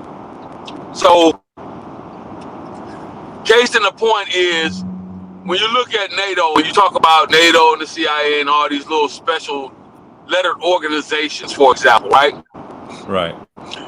They understand that we must call misdirection and confusion in order to sneak through the back door to control the resources, right? Mm-hmm. Prime example. Americans don't understand when they say, well, at one point in time, America supported in the late 70s and early 80s, we supported the Taliban. We armed them. We trained them. And basically structured them to fight the Russians. So why now do we have issues with the Taliban and Hezbollah and all these different organizations over there, all these different paramilitary factions? Why are we fighting them now when we were in bed with them at one point in time? Well, the reason is, think about it like this. Very, very simple. Because we couldn't corral them back to the reservation. Right. I start a contract with you. I say, hey, check it out, brother. If you would let me come over, if you would help me fight goddamn Cerulean, then I'll help you do such and so forth and this and that and the third with your country, with your house. But we have a common enemy here, right? So they go into a campaign to fight the Russians back for what? Resources, control over the resources. They're not smart enough to understand that. We already looking at, we need to get in there and get their minerals. The 7 exotic minerals that are only found in certain regions of Afghanistan, not to mention the poppy seeds and the poppy and all this other shit, right?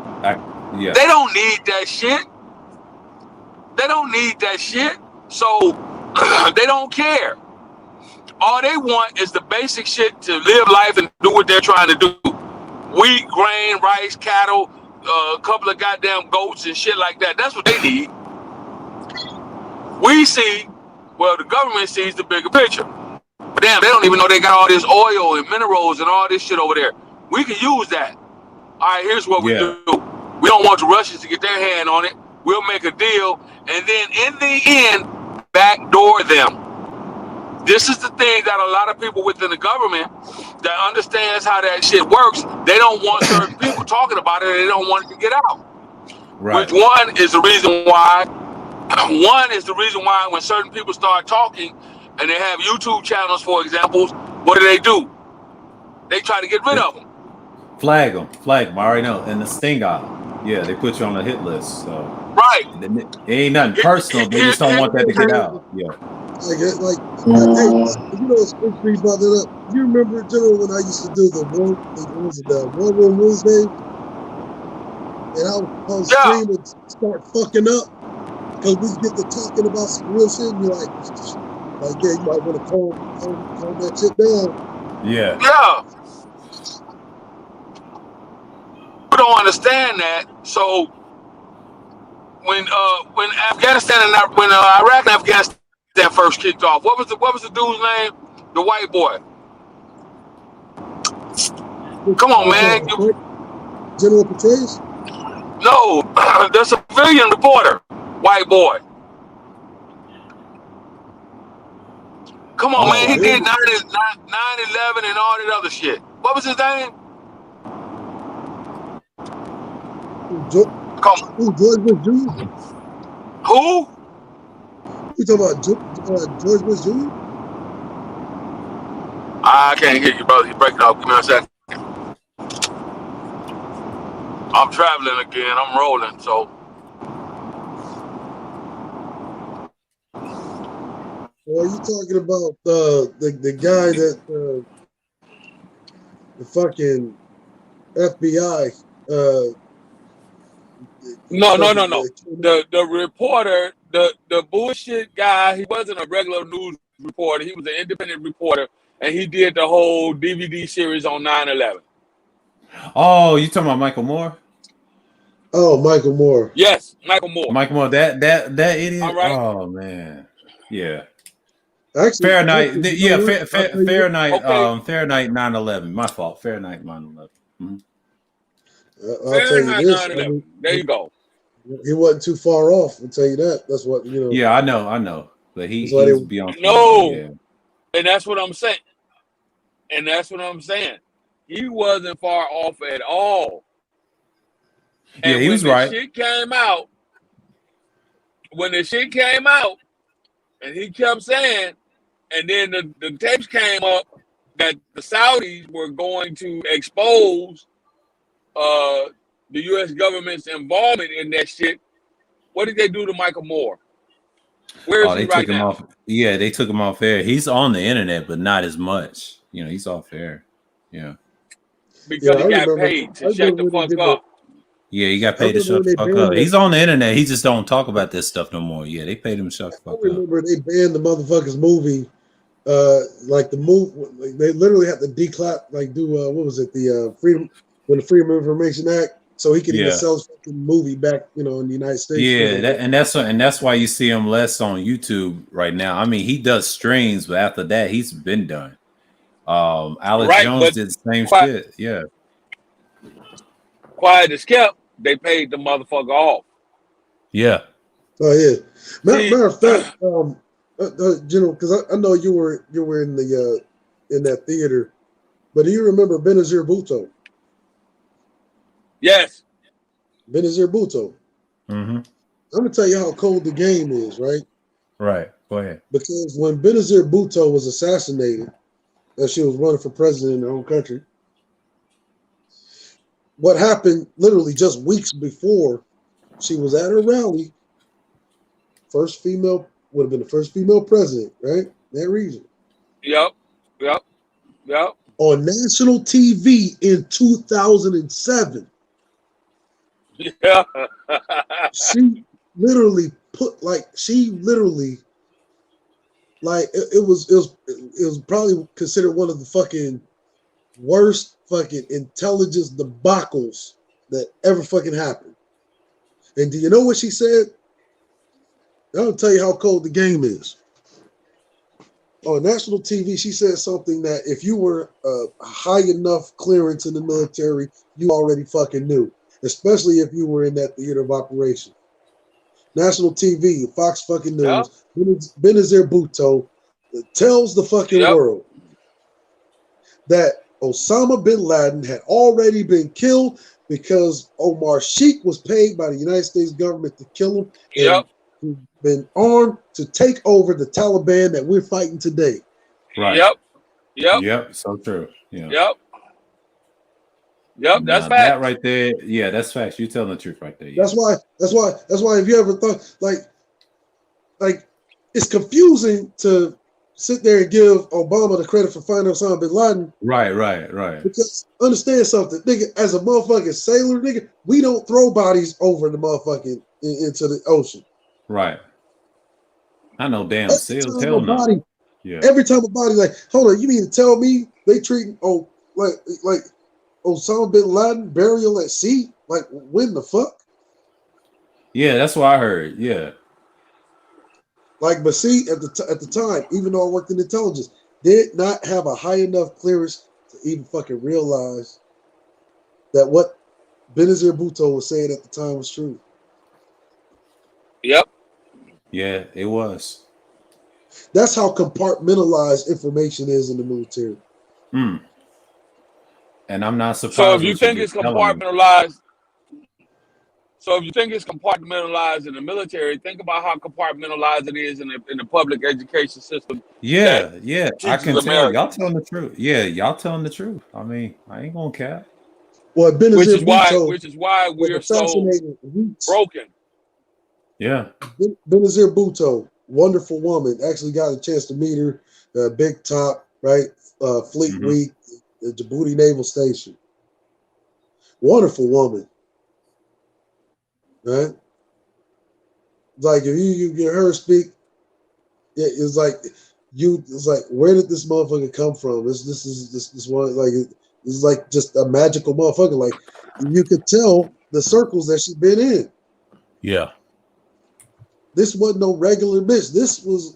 She's from those intelligence circles that, you get to talk to the bitch too long, it starts to scare you. Yeah.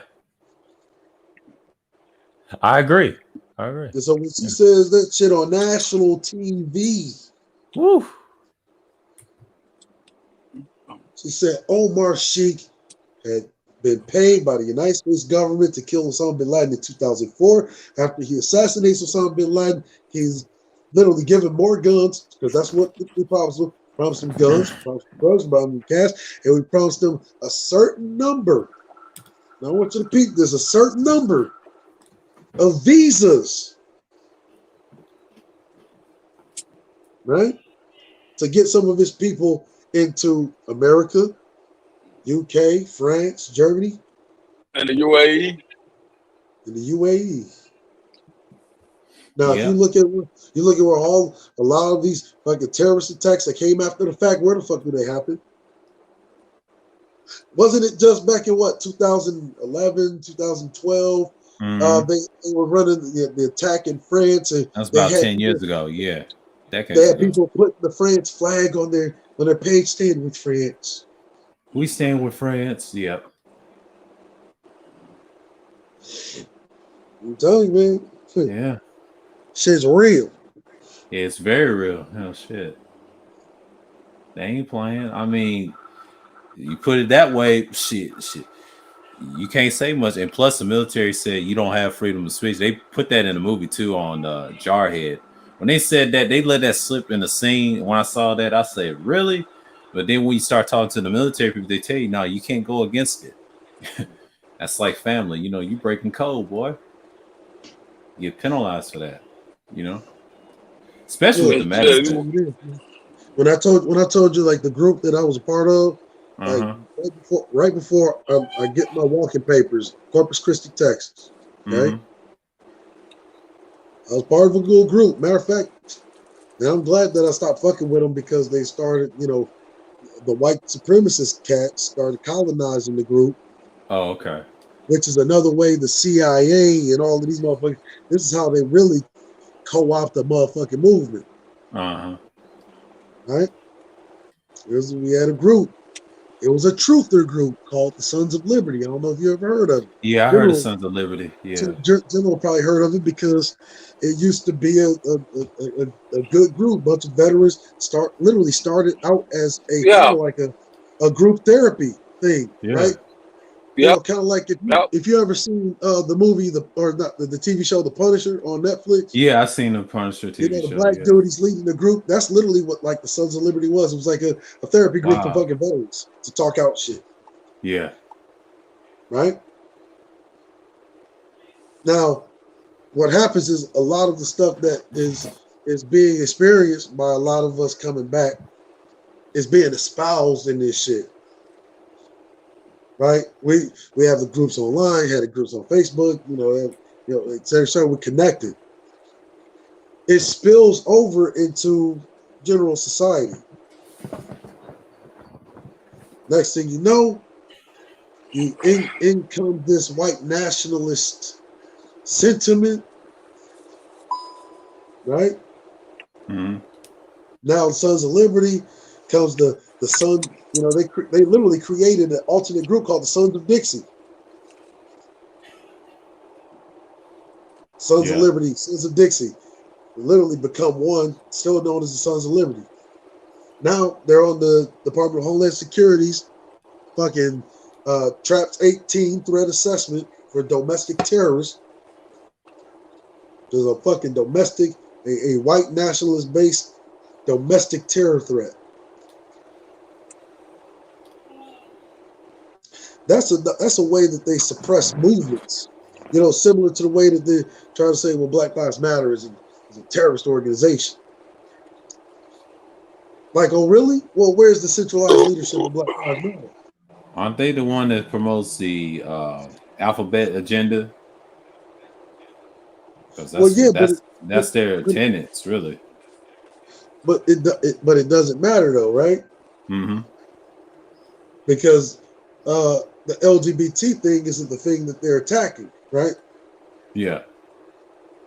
The LGBT thing is just happens to be there. The thing they're really attacking is the black, which is why they come up with the classification in an attempt to kill that movement called BIE. Yeah.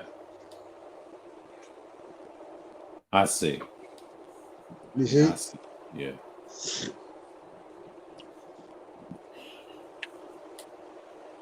And now they're literally forced to put the fucking kibosh on a lot of this LGBTQ stuff, right? Mm-hmm.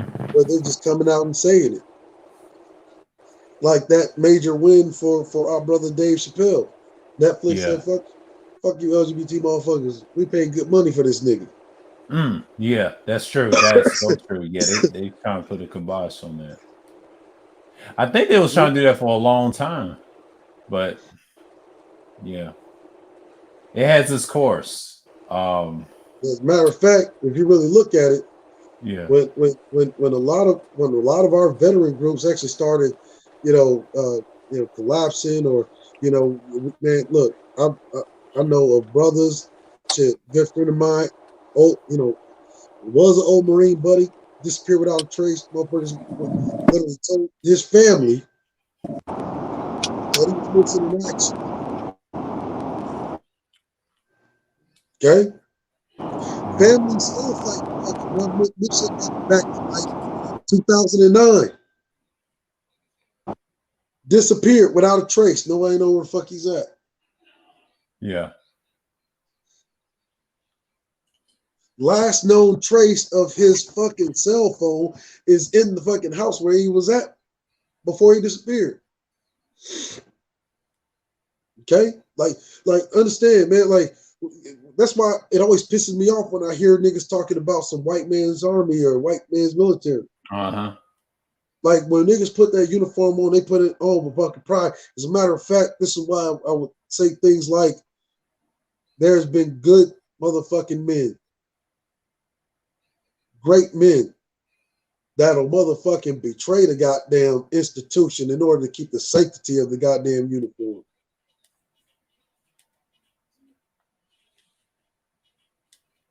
But for a fucking whistleblower, former military whistleblower, See, when you hear these goofballs talking about because the black community, the black community got that no snitch policy.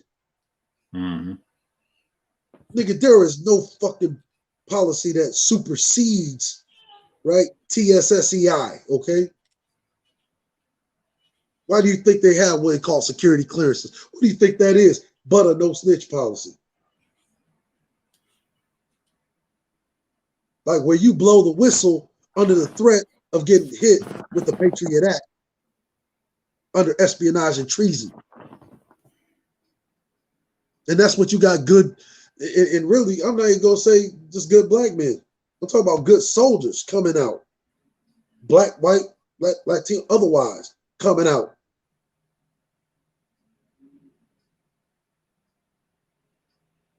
Because they want the American public, that the people that we fucking fight for to be informed of what is really going on. You need people on the inside of the institution.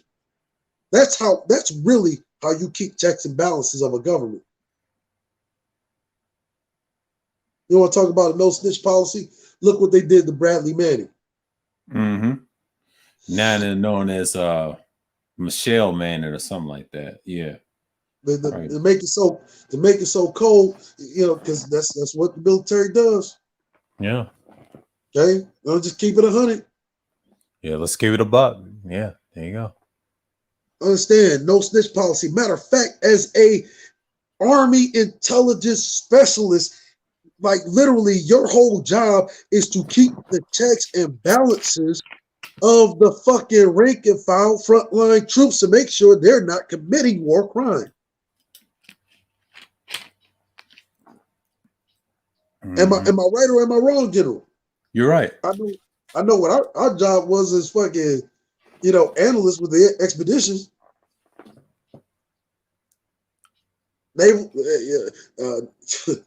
Naval Expeditionary Intelligence Command, Naval Expeditionary Combat Command. What we did to keep the motherfucking checks and balances so motherfuckers ain't committing war crimes. Why? Because back whenever they fucking struck up the goddamn expeditions, you had the greatest level of fucking waste and abuse of American taxpayer money.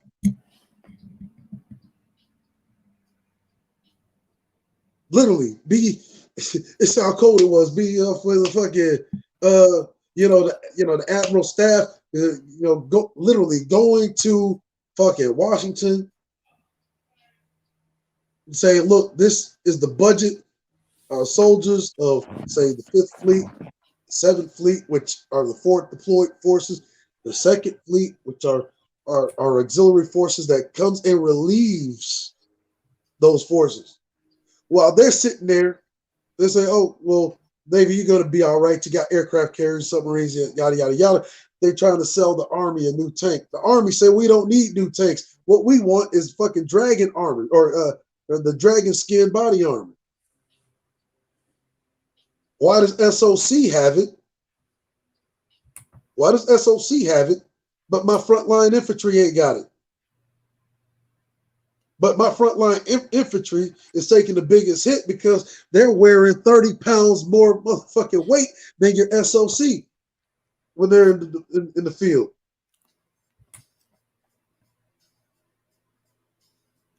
Because that's how light dragon skin is.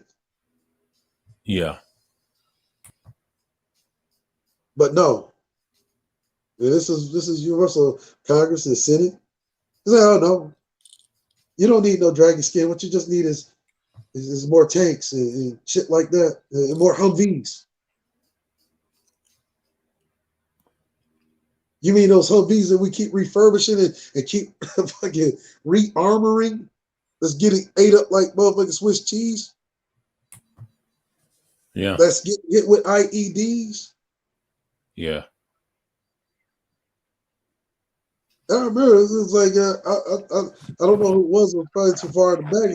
You literally had a guy up there from the Army as part of the fucking requisitions that does all of the budgeting, and he's sitting there explaining to him like, "No, our soldiers are not going to be in fucking tanks 24 fucking hours of the day.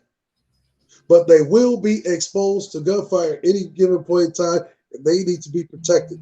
No, they want to give them these shitty fucking plates from Atlas, right? Yeah. Or one of those other ones like fucking Titan Armor Company. They make these bullshit fucking plates and fucking heavy ass ceramic plates. Fucking things were a mess, right? Yeah. Like when you put the plates in, they had all kind of gaps, right? That a bullet will go through, and still hit the soldier. Oh, right. Mhm. SOC, they're not worried about that. SOC got dragon armor, right? The dragon skin. This shit'll stop a motherfucking armor piercing 308 in this track.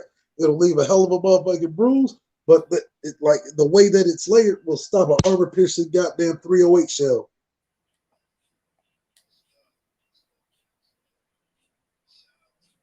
And that's why you see SOC having a fucking higher rate of survival than your frontline infantry. Like literally, you had fucking Marines, like a bunch of motherfucking Marines that said, well, we don't want to be this. We want to go fucking Marsoc just so we could get better fucking armor. Like that's how real it was. But you had a guy in the army literally telling Congress and the Senate what the fuck it needs. No, they said, oh, look, just gotta give you more tanks. Maybe Give some you more more weapons. Yeah. give you more self-propelled howitzers. Not even listening to the fucking needs of the goddamn soldiers or the motherfuckers that are really representing the soldiers. Which is why you saw whenever a lot of those generals and colonels and generals literally Right. ousted the United States government, giving up their fucking commissions to whistle blow on the fucking waste and abuse of Congress. You know what Congress does? Fucking ruins that man. Yeah. Congress has no idea. They have no idea.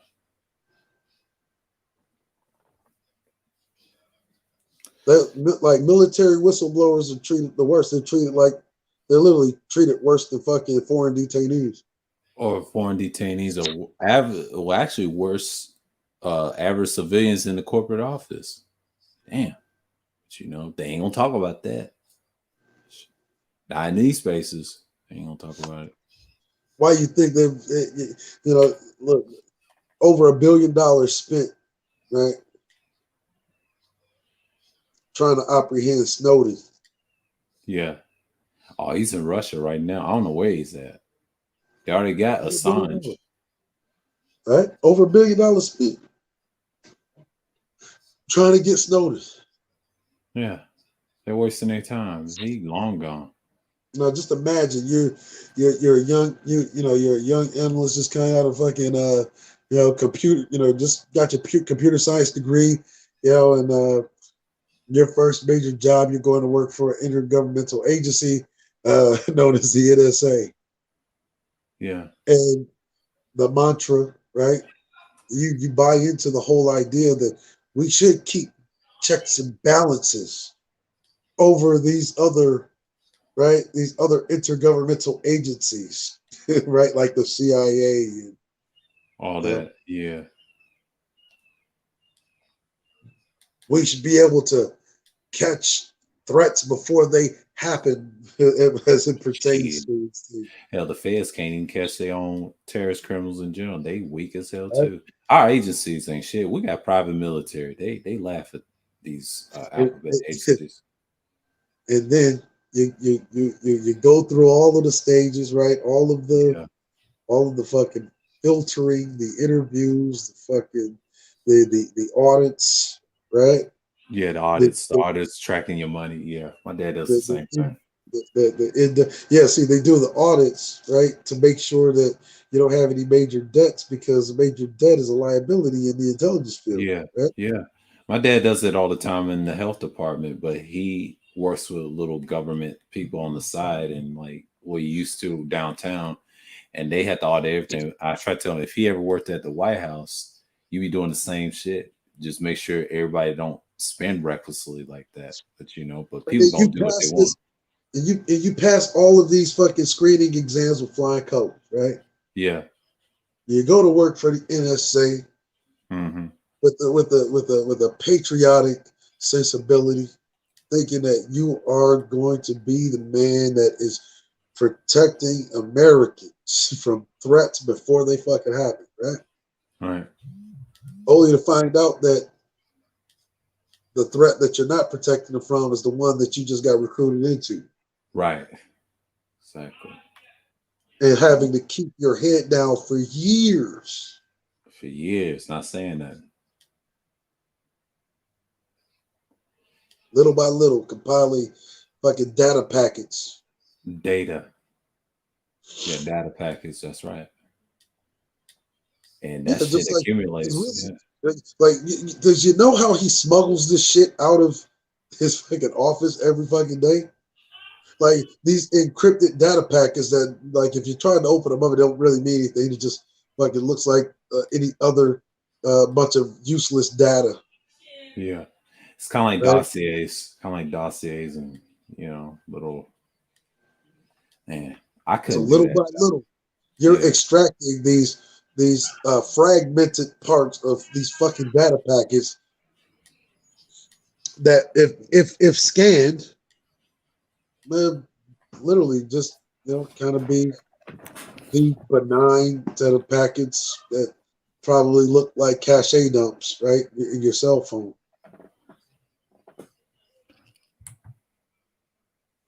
Yeah. Right? Yeah, that's what Bruce said. Yeah, I don't blame you, Bruce.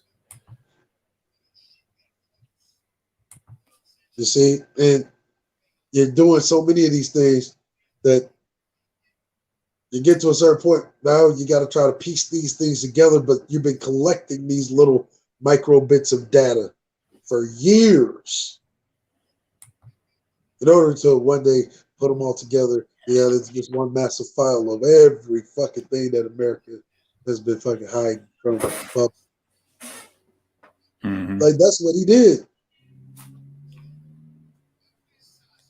That's what he did. Yeah, I have no issues with it. That's what he did.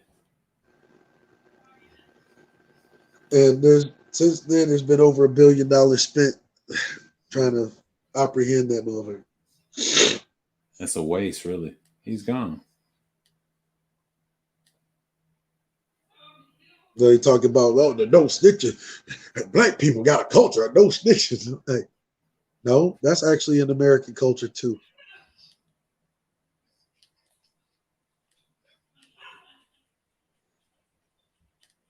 And what do you think the blue wall of silence is? That's a no snitching policy. Yeah. Actually, there was I don't want to say male group called the Wall of Silence. It was created by Soul and Black. That's different.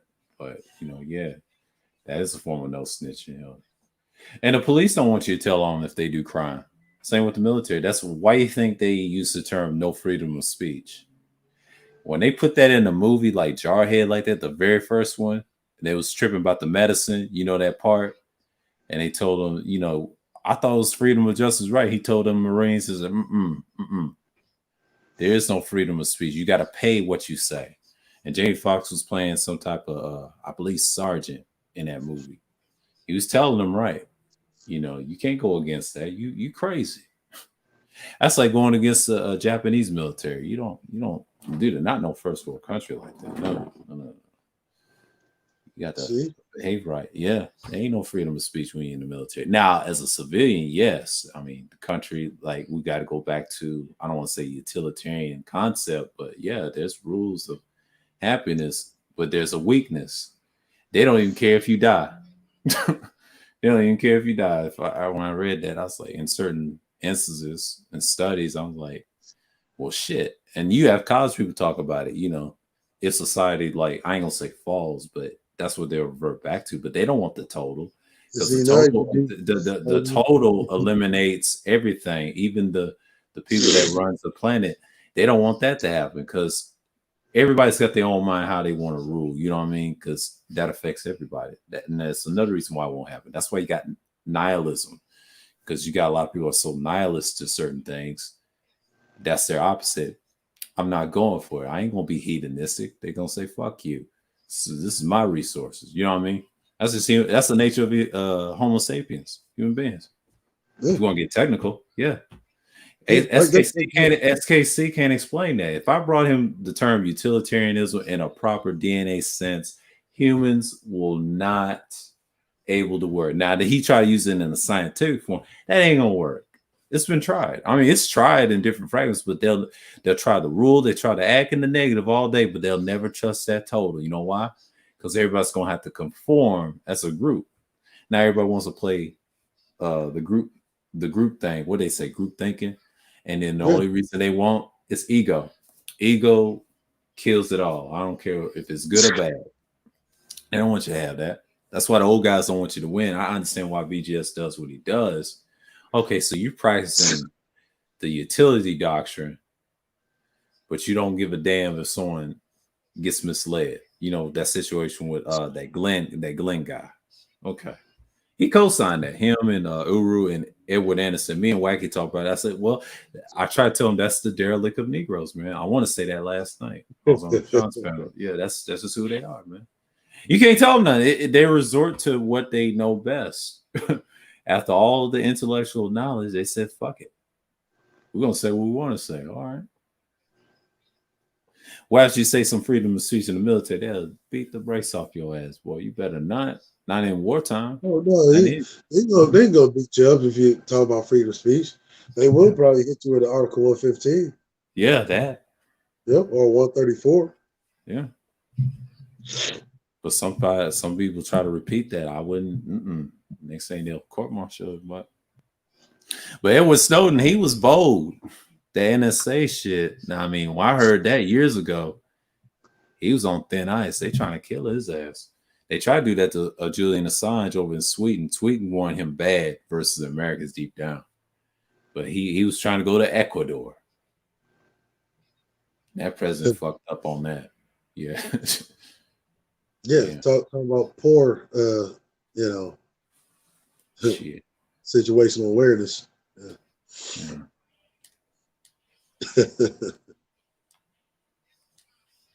You don't hear much about him now. Because I remember him back in decades ago. They talked about him. Yeah, they don't talk about him. Like he never existed, really. Yeah, all them guys. I can go on.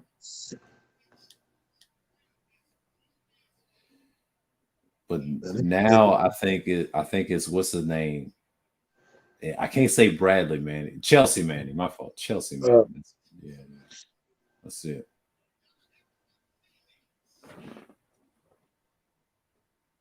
Huh. Yeah. And of course, because he's the low man on the totem pole, guess what? Even though technically, when you have, especially in the field, that he worked in the military, right? Usually, what's supposed to happen, at least according to command policy, even if one of your soldiers did leak, say, confidential or top secret information without, authority, yet his immediate supervisor actually takes the fall for it, or it's supposed to. That's when we get into this whole talk about leadership and all of that. Yeah, but see, that just means it's his immediate supervisor, derelict as he was, didn't even want to take responsibility to stand up for his fucking soldier. That's how cold the game is. Yeah, it is. I'm not gonna even lie. It's a lot of cold shit like that. But people act like it's a game, but they ain't playing no games with you. Well, I mean, you got to be on guard now. Because back then, I remember whistleblowers was coming out left and right when them guys came out. And I heard them from Russia Today. Al Jazeera, CNN was anti that. No, that's our soldiers. We love them. He's supposed to get our damn army. All right. NSA, they were mad. Oh, This is but here's the all it cold was thing it was about it was it was all under Obama, I believe. Yeah. it. See, here's the cold thing about it, right? Mm-hmm. We got a lot of these soldiers that they love being the golden boy. See, if there was a blue falcon, say in the military, right, which is basically, your butt dancing ass kisser, right, suck up, Yeah. right. That's gonna be the motherfucker that when he gets out of the military, he's gonna allow him or his or herself to be used as a fucking political token Oh yeah. that undermines anything that veterans are trying to accomplish. See, they Yeah. got it a lot.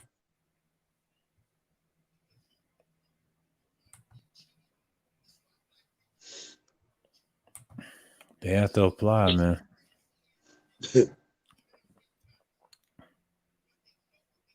Man, shit wild.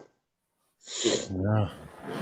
I see why people don't talk about that stuff no more. I remember when I was on this second channel, because when they sting out the Hebrew Israelites, well, it was the group of RERS group. That's the frauds on there. The ones who's actually teaching real knowledge. We was against them on the street. We talked about that last night. I said, Wacky, when that sting got hit, when we was talking about the governmental shit, we had former military guys that supported us. That's when they had to hit us because they didn't want us to be like, I forget the Southern Party law. They were mad.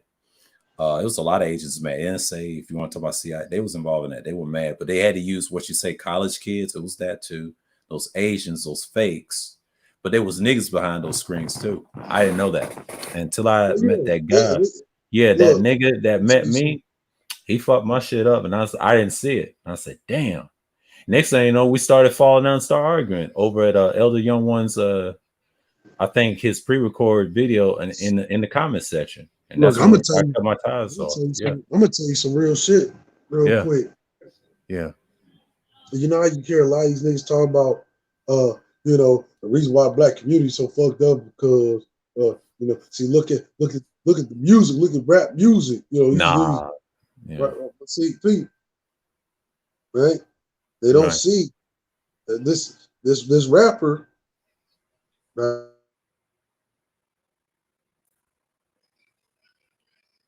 get something that he's never had, doing something that he's never been able to do, Mm-hmm. right?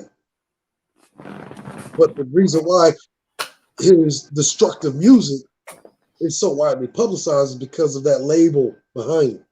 Yeah. See, perfect type of limited liability, right? Mm-hmm. I'm the one that promotes all of the destruction and pain and suffering in your community. But this rapper that identifies with you, he gets all the blame just by telling the story. Yeah. I want you to keep thinking about that, Pete. What am I explaining? Mm-hmm. This is how raw. This is how raw the shit get. I want you to know this motherfucker's right here in YouTube, Facebook, Instagram, Mm-hmm. any of these motherfucking social media platforms that get paid. And I mean paid, baby. Yeah, paid. Yeah. I'm talking about paid by some, whether it may be intergovernmental or non-governmental Yeah, that too. Non-government and governmental. organization to keep that cool sentiment Mm-hmm. at the forefront of conversation. See, this is what causes the ever going, back and forth Yeah. over ideology, Mm-hmm.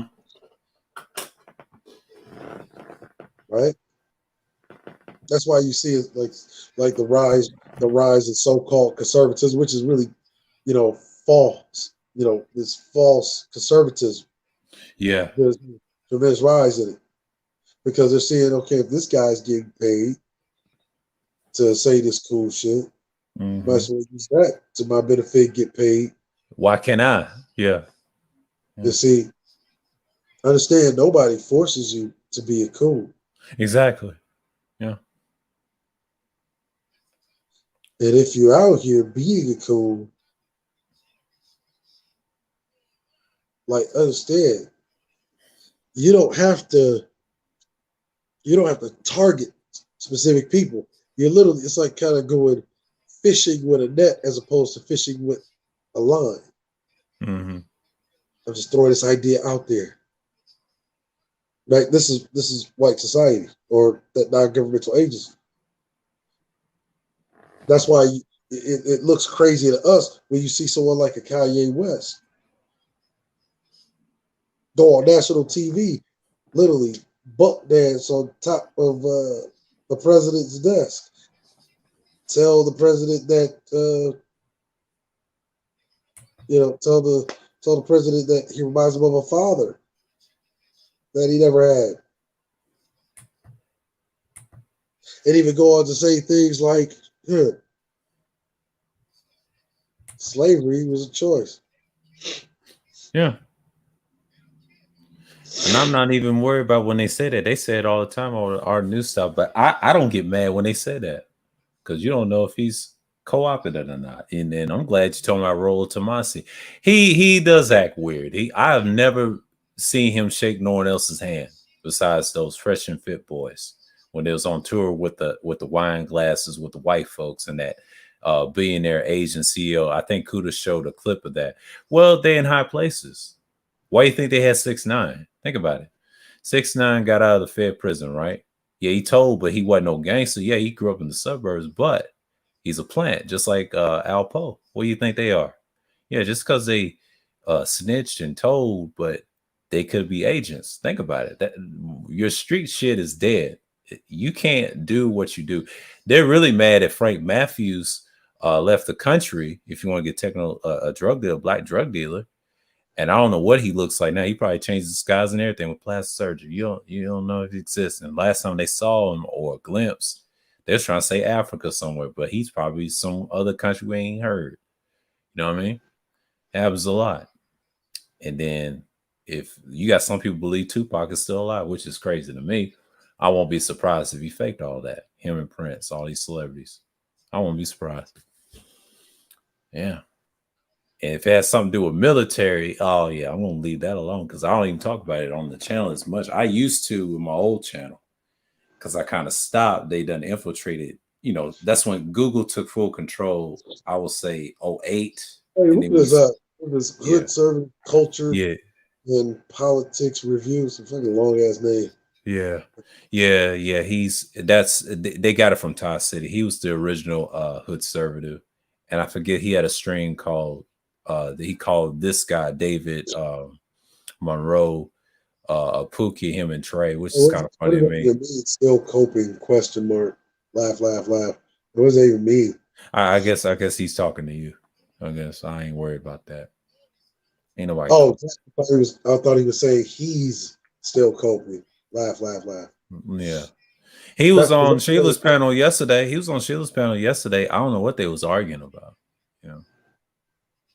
I don't know what they was arguing about. I thought he was saying that he was still coping. He was gonna say, like, what were you coping with? He's talking about. I think he's talking about black people in general still coping. Yeah, I ain't gonna say they are, but that's a whole nother beast. I ain't gonna get into because what I saw from what SKC did on Sheila's panel 3 in a row, and when he saw you Cerulean, shit, he don't want that work.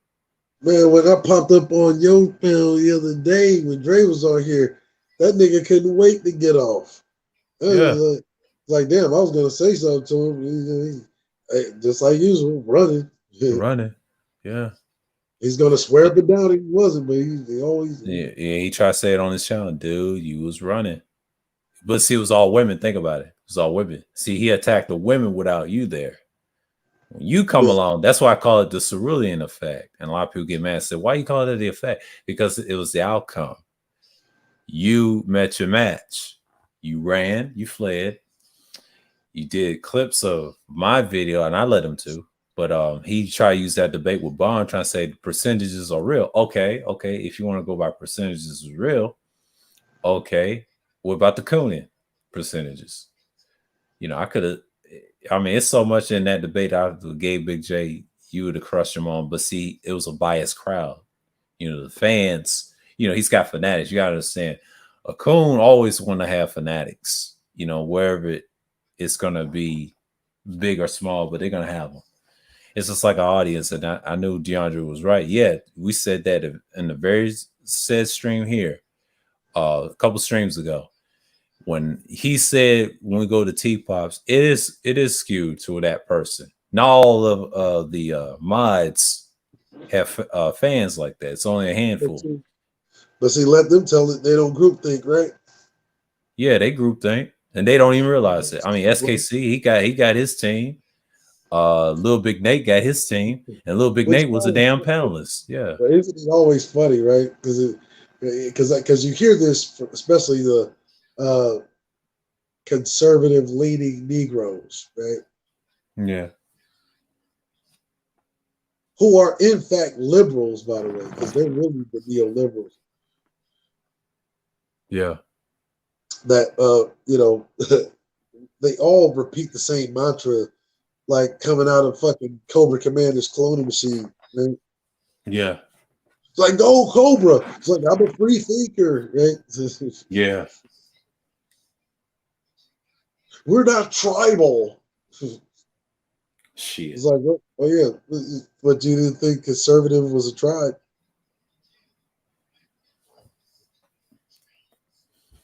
A politicized tribe at that. Yeah. Political tribe. If they was really conservative, they have to study the physical conservative of Barry Goldwater. That's another dude.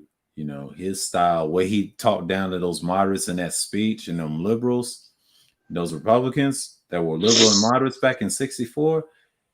Do you believe like him? We say it all the time last year when it was popping up.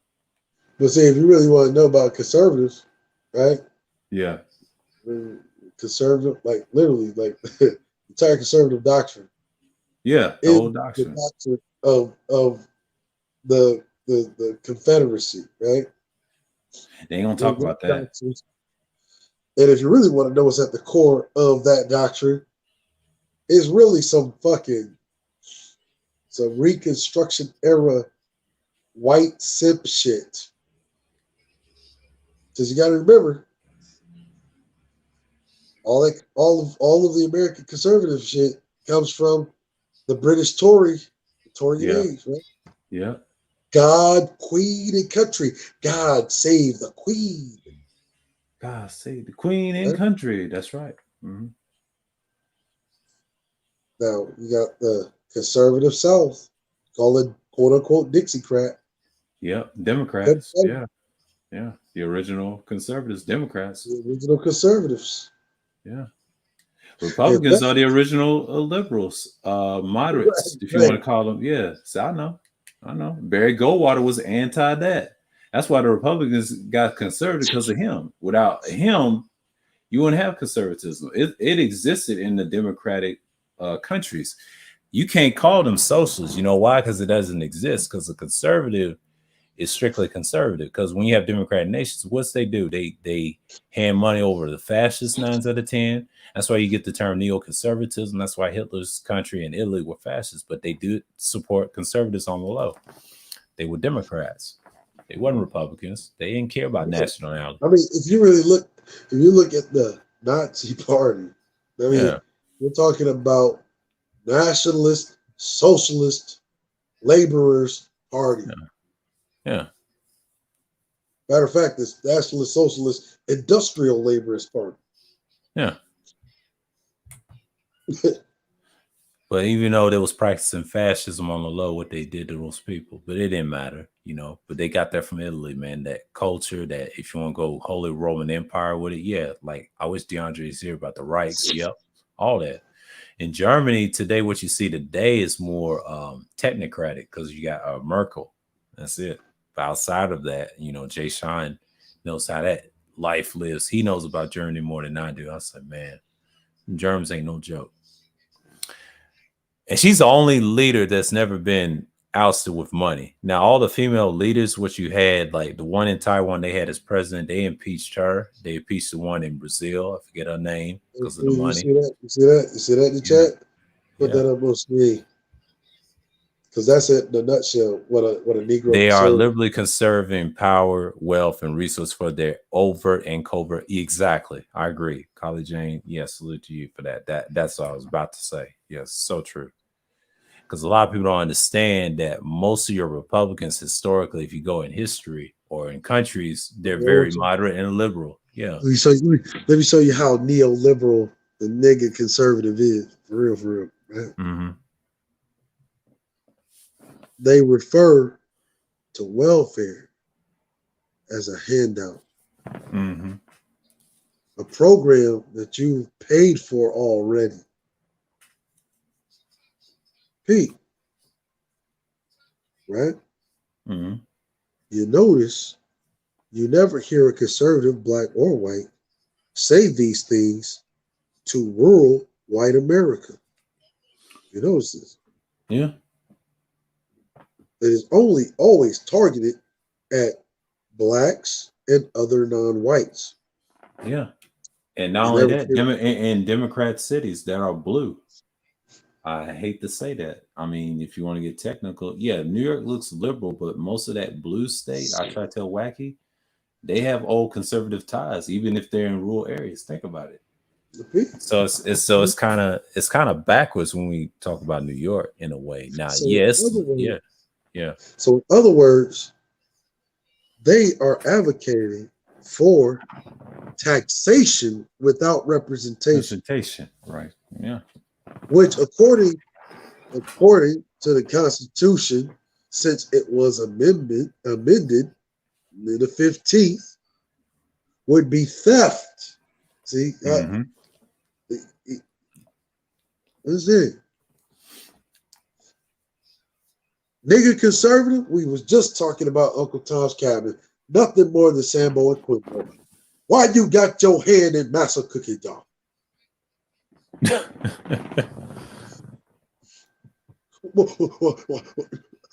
Why you asking for extra chicken out of Master's pot? Like, bitch, because I caught these goddamn chickens. Your master wouldn't be motherfucking eating if it wasn't for me. Give me that goddamn chicken.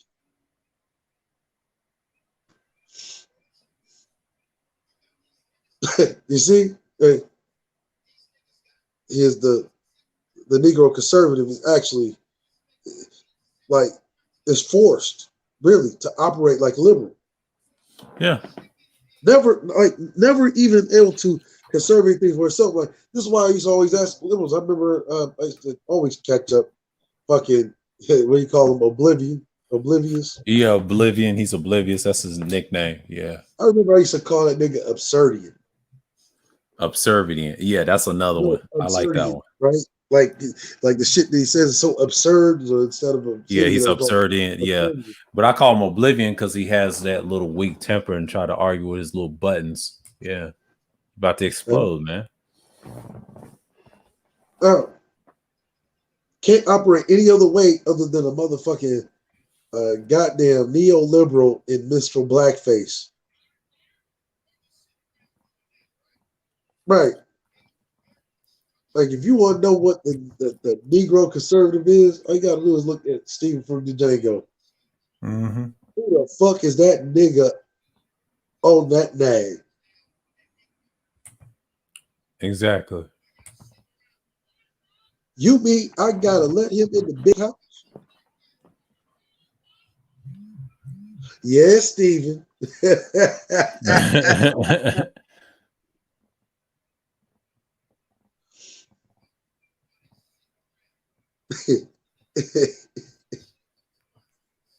Like, so it's impossible for you to be black and a conservative at the same time. Matter of fact, I don't know how many times I've mentioned this book, Robert C. Smith, Conservatism and Racism and Why in America They're Both the Same Thing. It's impossible to be a black conservative. Right. Like, even when you're a conservative as a Negro, you have to operate like a liberal. Yeah. Because you bet not call out the inconsistencies or the hypocrisies or the corruption of the conservative base. That's why I used to ask, Obsidian, right? Say, what makes you think, as identifying as a conservative, or let's just say Republican, conservative leading Republican, right? What makes you Right. think that party? First of all, I would ask, what has that party done for your specific constituency as a black male conservative identified Republican? Right. But see, they have all kind of juvenile ways of saying nothing, right? Right. They're not gonna get shit, right? See, with the Republican Party, they're still forced to operate like a liberal goddamn Democrat. Don't ask for shit, because this ain't about asking for nothing from the government, right? See, what they're really saying is that they're forced to act as liberal leaning Democrats anyway. Yeah. Because the first thing they come out of their mouth, well, being a conservative ain't about asking for a handout from the government. Yeah. That's exactly what they're gonna Okay, do. so what the fuck do you think politics is about? You think politics? But you'll talk shit about the liberal leaning Negro Democrat or the liberal leaning Democratic black woman, right? Mm-hmm. And say they don't never get nothing from the Democrats. They'll never add nothing from the Democrats. Democrats don't never do nothing for y'all. But see, difference is, and this is why the Democrats, especially liberal leaning black Democrats, why they always have a stronger argument is because at least they ask as opposed to being shamed out of demanding what you've already fucking paid for. See how that worked? Mm-hmm. So who's really the fool? The nigga that at least demands a portion of what he has paid into the system, or the motherfucker that just suffers from a sense of shame from asking or demanding anything from the government, and then dress it up as some kind of overly fucking moralistic argument on ethics. Mm-hmm.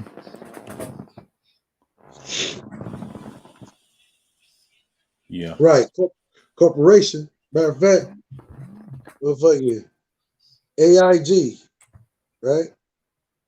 AIG, largest insurance provider in the world. Right? 2008 housing bubble crisis. AIG falls into free fall collapse. France, Britain, Germany, none of them have the fucking money to reestablish surety of AIG, even though it provides insurance in all of those countries, the wealthiest first world nations on the planet. America, on top of dealing with a housing bubble, artificially increases taxes, right, on wages, right, after trading bonds, government bonds, to AIG to keep it, one, flush, preventing insolvency, and two, gaining a majority share owner status in the company. Which was AIG you really haven't heard a whole lot from, right? but America owns more than 51% of its holdings, exchanged for government bonds that it was sold, that the American government sold. Okay?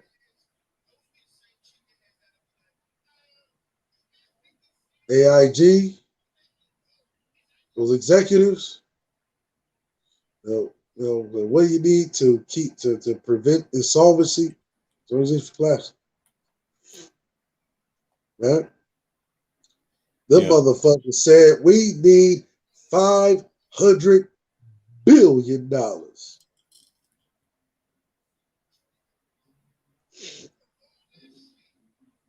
what happened.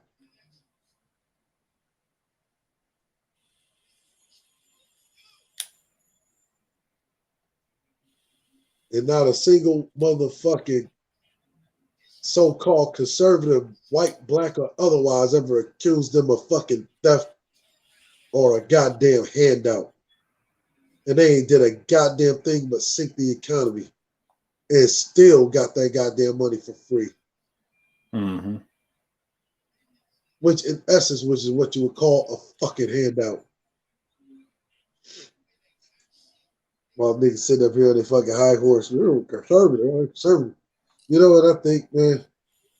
I think conservative is a pre-dynastic term that was wrongfully translated. I think it originally was supposed to mean dumbass. Yeah. Because I remember asking Obsidian, it was like, do you have any evidence of what the party that you support or the political philosophy that it espouses, right?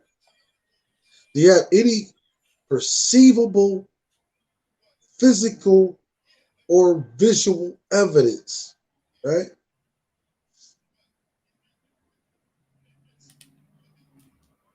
Of what so-called conservatives, or in your case, Republican-leaning conservatives, or conservative-leaning Republicans, have done for their own constituency. Not a damn thing. Proof, right? Which is why you still, even today, go to parts of the South. Still poor.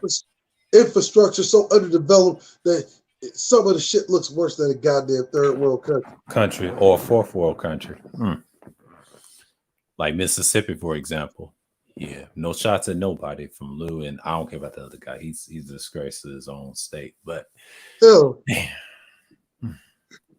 go to parts of Florida, go to parts of fucking Louisiana, hell, even parts of fucking rural Texas. I'll say Georgia, and don't forget about the state I come from, Tennessee. I can tell you all outskirts of Nashville. I can go to places middle and east and west. It's bad out there. You know what I'm saying? That's like damn near the whole South. Now, if you want to get technical, Arizona, New Mexico, underdeveloped. Right? Yeah. Now, mind you, these are the same states that use states' rights to lower taxes in their states. Right, like Tennessee. Well, Tennessee has no income tax, but Georgia has the lowest tax. I was like $5 tax rate. Yeah, that's why those billionaires come down. Mm-hmm. Mind you, if you're artificially lowering taxes, there ain't a goddamn thing conservative about that. In fact, that's some fucking uber liberal shit. It is. It's very liberal. Yeah, that's not conservative. That's actually a type of quote unquote socialism. But you're never gonna hear any of these dumbass niggas talking about despite the fact that I had this major tax cut, I'm still going to pay up this debt that I really don't even owe you. Because if I would use my own personnel, I'm paying a fraction of the cost. Right?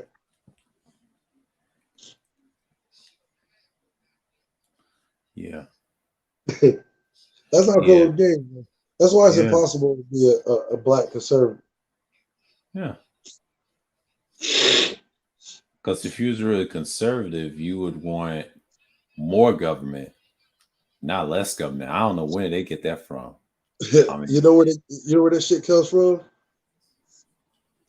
That shit comes from the Jim Crow motherfucking South. That is the Confederacy. Yep. The Confederacy. But look, the People forget, if you look at the tenets of the Confederacy, they have always advocated, especially whenever they remarketed themselves under the fucking neoconservative movement, right? Which actually starts during Reconstruction. Yeah. See, the original conservative movement is what leads to the succession from the Union. Yeah. Right? Because what is the conservative Dixiecrat saying?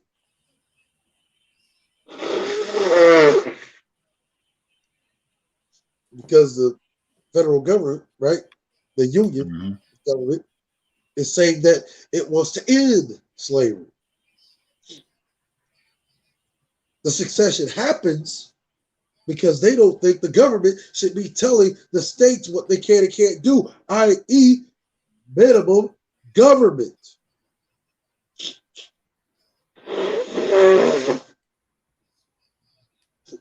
But they'll tell you, oh, the conservatives never switch.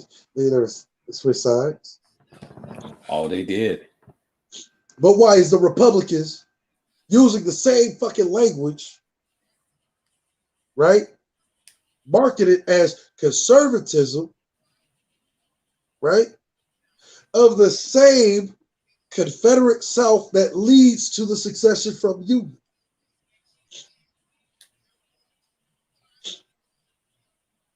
That's how deep that shit is. Yeah.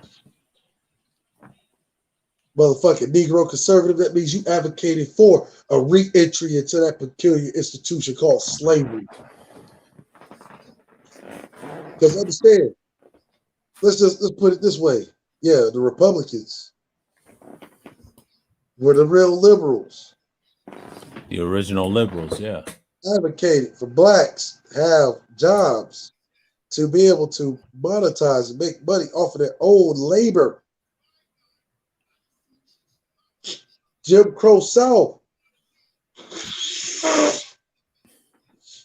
Jim Crow South, why was states' rights a big deal? Because Jim Crow South said, look, we don't care what that federal government says.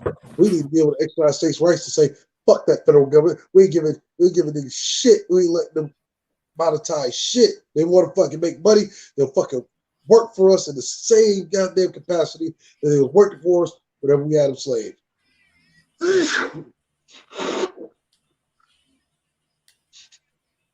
And that becomes known as your Jim Crow doctrine. Yeah. The original conservative. The Confederate conservatives. Yeah.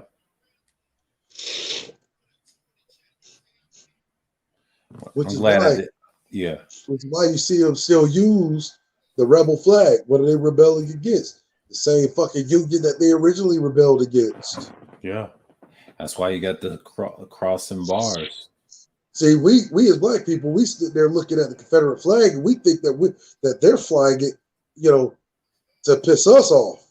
Well, I'll put it this way. The poor motherfucking white trash that really fucking holds on to those bullshit beliefs, they might be flying it for that reason. But that ain't the reason why they flying it. The reason why they fly the rebel flag isn't a motherfucker. They're not rebelling against us. It's a rebellion. It's used in the same manner in which it was originally used. They're rebelling against the federal government. They believe in small government. That's why they always want small government. It has nothing to do with black folks. That's why people don't understand it. It's not even that racial. If you think about it, I see black people want to co-sign with that flag. Shook my head. The Klan stole that as well. They ain't always had no rebel flag. They don't give a fuck about that. They had their old little Masonic orders, the Rosicrucian. They in that same family, that Right. Christian cross. Yeah. Nathan But see, the Bedford Forrest did rebel not have that. Yeah, they never had that rebel flag. He kind of tried to downplay that because he wanted to. He wanted the same thing. The difference was he wanted the rebel more flag. Oh, he fell Well, off. see, they originally tried to make the rebel flag the flag of the Klan. They said no. It's the Virginia. What was it? The Virginia state flag, right? Yeah, but it also came from Tennessee too, historically with the Klan. So they kind of did it, and they was trying to rebel against the government. And I believe Nathan Bedford Forrest was trying to get rid of it, but by the time it was too late, so they kept it the same. So those two states have historical history of that flag too, so they share that. Yeah, the Klan was created in Tennessee, but that flag came from, I think, Virginia, because we got a lot of Virginia descendants come from Tennessee. Now what's a Pete? Yeah. Right? Flag from fucking Virginia. That's why you see the Klan, right? What is their symbol? Red cross on a white background. Or sometimes a white cross on a red background. Right?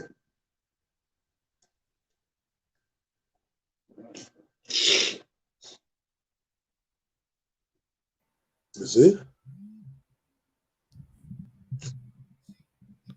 But look, Yeah. I want you to look up the KKK. Okay? I just want you to type it in, image search, KKK. And see for yourself what flags they fly.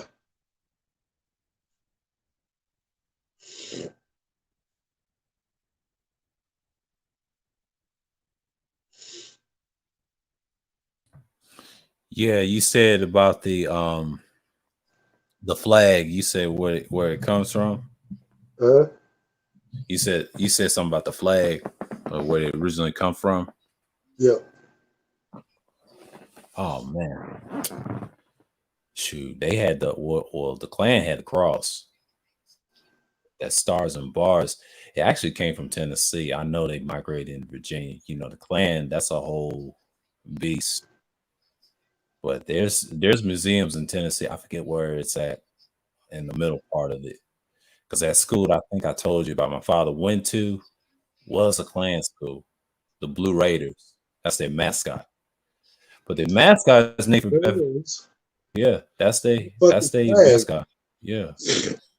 That's because that flag, That flag, yeah. right? It is the rebel flag. But the rebel, well, who are they rebelling against? Federal government. Federal fucking government, the Union. Yeah. The same union, right? Mm-hmm. That gave birth to the Republican Party, which was the liberal party that advocated for blacks. Yeah.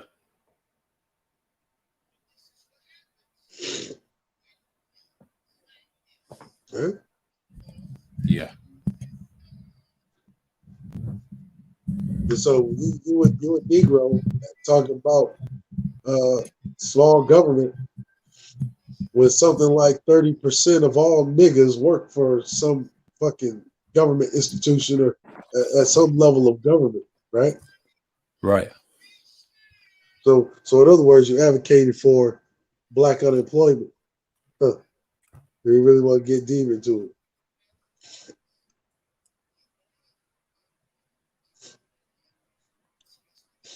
Stars and bars. Stars and bars. Yep.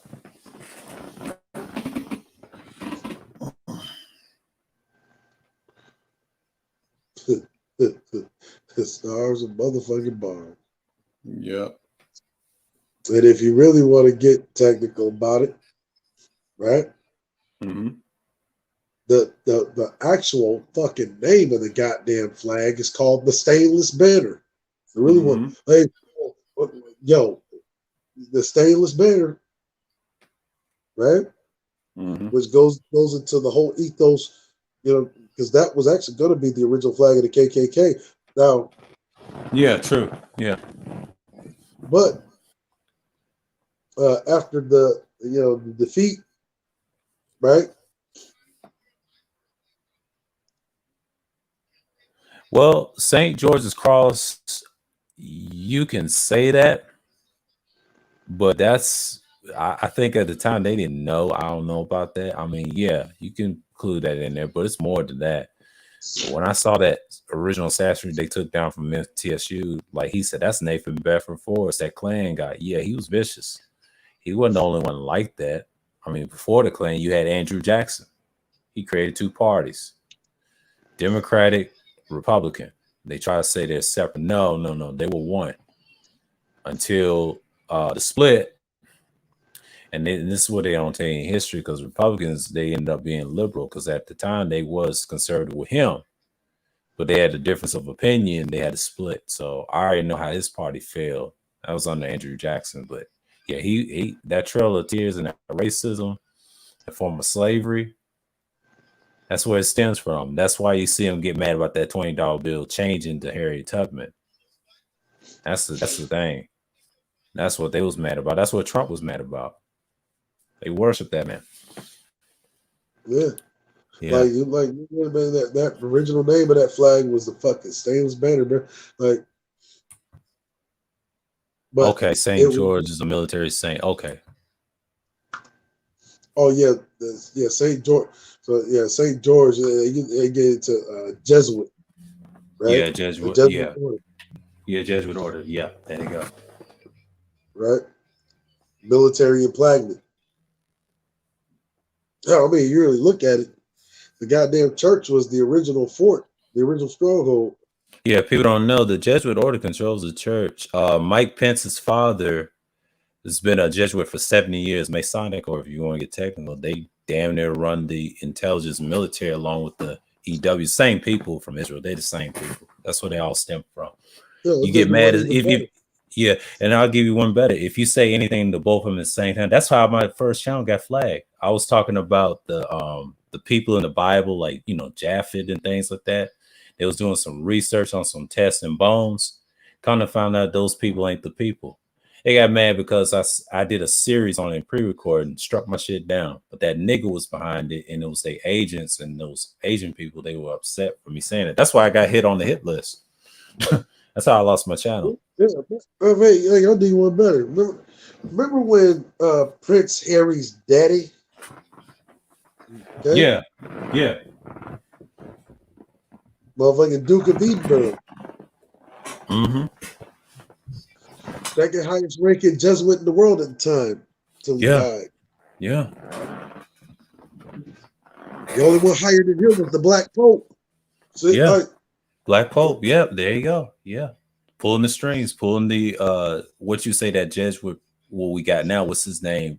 Francis from Argentina. He was one of them. He just shows, and the reason they wear white, that's like the president of the US, right? But at night they wear black. But the Black Pope wears the white deep down, do all the killing, kind of like the Klan. They control the Klan and everything. They in your military. They got these manifestos, your constitutions, your freedom of speech, the land, all that stuff. But, you know, even though the black man had a piece of the history of these churches, if you want to get historical, like Holy Roman, yeah, we had that. But those white boys a long time ago, you know how the Moors were defeated. And then these people come along and call themselves the Jesuits. So that's a whole nother beast on that. But I ain't gonna talk it on YouTube because I already know they back Google and everything else. And, you know, of course, their buddies were the same people, really. They just want to pretend that they're not, but they are. Because you can't even say nothing. I'll say the White House and them in Italy. I told Dre, you better leave them Jesuits alone, man. Remember they used to live in Venice? They ain't always live in Rome. They had Venice. Venice is old. Rome is like, well, they both old, Rome and Venice. They have history, but them Goths and them Celts, they did some damage, but they did came back though. That's why Hannibal's story is not told, because his brother was killed first. Has Durable, man. I talked about that on a pre-record, how he was killed, and they figured Hannibal out, but Hannibal was something else. But he did fled to what you would say Istanbul, Turkey, known as, you know, back then was known as Anatolia. You know what I'm saying? Like before, you know, Constantinople and all them places.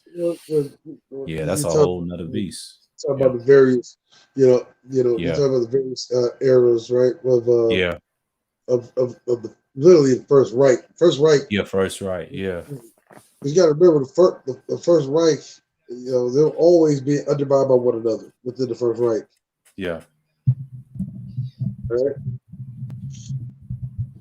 Anatoly, actually, which is interesting because you have Anatoly, who was more of a liberal, thought, you know, citizens should have rights. So, you know, coerce people into performing for the Byzantine Empire at their own free will, or what they Yeah. think is their own free will, right? Mm-hmm.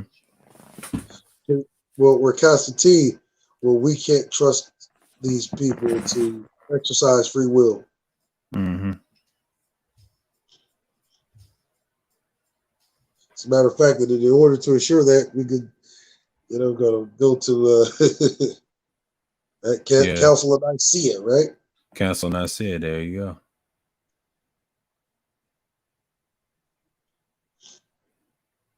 And anybody within the empire that breaks these dictates, of course, they're gonna send the quote unquote what they literally refer to his fucking personal army as the angels of God, right?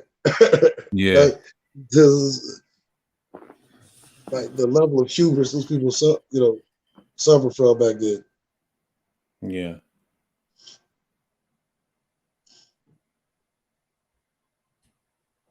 But yeah, KKK stays better. Yeah. Couldn't use it because it's too blatant. That's why they have the flag of the invisible army right now. Mm-hmm. Right?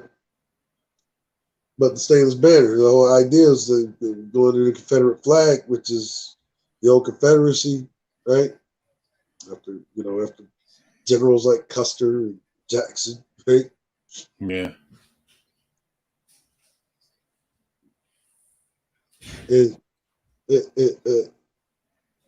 There used to be where that Confederate flag was just sitting in the corner of a white fucking sheet. That's why you have the original colors of the KKK, basically white, and red. Yeah.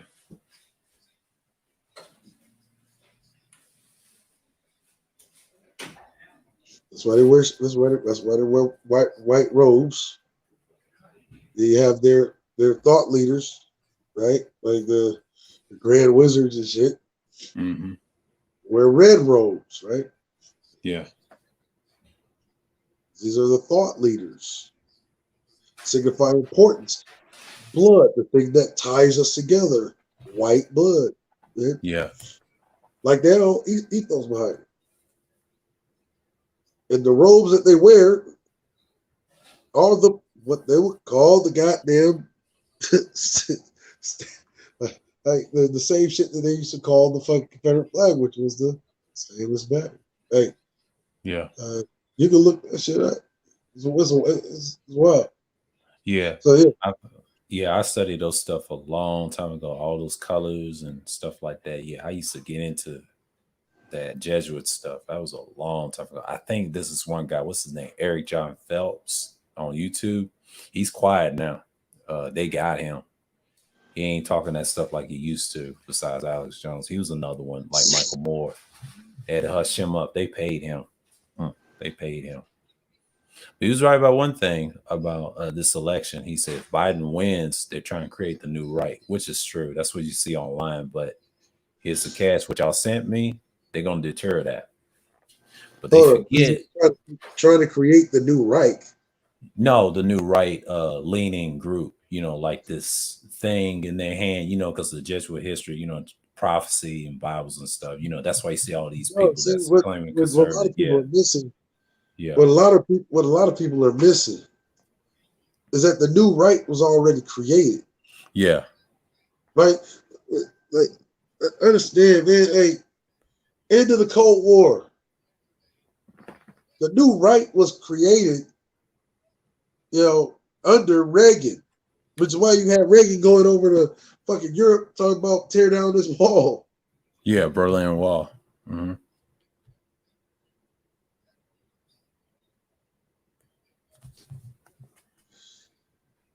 See, the shit had already happened. That's why the Southern strategy was such a big thing, because that was the marker for the creation of the new Reich. Yeah. But I don't know what they was. That's why the thing that they used to call, like, understand, we talk about going back to Reconstruction. matter of fact, maybe Reconstruction. Going back to the Confederacy and the secession, that was the original conservative movement. Reconstruction is the creation of neoconservatism, Jim Crow. That's neoconservatism. Yeah. Even though the country is leading, literally the union is leading towards liberalism, we're going to employ neoconservatism, i.e. conserve the old way by implementing Jim Crow.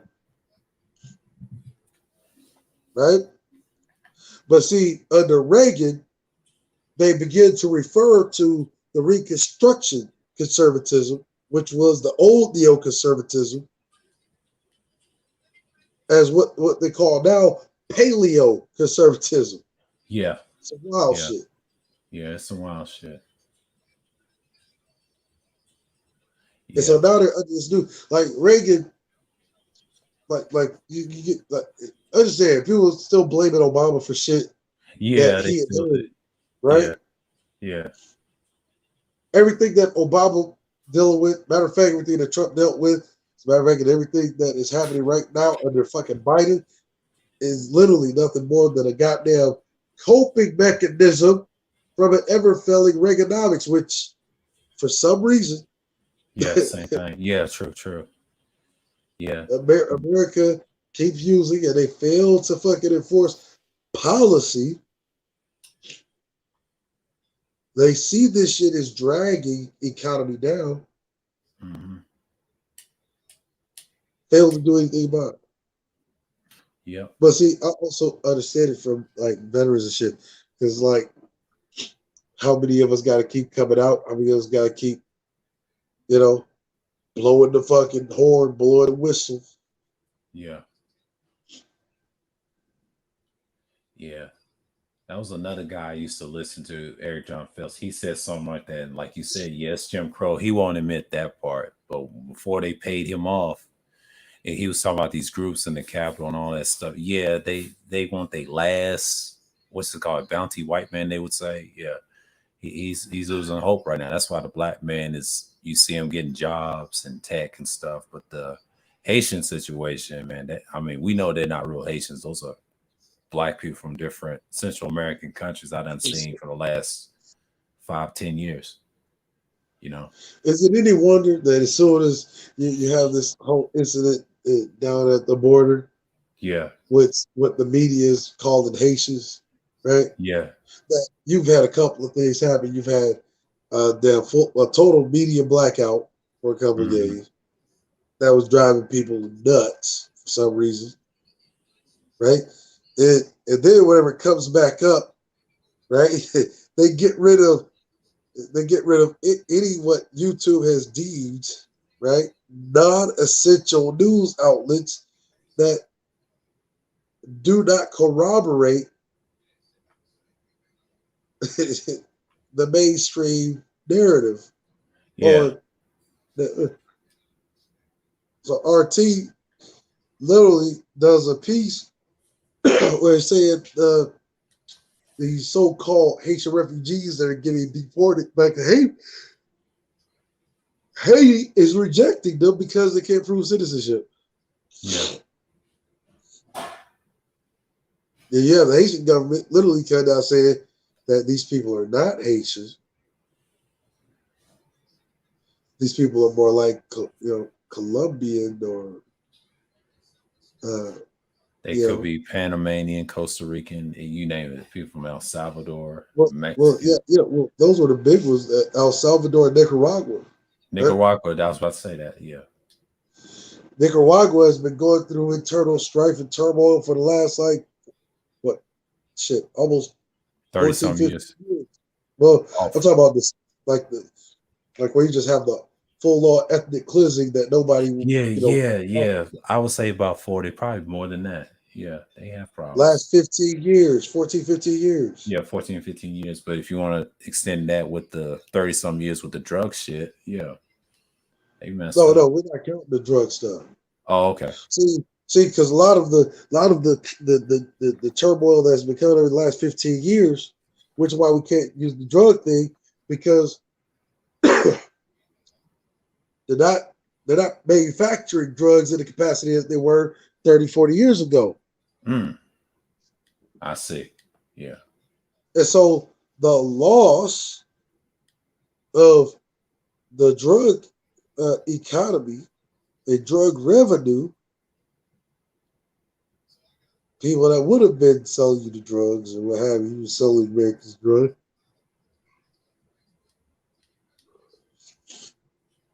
they're not there anymore. Yeah.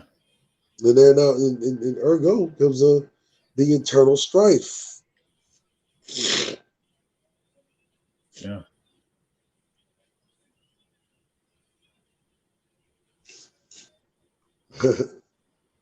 But yeah, all right, get up out of here. It's like All 3 right, o'clock. man. Yeah, it's been a great build. I'm about to shut this down, man. Yeah, I appreciate everybody coming through, man. Y'all. Yeah, this is like I after stream build off a conversation, you know. And I'll see y'all around at 8:10. So I can talk about Vietnam. A little history piece, you know, and I'll add some things to it. You know. All right, yeah, like, once again, gratitude for having me. We'll say shout out to all of the esteemed nobles in the chat. Salute to the nation. Salute to the greatest motherfucking Americans this country has ever known, god damn it. Shit, tired of hearing motherfuckers dump on my niggas, you know what I'm saying? Yeah. Like, that's the other thing, right, about this whole thing. It's so easy to come out here to be a total piece of shit. Like, like it don't take no effort to just troll motherfuckers. No, it doesn't. It doesn't. I mean, But you it can be takes comedic. effort.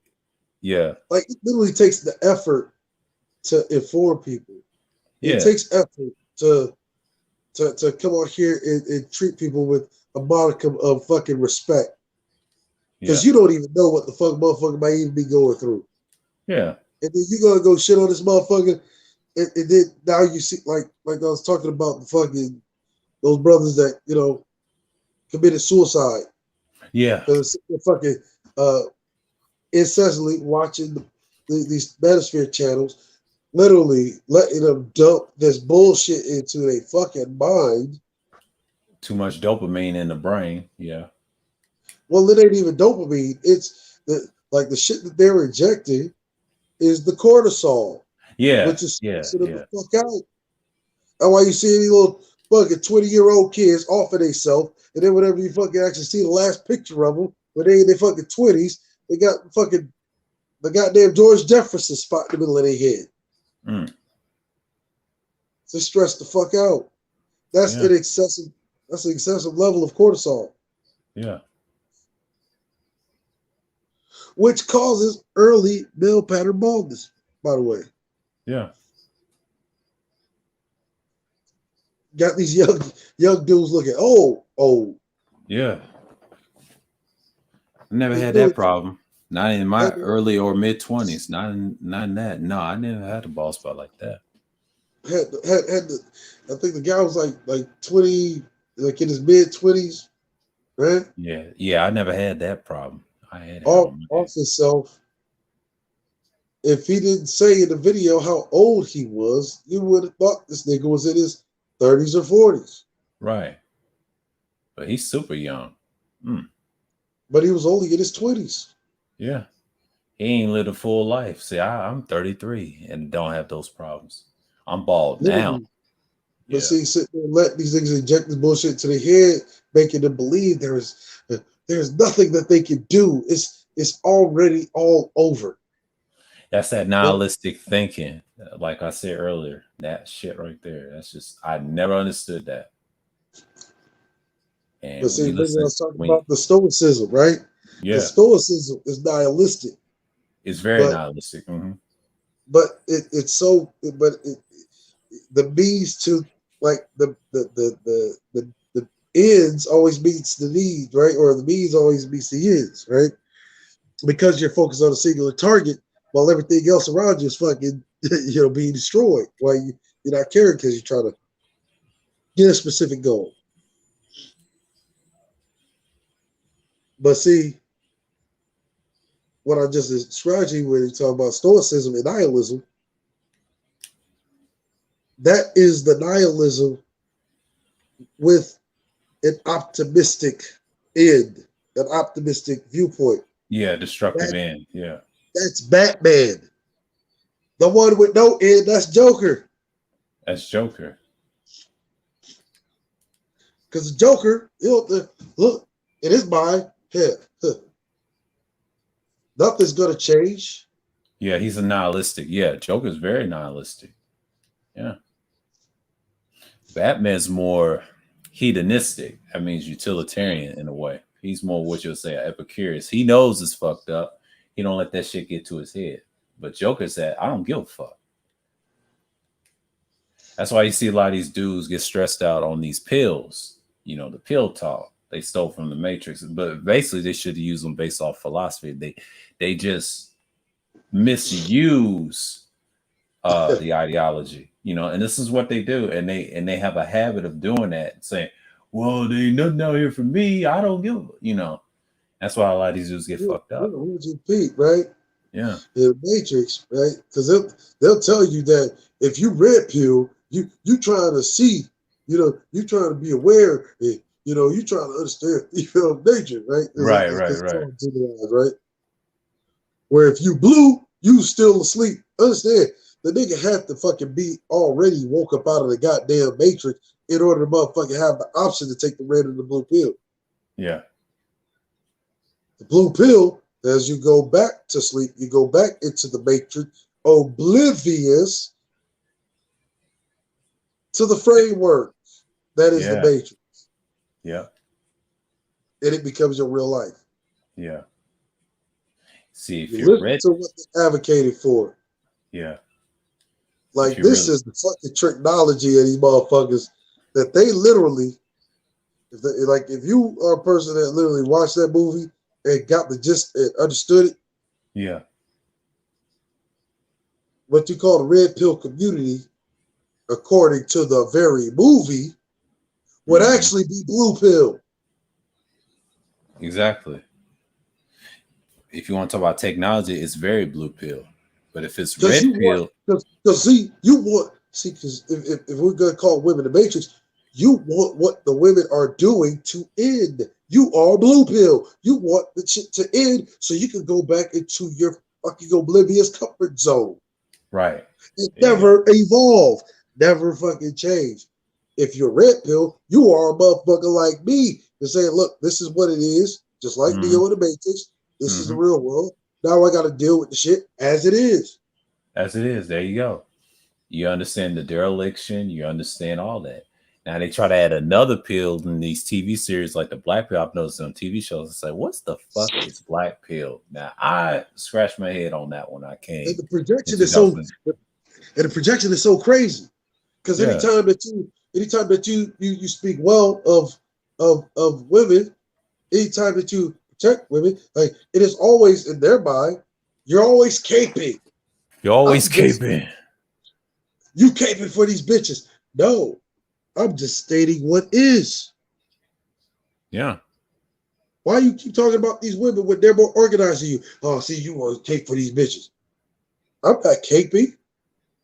I'm just stating what is. Yeah. Oh, you don't have a leg to stand on because until you match or excel beyond the level of your supposed opponent, you'll never become the man, right, that you imagine that can have your 9 or your 10. See? Yeah. I'm stating what is to these niggas. You caping for these bitches. Yeah. You caping for these bitches. No, see, understand. Remember, Cypher, right, wanted to be respected by Trinity. Uh-oh. He tried to get Trinity, but Trinity wouldn't give him none. Wouldn't fuck with him. Trinity was waiting on the one. She wouldn't settle for the Cypher. Like anybody who paid attention to this movie is like, and I remember like years ago, but I remember like years ago. So like, look, this is what the movie was saying. Y'all niggas advocated for the blue pill.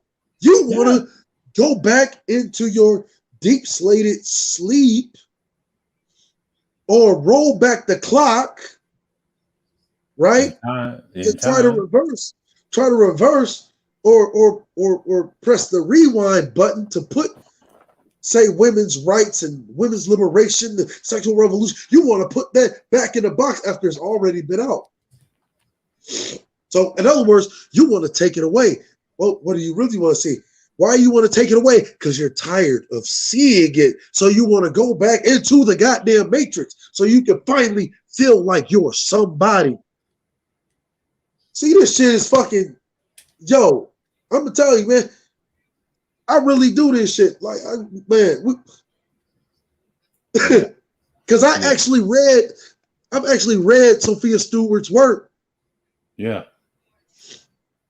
Even though the black woman created the whole movie, The Matrix, and the idea, I knew that like 2 years ago. And I found that out, all this shit people talked about. And then they brought it in these spaces. I shook my head. I'm like, what these niggas is talking about? But Pete, these niggas got these young dudes confused, making them believe that you protecting a woman is blue pill or caping. Right.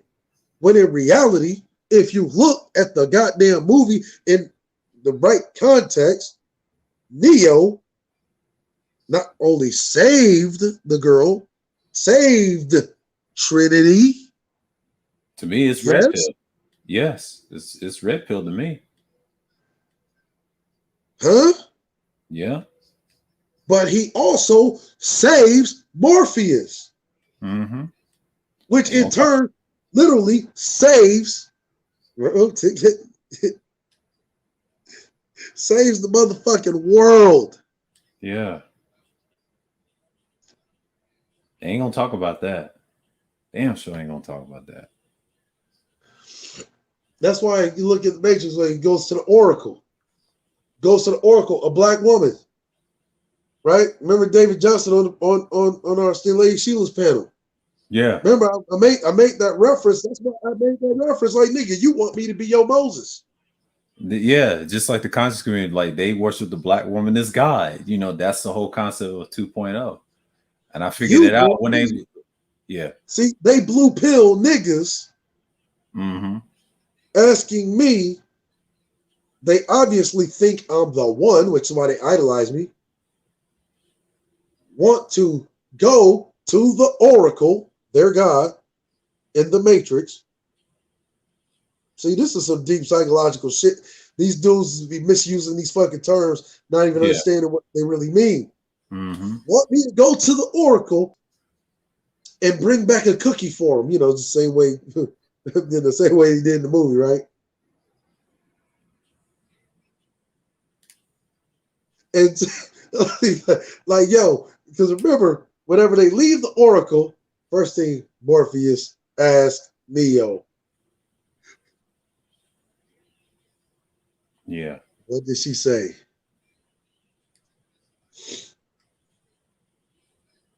But it's nothing like the Agent Smith, right? Agent Smith knows that he went to visit the Oracle and tries to beat it out of him what the Oracle told him, because if you really look at the dynamic, Agent Smith wants to be the one. Yeah. Agent Smith is jealous of Neo, specifically humans, but Neo in particular, because Neo has the ability to exercise something that Agent Smith can't go against. See, Agent Smith is operating on his instinct of the programming. He has no choice, which is why he's always pondering, what is it about you humans that are so particular? You're a smell. When he goes on to his tirade, can't figure out why you would want to risk life and limb to save this man. And blah, blah, blah, blah, blah. Right? It's some deep psychological shit. These niggas are really like advocating. They're advocating in a way to go back to the Matrix like Cypher. But in the meantime, they're literally just fucking drones of Agent drones, Smith. bots. Yeah. They're just drones of Agent Smith that go around harassing the real red pillars. Yeah. That's saying that this is much bigger. Like, because look, if you look at the Matrix, to save the Matrix, you got to understand that you yourself, you must operate in a way or understand the world is much bigger than the Matrix itself. Exactly. That's red pill right there. There you go. That's the real red pill. Mm-hmm. So in other words, in order for you to really operate as the one, you have to understand that the motherfucking world is bigger than gender. Yeah.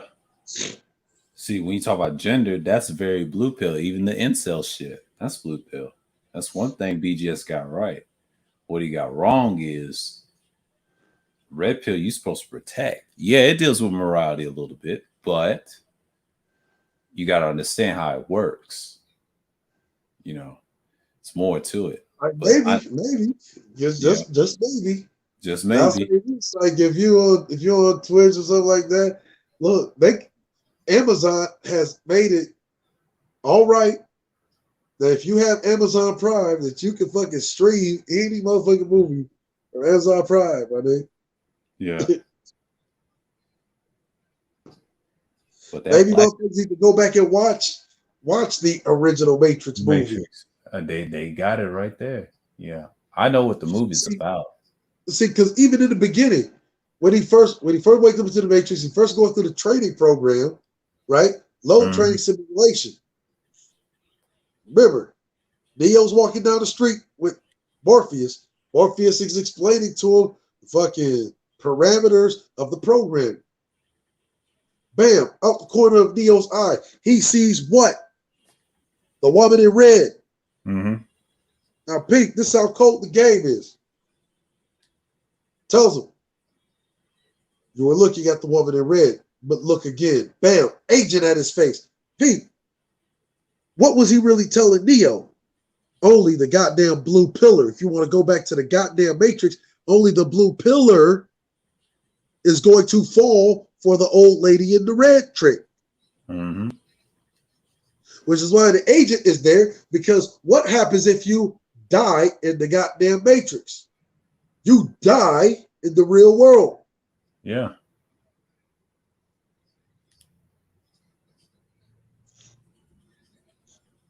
But if you die in the Matrix without having ever been woke up, you can be resurrected right back into the simulation. Yeah, simulation. Mm-hmm. Like if you listen to what these niggas advocate for, they want to be Cypher. Yeah. That's their problem. I would say they want to be, they want to go back into the Matrix like Cypher. And until they go back into the Matrix like Cypher, they have relegated themselves to being a motherfucking satellite for Agent Smith. Who is Agent Smith? The leader of these goddamn so-called red pill YouTube churches. Yeah. See, as a matter of fact, this is probably going to be one of the top motherfucking viewed things. You're going to come back in a year and both of us going to be like, God damn, that right there. It's like, that nigga broke it all the way down. One, the black woman you got to understand is Trinity. This nigga hasn't learned to confess his love for Trinity, the black woman, in order for him to accept being the one. Because what encompasses the red pill is that the reason why you were woken up and reason why you are the one is because you not only have the capacity to save this black woman, i.e. Trinity, but to save the motherfucking world, Zion, i.e. the world, which is really a euphemism for this next generation to prevent them from going the same goddamn direction as a cipher, like the previous ones that they were telling Neo about whenever he first woke up. Yeah. Like the movie is deeper than the bullshit that they try to espouse it as. Yeah. Like whenever you go back and watch that shit, you're gonna be like, God damn, these niggas are the Agent Smiths. These niggas are like, yo. Yeah. Like, what is David Johnson but a motherfucking Agent Smith? That's all he is. I knew the whole time when I came back to these spaces when I was over that nigga's channel. Well, I call him Mr. Fittinelli. He's from the Navy, another clown, right? Disgrace of the Navy. He's a guy that went against the George Floyd thing. That he's a guy that said, "I stand." All right, nigga, you just disgracing that damn uniform. I stand on that. See, that's that's what an agent was saying. If you want to know how far the goddamn conscious community was already ahead of them, why you think they've been calling them niggas agents? Agents, yeah, because they're the agents, you know. And that's all they are. And then when I figured out what 2.0 was, I said, wacky, they're nothing but an extension of the conscious community. All they talk about is gender wars, esoteric shit. And when I studied that shit, I said, I remember Brother Dawood, but he was anti-Sinetta once upon a time. And Bobby Hemmett. And he broke out of that shit. And got super red pill. I fuck with Bobby Hemmett the long way, brother. Yeah. But a lot of those three occultists they had, it was him, Hemmett, and Valentine. Now, Valentine, mind you, is cool with Sinetta, what they will say Side Satan, but which is kind of funny. But I call him Side Nigga. But Side Nigga, of course, wants to hold him in that agency spell, you know, that blue pill shit that people would be talking about. Well, that's your boy right there. Look at Polite. Look at the MSTA. Yeah. You see, you know, like if you really like, if we're going to use the red pill philosophy for the conscious community, here's reality. I'm going to tell you, like, when you hear this shit, you're going to be like, damn, this is some sick shit. See, put it like this. Remember the stories they're telling about the previous ones that came before Neo in the beginning of the movie? Yeah. That was your major ones from the conscious community before all of those charlatans caused it to collapse in on itself. Yeah.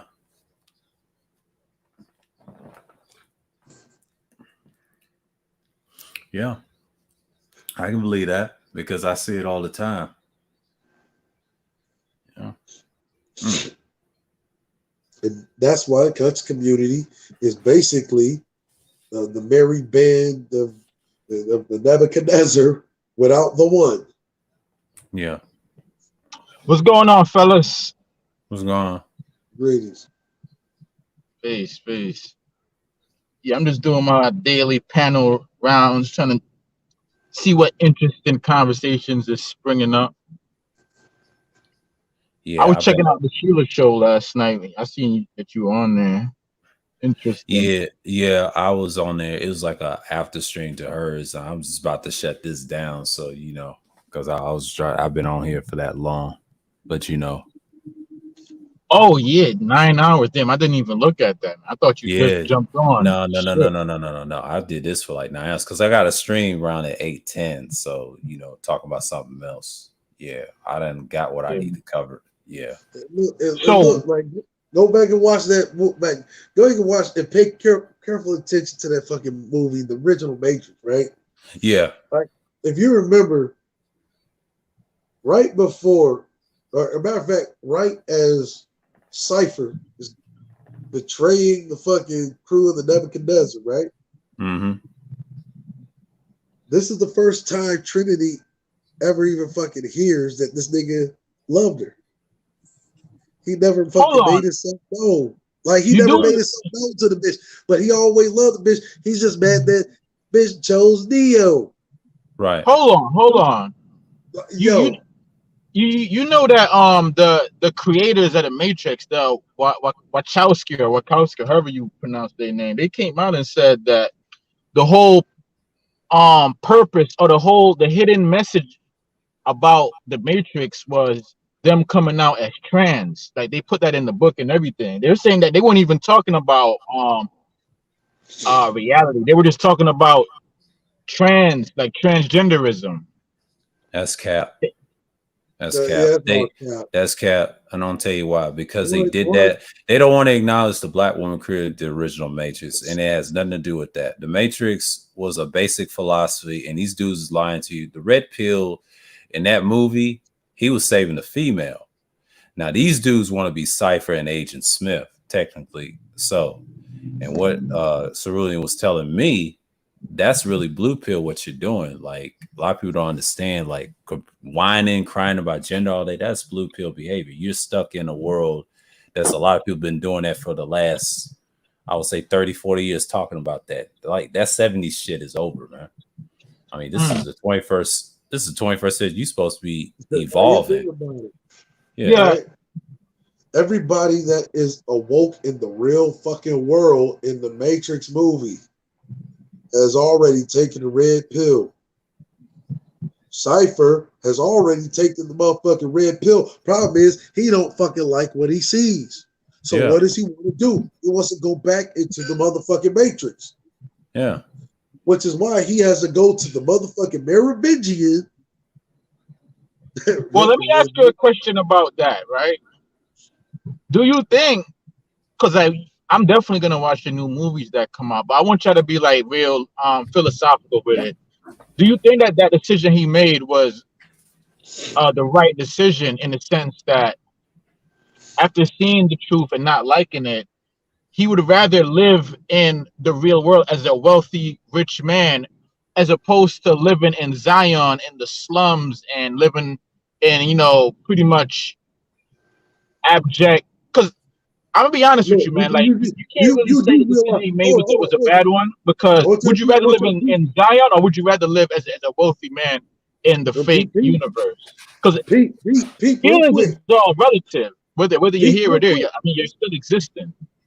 I'm about to answer that for you, because if you really look at this is an entire say abstract, right? A metaphor. Zion being compared to living wealthy inside of the fucking Matrix, the fake world. What they're talking about, commercialism, commercial materialism, right? They're saying in order to live like that, you are in a materialistic prison. I don't think you really understand my question. No, you don't. No, I do understand. Because you're asking, would you rather live in Zion? Because what you're saying, Zion is a slum. But hold up. Zion is a metaphor for freedom from the oppression of the machine. So it's like, would you rather be free living in pig shit or be a slave living in a palace? Because I don't remember the exact quote that he said, but when he was eating that steak and he was like, I know this is all computer codes and it's not real, but damn, this shit sure tastes like a real juicy steak. Because it's all relatively feelings. So the question is it better to live as a slave in a palace or be free living in pig shit? Let's see. It's really just a simple question. I get it, all the allegory, the metaphors, all that shit you're talking about, but I'm just asking a really basic question. Yep.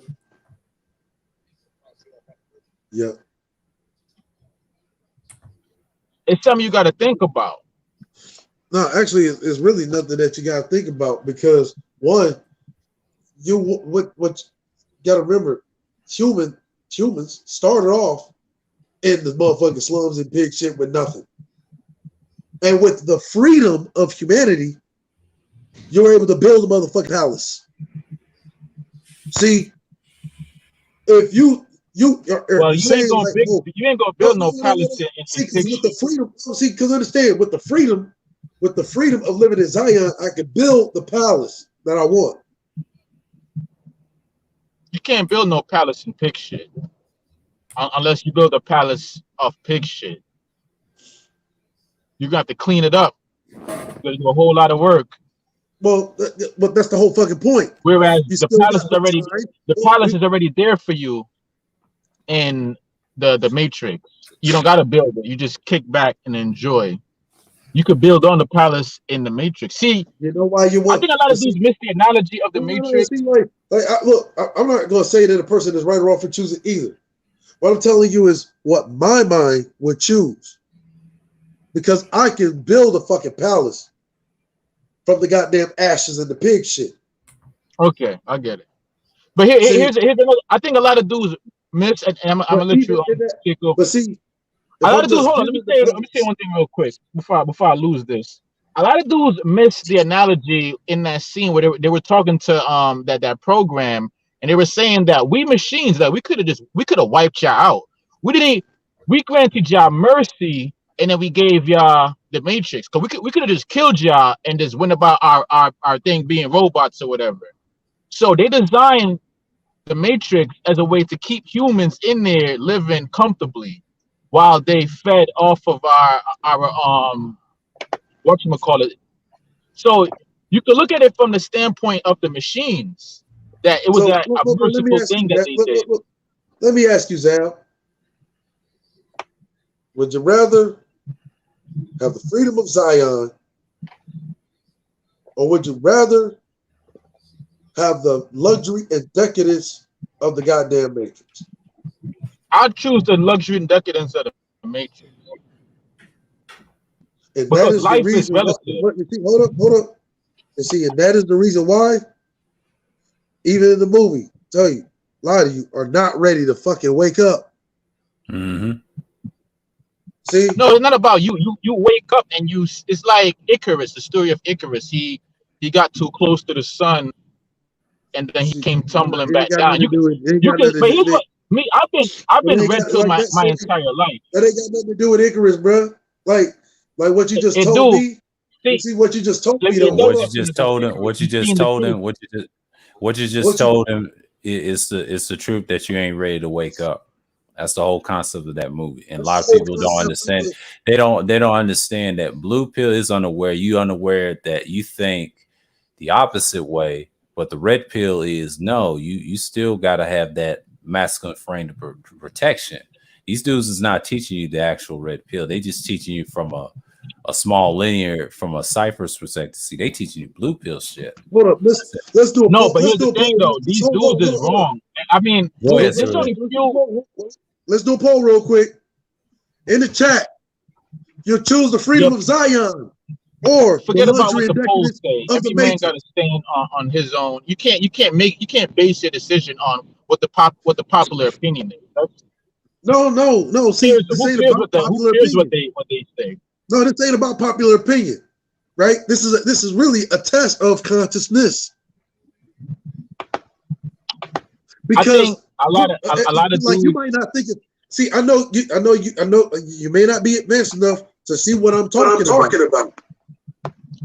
I know exactly what you're talking about, and I hear myself echoing. Somebody got the thing playing. You may not be advanced enough to see what I'm talking about, but understand, even though you might be saying I want the luxury of the Matrix, what you're actually telling me is going to reflect what you would do in your real physical life.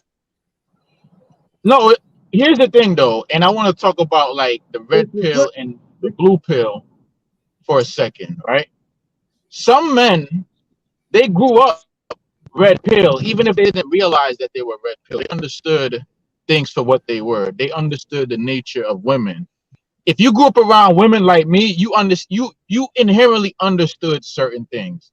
So when you get older and then you finally come to realization of female nature, it could be shocking towards you.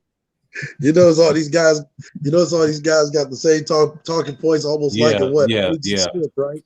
Yeah, same talking points. Just like an Agent Smith. A typical blue pill manosphere talking points, Agent Smith. And it's sad that it came from the conscious community. They always think, oh, the woman's this and that. Now they praise the woman for one, and these dudes go against it, but it's damn near the same if you really put it together. It's like a love-hate relationship.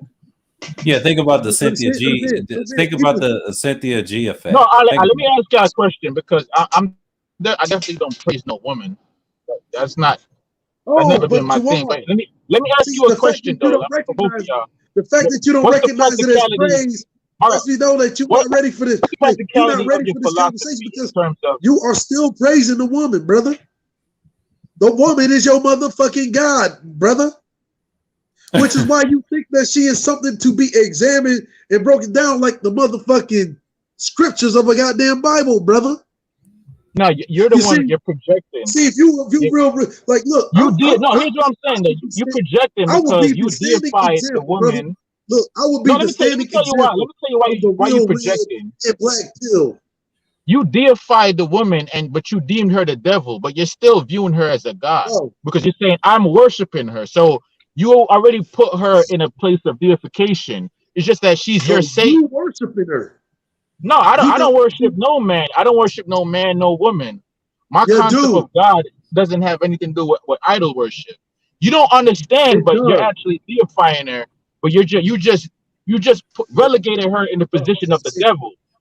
Watch how I fuck his head up, right? And then you projecting onto me. No. Watch how I fuck his head up, right? Go ahead, you red pill or blue pill? You said I what? Say you red pill or blue pill? I'm red pill or blue pill? Yeah.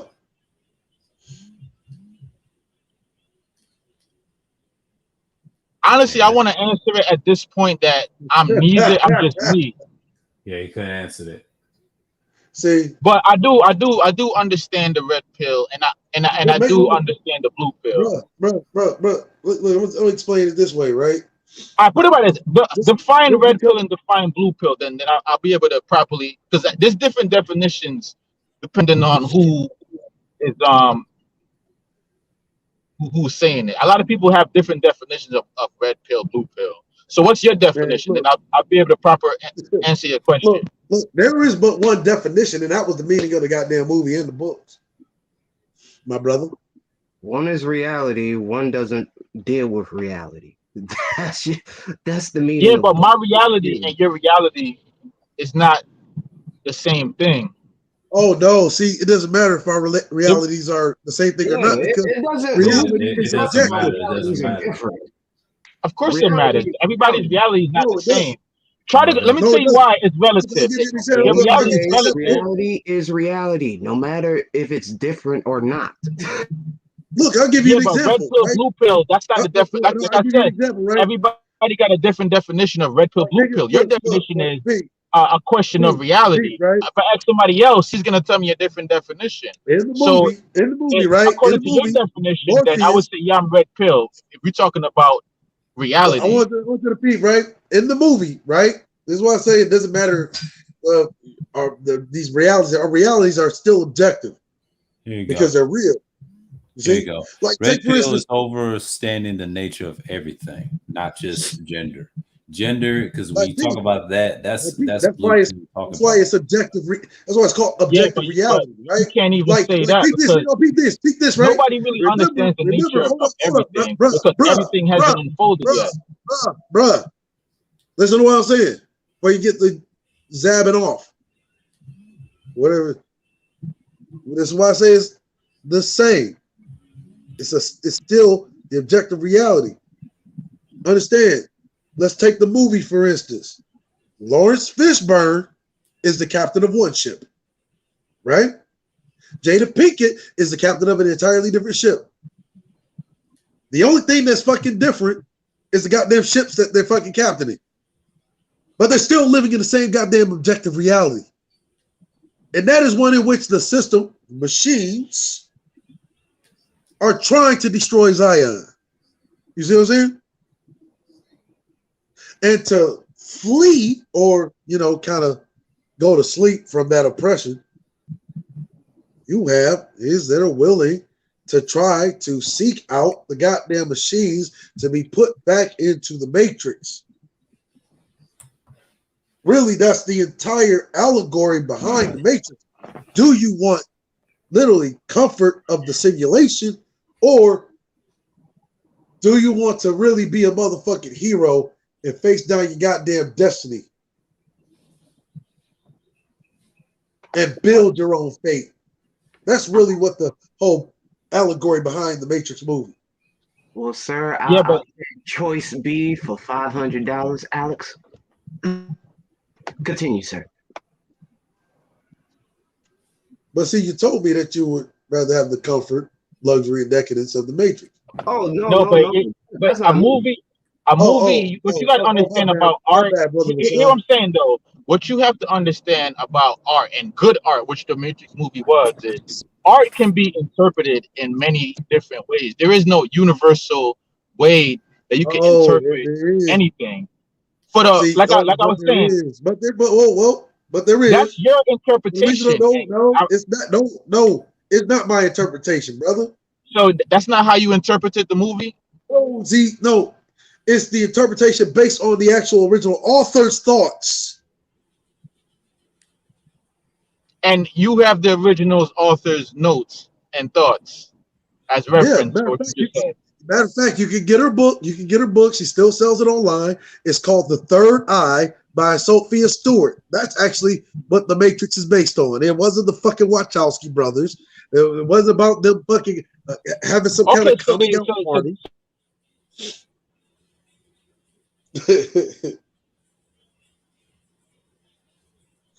See,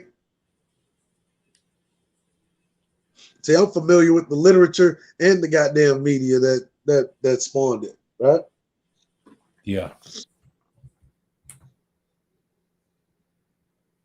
Yeah. Right. As a matter of fact, she's still fighting the motherfuckers for the rest of her goddamn money for movies like The Terminator and shit. Yeah. And Strange Days, which all literally come out of that goddamn one book. Yeah. All those movies. I mean, she's been talking about this since the 80s. I mean, that's a long time. Yeah, sorry about that. I'm driving right now, so I kind of lost connection for a little bit. But like I was saying, so you took, so they took their a book and they interpreted it into their own interpretation and made a movie out of it. Look, now we could talk about the book, which is different, or we could talk about the movie as it was made, as they placed it, because you kind of talking about two different things. Yes, the movie is based off of that book, but they add their own spin and their own logic to it. That shit don't even matter, man. Let me tell you something, bro. You get, no, I'm saying, are we talk about the book, or we talk about the movie, which is two separate things? You can get look. I'm just gonna point you in the right direction, bro. You can go on to Amazon. The book is still on there. They got the one that's complete comprehensive. It even got the goddamn notes about the shit that she means in these different fucking allegories and metaphors, and even that are discussed in the motherfucking movie. Okay. Yeah, but again, the movie, the Wachowski brothers, they took that book and then they added their own spin to it. Yeah, I get it. See, you adhere to what that motherfucking cracker say, right? You adhere to more to what Agent Smith says than the motherfucking Oracle, right? Who's the mother of the nation? You know what? Look, see, I knew you was a blue pill type nigga. But what does that even matter, right? Who, like, you deem, all right, you deem me a blue pill type dude. Hey, man, gratitude once again for having me up here, Sir Obadiah, Brother Rashawn, all chat, Lady Callie, Lady Sheila, all y'all in the motherfucking chat, the great nobles of this country, the last real American heroes.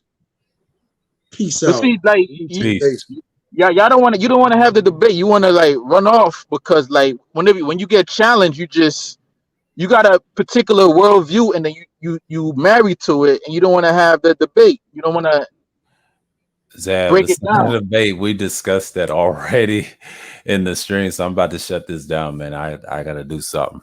I'll come back at All right, brother. 8:10 with the All right. Rashawn, I'll catch you later.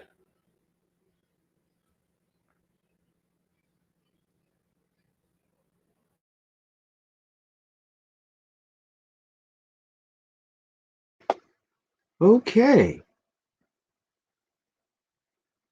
Oh shit, where did everybody go?